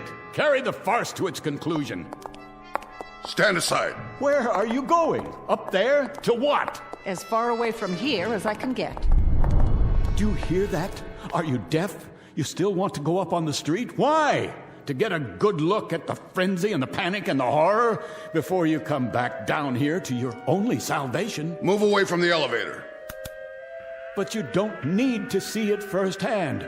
Watch it from here on the monitor. You can see it happen, the whole thing. Watch as your world is shoveled into a grave and covered over. Move, or I shall be forced to move you. You fool. After you, ma'am. Last chance. I mean it. It's your last chance. What about it, Hughes? Is life so stinking cheap you can throw it down a drain? No, it's not true. This is no fantasy. You'll be back. You'll see. You'll be back. This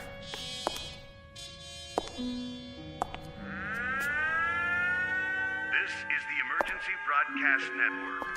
The Office of Civil Defense has issued a red alert. The United States is under enemy attack. The first wave of bombers and long-range missiles slipped through our defenses by unknown means and are on the approach now. Evacuation procedures are underway in all major cities. The President will make an announcement as soon as... This is real, ladies and gentlemen. This is not a drill. This is not a test. This is an actual emergency. What? That's not what he's supposed to say. We interrupt our regularly scheduled programming to bring you this live coverage. Just before midnight this evening, several of the country's major population centers suffered missile attacks, resulting in severe casualties. Siege mentality. Unconfirmed report of nuclear detonations. The White House, the Midwest, the coast. We will remain on the air for as long as... What's wrong with this? Off! I want this tape off!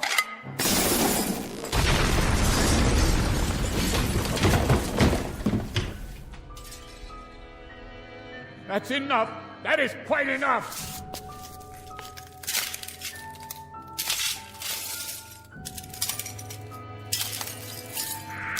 Ladies and gentlemen, this is my last assignment as a broadcaster. I can see the bombs going off.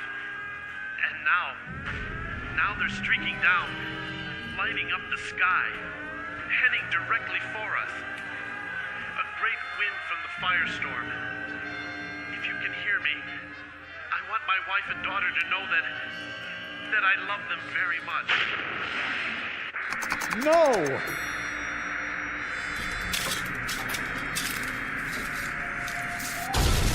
No! No!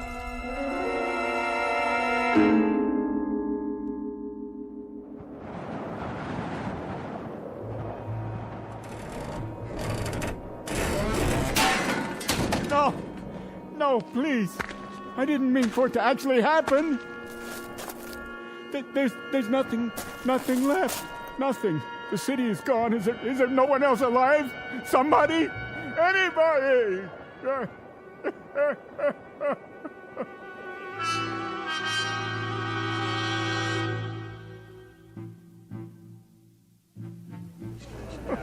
What's wrong with him? Must be drunk. Poor man, he looks crazy. Yeah, look at his eyes. What's he crying? All right, Mac, get up. Hey, Mac, what's the matter with you? Got a little too much to drink, huh? On a beautiful night like this. Well, now, let me take you home. Where do you live? Can you tell me that? I didn't want it this way. Won't somebody listen to me? Isn't there anyone left in the world who can hear me? Someone! Someone! This is Saunders. I'm in front of the Raiden building. I want to send a car over here right away. Some poor devil's lying on the ground off his rocker. No ID. Yeah, it could be anybody. Yeah, okay. It's okay, Mac. Help's on the way. Now, why don't you come on over here and sit down by the fountain? That's right in front of this nice building. You weren't gonna try taking a bath in it, were you? No. Because then I'd have to arrest you, and I wouldn't want to do that. Can you hear me? Can't you even tell me where you live? You know where you are? Anything around here look familiar at all? What happened to him? Another nutcase. Never saw him before. Is he deaf or blind? Okay, folks, let's move along. Move right along. Give the poor fella some breathing space till the ambulance gets here. Easy, Mac. Take it easy. You're gonna be okay. No,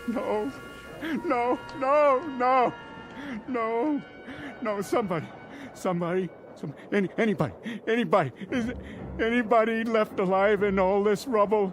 Not another human being anywhere in all the world? Please. Oh, please, God, oh, please.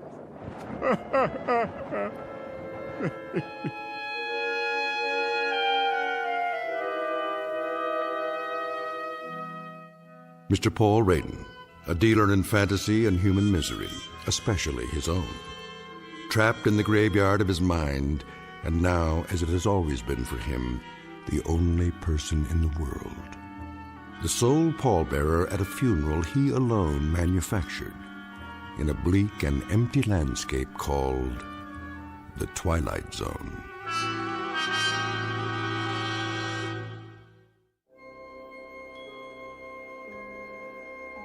Hi, this is Carl Amari, producer of the Twilight Zone radio dramas. I'd like to take a moment to tell you about our official website at twilightzoneradio.com, where you'll get the latest news and information on these Twilight Zone radio dramas. Plus, at twilightzoneradio.com, you can digitally download 3 free episodes or any of our episodes for only $1.95 each. In this age of ever-changing technology, we've decided to make these episodes instantly available to you by making the Twilight Zone radio dramas a digital download-only series. This means that this series will no longer be offered on CD. The CD collections at our website are now being offered while supplies last at buy one, get one free. So be sure to get your favorites before they're sold out. Be sure to visit us often, and I'll see you in the zone.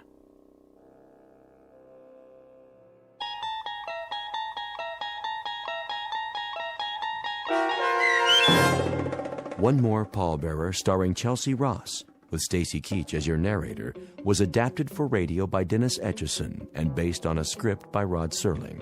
Heard in the cast were David Darlow, Meg Thalken, Rich Kominick, Turk Muller, Norm Woodell, Jeff Lupetin, Roderick Peoples, and Lawrence Nepidal. To learn more about the Twilight Zone radio dramas and to obtain audio cassettes and CDs of these programs, visit our website at twilightzoneradio.com.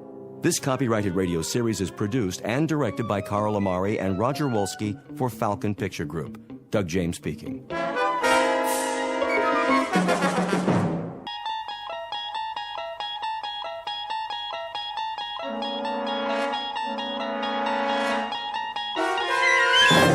You unlock this door with the key of imagination.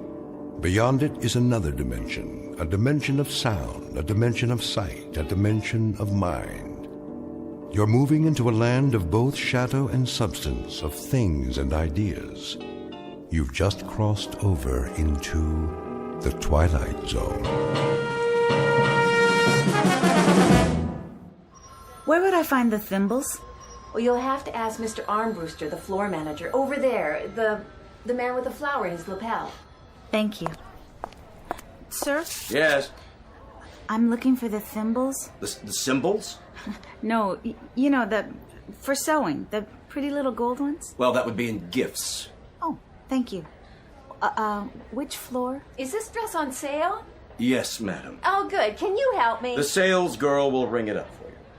Is gifts... Mr. Armbruster to cosmetics. I'm sorry, what did you say? Is it upstairs or down? Mr. Armbruster, please come to the cosmetics counter. One moment. I'm needed. Is this the final markdown? Let's see. Yes, 40% off. I'll take it. Will that be cash? Charge. Oh, and can you gift wrap it for me? Well, certainly, ma'am. Customer service is downstairs. You take the elevator on your right.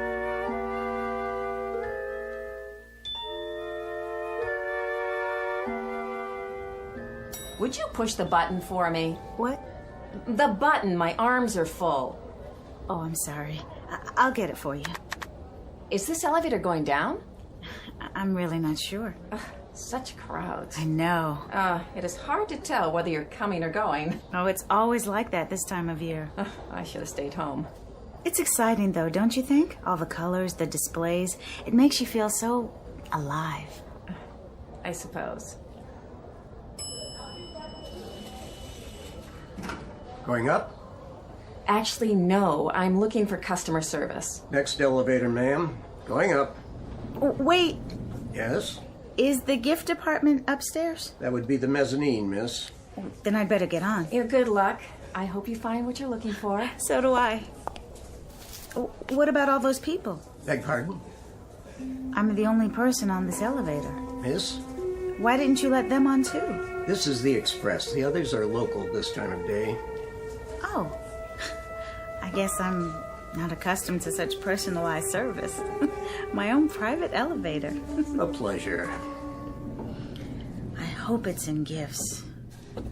What in particular were you looking for? Thimbles. Thimbles? Gold thimbles. Really? You had them advertised. And they would most likely be in specialties. They would? 9th floor. Oh. Somebody told me to look in gifts. 9th floor. Thank you so much.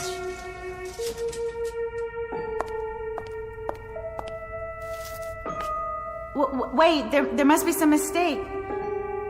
No one's on this floor. I don't even see a salesperson. Wait!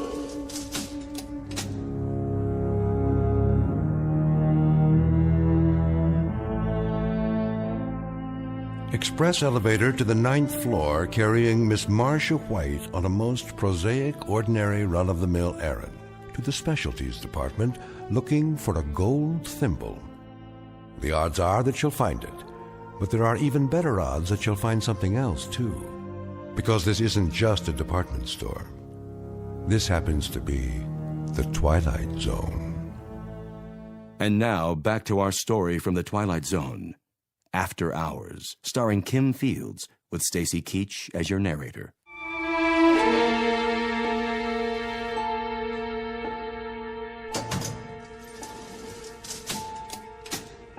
Wait, you can't leave me here. There's nothing on this floor, only empty counters, almost no lights at all. Why won't this button work? Now I have to wait till he comes back. Rude, that's what I call it. Hello? Is anyone here? Anyone at all? May I help you? Oh. Is there anything the matter? Where did you come from? Come? From? I didn't see you behind the counter. Was someone helping you? No, how could they? I don't think I'm on the right floor.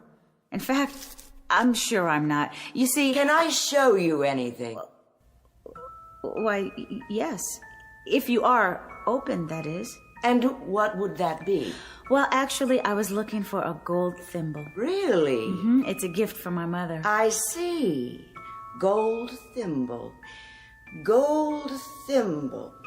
Oh, yes. I think we have just the thing. You do? Something you'll like. In fact, I'm sure you will. But where? I don't even see any merchandise. Down here, at the end of this counter. This way, please. Oh, I see it now. There. How about this? It's all by itself in a glass case? Well, that does make it stand out very dramatic. And in its very own little velvet box. That's lovely. Don't you adore it? May I see? It's 14-karat gold. Really? Quite distinctive, don't you think? Do you have any others? Only this one. But why look any further if this is the one you like? You do like it, don't you? Yes, it's perfect. How did you know? Let me write it up for you. Charge? What? Will this be a charge? Oh, no, I'll be paying for it in cash. As you wish. It's easier that way, at least for me. Applying for credit, waiting to be approved. I never have enough time to go through all that. Do you know what I mean? I know exactly what you mean.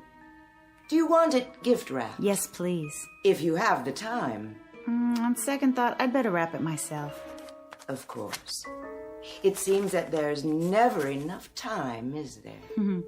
Oh, I forgot to ask. How much is it? $22.80 plus tax. Is that all? Quite reasonable. It's our annual markdown sale for preferred customers. How nice. $25 even. Here you are. Perfect. You know, this is so... What? So odd. In what way, Marcia? Well, you don't have any merchandise here in any of the displays except for this thimble. Except for the very thing I needed. Is that so odd? We pride ourselves on catering to the discriminating shopper. I'm not sure. The whole floor looks so empty. And all the cases... You called me Marcia. Did I? I'm sorry. That was forward of me. I should apologize. How did you know my name? Aren't you a regular? I've probably seen you around the store. No, you haven't. I've never been to this department before, and I certainly have never seen you. Are you sure? Look, I don't want to make a big thing out of this, but really, what kind of place is this? What do you mean? I mean, I go shopping and I want just one small item, a gold thimble, and I end up in this store on a floor where there isn't anything in evidence except the item I'm looking for. Now, You may be more sophisticated than I am. Not at all. But I'd call that odd. Here's your purchase. Well, don't you? Please come again. Anytime. The elevators... But of course, you remember where it is. Yes. Yes, I do. Thank you.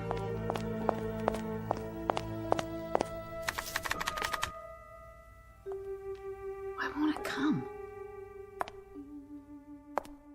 Oh, Miss White. What did you say? I was wondering. What? Are you happy? Am I happy? You'll have to forgive me, but it's really none of your business. Is that so? Why are you smirking? Was I? You are. You're laughing at me. I didn't intend to. Is this all a practical joke, one that no one's bothered to let me in on? Not at all. Then explain why you know my first and last name. I didn't give you a credit card or show you my ID. As I say, we must have met before, somewhere. And where would that be? I'm sure I don't remember. And why the personal questions? Am I happy?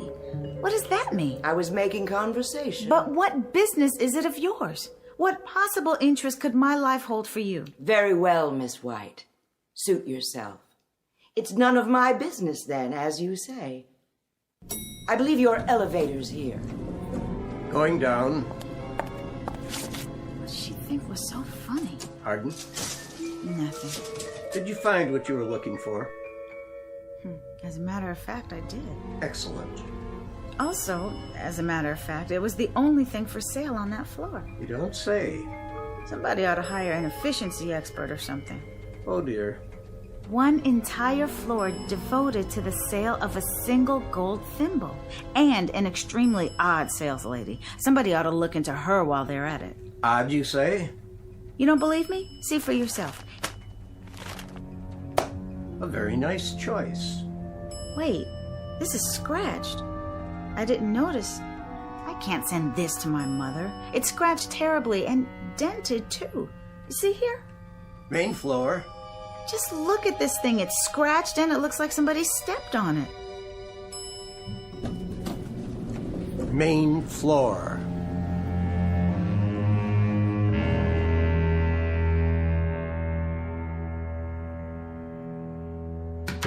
Sit down, Mr. Armbruster. You make me nervous. But I'm only trying to explain. Can't we cut through all this? You're in charge of the floor. You're supposed to handle any problems. I have a department store to run here. I know that, Mr. Sloan, sir. I distinctly told her that... What's your point? That all the gold thimbles we have would be in gifts. And that if the item is in its original packaging, we would make good on it, either by replacement or refund. I distinctly told her that, Mr. Sloan. Then what's the problem, Mr. Armbruster? The problem is that the customer claims she didn't get the item in gifts. She got it in another department. Then have her go to the department where she purchased the item. You know the policy. Oh, that's the point, Mr. Sloan. She has some idiotic story about having purchased the gold thimble on the 9th floor. 9th? That's what she said over and over again. I trust you explained to her, Mr. Armbruster, that this store doesn't have a 9th floor? I tried, sir. Lord knows I tried. Mr. Sloan, believe me, I have tried desperately, and I really mean desperately, to acquaint her with that fact. But she insists she was taken up to the 9th floor, waited on by a rather odd woman. An odd woman, no less. A personality trait she would be particularly knowledgeable about. Well, at any rate, a woman who allegedly waited on her... Never mind, Mr. Armbruster. I'll talk to her. Thank you, sir. She's right outside.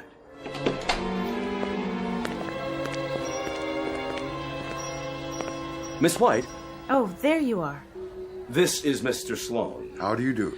He is the manager of the entire store. Hello. Perhaps I can help you, Miss White. I hope so. I'll do my best. It's about this thimble. Let's have a look at it, shall we? It's dented. Oh, my. And scratched. See here?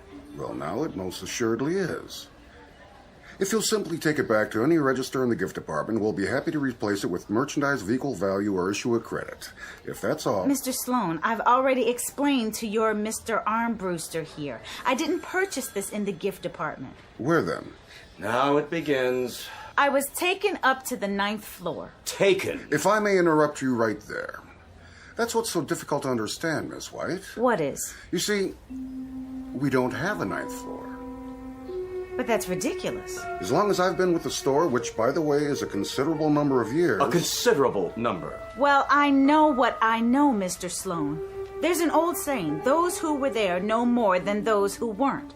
And I was taken up to the 9th floor, definitely. There's no question in my mind. I saw the numbers flash by, and then the elevator operator opened the door. Taken by whom? The express operator. And after that, he took me down again to this floor. Express, did you say? Yes, the express elevator. And I was waited on by a very odd woman. Is your receipt in your bag? My receipt? I didn't get a receipt. You see? I paid cash. I gave the woman a $20 bill and a $5 bill. Then I was given the thimble in this little velvet box here. It doesn't look like one of ours. Then I took the bag and... From the odd woman. She was odd. Anyone would say so. Can you be more specific? She had a very chic tailored suit with her hair tied back tightly in a sort of bun. She seemed to know exactly what she was doing, so I'm sure she's also been with your company for a considerable number of years. And her name was? I don't know. You see? I didn't ask. All our employees are required to wear name badges like Mr. Armbruster here. So all you'd have to do is glance at the lapel. Voila. And there's the name. I honestly don't think she had one. No, I'm sure. Just the tailored suit with a plain neckline, no jewelry. If you could give me something more to go on. I'm trying. Otherwise, without a proper receipt, I'm afraid... Like that woman. Which? She looked exactly like that woman over there. Where? Standing by the designer collections. The same outfit, same color. That's one of our newest designer suits. It hasn't even been put in the window yet. How did she... Wait. Yes? It not only looks like her, it is her. It is? The woman. The one who waited on me. She's standing right there. See her? Well, this will settle it then. Yes, it most certainly will. Miss, I wonder if you'd mind... She can't hear you. Mr. Armbruster, would you kindly ask her to come over here? With pleasure. Excuse me. Sorry. If you'll kindly step aside, I have to... You? Do you work here? I said... May we have a word with you, madam? This customer says she purchased a gift item from you earlier today. She refuses to answer. If you'll face me, please. My name is Sloan, and I'm the manager of this store. Where is your ID badge? I told you she won't answer. She is not from any of my departments. My salespeople are all trained to be courteous, responsive. Are you deaf? Turn around and let me see your name. You still say this is the one who waited on you, Miss White? What in the world? What's the matter with you, Armbruster? Leading me on a wild goose chase. This is a mannequin. No, I could have sworn. Of course it is. I knew that all along. A small jest, sir. A very small one. Only a mannequin, dressed for display in ladies' couture. Why, what do you say now, Miss White? A dummy. Not a sales girl at all. A mere dummy. Armbruster, what are you doing in ladies' lingerie? Sir, I'm waiting to see if our favorite customer, alleged customer... Miss White? You mean she's still here? In the ladies' lounge. I thought I told you to show her the door. She didn't feel well. She wanted to lie down. I thought it best to accommodate her. You never know about these crazies. Lawsuits, insurance claims... Oh, all right. Let her rest. But send someone in to see how she's doing. It's almost 6 o'clock. Yes, sir. Miss Keever? Yes. Well? Mr. Armbruster? Well, how is she? Oh, Miss White. She'll be all right, Mr. Armbruster. She was feeling a bit faint. I think she may have gone to sleep on the couch. Wake her up, then. Get her on her feet. We'll be closed in a few minutes, and I want her out of here. Post haste! Oh, I'll see what I can do. As soon as I ring up a sale, Now, Miss Keever. Yes, sir. Tell her we're closing. She can come back tomorrow and we'll get her a replacement on her merchandise or a refund or anything she wants. I'll tell her, sir. What I'd like to give her is a bus ticket to any department store west of Cleveland. Preferably one in Chicago, Los Angeles, or Honolulu. Miss Keever, did you hear me? Closing time.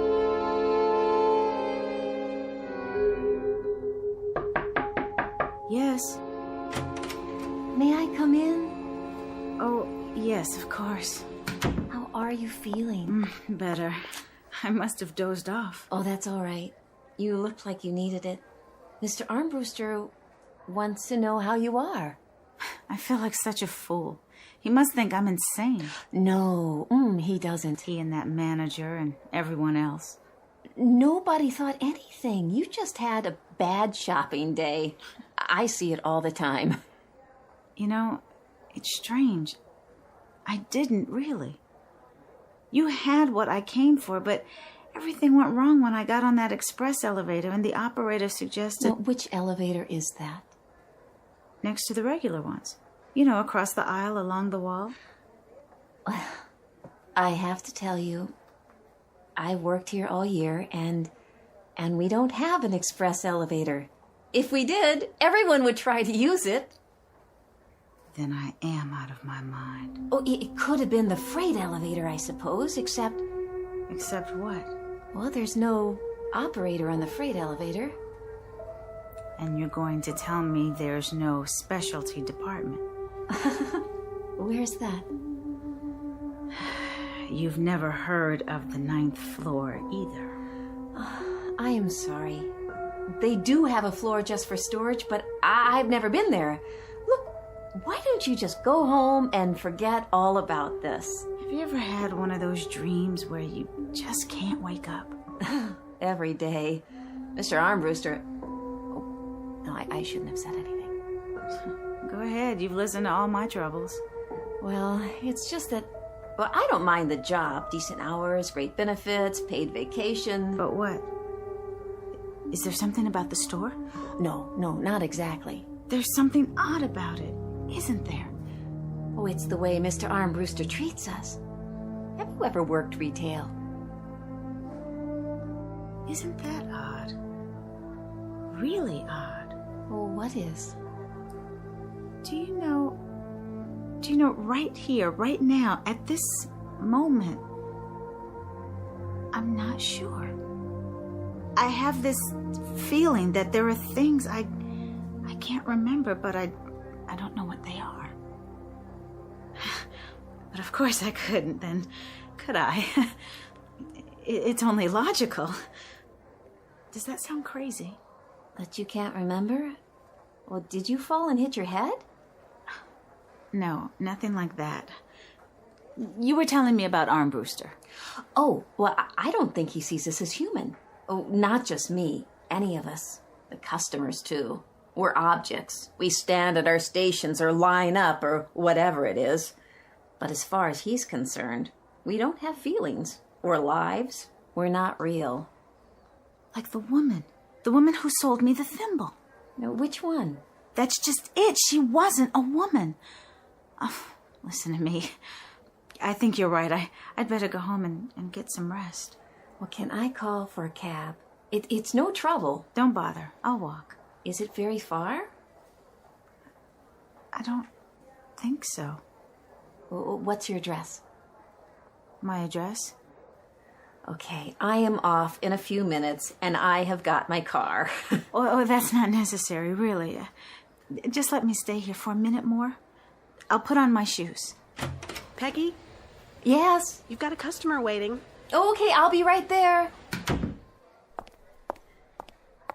Miss White, don't worry about Armbruster. Look at it this way. You're one of the lucky ones. I don't feel very lucky. Well, think about it.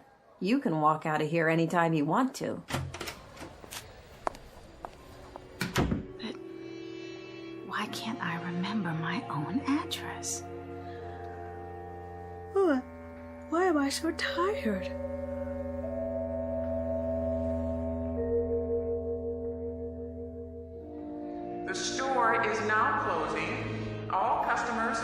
to make a purchase, please go to the nearest register. Excuse me. Yes. Oh, hi. You feel better? A lot. Thank you so much. And for the talk. Sure you can make it okay? Oh, I'm sure. I just wanted to ask you, which is the way out? I think I got turned around somewhere. Okay, now that way. See the elevator at the end of the aisle? I don't need an elevator. Just point me to the nearest exit. Well, you still have to take the elevator. Why? We're on the first floor, aren't we? No, not quite. The second. Oh. I really am turned around. Well, everybody has to take the elevator. The escalator's not working. Oh, you could take the fire stairs, but they're kind of spooky. Oh, no, thank you. The elevator's fine. Okay, then. I will see you next time. I honestly don't think there'll be a next time. Not in this store. Good luck to you. Well, you too.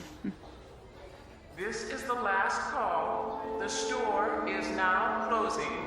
Mommy, come on. These elevators take so long. My feet hurt.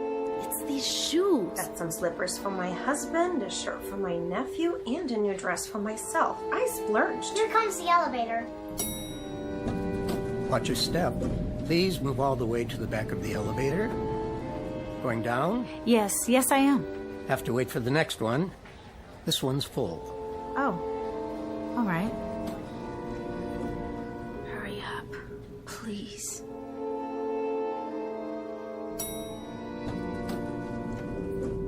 Going down. Yes, please. Step into the elevator. But why is it so dark? Did your light fixture burn out? Step in. Wait, aren't you the operator from the other elevator? All the way to the back. You are. I just saw you in the elevator on the right. How did you... I said, step in.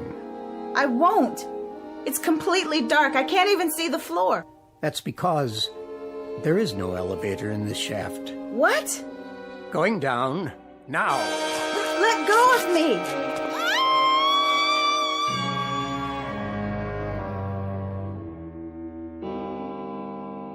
What?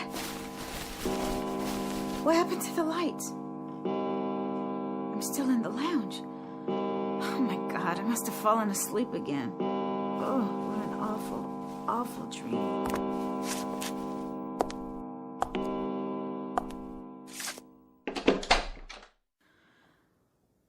Hello? Hello, is anybody there? Empty. Then the store must be closed. That means...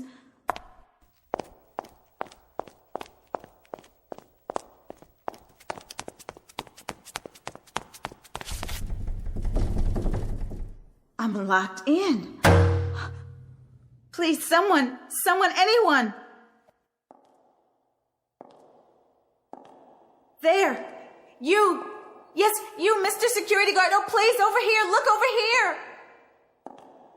Yes, here. I'm locked inside the store. He must have a key. Of course he does. Of course he does. Here he comes. He'll unlock the door and I'll go home. Just go home and like the girl said, forget all about this. And... No! He can't see me with the lights off. Use your flashlight! He can't hear me. Come back, please. Please. Oh, please. Can anyone help me? Anyone? Help me. Somebody, please. Help me.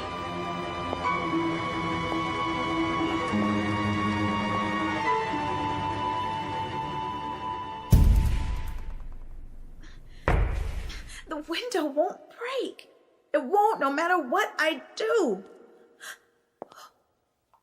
Who's there? No. What do I do? Where do I go?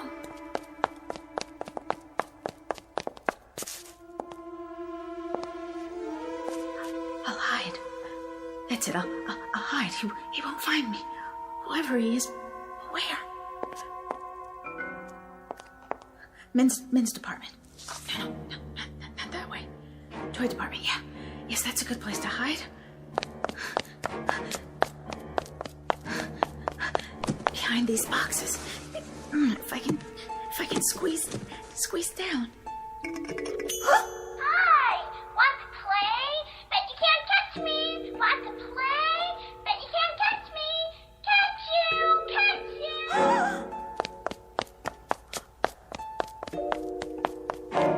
Oh, thank God.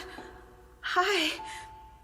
Oh, you don't know how glad I am to see you. You're the express operator, aren't you? Sure you are. Remember me? You took me up to the 9th floor today just a few hours ago. And now I'm locked in. I guess we both are. Do you know the way out of the... Hello? Can you hear me? I said You're not real either. You're a mannequin.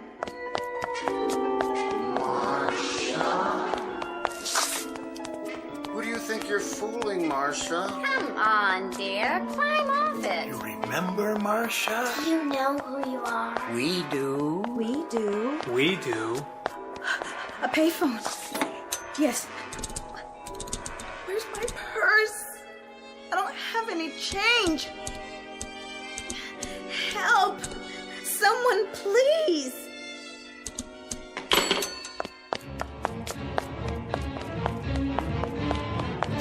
The elevator has to be working. The real elevator. Please. Please come. Hurry.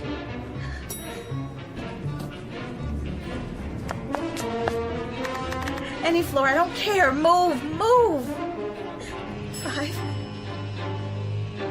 6, 7, 8. No, not this one.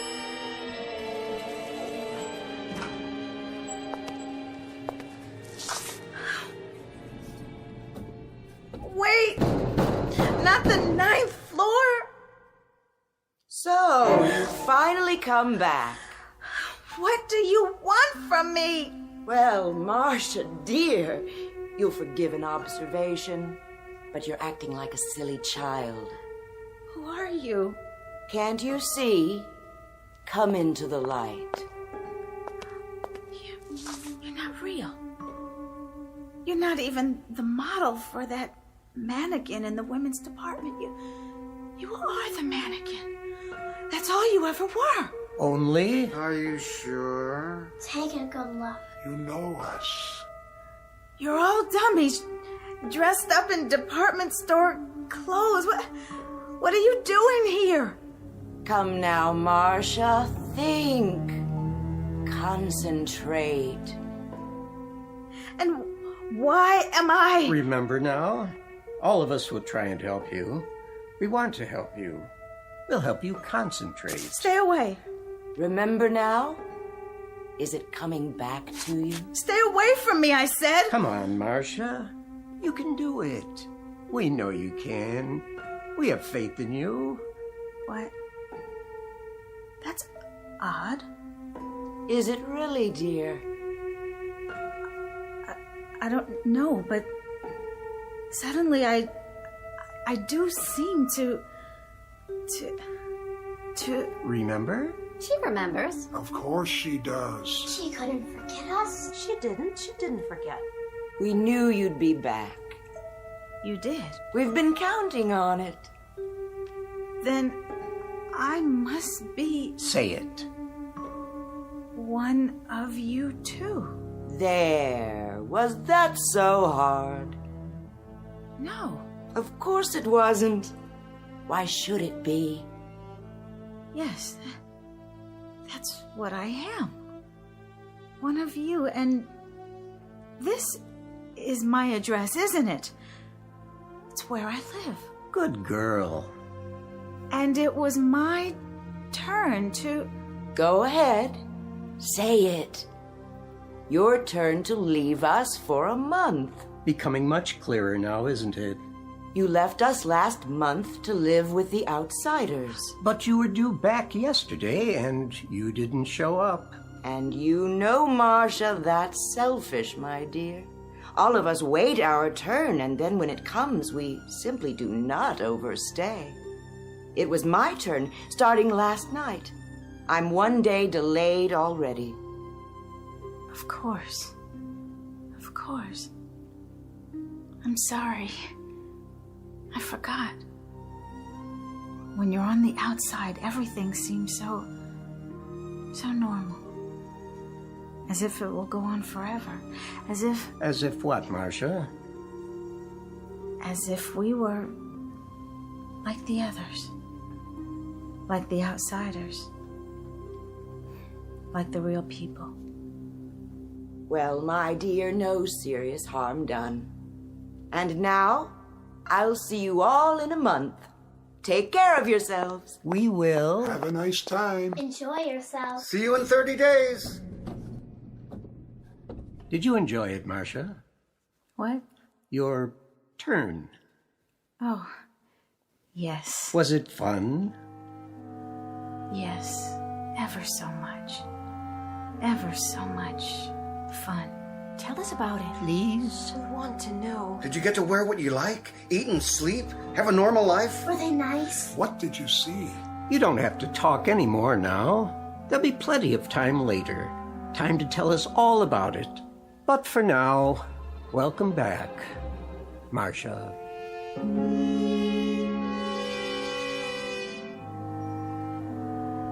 Good morning, Miss Keever. Morning, sir. Ready to set a new sales record? Oh, yes, sir. Splendid. I see the very irritating Miss White finally made it out of the store. Well, I guess so, sir. I didn't see her go. Well, good riddance to her and her little golden thimbles. Excuse me. Yes? Where can I find, well, Speak up. ladies' undergarments? Right here. Miss Keever will help you. You Armbruster? Mr. Armbruster. And you are? Maintenance department. I got another dummy for you. Where do you want it? On the pedestal in the window. As soon as it's properly dressed, of course. Right. Hold on. Yeah? Is that a new model? Don't ask me. For a moment there, that is, reminded me of someone. That right? Someone I believe I've seen in this store. I can almost place her. Oh, well, I'm sure it doesn't matter. I have much more important things on my mind.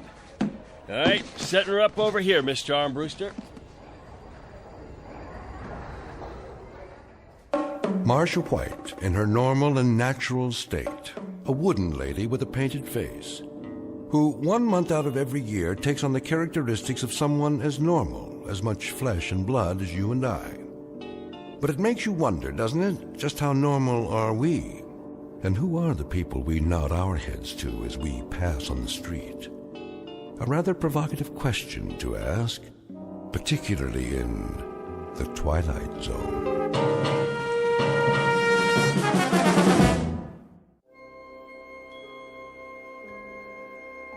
Hi, this is Carl Amari, producer of the Twilight Zone radio dramas. I'd like to take a moment to tell you about our official website at twilightzoneradio.com, where you'll get the latest news and information on these Twilight Zone radio dramas. Plus, at twilightzoneradio.com, you can digitally download 3 free episodes or any of our episodes for only $1.95 each. In this age of ever-changing technology, we've decided to make these episodes instantly available to you by making the Twilight Zone radio dramas a digital download-only series. This means that this series will no longer be offered on CD. The CD collections at our website are now being offered, while supplies last, at buy one, get one free. So be sure to get your favorites before they're sold out. Be sure to visit us often, and I'll see you in the zone.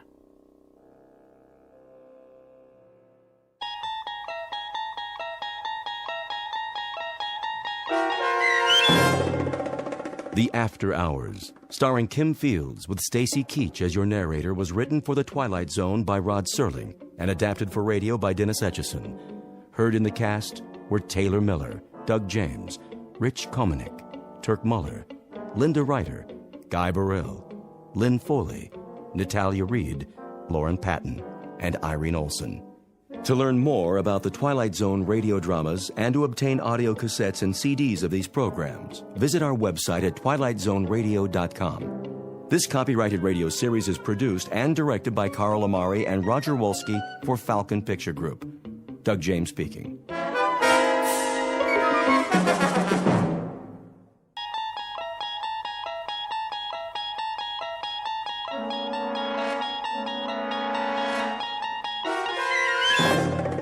You unlock this door with the key of imagination. Beyond it is another dimension, a dimension of sound, a dimension of sight, a dimension of mind. You're moving into a land of both shadow and substance, of things and ideas. You've just crossed over into the Twilight Zone.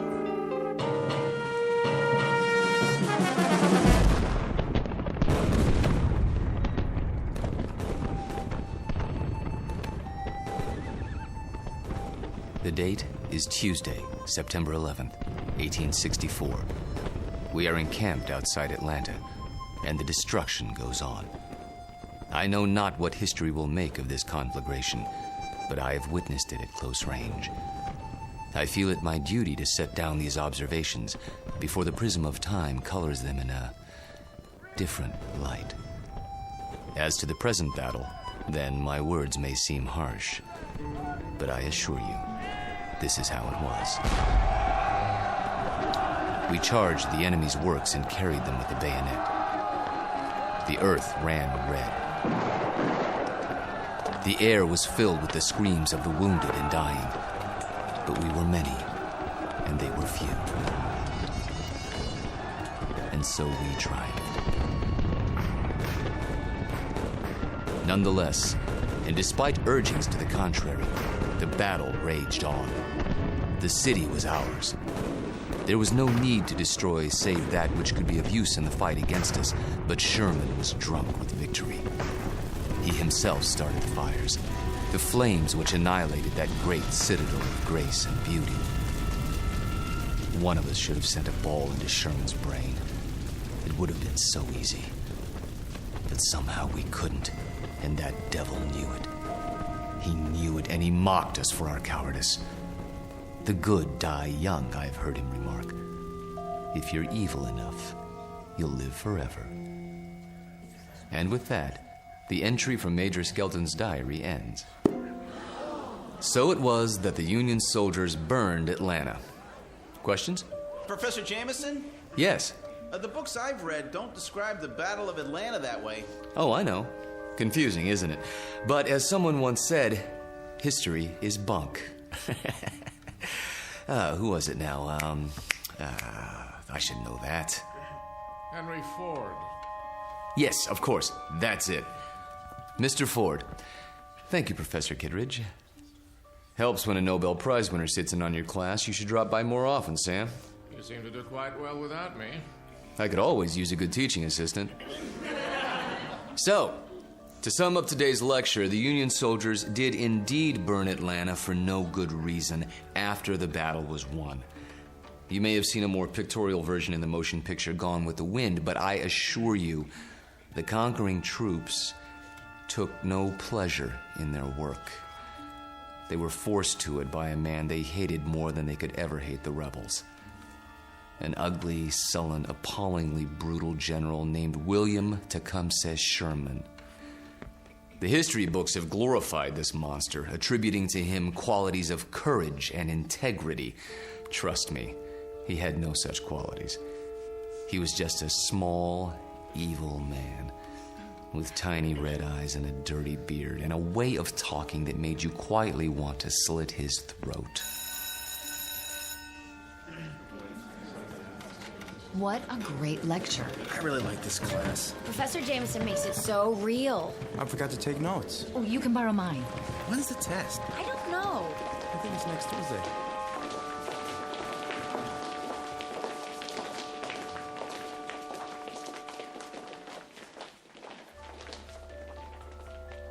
It has been said that universities are worlds unto themselves, inhabited by the young. These are the inhabitants of Collins University, a very small world indeed, young people hungering for knowledge, which can be imparted only by age. You have just met Walter Jameson, for 12 years the college's most popular and respected history professor. Students crowd his lecture hall and listen in fascination as he brings the dead past to life for them. It doesn't seem to matter what period of history he's discussing. He makes that period as real as this morning's headlines. Some explain this ability simply as the mark of a consummate actor. However, there are those who don't agree, like Professor Samuel Kittredge, Nobel Prize winner in chemistry, who has another, more disturbing theory about Walter Jameson, and that theory is about to be put to the test. Very soon we will find out whether our star professor received his degree from a major university or from the Twilight Zone. And now, The Twilight Zone and our story, Long Live Walter Jameson, starring Lou Diamond Phillips, with Stacy Keach as your narrator.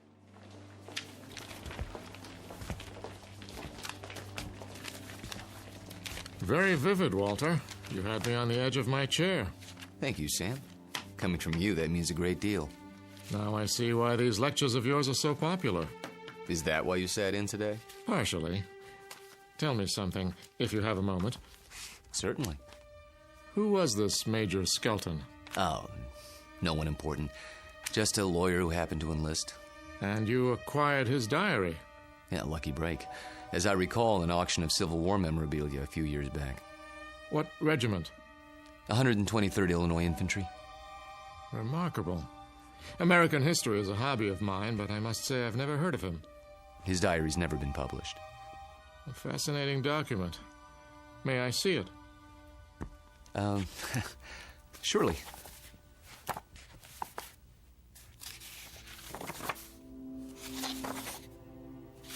Well preserved. It was stored in someone's attic for 100 years. I don't think it had ever been read. You come across objects like this once in a while, put away in boxes. They didn't know what they had. You could resell it for a nice price, I imagine. Original source materials are hard to come by. Don't suppose I could borrow it? I never lend books to absent-minded professors. Remember the last time? Yes. I guess you're right. Time for some coffee? What? I'm going past the student union on the way to my office. Not today. I have a paper to work on for the conference. Oh, I almost forgot. Can you come by for dinner? Whose invitation? Yours or Susanna's? Mine, this time. Something on your mind? Nothing special, just your company. We have a chess game to finish, if I'm not mistaken. Say 7 o'clock? All right, 7 it is. Good. See you then.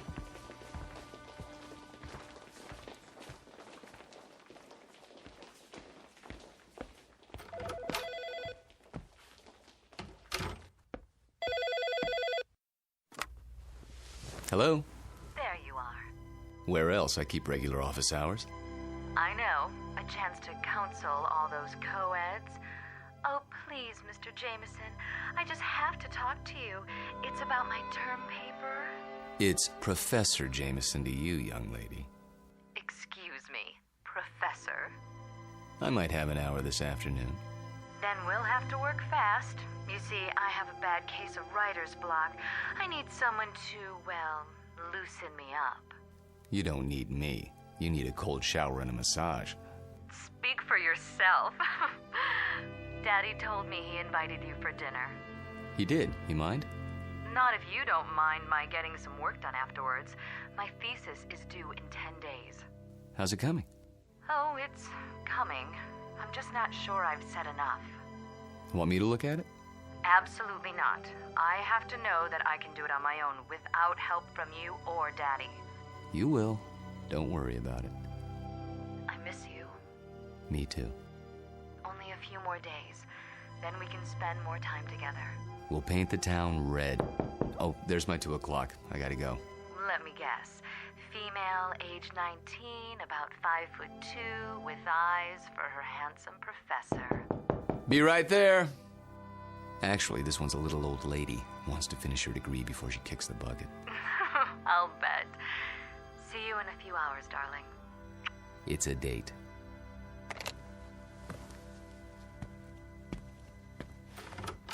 Oh, there you are. Come in, Janice. I was afraid I was late. Someone else is waiting for you. You're my only appointment this afternoon. She asked if this was your office. A student? No, I don't think so. She's sort of elderly. She acted like she knew you. Hello? Hello? She'll probably come back. Oh, I'm sure you're right. Now then, Janice, how can I help you? I'm sorry to bother you, Professor, but I'm having trouble with the assignment. Can't find all the books?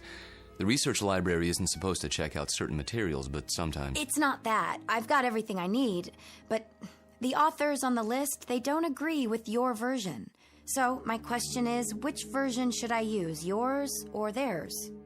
Remember what Ford said. What? Never mind. Start with the basic events. Everyone's in agreement there. As to interpretation, that's up to you. Just tell me what you think happened and why, based on all the accounts. Original thought is what counts. But how can I be sure if I wasn't there? That's always the problem, isn't it? There's an old adage. Those who were there know more than those who weren't. The problem is getting people to believe you. Nonetheless, you know what you know, so you learn to keep some things to yourself. But that doesn't affect you, Janice. We deal with truth in my class. Nothing but the truth, for better or worse. They say it can set you free.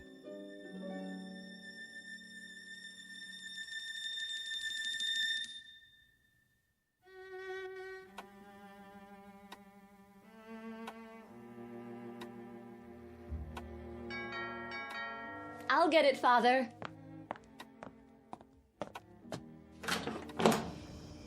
Hello there, miss. I've got a great deal on a set of encyclopedias. Sorry, we don't want any. Just let me get my foot in the door. Oh, really? You know what's wrong with you, Professor? What? You're always on time. Sort of takes the mystery out of things. Oh, so I'm not mysterious enough for you. That's just it. You're too mysterious. Except when it comes to keeping dates. Get in here.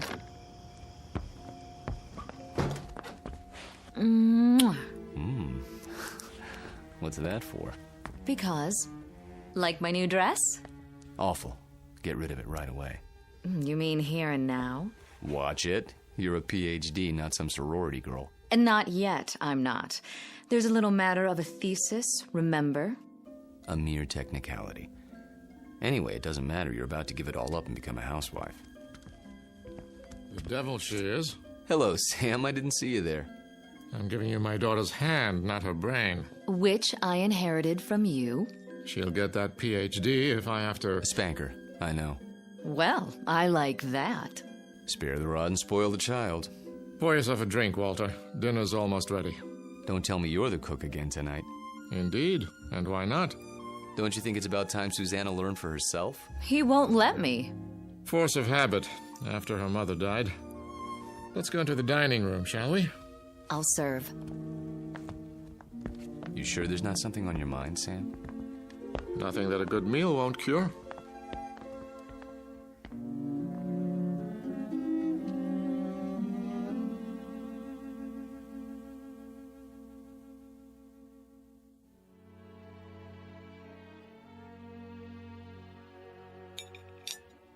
Had enough to eat? I take it all back, Sam. She'll never be the cook you are. I wouldn't even try. Oh, you could try. Who knows? Maybe you've inherited your father's talents. What do you think you're doing in here? I'll do the dishes later, unless this is the men's hour. Cigars and brandy and all that. Not a cigar, a pipe. It's not the dishes I'm worried about. It's a little matter of a doctoral thesis. Upstairs with you. Walter and I have some talking to do. I don't believe this. It is the gentleman's club, right here in my own house. Just for a while, Susie. Then you can have Walter to yourself. You're not going to treat me this way, are you? Worse, you might have to support me. Then the wedding's off. Good night, Daddy. See you before you go? It's a requirement.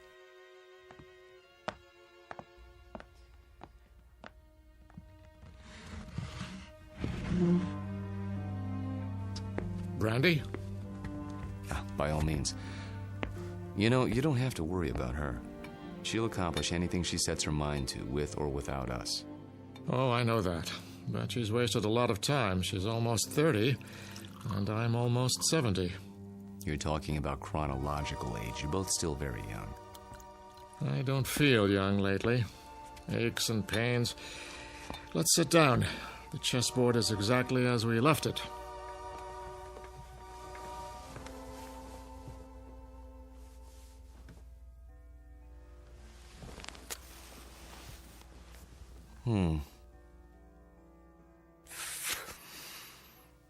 My move, isn't it?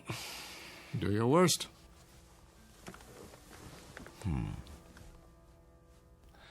How about pawn to king's bishop 4? Look at that. You don't like it? Not the move. Your hands. What about them? Extraordinary, isn't it? They looked very much the same when we met, those two hands. Firm, smooth, not the slightest discoloration. Time marches on. For some of us. Walter, tell me something. Of course. How old are you? You know the answer. 44. My move. I seem to recall that when you applied for a position at the university, you listed your age as 39. That was, 12 years ago, which would make you 51 now. Come on, Sam. So I'm 51. Too old for Susanna, is that it? In a sense. What are you getting at? This is between the two of us. It won't go beyond this room. Really, Sam? Walter, when I met you, I was 58. I had most of my hair, all of my teeth, and hardly a wrinkle. Look at me now. In 12 short years, I've turned into an old man. But you haven't. It happens that way sometimes. I know. But why? Clean living? Don't ask me, Sam. You're the chemist. I'm just a history teacher. Yes, and you teach it very well. Do you know what your students say? They say it's almost as if you witnessed history firsthand. I try to make it interesting. Fake it, you mean? You could call it that. Yes, that's what I thought. But somehow it didn't seem like you. You're such an honest, precise man. Ah, here it is.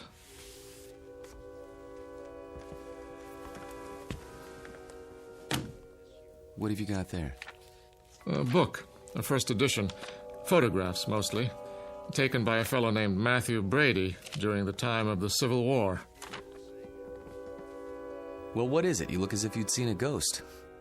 Perhaps I have. Hand me that magnifying glass, will you? I don't see... Was your grandfather in the war by any chance? No. In that case, I'd say we have something of a mystery on our hands. How so? You got me interested in your Major Skelton today. Oh, that. I was curious to see what he looked like.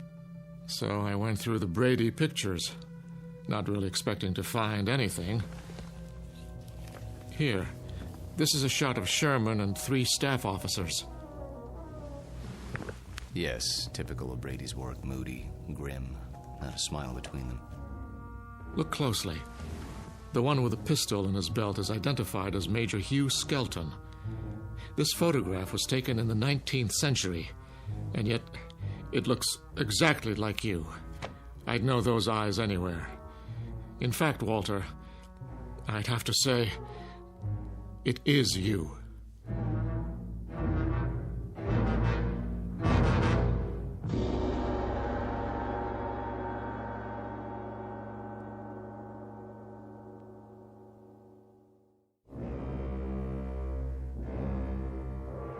It is you, Walter, isn't it? Photographs can be deceptive. Poor lighting, grainy images. You shouldn't have kept the ring, you know. It's a dead giveaway. Ring? It is a bit like mine. Not like it. The same. Sam, really, you can't be saying what I think you're saying. That wouldn't make sense. It wouldn't be rational. It wouldn't... Come now, Walter. We're not children. You know exactly what I'm saying. I've been accused of many things in my time, but never of being inarticulate.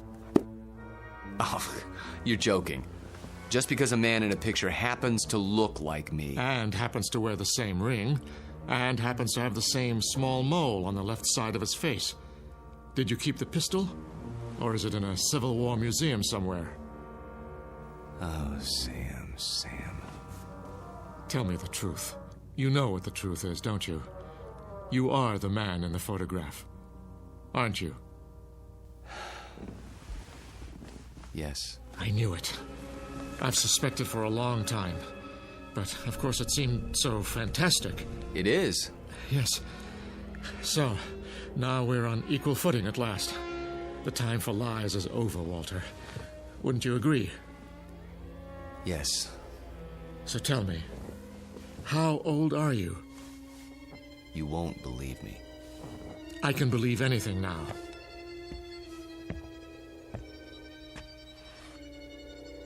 This bust on your mantelpiece? What about it?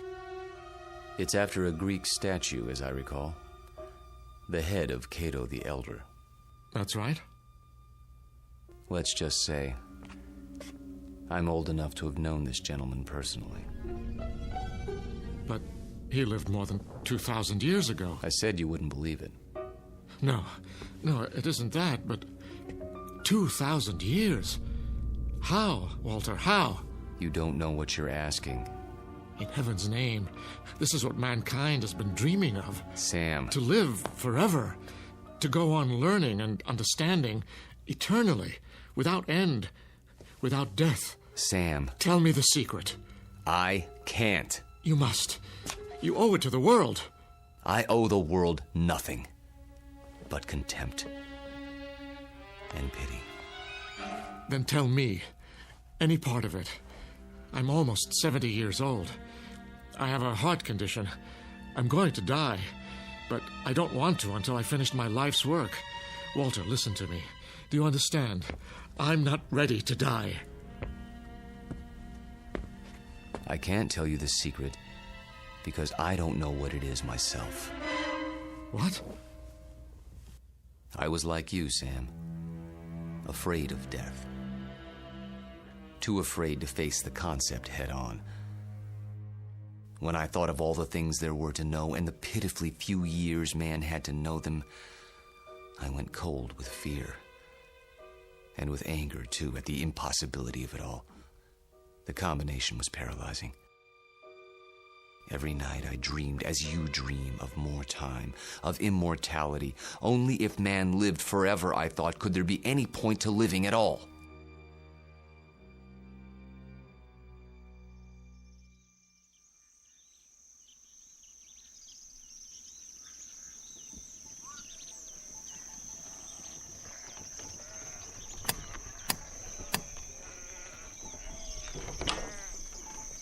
I'm thirsty.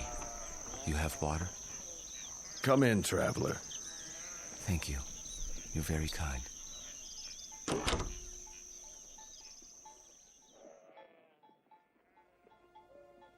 One day, on the road, I met a man. An alchemist. I told him these things and more as I rested with him. He said that he could grant my wish. Only it would cost money. A great deal of money. So I sold everything I had and paid him his money and submitted to his experiments. Drink this, young man. You may remain here until you recover.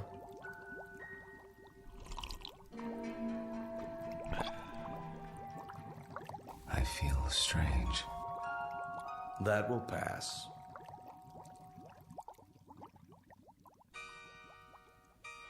I remember very little of what followed, except that I was in a coma for many weeks. When I revived, I learned that the alchemist had been burned for blasphemy. You're not serious? An alchemist? The only legitimate one that I've ever known. You're asking me to believe something that goes against everything I know. Not without proof. But an alchemist? I'm a man of science. They knew nothing of chemistry. Lead into gold. Just as I thought. You won't believe it. Smoke and mirrors. Their methods were based on superstition. Magic. What did he use?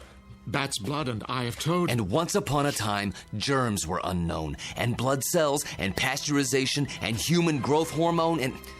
Sam, all those things and more would have been called magic once. It's a matter of knowing what to measure and how. Do you realize that most of today's medicines come from plants? Witch doctors discovered a long time ago that they worked, even if they couldn't explain the reason. Don't lecture me. All right.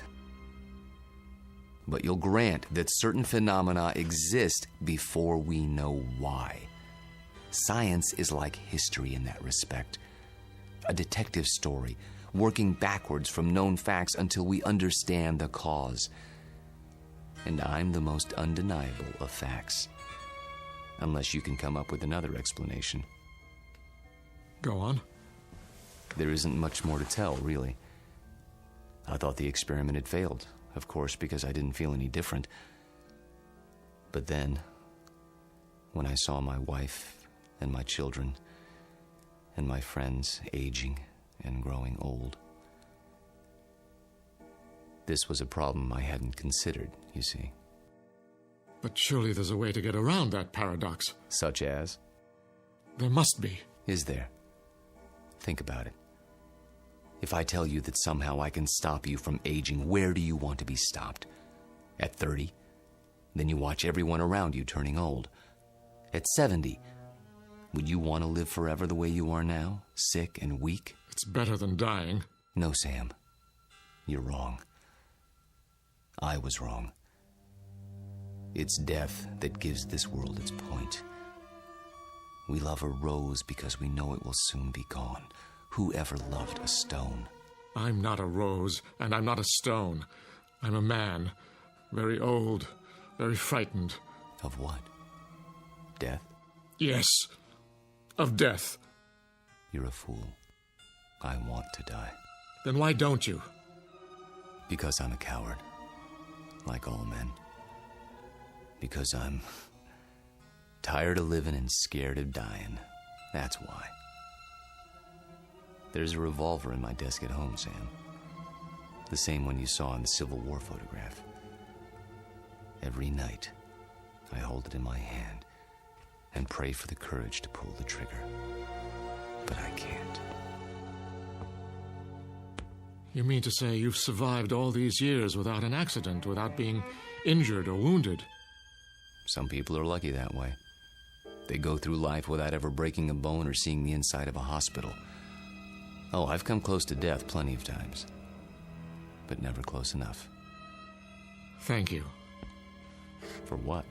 For reassuring me. I thought that if a man lived forever, he would grow wiser. But that isn't true, is it? You grow tired. That's all. It must be lonely. That's a word that comes to mind. You say it as if you think it's a word I don't know anything about. I suppose you married more than once? Yes. How long with each woman, Walter? 10 years? 15?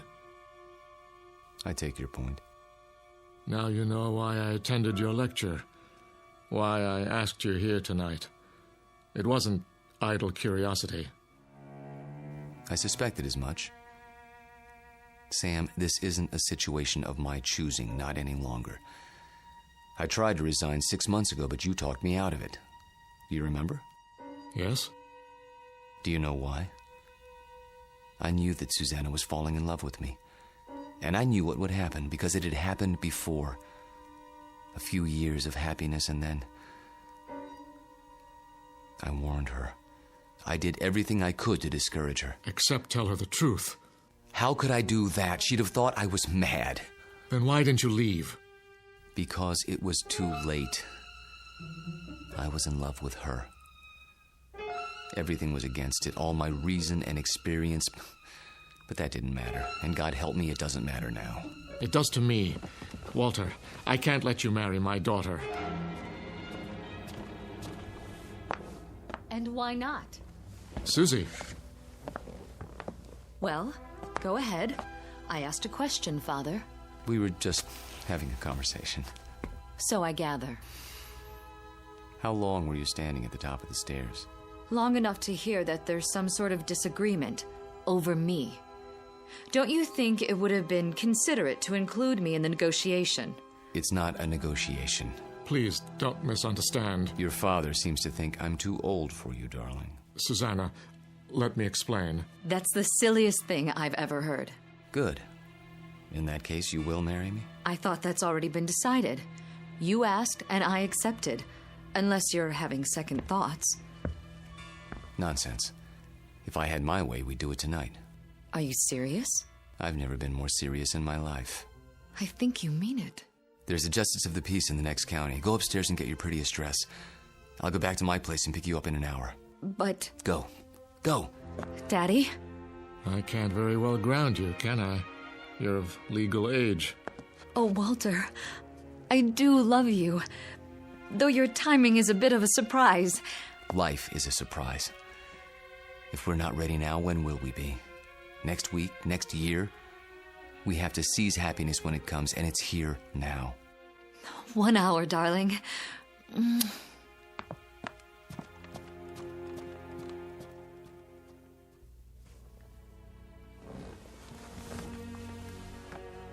I'll tell her. She won't believe you, Sam. No one would. In fact, by tomorrow, you won't believe it yourself. We'll see. Yes, we will.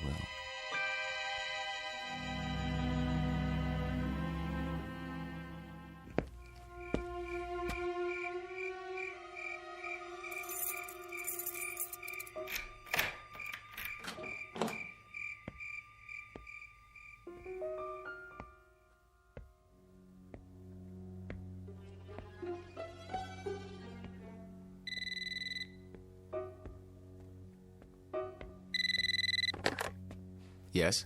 I'll give you one last chance, Walter, if that's your name. Sam, please. The irony is, I truly like you. We've been fine friends. But when it comes to my daughter... You deny her happiness? Is that what you call it? People who love each other don't have secrets. They share their lives. They grow old together. Susanna's entitled to the same thing. Not a mockery of it. You don't think this is easy for me. There's nothing ahead for her but a broken heart, as she sees herself age while you don't. How long do you think you can keep it from her? And if I go away, will that make her happy? She'll suffer, but she'll get over it. You don't belong here, any more than that antique pistol in the photograph. It's still here, in my desk drawer. And so am I. That's reality, Sam, for better or worse. She's upstairs now, packing. If you come back, I'll expose you. Not just to her, but to the university and the world, starting tonight. You mean it, don't you? You don't leave me much choice. Give me a few minutes. I need to think it through. Good. If you love her, you know what to do. Yes, I know what to do. Only, I don't know if I have the courage.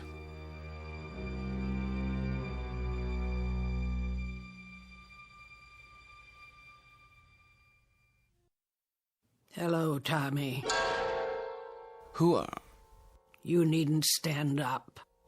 How did you get in? You left the front door open. Who are you? Don't you recognize me, Tommy? No, I don't think I... Look hard into my eyes. You called them the most beautiful you'd ever seen once.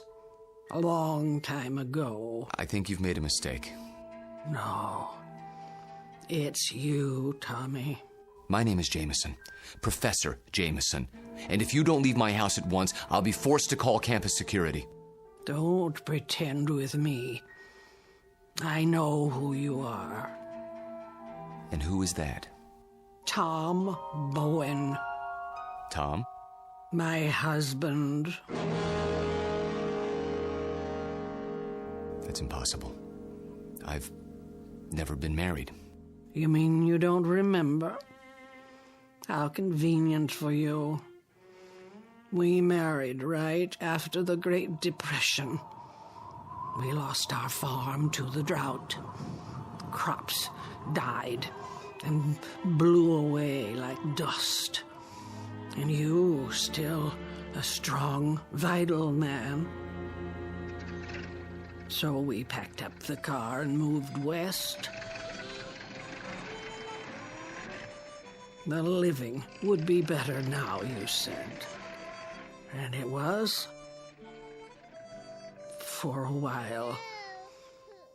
We had a little girl. Did you know she passed away last year, Tommy? A grown woman herself, getting on in years. It's not right to outlive your children. But me, I had to keep going. It was like I'd been waiting all these years, waiting to know where you went when you ran off. And now, I found you. My dear lady, perhaps if you told me who you're looking for, I could... Oh, stop.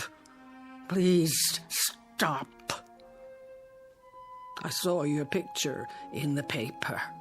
I knew it was you by those eyes.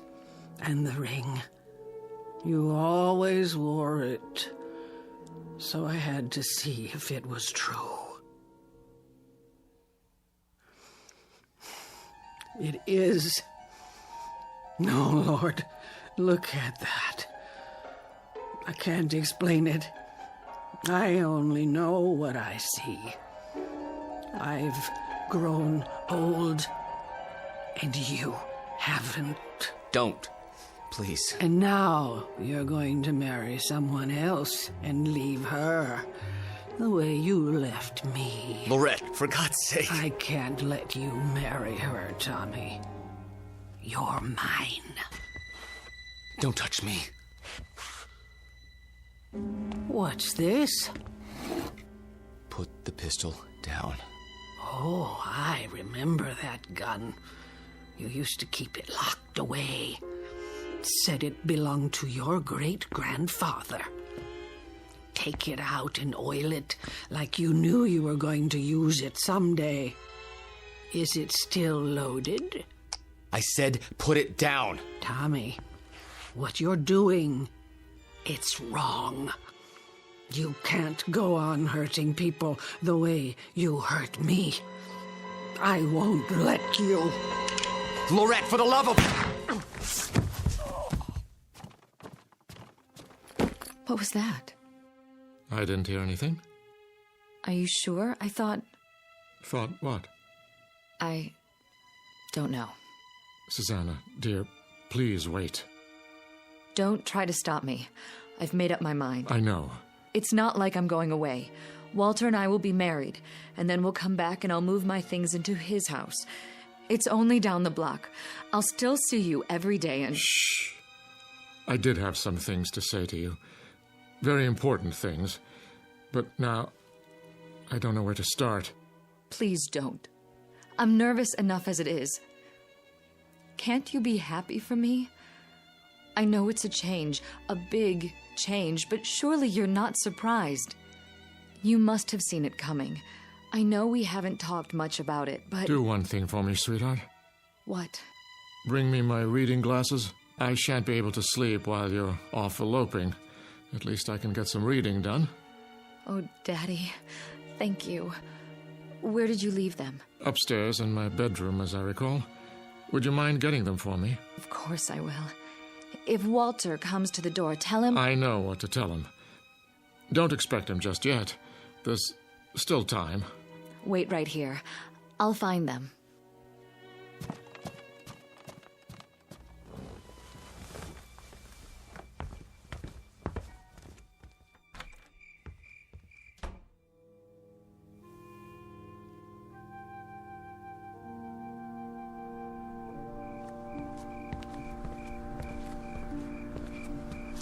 Oh, Excuse me, I didn't see you there.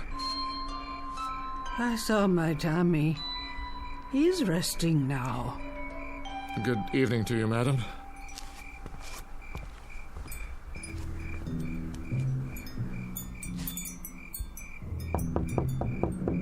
Walter.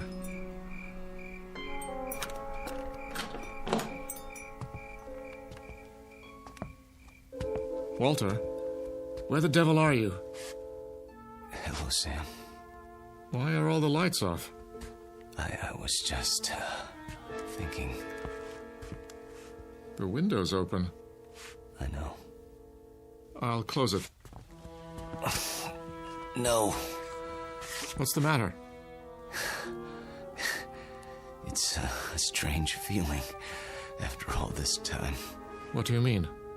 I mean, I've come to my senses. Tell Susanna. Tell her if you would. You're hurt. Turn on the light. Stay away. I'll call a doctor. No. But your hand, there's blood on it. Hard to avoid that when you've been shot. It's dripping all over everything. I'm leaking, Sam. Everything that's been held inside for so long, it's running out. I feel light as a feather. Take my arm. Sit down. Quickly. A little late for that. I'm sinking, Sam. Right into the rug. It'll be quite a mess to clean up. What's happening to you? It's happening. At last. Your hair. Your skin. Sorry to fall apart on you. Oh. But nothing lasts forever. Thank God, Sam. Thank God in His wisdom. Oh, Walter. Walter. Tell her. I'll try to think of something. Don't let her see me like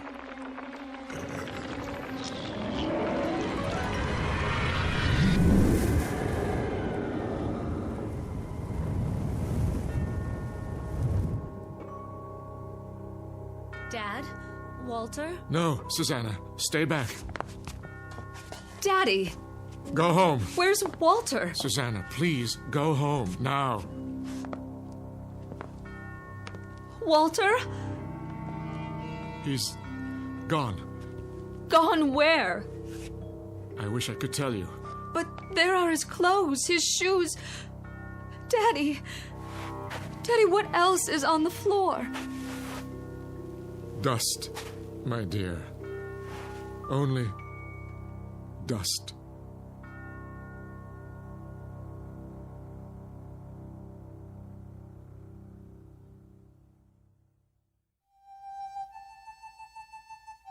Professor Walter Jameson, an expert in the subject of times long past, and above all, a consummate actor, since before this university was founded. He's finally completed his life's work, a history of the world that begins in the cradle of civilization and ends in our time, because the future was not his specialty. In fact, the simple truth is he had no future left. The past has a way of catching up with us, sometimes when we least expect it. They say that time heals all wounds, but it also wounds all heals. Rest in peace, Professor. You've just passed the ultimate final examination in the Twilight Zone.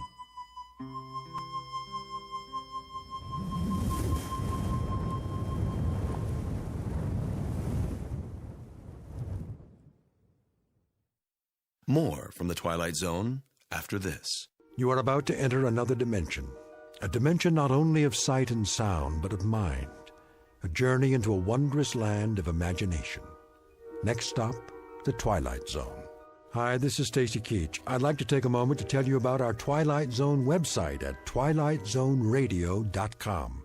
At twilightzoneradio.com, you'll find the latest information on these Twilight Zone radio dramas, including behind-the-scenes photographs, plus the newest product releases, trivia contests, ways to contact us, other Twilight Zone-related info and merchandise, plus links to other fascinating websites. So make your next stop twilightzoneradio.com.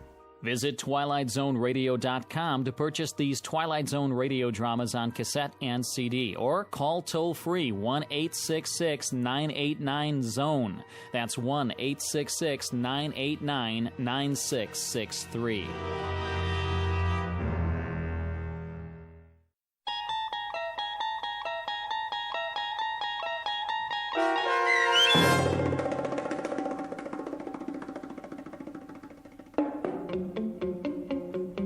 Long Live Walter Jameson, starring Lou Diamond Phillips with Stacy Keach as your narrator, was adapted for radio by Dennis Etchison and written for The Twilight Zone by Charles Beaumont.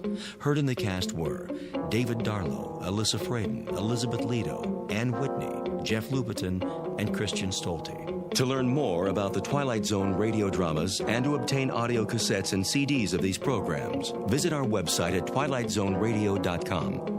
The producers of The Twilight Zone wish to thank CBS Enterprises, Carol Serling, Dennis Etchison, Dick Brescia Associates, Claire Simon Casting, Terry Jennings, XM Satellite Radio, Sirius Satellite Radio, our sponsors and our radio affiliates for helping make this series possible. This copyrighted radio series is produced and directed by Carl Amari for Falcon Picture Group. Audio editing, sound design, Foley effects, and mix for the Twilight Zone radio dramas are by Cerny American creatives Craig Lee, Michael Slaybach, Bob Benson, and Jason Rizzo. To learn more about the Twilight Zone radio dramas and to contact us, visit our official website at twilightzoneradio.com. Doug James speaking.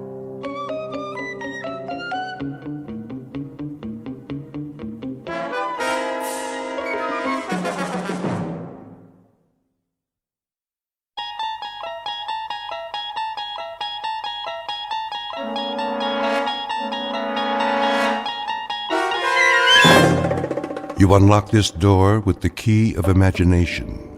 Beyond it is another dimension, a dimension of sound, a dimension of sight, a dimension of mind. You're moving into a land of both shadow and substance, of things and ideas. You've just crossed over into the Twilight Zone.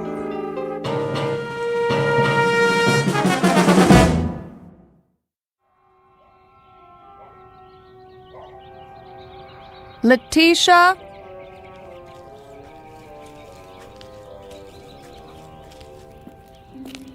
Yes, Miss Winter?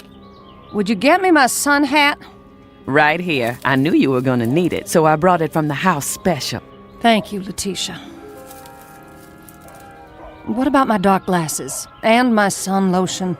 Right over there by the wet bar. Get them for me, will you? Yes, ma'am. Can I bring you some iced tea? No, thanks. How about a nice glass of lemonade? A vodka and orange juice would be more like it. Yes, ma'am.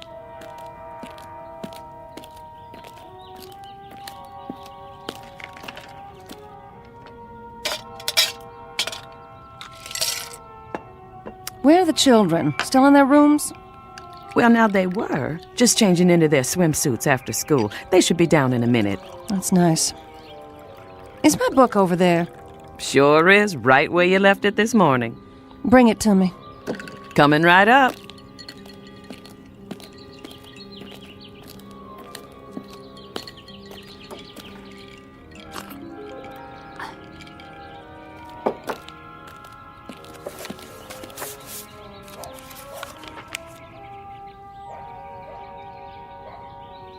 I don't know why I bother to read these things. They don't do one bit of good. I'm okay, you're not. Somebody's making a fortune telling people what they already know. Yes, ma'am.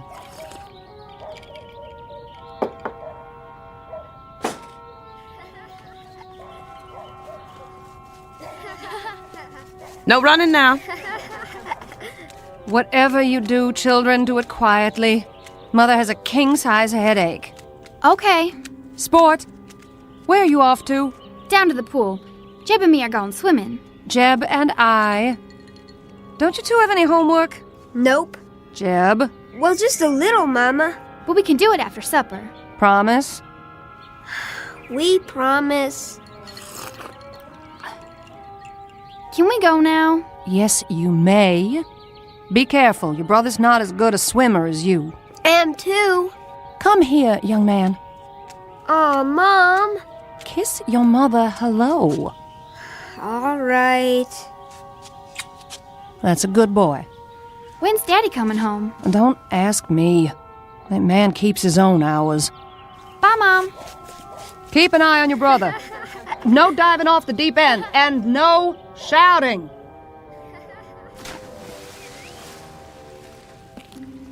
Will there be anything else, Miss Winter? Just one. Yes? Make me another drink. Yes, ma'am.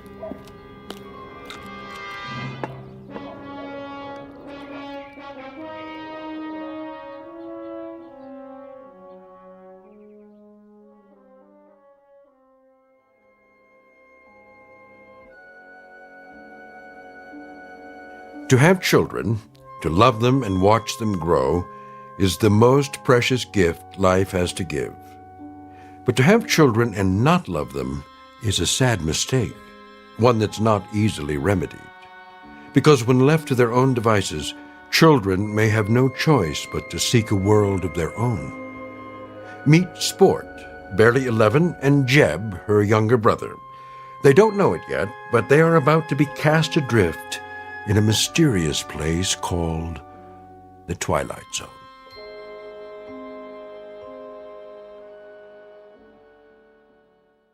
And now, The Twilight Zone and our story, Bewitchin' Pool, starring Karen Black with Stacy Keach as your narrator.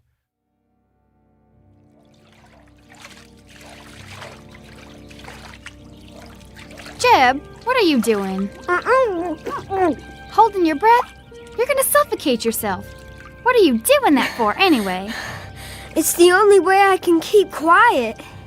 Mama didn't mean we couldn't talk. It was the yelling and hollering that made her have a headache. I'm just a natural-born screamer. Can't play unless I holler. I know a quiet game. Yeah? How do you play? Well, look down there, in the water. That's not a game. Jeb, come on. Okay, I'm looking. Now what? What do you see? A swimming pool. What do you think? Do I have to explain everything to you? It's a pretend game. Well, what do you see? A river. You and me floating on a raft, just like Tom Sawyer. No! Now we're coming to an island. What's on the island? It's all full of caves and rattlesnakes and pirates. And witches? Well, I guess you can have one witch. Just one. A fat one! Who ever heard of a fat witch? I don't like skinny ones. They're scary. They don't make fat ones. It's my witch. I can make her fat if I want to. It's my game. You loud-mouthed kids! Pipe down over there! I better shut up. Mama will get mad at me. No, she won't. She loves you. Then why does she yell like that? It's just the way she acts. 'Cause of her headaches. You know something, Sport? What? I love you. You're the best sister I ever had. You're silly. Come on, let's go swimming. Yeah!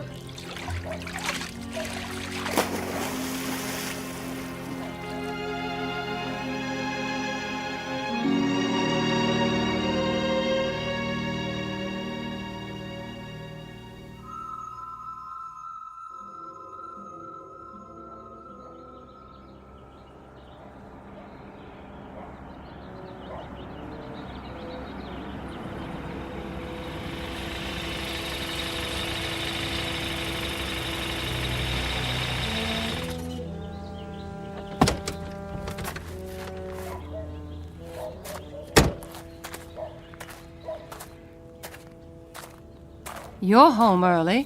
What? I said, you're home early, darling. Where are the kids? In the pool. Who's watching them? Nobody. Is that right?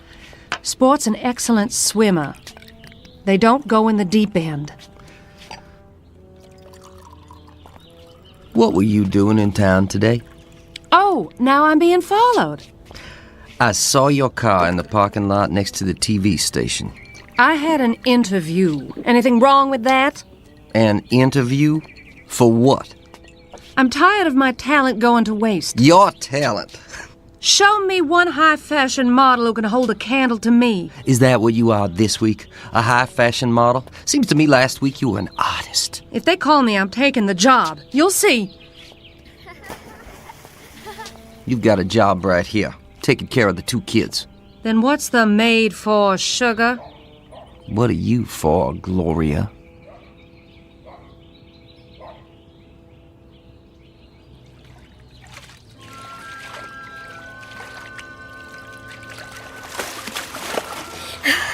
I can see it. Can you? Yeah.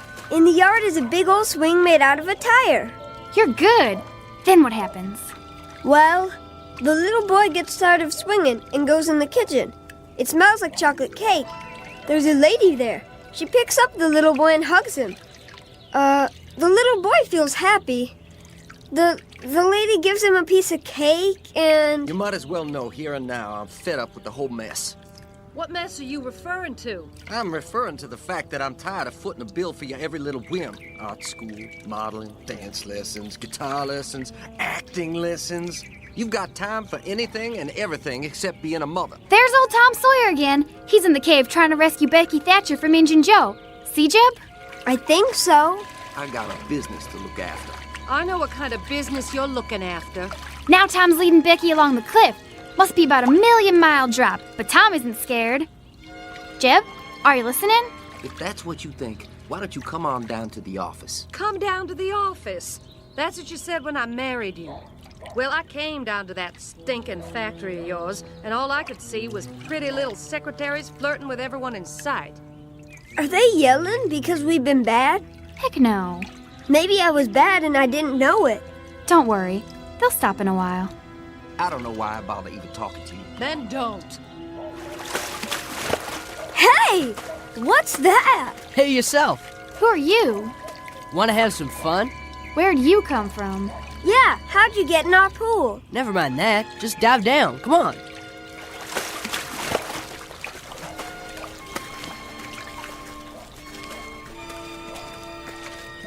What is going on over here? Nothing. I can't even have a conversation without you brats yelling. We were just talking to this boy. What boy? In the water. He was here and then he was gone. There's nobody else in the pool. But he's gotta come up for air. No, Jeb. We were just playing pretend. Pretend? You fool kids. Where'd Daddy go? He went in the house. Supper will be on the table soon. You'd better be dried off and ready. Don't you go off and play. I mean it. Yes, Mama.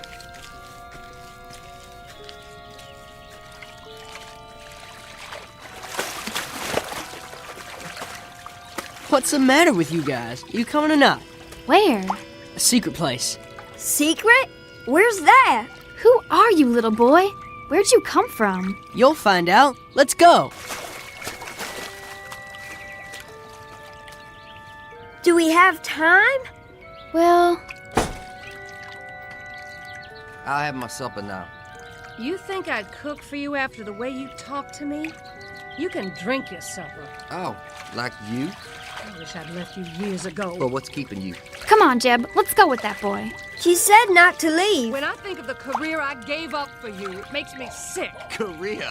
That's a laugh. I hate this house and everything in it. I hate you.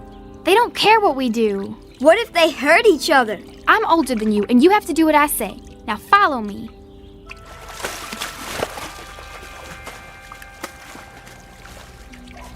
Well, here goes.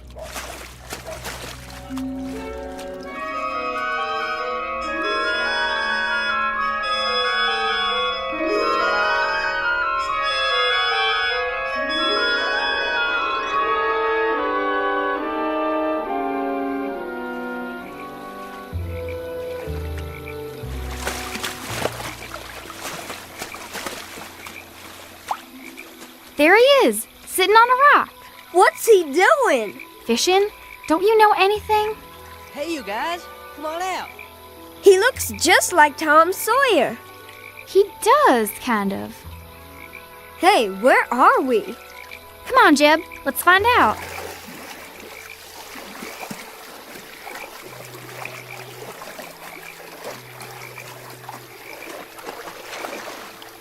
Grab my hand. There you go. Here, take these. One for each of you. Where'd you get these big old towels? Aunt T sent them along just in case. We weren't sure if you were coming or not. Aunt T?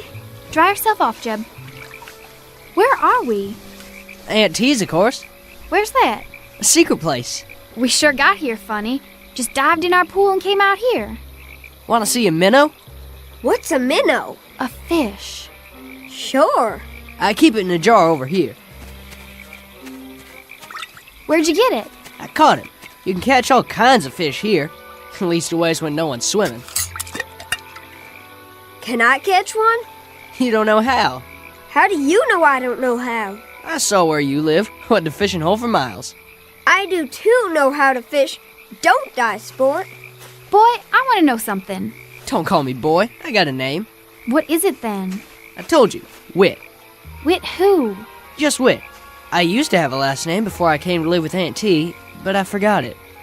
What were you doing in our pool? Just looking. How'd you get there? How did you get here? I can't figure that out yet. I'm studying about it. Can I catch a fish, please, sport? We gotta find our way home. Aunt T will be mighty disappointed. Better stop in and say howdy. Well, I got no time to go around saying howdy to people. Sport, I'm cold. Yeah, the sun's going down. We can't be far from home. We'll get back there somehow. Sport, how did we get here? Well, the way I figure it, there's a hole in the bottom of our pool that nobody knows about. Maybe we got caught in the tide. That's a good one. Don't you laugh at my brother. I will if I want to. And don't you laugh at me either. You're just a girl. I'll chew you up and spit you out in little pieces, boy. Ha, let's see you. All right, then. You better put your hands up, boy, because I'm going to sock you right in the jaw. Ha, can't catch me. Just you watch.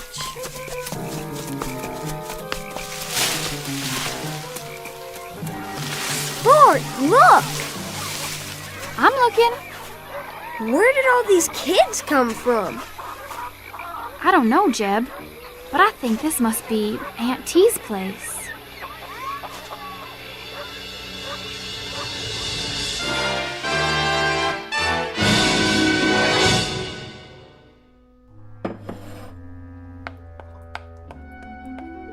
There.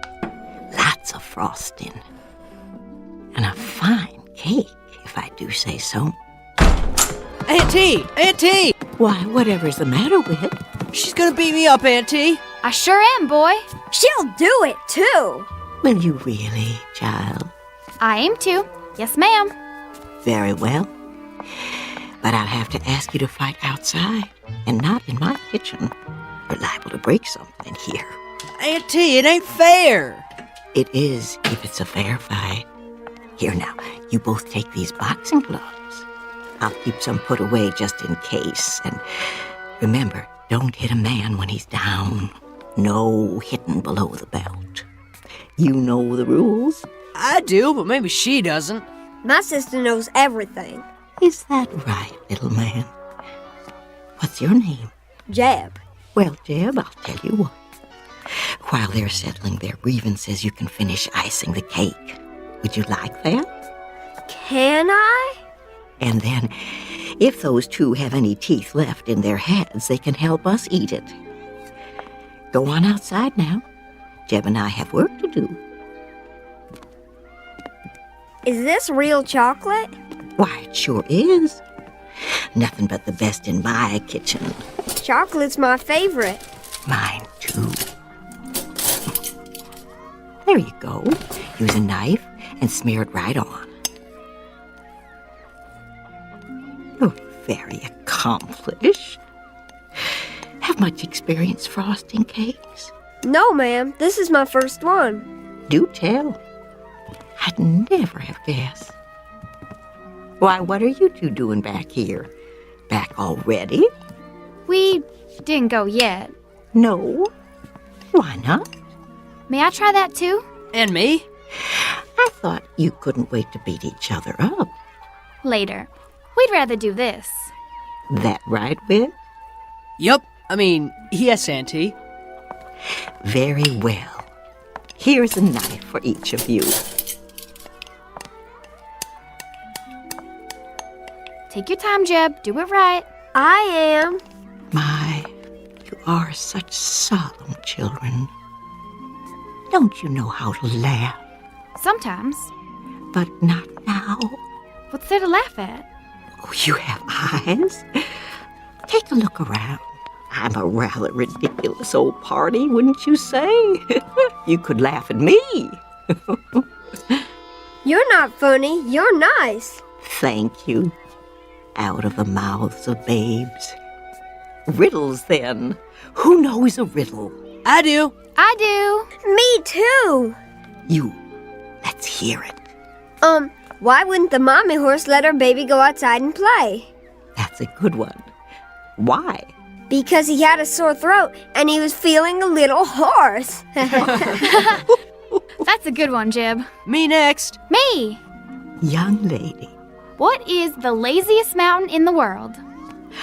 The laziest mountain in the world? Who has the answer? Give up? The laziest mountain in the world is Mount Everest. Oh. My turn. All right, Whit. What do you call someone who crosses the ocean twice and doesn't take a bath either way? Oh, that is a hard one. Somebody who crosses the ocean twice and doesn't take a bath. A dirty double-crosser. Oh. Aunt T, all the frosting's gone. And just in time. What a handsome job you've done with the cake. Looks kind of lopsided to me. Nonsense. It's perfect. While it's cooling, I'll assign you new children your chores and show you where your rooms will be. Come along. This way. What's the matter? We didn't come here to stay. My dear, children always come here to stay. What? No. But I want to. Jeb. What are you hugging me for, boy? I want to stay. You come back here. I'm staying with Aunt T. She's a kidnapper. Oh, no, my dear. Mind you, I've seen children I would have stolen if I could. What for? To get them away from unworthy parents. But I've always resisted the temptation. Then why are all these kids here? Because their families didn't deserve them. All they wanted was to be loved, so they could grow up right and get out on their own. But some moms and dads didn't realize what they had. Somebody needed to give these little ones a chance. How about me? Oh, I found you on a doorstep when you were only a few hours old. It was a lucky thing I came along on that cold winter's night. What did I look like? You were as red as a beet. From crying, you know. But you were so cold. Somebody had to do something. Sport! Jeb! They're calling us. Who is? Our mother and father. I don't want to go. You darn kids, where are you? It's that way for a lot of kids. We better go home now. These voices you hear calling. At first they seem quite strong, but they get fainter and fainter, and after a while they fade out. And one day you simply cannot hear them anymore. Sport! I'm calling you, young lady. Don't pretend you can't hear me. We've got to go home. Can you tell me why? I've got everything you need right here. Why, there's the swimming hole down by the creek. The days are long, with all manner of things to do and see. And then there's always a hot meal and lots of children to play with. Blind Man's Bluff, Ringalevio and the Red Rover, all kinds of games. Some I bet you never heard of. See that little girl out there with the pigtails? When she came here, she never had smiled. Not once. All that changed pretty quick, let me tell you. Now all she does is laugh all the livelong day.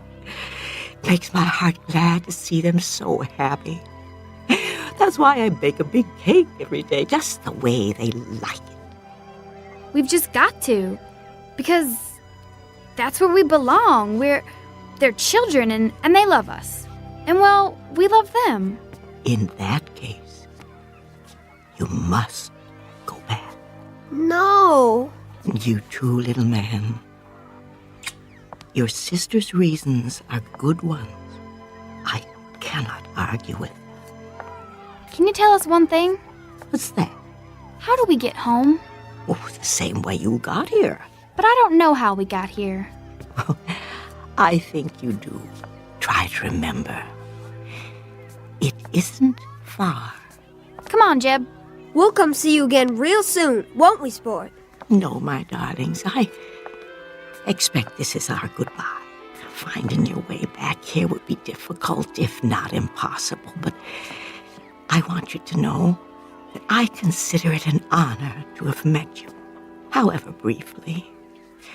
You will always have a place here, in my heart.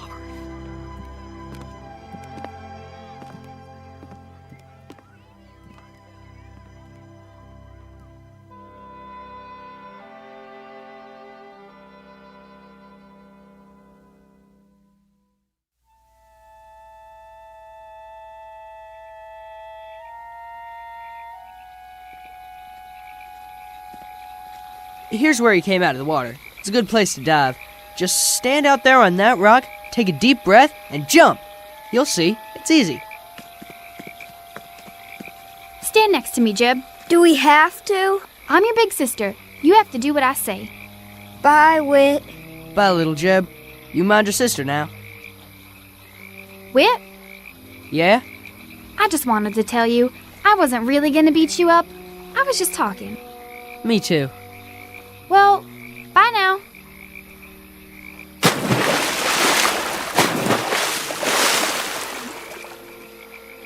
Bye, Sport. Don't let the bugs bite.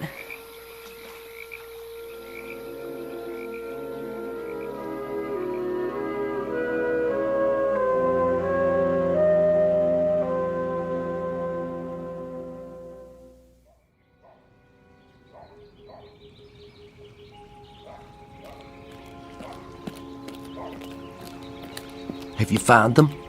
Not a sign. I told them not to leave the yard. I told them. Well, that's just it. They have no respect for you. You aren't firm enough with them. What about you? You're never here. Try putting up with their whining and screaming 24 hours a day. Gloria, look! Mama? Sport, where's your brother? Here.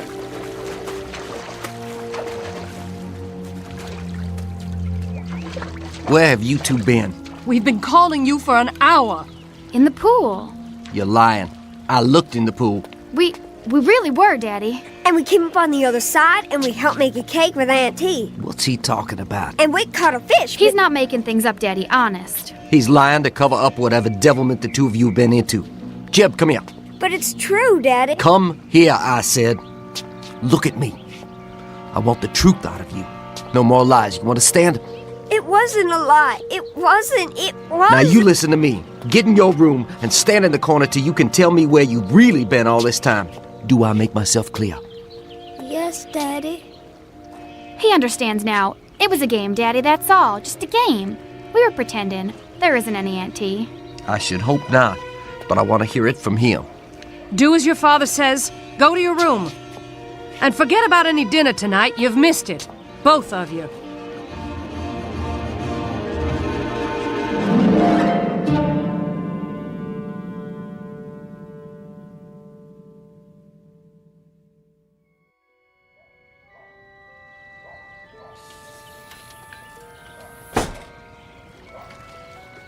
Sport? Jeb, Over here, Mama. What are you doing by the pool? I got up early. I couldn't sleep. Where's your brother? In his room, I guess. No, he's not in his room. I checked. He's nowhere in the house. Well, I haven't seen him. Is breakfast ready? Not yet. Your father is waiting to talk to you. What about? I'll let him explain it to you. But there are going to be some changes around here. What kind of changes? You'll see. Things are going to be different. Will things be better? You bet your sweet life they will. Now find Jeb and hurry. All right, Mama.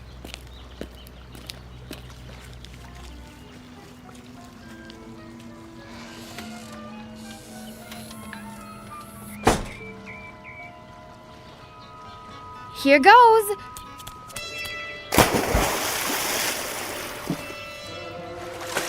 Whit, where are you?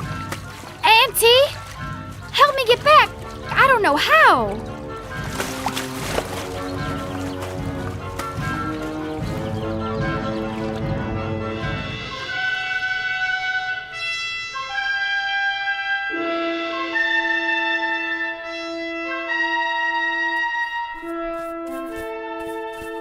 Auntie? Yes, Jeb? What are you making that quilt for? Because we need quilts. Lots and lots of them. To keep the children warm and snug at night. Don't you know anything? Sure I do. I know lots of things. When you finish cleaning the shoes, your next chore will be to help Whit bring in the wood for the stove. Auntie? Hmm? Why do they have to be chores? Every child must have chores to do. It teaches the value of work, the self-respect of doing a job well. Makes big muscles, too, like mine. Let's see. Roll up your sleeves. I told you. Big, ain't they? Wow. Keep working, boys. You have more shoes to clean. What are all the shoes for anyway? They're for the children, too, of course. Think of it, you and your sister didn't have any shoes at all when you came here yesterday. They all got holes in their swimming pools too, Auntie? Oh, dear me, no. Some of them don't have swimming pools. Some come down the chimney or you open the door and there they are. Sometimes you find them on street corners or on a doorstep like Whit here. What's that? Oh, why, someone's outside at the window. It's my sister. Sport, dear. Come in. Oh, come in. I can't. I'm dripping wet. Wait a minute. I'll get a towel from the cupboard.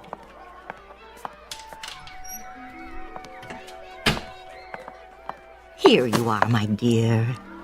Thanks. I told you she'd come.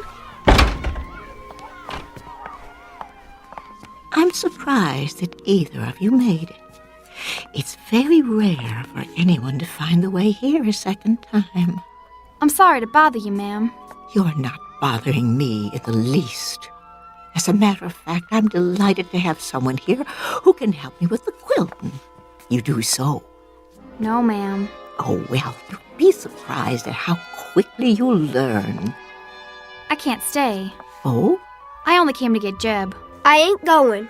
It'll be different at home now. Mama told me. Told you what? They aren't going to yell at each other anymore. Is that all? We're going to take trips together. Where? Oh, everywhere. Disneyland and Ohio and Australia and the North Pole. Anywhere we want to go. I don't want to go to those places. Jeb Sherwood, are you coming or do you want me to throw you over my shoulder like a sack of potatoes and carry you home? Have things changed where you live? Yes, ma'am. Everything's going to be better now. In what way? They're going to love us. Really? Mama told me, and she wants to tell Jeb too. You know, Jeb, it would look quite undignified if she threw you over her shoulder like a sack of potatoes. Don't you think so? If I were you, I would go willingly. I'm staying. If we live this time, we won't ever get back here again. Besides, I've got chores to do. If what Sport tells us is true, Jeb, then you're not meant to be here at all. You are meant to be home with your mother and father. Do I have to go? I strongly advise it. You'll see, Jeb. It won't be so bad. Jeb, listen closely. There is only one truly precious thing a person can give, and that is love. If I were a young person on his way to receive such a wondrous gift, I do believe I would go with a smile on my face. Much better. Now, don't dawdle. If love were waiting somewhere for me, I would run to it as swiftly as the wind. You ain't kidding me? I ain't kidding. Then, bye, Whit. Bye. Don't worry about us, Aunt T. Everything's gonna be just fine. I sincerely hope so. Goodbye, love.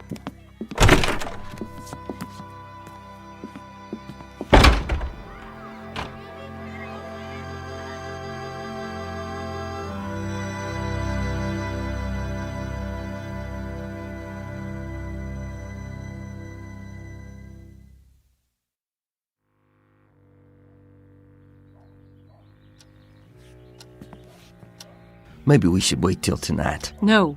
You said you'd talk to them. Let's get it over with. I've got a half-dozen people waiting for me at the office. For once, just once, would you mind putting your family ahead of your work? I'm not the one, it's you. Lower your voice. Here they are now. Sorry. You're wet. I sent you to find your brother, not to play in the pool. That's where he was, in the pool. Do you know what happens to children who tell lies? We go to hell and get burned up. Well, you're here now. Sit down. Your father has some good news to tell you. Sport already told me we're all gonna be happy again and go on trips and... I can't do this, Gloria. You tell them. Very well. Your father and I are getting a divorce. If you don't know what that is, it means he's going to live in one place and I'm going to live in another. Where? As far apart as we can get. But... What we want to know is, do you kids want to live with me, or do you want to live with her? I suppose we could split you up if you'd prefer. No, I want to be with Sport. It's up to you. Make up your own minds. We want it the way it was. Well, you can forget it. I'm into that. We'll be good. This time we really will. We won't fight or cry or make noise. We'll be so good. Won't we, Jeb? What are you talking about? It's all our fault. You hate each other because of us. Oh, that's not true. I'll tell you one thing. We wouldn't have stuck it out this long if it hadn't been for you two. You might show a little consideration. I don't have to stay with either of you. Me neither. Come back here. We're not through with you. Hurry, before they catch us. I can hold my breath a real long time. I've been practicing. I know you can. Get ready. On your mark. What do you think you're doing? Stop them. What if we can't get back? We've got to. Get set, go. Come out of there right now. This time you're gonna get what you deserve for good. Are you coming out, or do I have to drag you out? Aunt T, help us. Help us, please. Auntie, I need you. Take us now. Get out of that pool. I am not going to tell you again. Do you hear what Daddy said? He means it. Aunt T!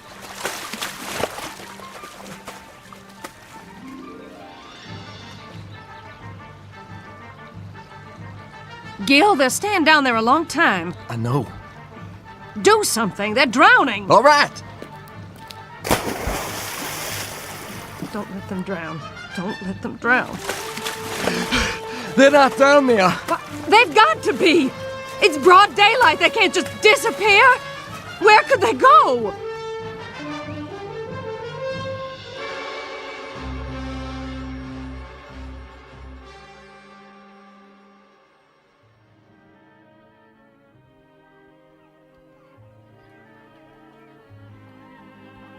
Jeb! Sport! What is it, Sport? You look so far away. Huh? Oh, I thought I heard something. Well, did you? I guess not. Children, where are you? Come back. Please come back. Don't you want any? What, Auntie? Oh, I asked you, child, if you'd like a piece of chocolate cake. Oh, yes. May I please? Why, you certainly may. Me too.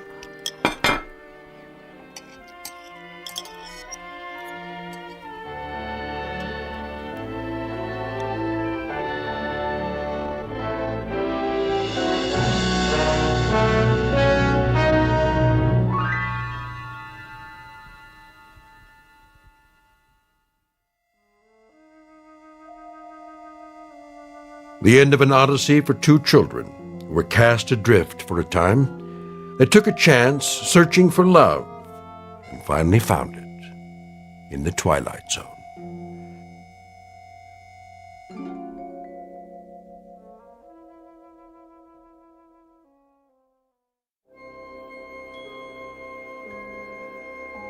Hi, this is Carl Amari, producer of the Twilight Zone radio dramas. I'd like to take a moment to tell you about our official website at twilightzoneradio.com, where you'll get the latest news and information on these Twilight Zone radio dramas. Plus, at twilightzoneradio.com, you can digitally download 3 free episodes or any of our episodes for only $1.95 each. In this age of ever-changing technology, we've decided to make these episodes instantly available to you by making the Twilight Zone radio dramas a digital download-only series. This means that this series will no longer be offered on CD. The CD collections at our website are now being offered, while supplies last, at buy one, get one free. So be sure to get your favorites before they're sold out. Be sure to visit us often, and I'll see you in the zone.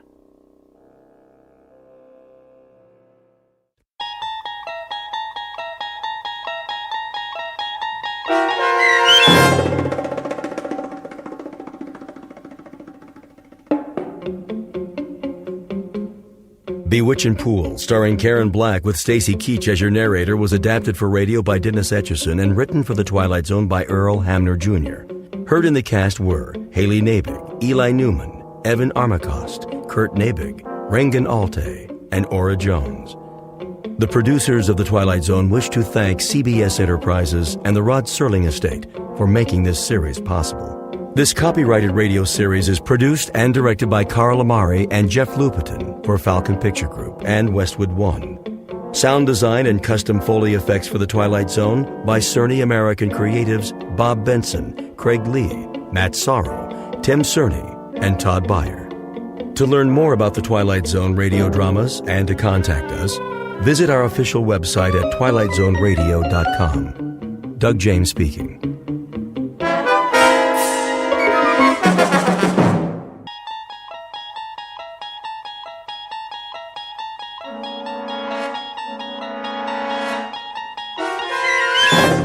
There is a fifth dimension beyond that which is known to man. It is a dimension as vast as space and as timeless as infinity.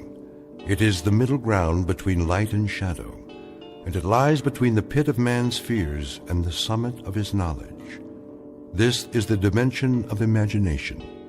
It is an area which we call the Twilight Zone.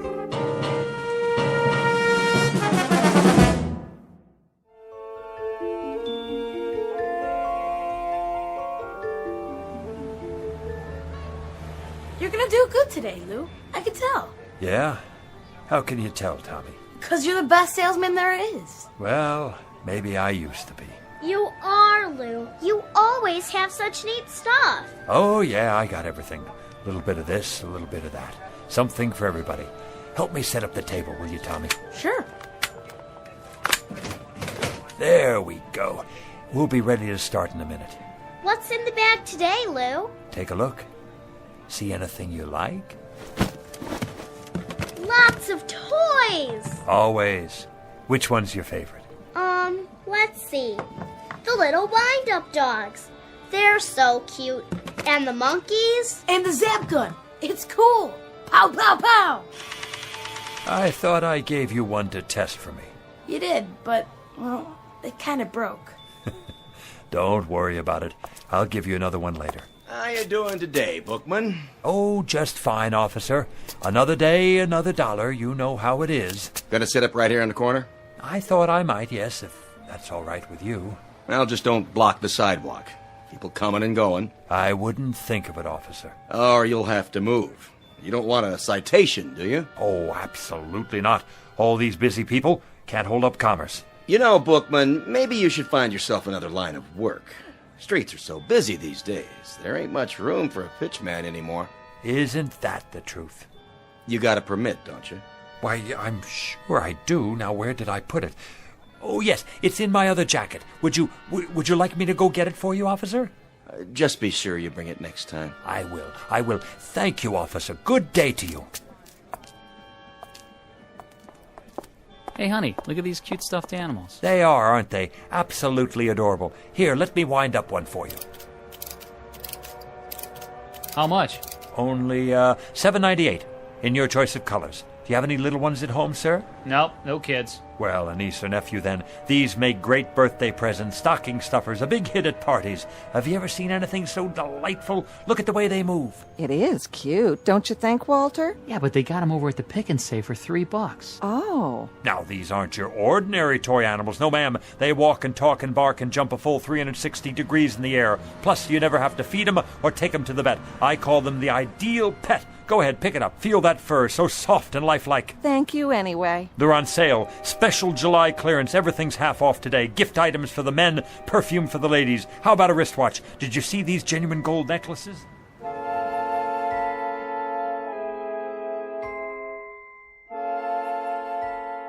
Street scene. Summer. The present. Man on a sidewalk. Age 60-ish. Occupation pitchman. Name Lou Bookman. A regular fixture for the summer, the kind you pass by every day and don't pay much attention to anymore. A rather minor component to a hot July in the city. A nondescript, commonplace little man with a wrinkled suit, a pork pie hat, and a loud necktie that always seems to be coming loose at the collar. A man whose life is a treadmill built out of sidewalks and street corners everywhere. Lou Bookman, a walking rebuttal to the American dream, which states that success can be carved, gouged, or grubbed out of the landscape no matter where you are, whether it be log cabins or tenement buildings. Because Lou Bookman has not even a nodding acquaintance with success, and his dreams only extend from the curb to where the sidewalk ends. But in just a moment, Lou Bookman will have something to occupy his time which transcends both success and failure. He'll have to concern himself with survival. As of 3 o'clock this hot afternoon, Mr. Bookman will be stalked by his toughest customer to date, a man in a black suit who's out to close a deal of his own and who won't take no for an answer. In the Twilight Zone. And now, back to our story from the Twilight Zone. One for the Angels, starring Ed Begley Jr., with Stacy Keach as your narrator.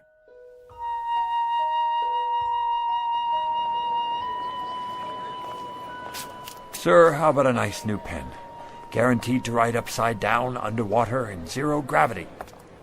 Ma'am, let me give you a free sample of my new perfume. It's called Scent of Mystery, and I promise it will bring you all the love and romance you ever dreamed of. How about you, sir? Nothing for me. No? You sure? I'm just observing. The reason I ask is you've been standing there for quite a while. Are you quite sure I can't show you anything? What about a new digital watch? Comes in a gift box. Not today, Mr. Bookman. Oh, you know my name. Have I seen you before? You look... Who are you talking to, Lou? What? Oh, that man there in the black suit. Which man? The one standing by the... Well, I don't see him now. He must have moved on. Strange, don't you think? To be wearing a black suit on a day like this? It's getting awful late. Is it really? I gotta get home before my mom gets mad. You run along then, Tommy. You absolutely positively can't be late for dinner. You gonna have dinner now, too? Sure, Maggie, sure. Guess it's about that time. What are you gonna have? Oh, a lovely repast, no doubt. The chef's special. We're having spaghetti and meatballs. My favorite. Sounds positively scrumptious. I think I have a can left myself. I'll help you put your stuff away. Oh, don't worry. I can do it. Hey, Lou, can I walk with you? That would be my pleasure, Maggie, to be in the company of such a pretty girl like yourself.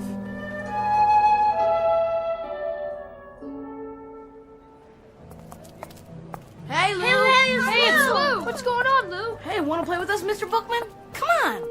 I'd love to, children, but I must get home to my plants. Delicate creatures, you know. Your plants? My wisterias. They've been cooped up in this heat all day. Oh, so what? Show us some toys. And magic tricks. I don't have much magic left. And the zip gun. I want to see the fuzzy doggies.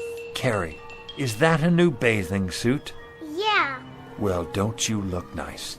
And Bobby, where have you been? I haven't seen you all week. I was sick. Then you shouldn't play in the water like that. I'm all better now. Let me feel your forehead. Why, what's this? A quarter stuck behind your ear. No wonder you were sick. Wow. Oh, me, come on. Me. Come on, me. I don't think anybody else has a temperature, but maybe you could test these. Let me see. These rings, to be sure they're okay. Oh, yes, toys. Yes. Oh, they may look like toys, but they're not toys you can buy at the 5 and dime. Anybody can sell toys, but these, my young friends, are very, very special. Did you know they're among the wonders of the world? Go ahead, Lou. Give them the pitch. Young ladies and gentlemen, the rings you now have on your fingers come from a remote corner of the Tibetan mountain country. Do you know where that is? No. Well, it's where the wisest people in the world live. The jewels are pattern-shaped and forged by strange little men who work underground, far from the light of day. Some folks call them... The Moly Men. Right, Bobby, the Moly Men. They use magic words and incantations to produce what look like toys. But each and every one they make has extraordinary powers. What kind of powers? The power to keep a person young forever. Science can't explain it. Your teacher wouldn't believe it. Your mother and father either. But it's true. And when the Moly Men are finished, They say the magic words. Mini tekel. Words that hold a strange power from another world. The power of the life force. Watch the jewel in the ring. When it changes color, something is about to happen. You'll get your wish. So remember, be careful what you wish for tonight, children, because it's absolutely, positively going to come true. You know what, Mr. Bookman? You're my best friend. No, he's not, Bobby. He's my best friend. See you later, children, for the Bookman ice cream cone and social hour after dinner. Same time, same place. Don't forget now. We won't. Come on, Lou. I gotta go home.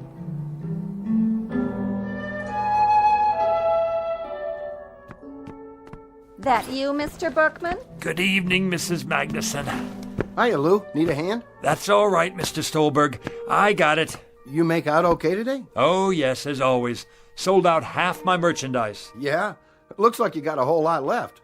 Want to come over for a cold one? That's kind of you, but I'm on the wagon these days. Well, I'll keep one on ice for you anyway.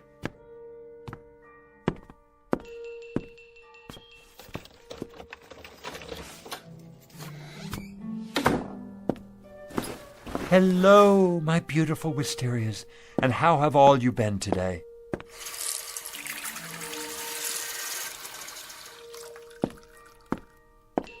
Did you say you're thirsty? I'll bet you are. Here, have a drink of water on me. Not too much now. Mr. Bookman? Oh, you could give a man a heart attack sitting there like that. I didn't mean to startle you. Say, how did you get in my apartment? I let myself in. But you couldn't. I keep it locked. You are Louis J. Bookman, aren't you?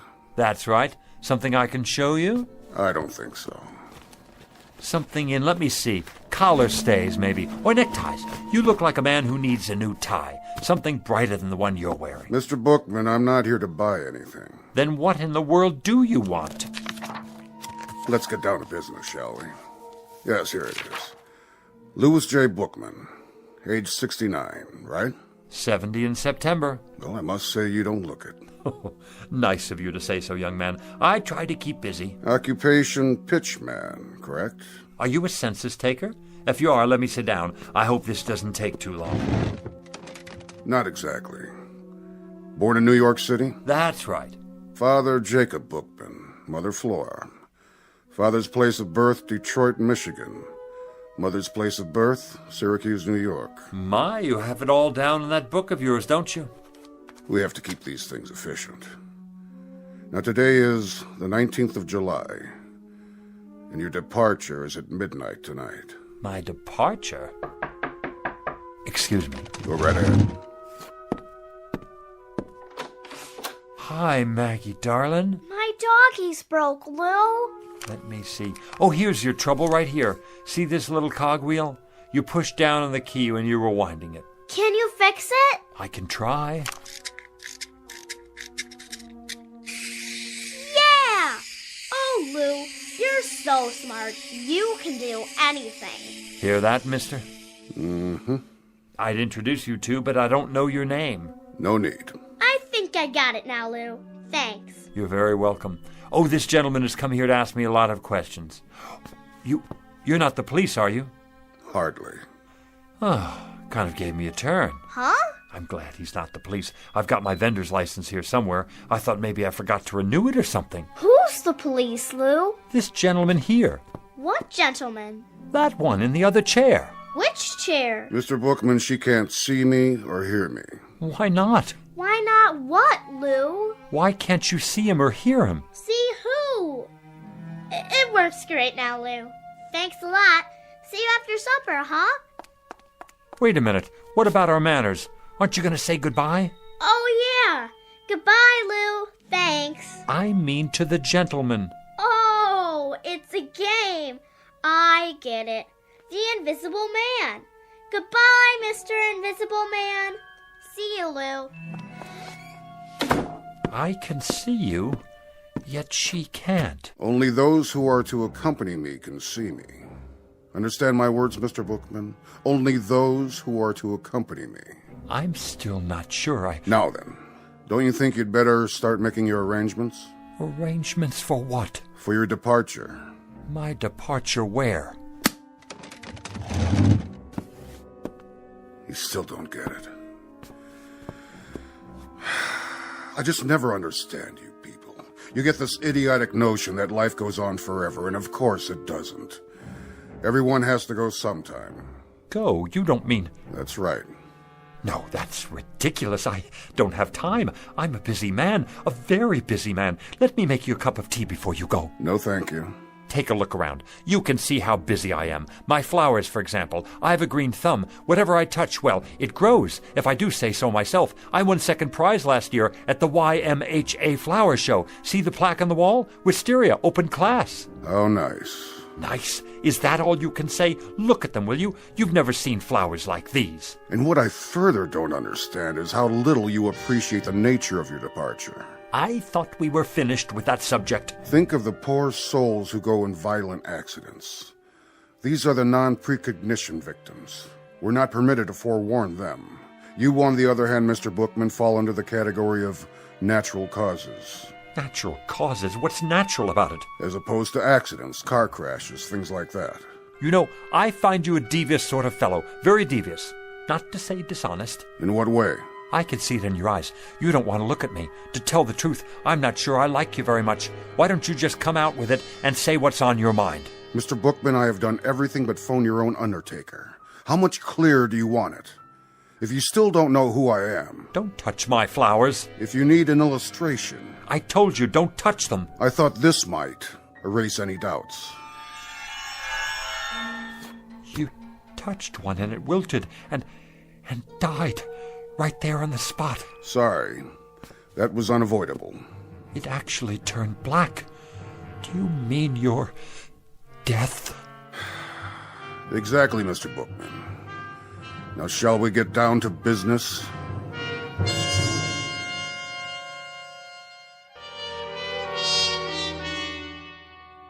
Time of departure is midnight tonight.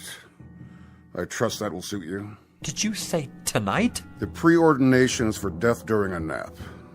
I presume this, too, will meet with your approval. What if it doesn't? You'll find this a relatively simple and painless and barely noticeable... Please, I don't want to go. They never do.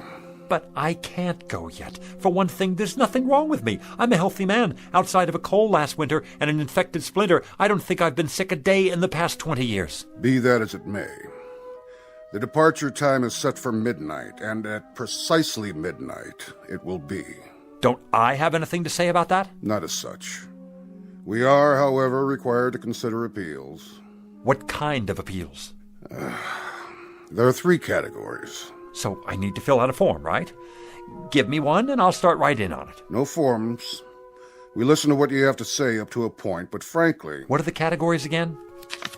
Frankly, Mr. Bookman, I must tell you that I see very little here in the way of an extenuating circumstance. In any event, there are 3 major categories of appeals. One is hardship cases. What kind of hardship? Do you have a wife or family who might suffer your demise beyond a reasonable degree? No. No family. Second category is priority cases. Statesmen or scientists, primarily. Men on the verge of discoveries. I take it you're not working on any major scientific pursuit at the moment. No, I'm not. What about the third category? Well, Mr. Bookman, that would be unfinished business of a major nature. I don't know how major this would seem to anyone else. Go on. But I've never made a truly successful pitch. A sales pitch? Oh, surely you must have many times over if that's your profession. Yes, it's what I do, and I've managed to get by after a fashion. But I never hit it just right, you know? I'm not sure The man I learned from back in the Carney, he had it. He could sell igloos to the Eskimos. But what I'm talking is a big pitch. One where it finally all comes together and the words just flow off my tongue. Not just any words either. Something I believe in. Something so good that people won't have a choice. They'll have to listen. A pitch so big the sky will open up. A pitch for the angels. I guess that wouldn't mean much to you. But it would mean a great deal to me. It would mean that I could have one moment in my whole life when I was successful at something. Just one moment when the children would be able to be proud of me. The children? I've always had rather a fondness for children. That's in the record. Then you know how I feel. Not precisely, but... The problem here, Mr. Bookman, is that you'd require a delay until... Until I could make a pitch. The kind of pitch I told you about. One for the angels. That's right. I'm terribly sorry, Mr. Bookman. You see, these categories are fairly specific and... I see. And when reference is made to unfinished business of a major nature, well, the only interpretation to be made here is simply that... That my business isn't major enough. That's not quite the way we look at it. That I'm not, then. What other way is there to look at it? What I mean is that, unfortunately, Mr. Bookman, the ability to achieve success in a given professional venture is hardly of a significant... I get it. You don't have to spell it out. I'm small potatoes. And who cares what happens to a potato? They're nothing special. We try to approach each case on an individual basis. Only some are more individual than others. Oh, don't worry about it. I've heard the same thing all my life. We go out the way we came in. Since I never had that much to start with, that's how I'm supposed to leave. It's not your fault. You're just doing your job. Means a great deal to you, does it? You could say that. Uh-huh. It would be highly irregular. So's this whole thing, if you ask me. But under the circumstances, I believe we might... Yes? We might be able to grant you a one-time delay, Mr. Bookman. A conditional one, you understand. Until? What do you mean, until? Until you've made this pitch you're talking about. I can stay alive until then? That's the arrangement. I'll have to think of some way to write it up. You do that. As for me, I think it's a fine bargain. More than generous, frankly. It's been awfully nice talking to you, mister. I didn't get your name. About this pitch, Mr. Bookman. Yeah? When might we expect it? When? Soon. What does soon mean to you? That's hard to say. Gets into definitions, doesn't it? You have a dictionary with you? No, I didn't think so. But it's a pretty simple word when you get right down to it. Soon means in the near future, the very near future. Not right away, though. And after a while, it's all relative, isn't it? Soon compared to what? A week? A month? A whole life? Mr. Bookman. That's open to interpretation, you see. So my answer to you is, maybe not this year, maybe not next year either, but soon. Mr. Bookman, I have a very odd feeling that you're taking advantage of us. Do you? Do you really? That's a pity. Because I am. Mr. Bookman. I just won't make any pitches at all. Didn't think of that, did you? As long as it's up to me, I won't even hardly open my mouth. I don't have to if I don't want to. That's the term, so you run along now. Think you'll get me, huh? Well, I have no intention of... Really, Mr. Bookman? How did you get back in here? I locked you out. This is much more serious than you imagine. I have to go now. I promised to meet the children. We have a kind of social club, you know. Ice cream and stories. Lots of stories. Right down there on the stoop. It's much more complex than you realize what you've just done, what you think you've done. See you sometime. I'll let you know when. Here we've gone out of our way to help you, and this is the way you repay us. Bye now. Mr. Bookman, it won't just end here, you understand. There'll be consequences. You'll see. FYI, that means for your information. You have made your bed, and you shall now sleep in it. You say I won't go until I make the pitch? Well, all right. You'll have to wait till I make the pitch. And young man, and this I can say to you without fear of contradiction, you have got a long wait. That may well be, Mr. Bookman. But since you won't come with me, we've been forced to select an alternative arrangement.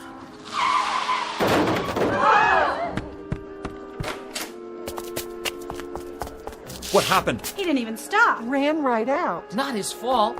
I swear I didn't even see her. She just jumped off the curb. I didn't have a chance to hit the brakes.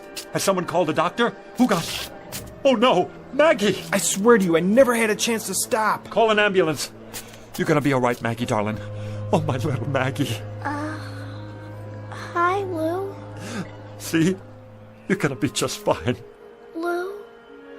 Who's that man? What man? Where? I told you, Mr. Bookman.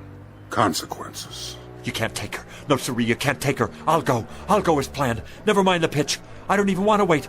I want to go right away. Go where? Who's he talking to? What man? He's out of his head. Mr. Death! Mr. Death, come back! You mustn't take the little girl. I'll go, please, please, Mr. Death, you will. I'll go with you. Right here. Right now.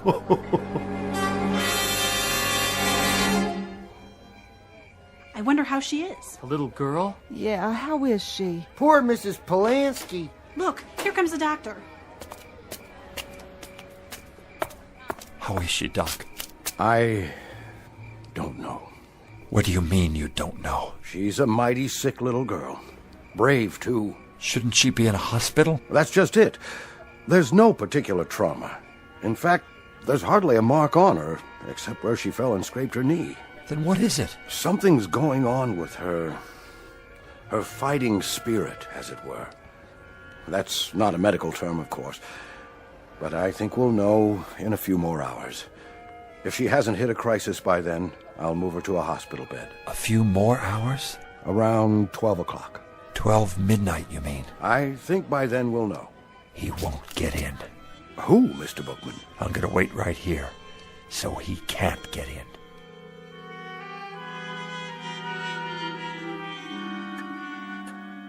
Come to bed, Mrs. Polanski. I can't.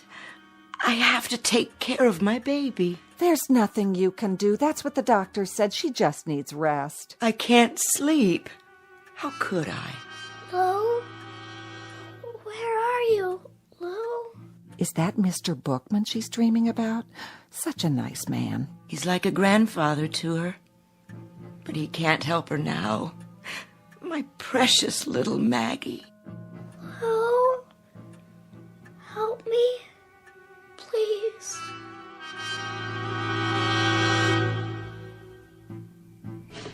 Come on in, Lou. It's late. I'm waiting for someone. No, you're not. You're worried about the kid. And I don't blame you. She's a swell little girl. But there's nothing to do now but wait. What time you have? 11:40. Everybody's gone to bed now.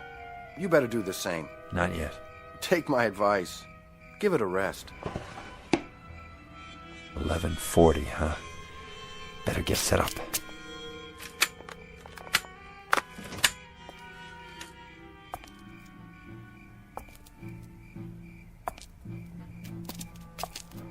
Who's there? Good evening, Mr. Bookman. Thought I'd see you again. You got business inside? I most certainly do.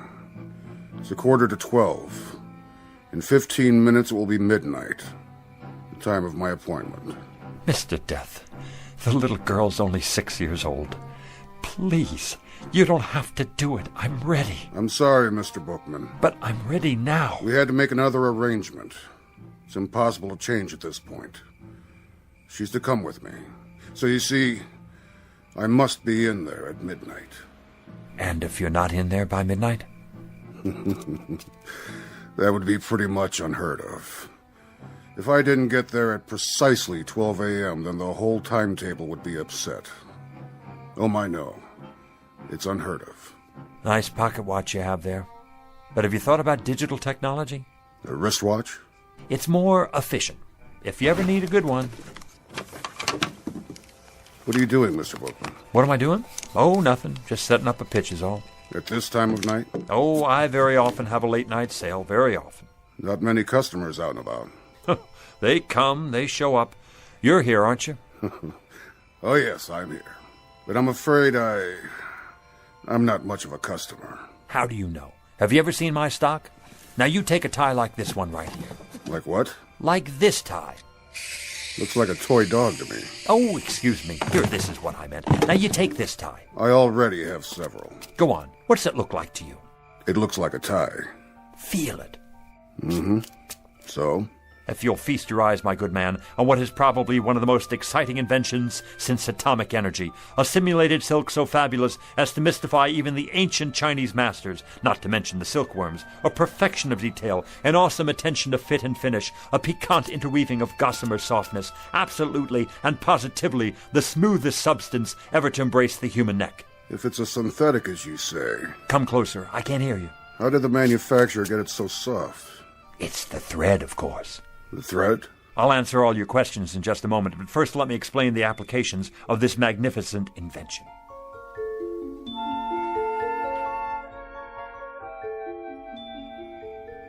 Now witness a unique demonstration of tensile strength. Feel this, sir. Go ahead, take it between your fingers, like touching the thinnest spiderweb. Is it not? Like holding the air you breathe in the palm of your hand. Now give it a yank. If you wish.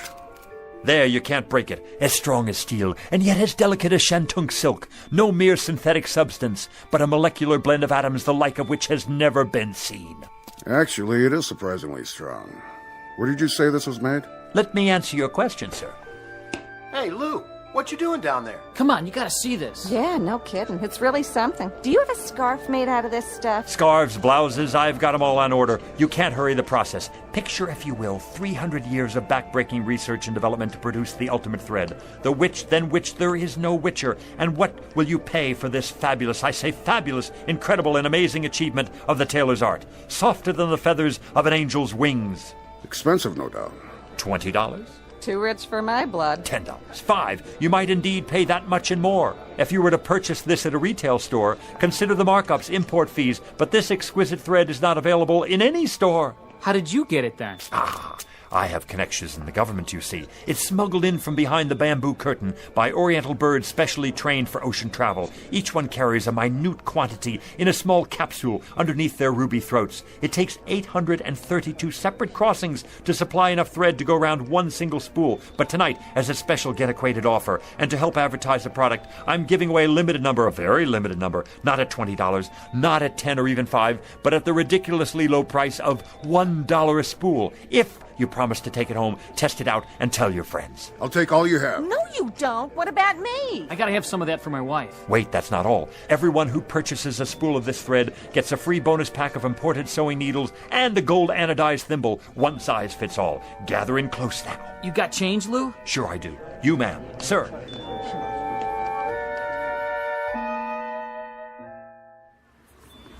Yarn, simulated cashmere socks, the most marvelous plastic shoelaces that never wear out, a genuine static electricity filter, fits any car radio. I gotta go. No more cash. Me too, if I can carry all this stuff. Suntan oil, nose hair clippers, eczema powder, athlete's foot eradicator. I'm getting sleepy, Mr. Bookman. Good night, and thanks. Wait till I show my daughter what I got. How about you, sir?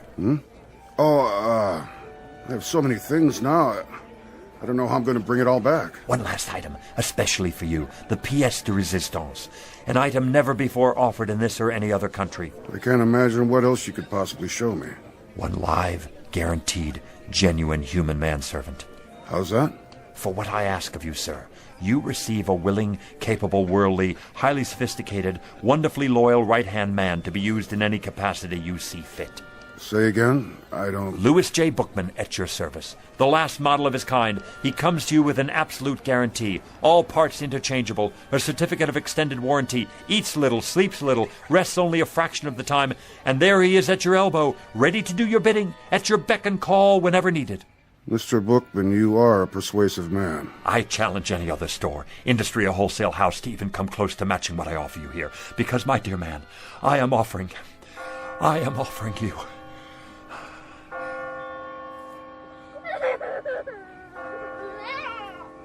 Midnight. It's midnight, and I've missed my appointment. Oh, thank you, Doctor.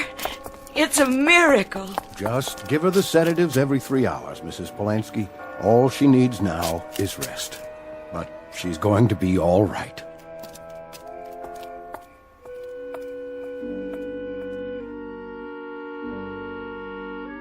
One minute past 12, Mr. Bookman, and you made me miss my appointment. Thank God. A most persuasive pitch, Mr. Bookman. An excellent pitch. It had to be to make me lose track like that. The best I've ever done. The kind of pitch I've always wanted to make. A big one. So big the sky would open up. A pitch for the angels. That's right. A pitch for the angels. I guess it's my time now. As per our original arrangement. Well, I'm ready. After you, Mr. Bookman. What is it? You'll excuse me for a minute. I forgot something. My folding table. You never know who might need something up there. It is up there. Up there, Mr. Bookman. No need to worry about that. You made it.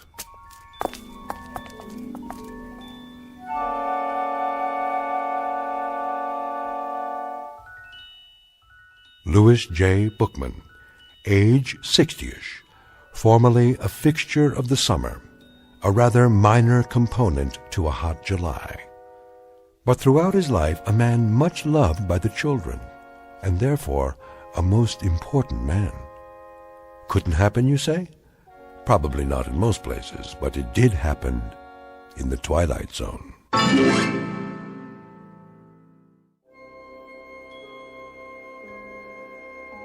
Hi, this is Carl Amari, producer of the Twilight Zone radio dramas. I'd like to take a moment to tell you about our official website at twilightzoneradio.com, where you'll get the latest news and information on these Twilight Zone radio dramas. Plus, at twilightzoneradio.com, you can digitally download 3 free episodes or any of our episodes for only $1.95 each. In this age of ever-changing technology, we've decided to make these episodes instantly available to you by making the Twilight Zone radio dramas a digital download-only series. This means that this series will no longer be offered on CD. The CD collections at our website are now being offered while supplies last at buy one, get one free. So be sure to get your favorites before they're sold out. Be sure to visit us often, and I'll see you in the zone.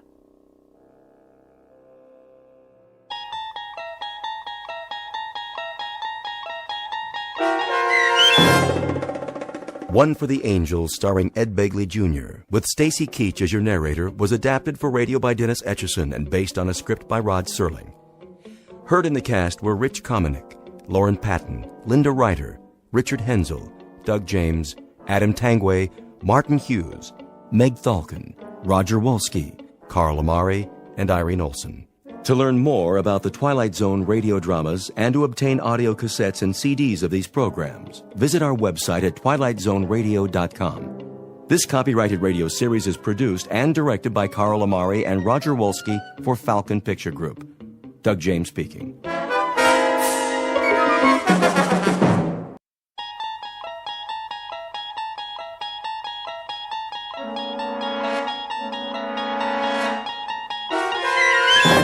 You're traveling through another dimension. A dimension not only of sight and sound, but of mind. A journey into a wondrous land whose boundaries are those of imagination. Your next stop, the Twilight Zone.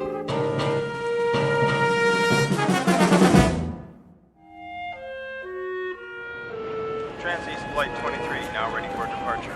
Please show your boarding passes at the gate. Ross? Morning, Stern. Gonna be a cold one. Oh, yeah. Ice on the wings all day. Got your long johns on? You bet.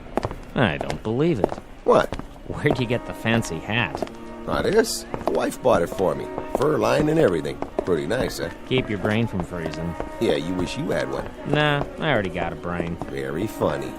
Flight 107 now on approach, landing in approximately 10 minutes. Flight 107 arriving on schedule at Gate 2. Time to go to work. As soon as I get me some coffee.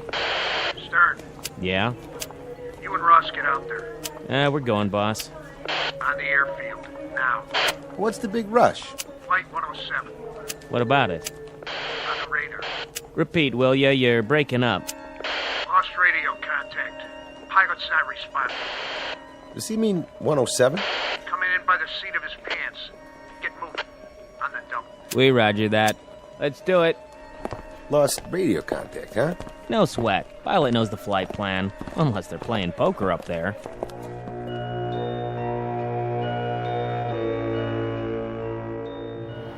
Here she comes. Lined up perfect. Wait a minute. That's not 107. It's gotta be. Yeah, but she looks different. Different how? Smaller, maybe. Yeah, right. Wipe your glasses. Get 23 off the runway. Keep it clear.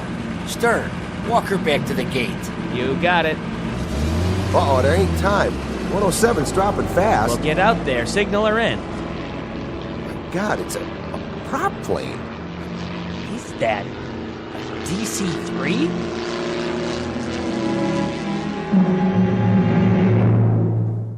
Mr. Stern is correct. What is about to touch down is a DC-3. Despite the loss of radio contact, not an eventful arrival, which is no surprise. Most airplanes take off and land as per schedule. Very seldom do they crash. But all airplanes can be counted on to do one or the other. It is only on rare occasions that this workhorse hasn't reached its destination at the appointed time. Others like it have flown millions of miles with millions of satisfied passengers. We offer a rather detailed introduction because this DC-3 doesn't belong here. It is an anachronism. You see, DC-3s ceased operating as commercial passenger carriers a number of years ago, to be replaced by more modern designs with jet engines. So where did this ancient example come from? It is an enigma, a 7-ton puzzle made out of aluminum and steel and a few thousand component parts, none of which add up to a satisfactory answer. In just a moment, we're going to give you 90% of the jigsaw. You and the Federal Aviation Agency will assume the problem of finding the missing pieces and putting them all together.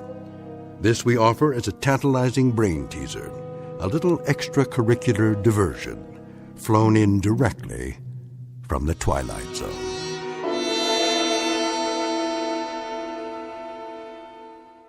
And now, The Twilight Zone and our story, The Arrival, starring Blair Underwood, with Stacy Keach as your narrator.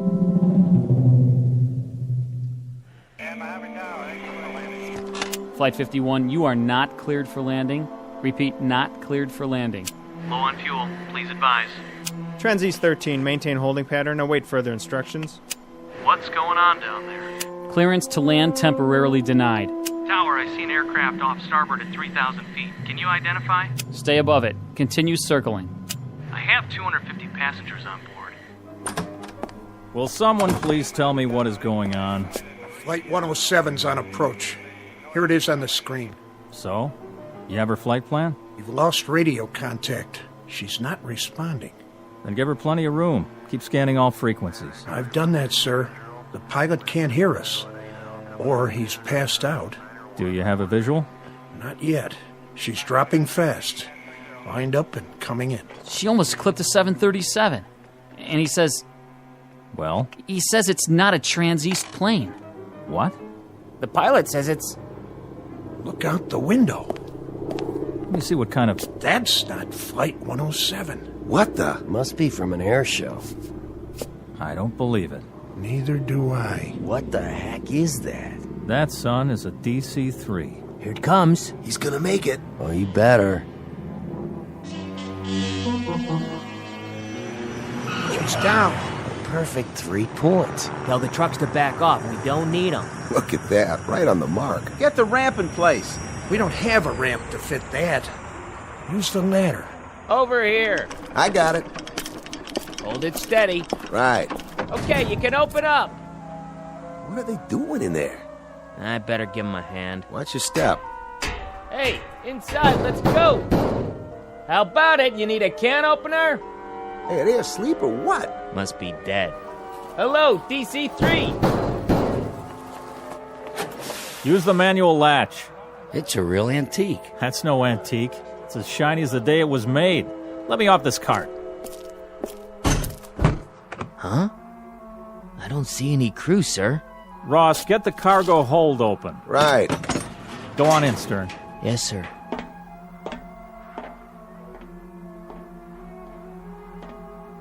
Well? Well, Mr. Cousins. Speak up. How many passengers do we have in this crate? None, sir. What are you saying? What do we have? That's just it, sir. We don't have anything. Hey, Cousins, you better come over here. What's the matter? There's no baggage in the hold. Not so much as a piece of paper. I'm calling Bankston. Somebody get the airport police. Whatever's going on. Stern, how are the crew? I couldn't say, sir. Talk sense, man. Nothing. No passengers. No pilot. No co-pilot. The entire plane is absolutely empty.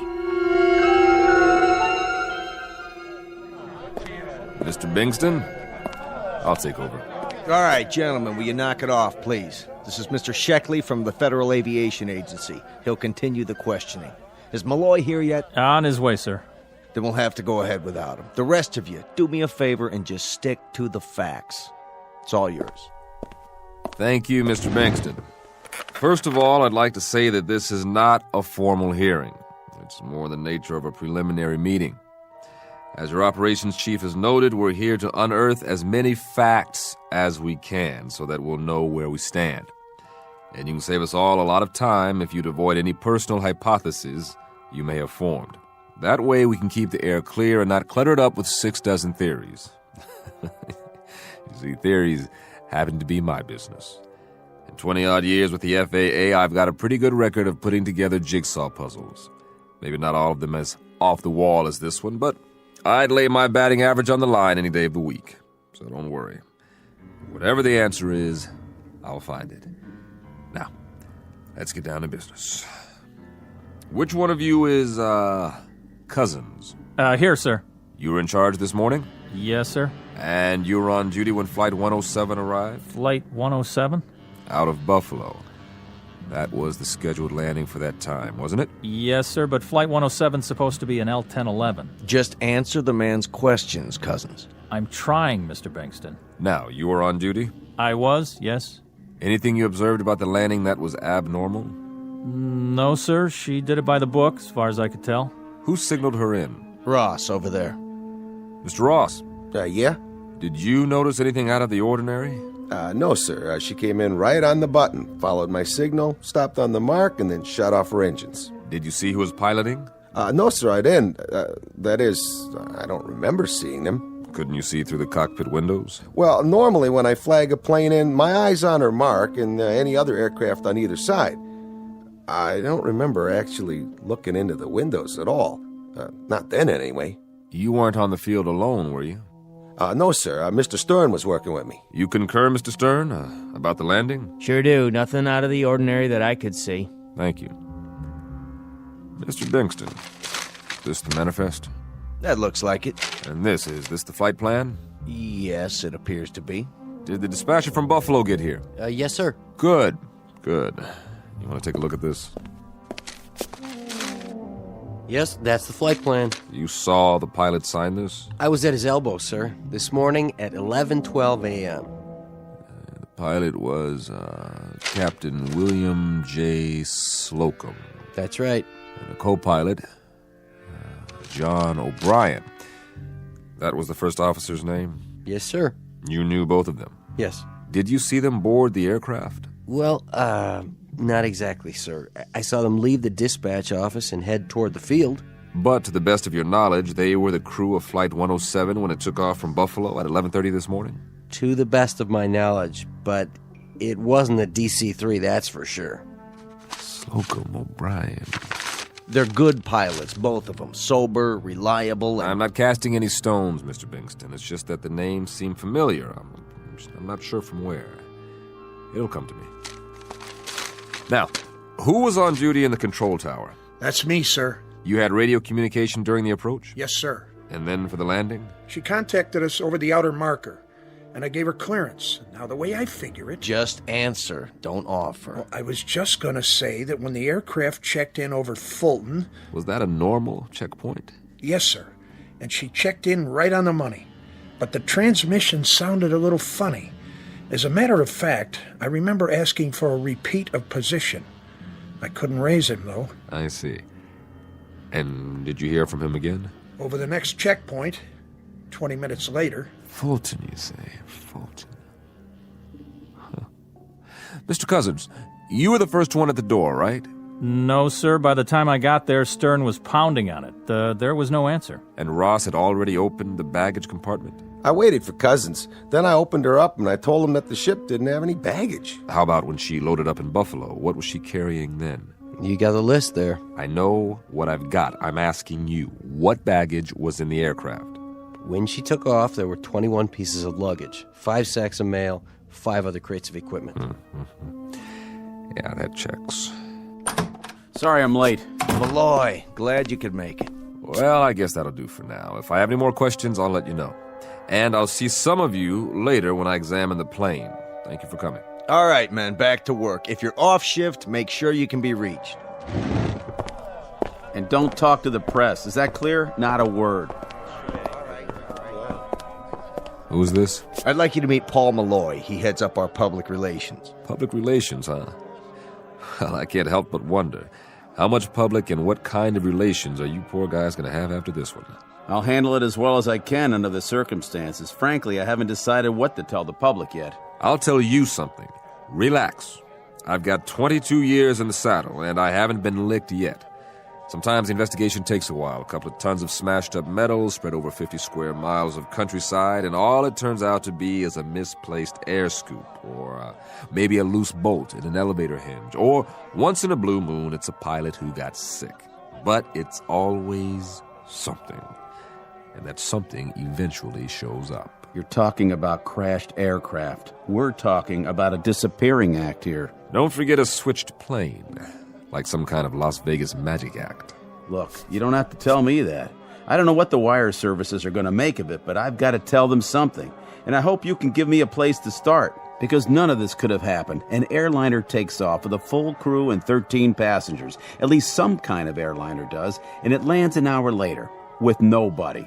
This is simply not within the realm of possibility. Mr. Malloy, I have to hand it to you. You're dead right. But the truth is, it's happened. I deal in facts, not probabilities. But it can't have happened. First of all, an aircraft couldn't land that perfectly with nobody at the controls. Secondly, a plane load of people doesn't just disappear in midair. There has to be an explanation, a legitimate, valid, rational explanation. I couldn't agree more. And now, I think it's time we go over to the hangar. I'd like to have a look at this magic plane firsthand.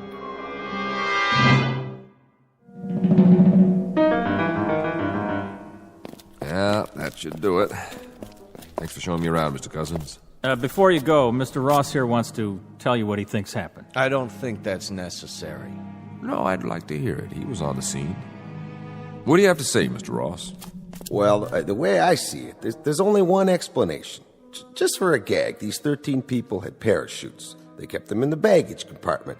That's why there wasn't any luggage. And someplace between here and Buffalo, they jumped out, like D.B. Sweeney. That's brilliant. And what happened to the pilots, Mr. Ross? I suppose that part of it's elementary. Maybe they hid in the restroom, then sneaked out of the plane after we left. Oh, please. You're imaginative, Mr. Ross. I'll give you that.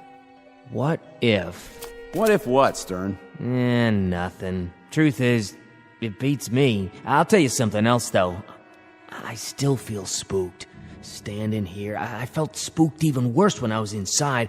Just a whole bunch of empty blue seats staring at me. Look, boys, we've been theorizing for 6 solid hours. Now, I'm just a simple-minded vice president in charge of a medium-sized airport. I've got a passel of newsmen hounding me to death, wanting to know what kind of operation we're running up here. Tell them to keep their shirts on. That's what you should be telling them. Or a reasonable facsimile of an explanation. That's what I hired you for, Malloy. Then you better hire me another head and a couple of sets of arms, because I haven't been off the phone all day. I've had every news service, television network, and even a couple of professional mind readers trying to find out what's the great big mystery we're keeping under wraps. You know how long I can sit on this, Bankston? Maybe another 15 minutes. Then it's going to break open with a bang, and we're going to stand here with rotten eggs all over our faces while Mr. Sheckley's FAA takes our license away from us. Incompetence, mental instability, you name it, and you can have it. This passenger manifest. What about it? You've checked out every name? I have not. That's all I need now, to have a small army of relatives from upstate New York clutching at my lapels and asking for a definitive statement as to where their loved ones are. How many calls have you had? None so far. You mean to say you haven't had any inquiries yet? Not a single one? It is strange, isn't it? Not a single inquiry from the families. The plane only arrived 6 hours ago. Maybe they haven't had time to miss their... But I'm kidding myself. Of course some of them would have made an inquiry by now. Those who weren't already waiting at the gate. There goes that old feeling. What feeling? The one I get when I'm on to something. Trouble is, I don't quite know what it means yet. The names on this passenger manifest, they're familiar. You've seen them before? I'm not sure. Let me have another look at the inside of this plane. Sure, but why? I want to check it out. One more time. Watch your step. That ladder's tricky. What's he expect to find in there that he didn't see before? Something along the lines of a clue, I would hope. This is a waste of time. We've got to issue some kind of statement before we become a laughingstock. Ross. Yeah? What was it you said? Oh, for the love of... Why don't we just bring in a psychic? You mean about the pilot's hiding out? No, something else. Correct me if I'm wrong, but you said you looked inside the plane when it landed and you saw blue seats. That was me. I was the first one in. Right. Mr. Stern, I just walked up the aisle and back again. They are blue. What kind of nonsense is this? An hour ago, when I first examined the interior of this aircraft, the seats were brown. Haven't we got enough trouble without you two starting an argument about interior decoration? Hey, wait a minute. Where's the serial number on this plane? On the wing, of course, just as it was the first time you looked. You see a number on the wing now? Of course I do. Read it off to me. N153802. You're sure? I think I can read numbers that large. Yeah. Can you read this? The notes I took when we got to the hangar. Take a look. N107793. Now, you must have copied it wrong. Mr. Stern. Yeah? You see a number painted on the tail? Sure do. Read it off to me. What? I said read it off to me out loud. The numbers on the tail. If you say so.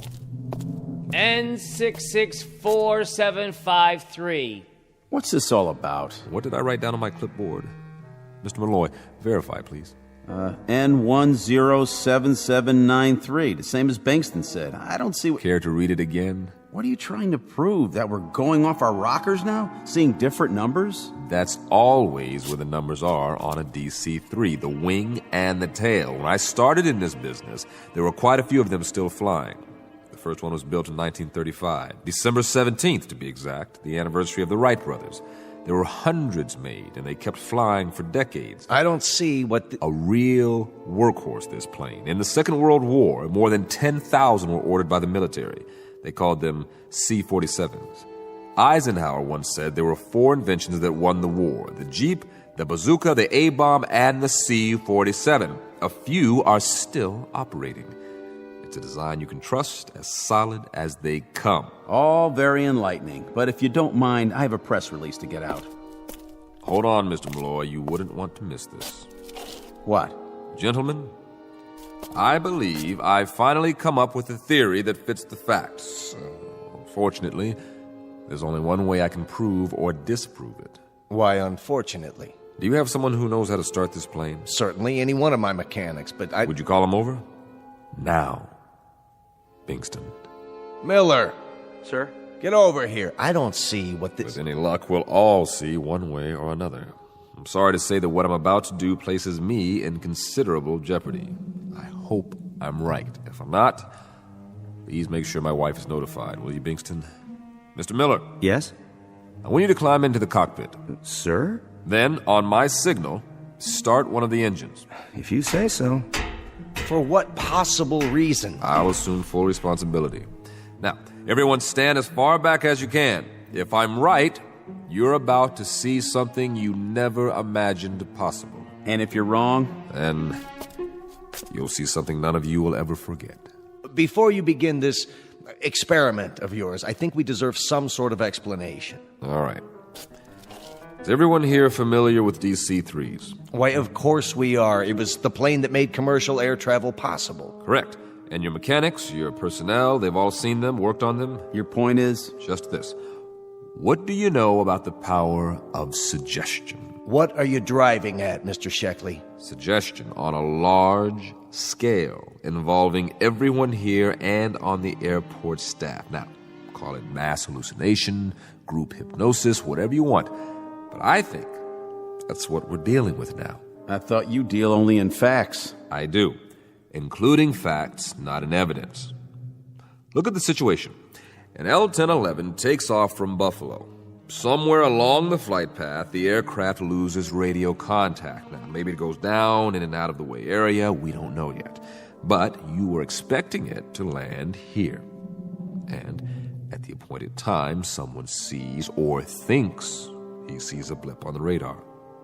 And then, with everybody watching the sky, someone else thinks he spots a silver glint coming in. Only from his angle, it looks sort of like a DC-3. The next thing you know, he's spreading the word. There's your power of suggestion working full force. Bottom line is, everyone has a little hypnosis performed on him without even knowing it. Why, that's absurd. I'm looking at the plane right now. We're standing next to it. But are we? Consider the alternative. A modern passenger plane with jet engines changes somehow in mid-flight. And when it lands, it's transformed into an old prop plane. That's impossible, wouldn't you agree? And now, everyone's told us it landed, and that it's supposed to be inside this hangar. That's what everyone says. And every one of us has a picture in his mind of a DC-3 as he knows it. Only, no two memories are identical. Hence, one of you says the seats are blue, another one says they're brown, and another one probably thinks they're red. I read off one number on the wing. Two other guys see two others. Do you understand what I'm saying? If I'm right, then this particular aircraft doesn't exist. It really isn't here at all. Miller. Yeah? Fire up the starboard engine. Mr. Bingston. Go ahead. Mr. Sheckley seems to be in charge. Yes, sir.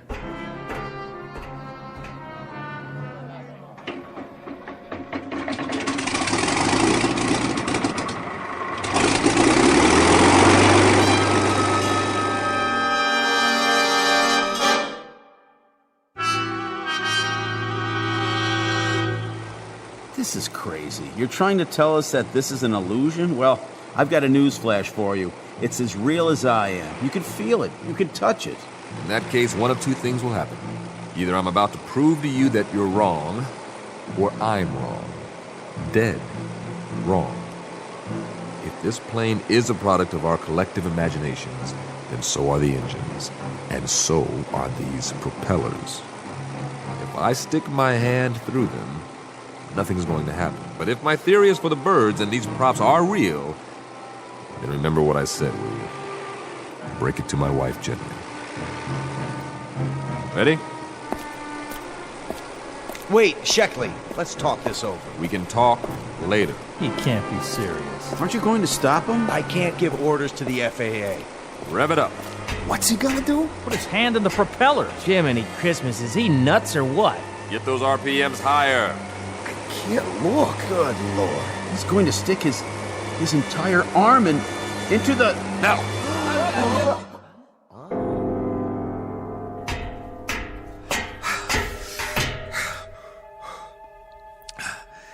You see, gentlemen, I believe I've proven my point.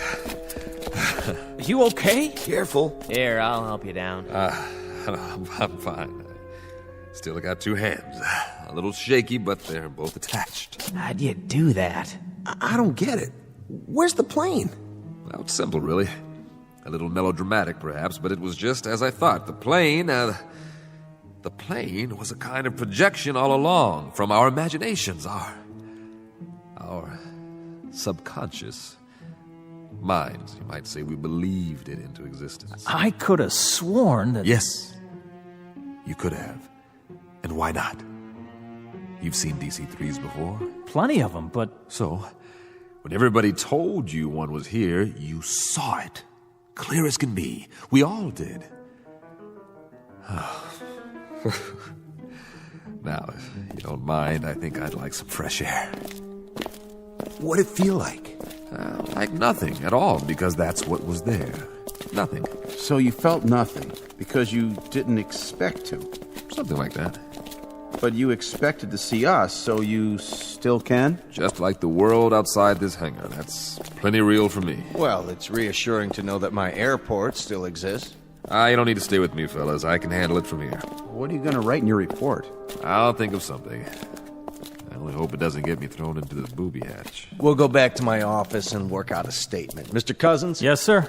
Take a walk through operations. Don't talk about what just happened. If anyone mentions a DC-3, laugh it off. Right. Deny. Will do, sir. Good man. No, I have a first-rate staff. You're referring to one man specifically? Your second in command. What's his name? I don't know who you mean. I have it here. Cousins. You spoke to Cousins? He was very cooperative. I'd like to make mention of him. And you can't have spoken to Cousins. I gave him the rest of the day off. No, that man ahead of us. Where? Well, he must be out of the hangar by now.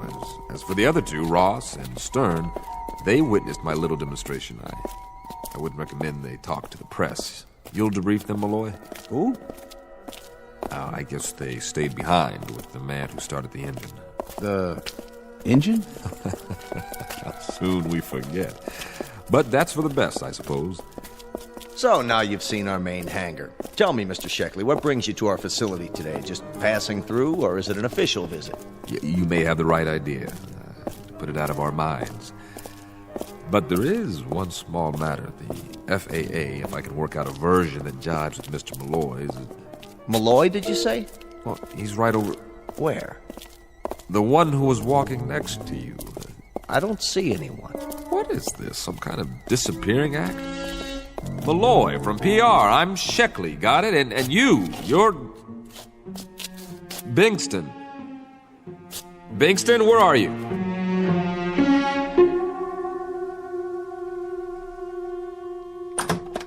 May I help you? Where's Bingston? Mr. Bankston's in his office, but you can't go in without... What? Bingston, what happened to you? What happened to everybody? And you would be... Don't give me that. Oh, yes. Sheckley, isn't it? From the FAA. I think I remember you. We've met before. Is this a gag? Have a seat. Is there a problem? Problem? Are you kidding? One minute there's a hangar full of men and an aircraft, and the next minute I prove that not only doesn't the aircraft exist, but... I don't follow. What doesn't exist? But that all of the rest of it, all of you... Are you sick, Sheckley, or drunk? You don't look very good. Sit down, man. Where's Malloy? Still in his office, I presume. Then you'd better call him in here. He's got a few things to answer to, just like the rest of you. Kimberly. Sorry about that man, sir. Should I call security? That won't be necessary. Ask Malloy to come to my office, will you, if he hasn't gone home for the night? Yes, sir. We've had a busy day here, Mr. Sheckley, but my PR man handled it admirably. The evening paper just arrived. Let me see that. Lovely Hollywood star Penny Jackson arrived from Buffalo this morning on tour to promote her latest film. What is this? Malloy coordinated everything. Photographers, reporters. Quite a scene we had here. I was just on my way out. Who's this? Who am I? What is this? How could they have taken this picture? The flight from Buffalo this morning, how could they say it landed when... When what? You know this guy? Mr. Sheckley, this is Paul Malloy, our public relations man. I know who he is. What in God's name is going on here? Maybe you better tell us. What's so odd about a picture on the front page of the local paper? What's so odd? That has to be Flight 107, Bingston. Didn't that flight arrive this morning with nobody on it? No crew, no passengers, no baggage? No, Mr. Sheckley. Flight 107 landed on schedule. You mean to stand there and tell me you are not missing an aircraft? That's exactly what he's telling you, mister. We're not missing Trans-East 107 or any other flight. How could that be? You never missed Flight 107. That's right. At least not recently. You of all people should know that, Sheckley. Know what? You're confusing the two. I remember now. That's why you looked familiar to me when you walked in. You were the examiner on the other one. What other one? We've had one flight lost in some 20-odd years. Just one. Flight 107. Right. But, Mr. Sheckley, that must be 17, 18 years ago. Flight 107 out of Buffalo. Out of Buffalo. An old DC-3, but like I said, it was a long, long time ago. What's all this about? What happened to her? Lost in a fog and never found. We always figured she veered off course, ended up over the ocean, and went down. You never found her? Not a trace. And Mr. Sheckley here investigated the disappearance, but that's one case he's never been able to close. Nobody has. It just sits in the record books as lost, presumed crashed. For reasons unknown. And it's never stopped eating at you. It still is. So you came back here today looking for an explanation, any explanation, so you could finally put it to rest. I've never been licked on a case. Never. We've always found the cause. Mr. Sheckley, why don't you let someone drive you home? Never. We've always found the cause. Always, I tell you. Is he going to be all right? I honestly hope so. Flight 107, 13 people. Pilot William J. Slocum, co-pilot John O'Brien. I never forgot your names. What went wrong? I have to know. Where did you go now? Where are you? Where are you now? Where are you? Hey, Flight 107, why didn't you leave me a clue? Any clue at all? What? Are you out there somewhere? You gotta be. You gotta be.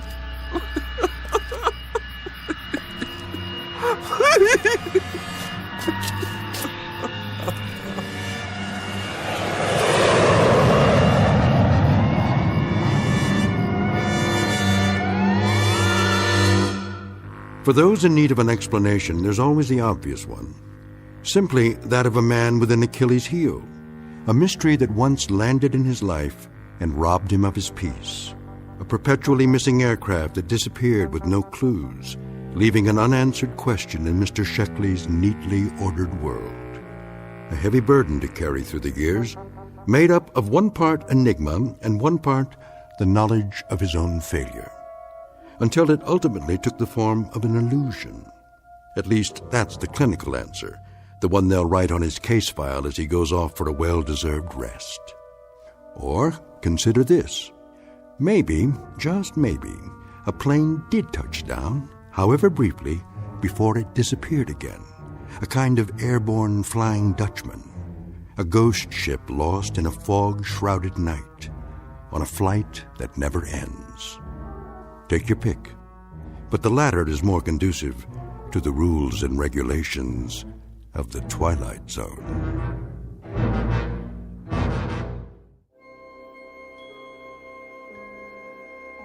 Hi, this is Carl Amari, producer of the Twilight Zone radio dramas. I'd like to take a moment to tell you about our official website at twilightzoneradio.com. where you'll get the latest news and information on these Twilight Zone radio dramas. Plus, at twilightzoneradio.com, you can digitally download 3 free episodes or any of our episodes for only $1.95 each. In this age of ever-changing technology, we've decided to make these episodes instantly available to you by making the Twilight Zone radio dramas a digital download-only series. This means that this series will no longer be offered on CD. The CD collections at our website are now being offered, while supplies last, at buy one, get one free. So be sure to get your favorites before they're sold out. Be sure to visit us often, and I'll see you in the zone.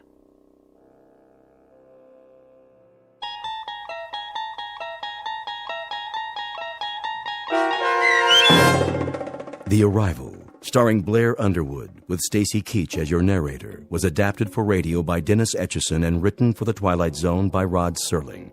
Heard in the cast were Christian Stolte, Craig Brawley, Jeff Lupetin, James Schneider, Derek Procell, Turk Muller, Kurt Nabig, Karen Olson, Carl Amari, Roger Wolski, and Vince Amari.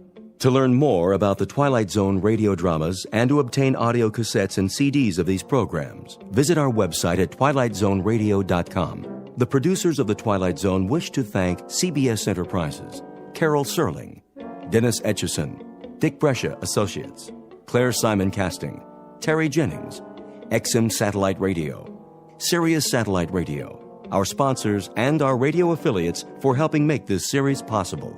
This copyrighted radio series is produced and directed by Carl Amari for Falcon Picture Group. Doug James speaking.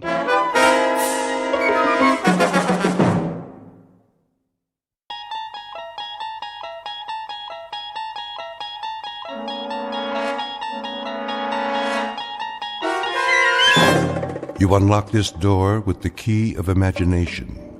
Beyond it is another dimension, a dimension of sound, a dimension of sight, a dimension of mind. You're moving into a land of both shadow and substance, of things and ideas. You've just crossed over into the Twilight Zone.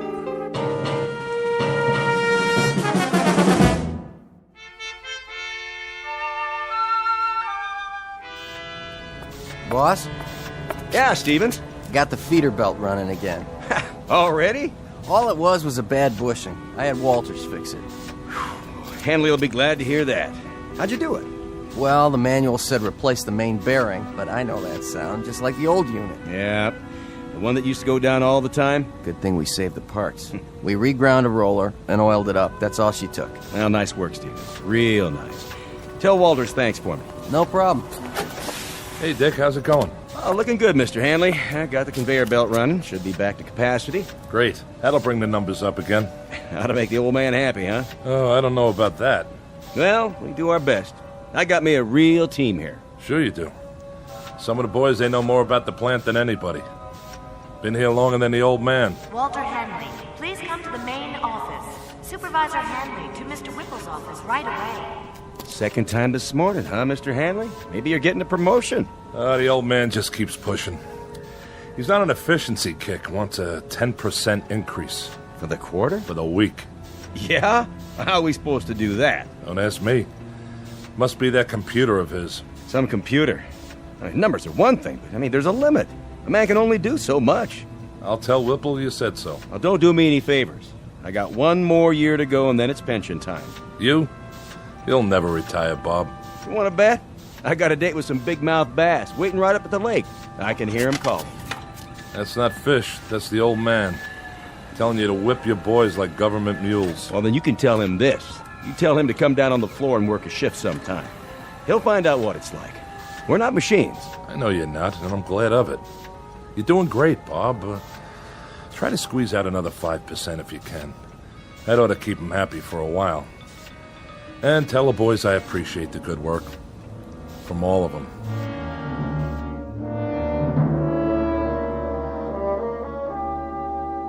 These are the players, with or without a scorecard. In one corner, Mr. Dickerson, in charge of the shift at his factory. Walter Hanley, the plant manager. And the individual you're about to meet, Wallace V. Whipple, the boss and CEO of the company. All of them men. In the other corner, machinery, both old and new. And the game? It happens to be the historical battle between flesh and steel, between the brain of man and the product of man's brain. We won't make book on this one and predict no winner. But we can tell you that for this particular contest, there will soon be standing room only at a very special arena found only in the Twilight Zone. And now, The Twilight Zone and our story, The Brain Center at Whipple's, starring Stan Freberg, with Stacy Keach as your narrator.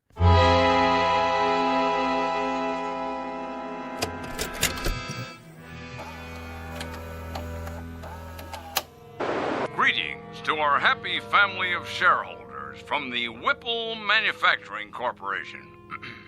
This year, we are proud to bring you the story of your company's progress by means of this special video produced by yours truly, Wallace V. Whipple. And I can assure you, family members, that what you're about to view represents a stunning, exciting new direction. But first, let's visit our main plant here in the Midwest, where our employees are busy manufacturing pipe fittings, automatic temperature control devices, and the various accoutrements of our product line. This is one of 11 principal assembly facilities. I call your attention to the vast number of workers required to maintain and operate just one facility. In this plant alone, your company employs 3,827 able-bodied men and women. Added to the 10 other Whipple plants across the country, we employ a total of close to 30,000 personnel. Our weekly payroll for this highly trained army of workers is several $1 million. But enough boring arithmetic. Good evening, friends. Welcome to my office, the nerve center where I, Wallace V. Whipple, personally supervise this vast operation. I've decided to address you personally via this videotape with exciting, in fact, stunning news, which I believe you'll agree amply demonstrates how we at Whipple's are marching toward a new tomorrow, where the future is so bright you'll have to wear sunglasses. But before you put on those shades, cast your eyes at the floor of our main assembly plant. Follow me. We can see it from my window. Cumulative 4 4/10 miles of work area, $111 million worth of safety upgrades this year alone, not to mention the expense in shoe leather. Put the camera back on me. Put the camera back on me, that's it. Now open the curtain. And what's this, you might ask? This sleek, futuristic object behind me? Some sort of space-age control panel? So many bells and whistles. Never seen anything like it, you say? That's because it's never been seen before. Ladies and gentlemen, stockholders, and members of the Whipple corporate family, feast your eyes on this. I give you the X109B14. This single modified, transistorized, digitalized, totally automatic assembly unit eliminates 6,100 jobs, 73 bulky and inefficient old-fashioned machines, 81,000 needless man-hours per work week, and countless millions of dollars each year for employee health services, hospitalization, and workers' compensation. Also employee insurance, employee welfare, and employee profit sharing through vested matching funds. As of tomorrow morning, the first model X109B14 will be placed in operation at our main plant. Within 6 months, our entire production facility here will be totally automated. Tomorrow, the world. Oh, and one other thing. Take a look at these slides. Lights, This is one of 3 cafeterias in our Oregon production plant. Busy, busy, busy. Here are the food trucks arriving. Here's the kitchen staff, the cooks in the kitchen. And here are the dumpsters filled to bursting with trash and refuse after a typical lunch. 800 tons of food consumed over an 11-month period, and tons of garbage for the landfill. Oh, the waste of it all. Lights. Ladies and gentlemen, do you know what can replace and what will replace 800 tons of food? 1 can of simple machine oil. Wholesale price, 68 cents. Ladies and gentlemen, Whipple's moves forward to a new plateau of profit, progress, and posterity. In a sense, we have just shed ourselves of the anchor, the heavy, heavy, heavy anchor, the albatross, if you will, of human labor. Whipple's will now operate from a computerized brain center with machines exactly like this one. Ladies and gentlemen, this concludes our year-end report. Thank you very much. Well? Well, what? Well, what do you think, Hanley? Will this put the stockholders on their feet cheering, or will it? Not that I need any particular encouragement along these lines. The videotape speaks for itself. It does indeed. What's the matter, Hanley? You didn't care for it? Mr. Whipple, my duties have to do with management. Something wrong with the lighting? The soundtrack? I'm an engineer, not a drama critic. I'm not asking you to give it 4 stars, Hanley. But as a plant manager, I would assume you'd have a point of view as to the content. Frankly, I would have expected at least some degree of enthusiasm. Sorry, sir. Having to do with the fact that it's a most definitive and incisive report on what we plan to do around here. Now, does it or doesn't it give you the lay of the land? You can answer that, can't you? Oh, it gives me the lay of the land, all right. And? Looks like a pasture to me. Oh, what's that supposed to mean? You actually think you can automate this place in 6 months? Closer to 4 months would be a more reasonable guess. A lot of things are going into the old scrap heap, Hanley. Time clocks, for example. There won't be anybody around to punch them in or out. I think we'll donate them to a museum. A museum? Something, Hanley? Something. Something like a lot of men without jobs. That, unfortunately, is progress, Mr. Hanley. Now, you're a pretty solid man when it comes to quality control and assembly line planning, but when it comes to the aforementioned progress, you're a foot dragger.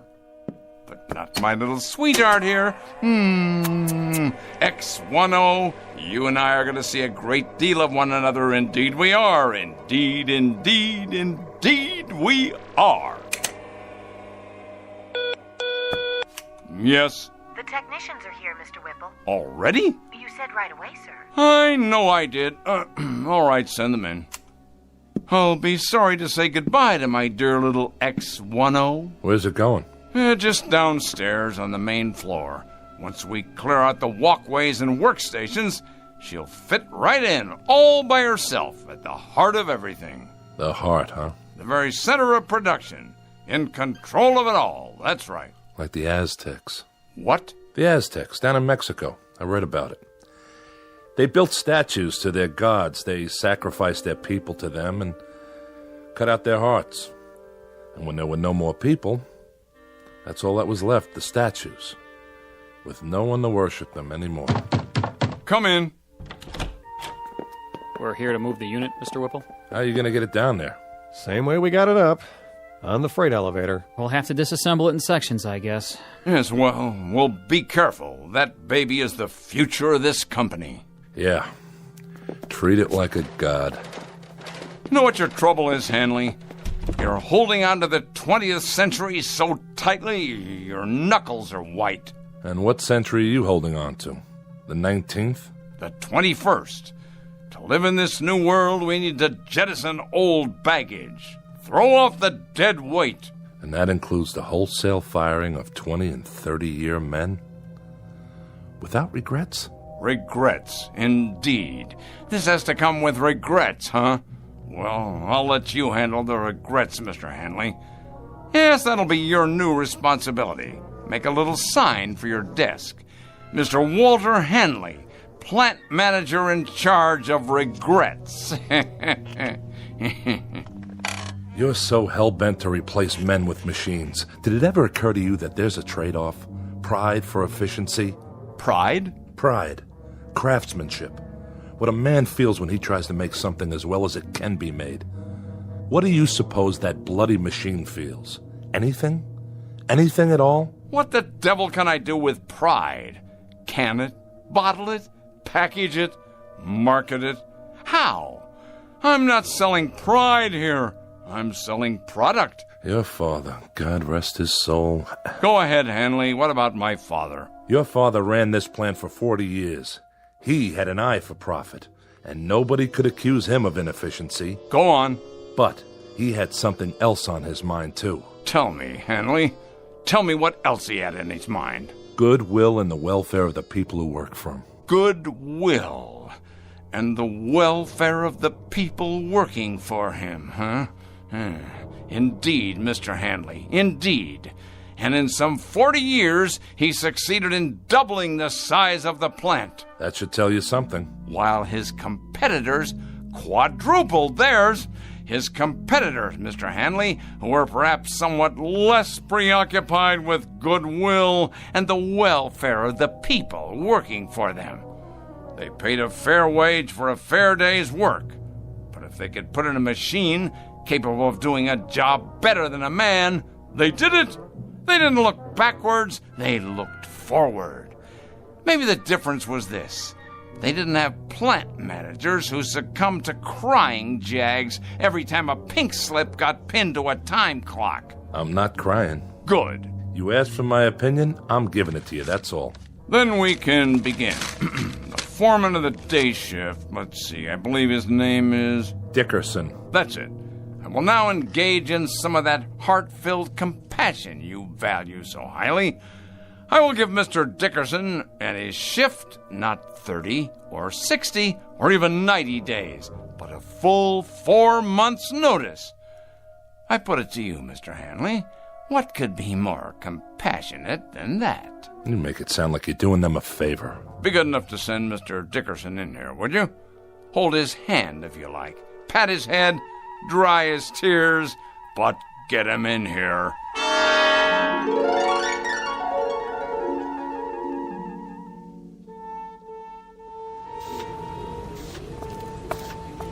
Hi, Mr. Hanley. Hello, Stevens. Nice work you did on the conveyor. Thanks. It wasn't nothing. Oh, yes, it was. Human ingenuity. That's worth a lot. Just doing my job is all. You seen Dickerson? Yeah, he's over by that new gizmo. What do they call it again? The X109B14. Some handle. What's it for, anyway? It's a mechanical brain.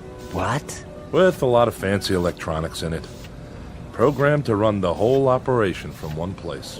Well, if you ask me, it don't look very smart. My car's prettier than that thing. It's got a face, though. Where? The way those dials look.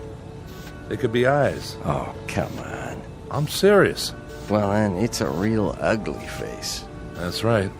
An ugly, miserable face. I want you to take a good look at it, Stevens, and remember it well.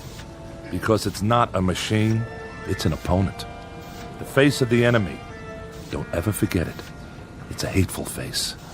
This time we've got ourselves an enemy worth hating. Come on, let's get moving. On the job, fellas. Heads up. Pick it up. Let's go.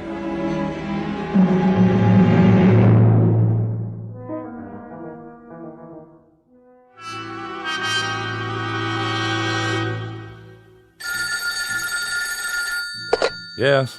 Walt, is that you? This is Walter Hanley. Oh, I'm so glad. This is Virginia, Dick's wife. Oh, hello there, Mrs. Dickerson. How are you? I'm just fine, but it's not me I'm worried about. Dick hasn't come home yet. No? No, and I'm concerned. He's never been this late before. Take it easy now. He's probably on his way. know what time it is? Maybe he had some errands to run. He didn't work late then. No, he got off same as always. Listen, Virginia, don't you fret now. He hasn't even called. I'm worried sick. Well, don't be.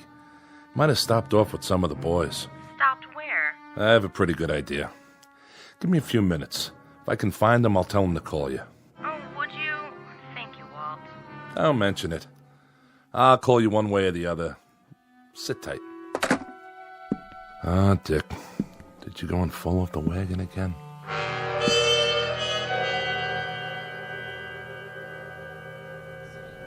Hey, bartender. Yeah, Dick? Send me up another one. Oh, I don't know. You've been hitting them pretty hard. Just one more. It's getting awful late. It should have closed a half an hour ago. Why don't you go home and sleep it off? You know what these are? Pair of hands? Sure. Pair of hands. My hands. You know what else they are? I think you're gonna tell me. They're obsolete. They're off the market now. They're like little wooden wagons trying to roll down the freeway. Flesh, bone, muscle, nerves. But that doesn't cut the mustard anymore. I'm gonna tell you something else. Well, whatever it is, make it short. I gotta wash up everything and count the till. There isn't a machine made yet that can beat a man. Not a one. I'm not arguing with you, am I? I'll just go over there right now and prove it. I'm going to take Whipple's new machine, and I'm going to turn it into nuts and bolts. Easy, easy. Just you watch. And if that slob of a watchman gets in my way with his big old keychain, I'll strangle him with it.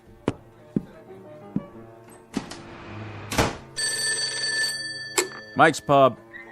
No, Dick's not here. He just left. Yeah, he said something about going across the street to the factory to have it out with a machine or some such. Yeah, I know it's closed. But by the looks of him, I say that won't slow him down none.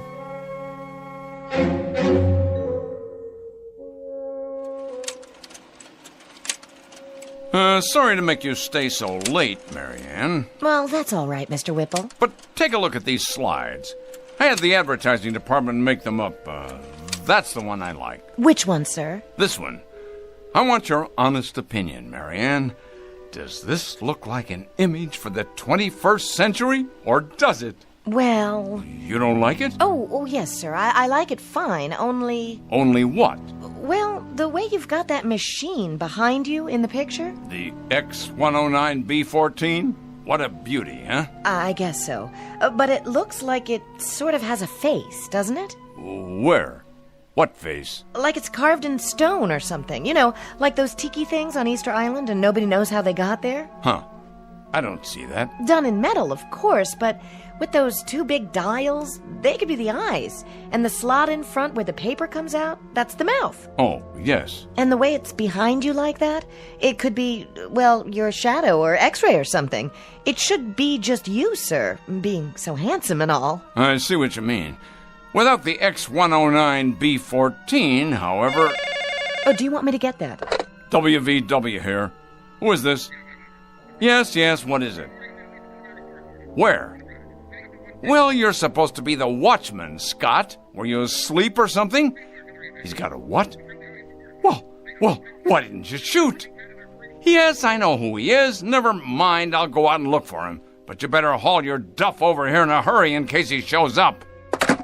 Trouble, Mr. Whipple? Not really. Some drunk barged his way into the factory.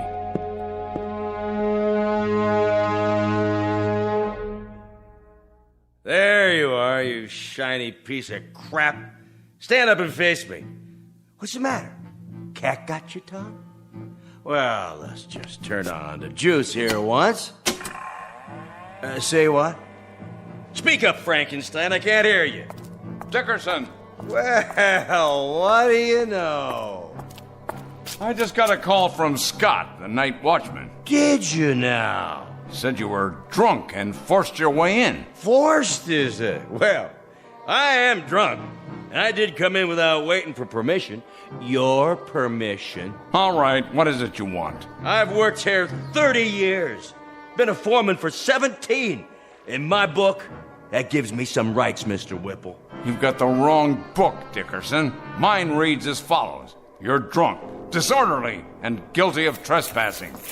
I got here as fast as I could, sir. Scott, if this man isn't out of here in 1 minute, you're to have him arrested. I'll escort him out. Come on now, Dick. Arrested, I said. The man is armed. Guilty on all counts. Of course, it's only a crowbar. But if a man knows how to use it right, it could do enough damage. Okay, give it to me now. You don't want to make any trouble. Stand back. Tell me something, Whipple. I don't have to tell you anything. When you're dead and buried, who do you get for mourners? Who cries for you? This blind steel thing without a heart? Careful now, Dickerson. It's just a machine. You said so yourself. A very expensive machine.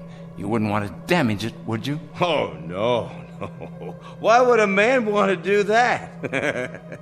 Shall I tell you the difference, Mr. Dickerson, between this machine and you? It costs a few cents an hour for electrical current. It lasts indefinitely. It will. If there's people around to fix it. It gets no wrinkles, no arthritis, no hardening of the arteries. No, that one machine is a lathe operator, a punch operator, and 2 drill press men. The one that goes next to it is a 5-axis milling machine that can produce 6 different parts simultaneously. 2 more of these machines will take the place of 114 men, and they won't use up sick leave, coffee breaks, or vacations with pay. So in my book, Mr. Dickerson, they'll be worth considerably more than you are. Somebody should have stopped you a year ago. Somebody should have held you down, stuck a drill in your head, and poured in some sense. Men have to eat, all right? And that's one reason why you can't stack them up in the junkyard like surplus tanks or put them out to pasture like old bulls. I'm a man, Whipple. Hear me? A man. That makes me better than any hunk of metal. Better, you hear me? Better. No, now, Dickie, look what you've gone and done to your hand. Let's try the crowbar, then. Steel against steel. Scott, stop him! Yes, sir. I tell you, stop him! Move! Give me your gun. Careful, Mr. Whipple, it's loaded. Of course it's loaded. I said give it to me. No, Mr. Whipple, you can't. Can't? We'll see about that. Oh! See that machine? It took more than you to get me. It took another man.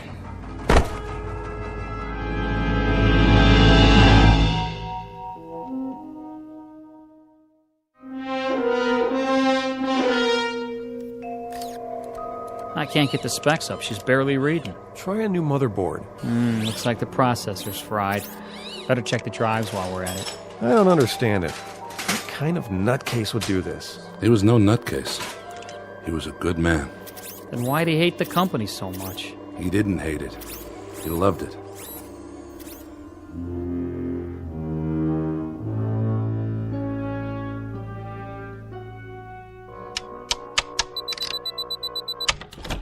Oh, hello, Hanley. I've been expecting you. No doubt. I was told you were at the hospital. I just came from there. Fortunately for you, Mr. Whipple, Dickerson's going to live. Fortunately for me? My dear Hanley, aside from my protecting my property, I have no involvement in that at all. Are the technicians repairing the machine downstairs? It appears so. Good, good. This should interest you. A tape-controlled 7-axis, what they call a sentry. Know what it does, Hanley? It is connected to every single plant section, tooling complex, and assembly line in the factory.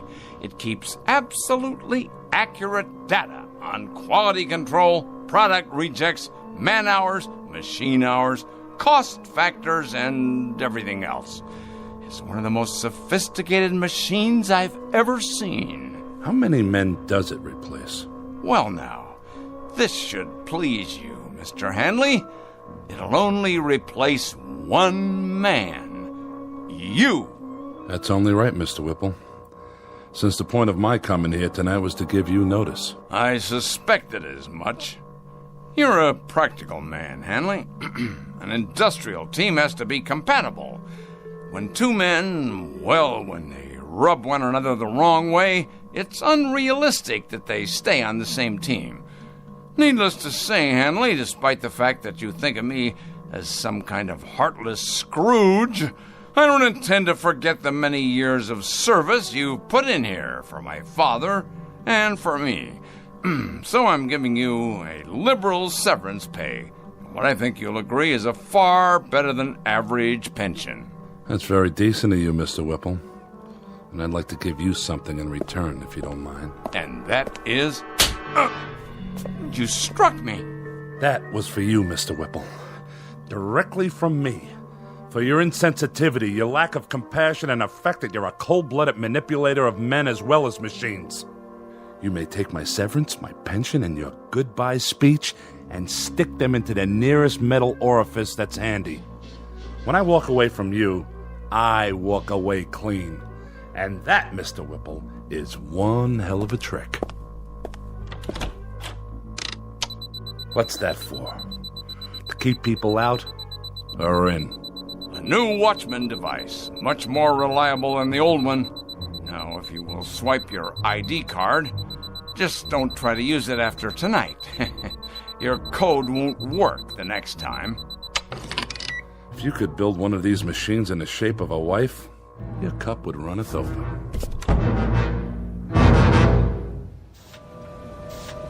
Hey, Stevens. Yeah, Wilson? When's lunch? Same as always, 12:30. Well, I was just wondering, are we going to take an extra break today? Not yet. Try to look busy. Yeah, but there's nothing left to do. I mean, we drove the forklift, loaded the machines, and now I'd say everything's running itself. You're right. It is. Then why does the old man keep us around? He has to. Labor laws. But we won't be here much longer. And then it's Unemployment City, huh? This isn't the only factory. Yeah, but if Whipple's keeps it up like this, pretty soon there won't be any competition. Monorail crane, 4th floor. Crane in position. It's like those machines are talking to each other. They have to talk to each other. Nobody else would listen, except maybe Whipple. Strip stacks picked up by monorail cranes. Activate conveyors. Monorail crane fully operational. Strip stacks delivered. Reposition for next load.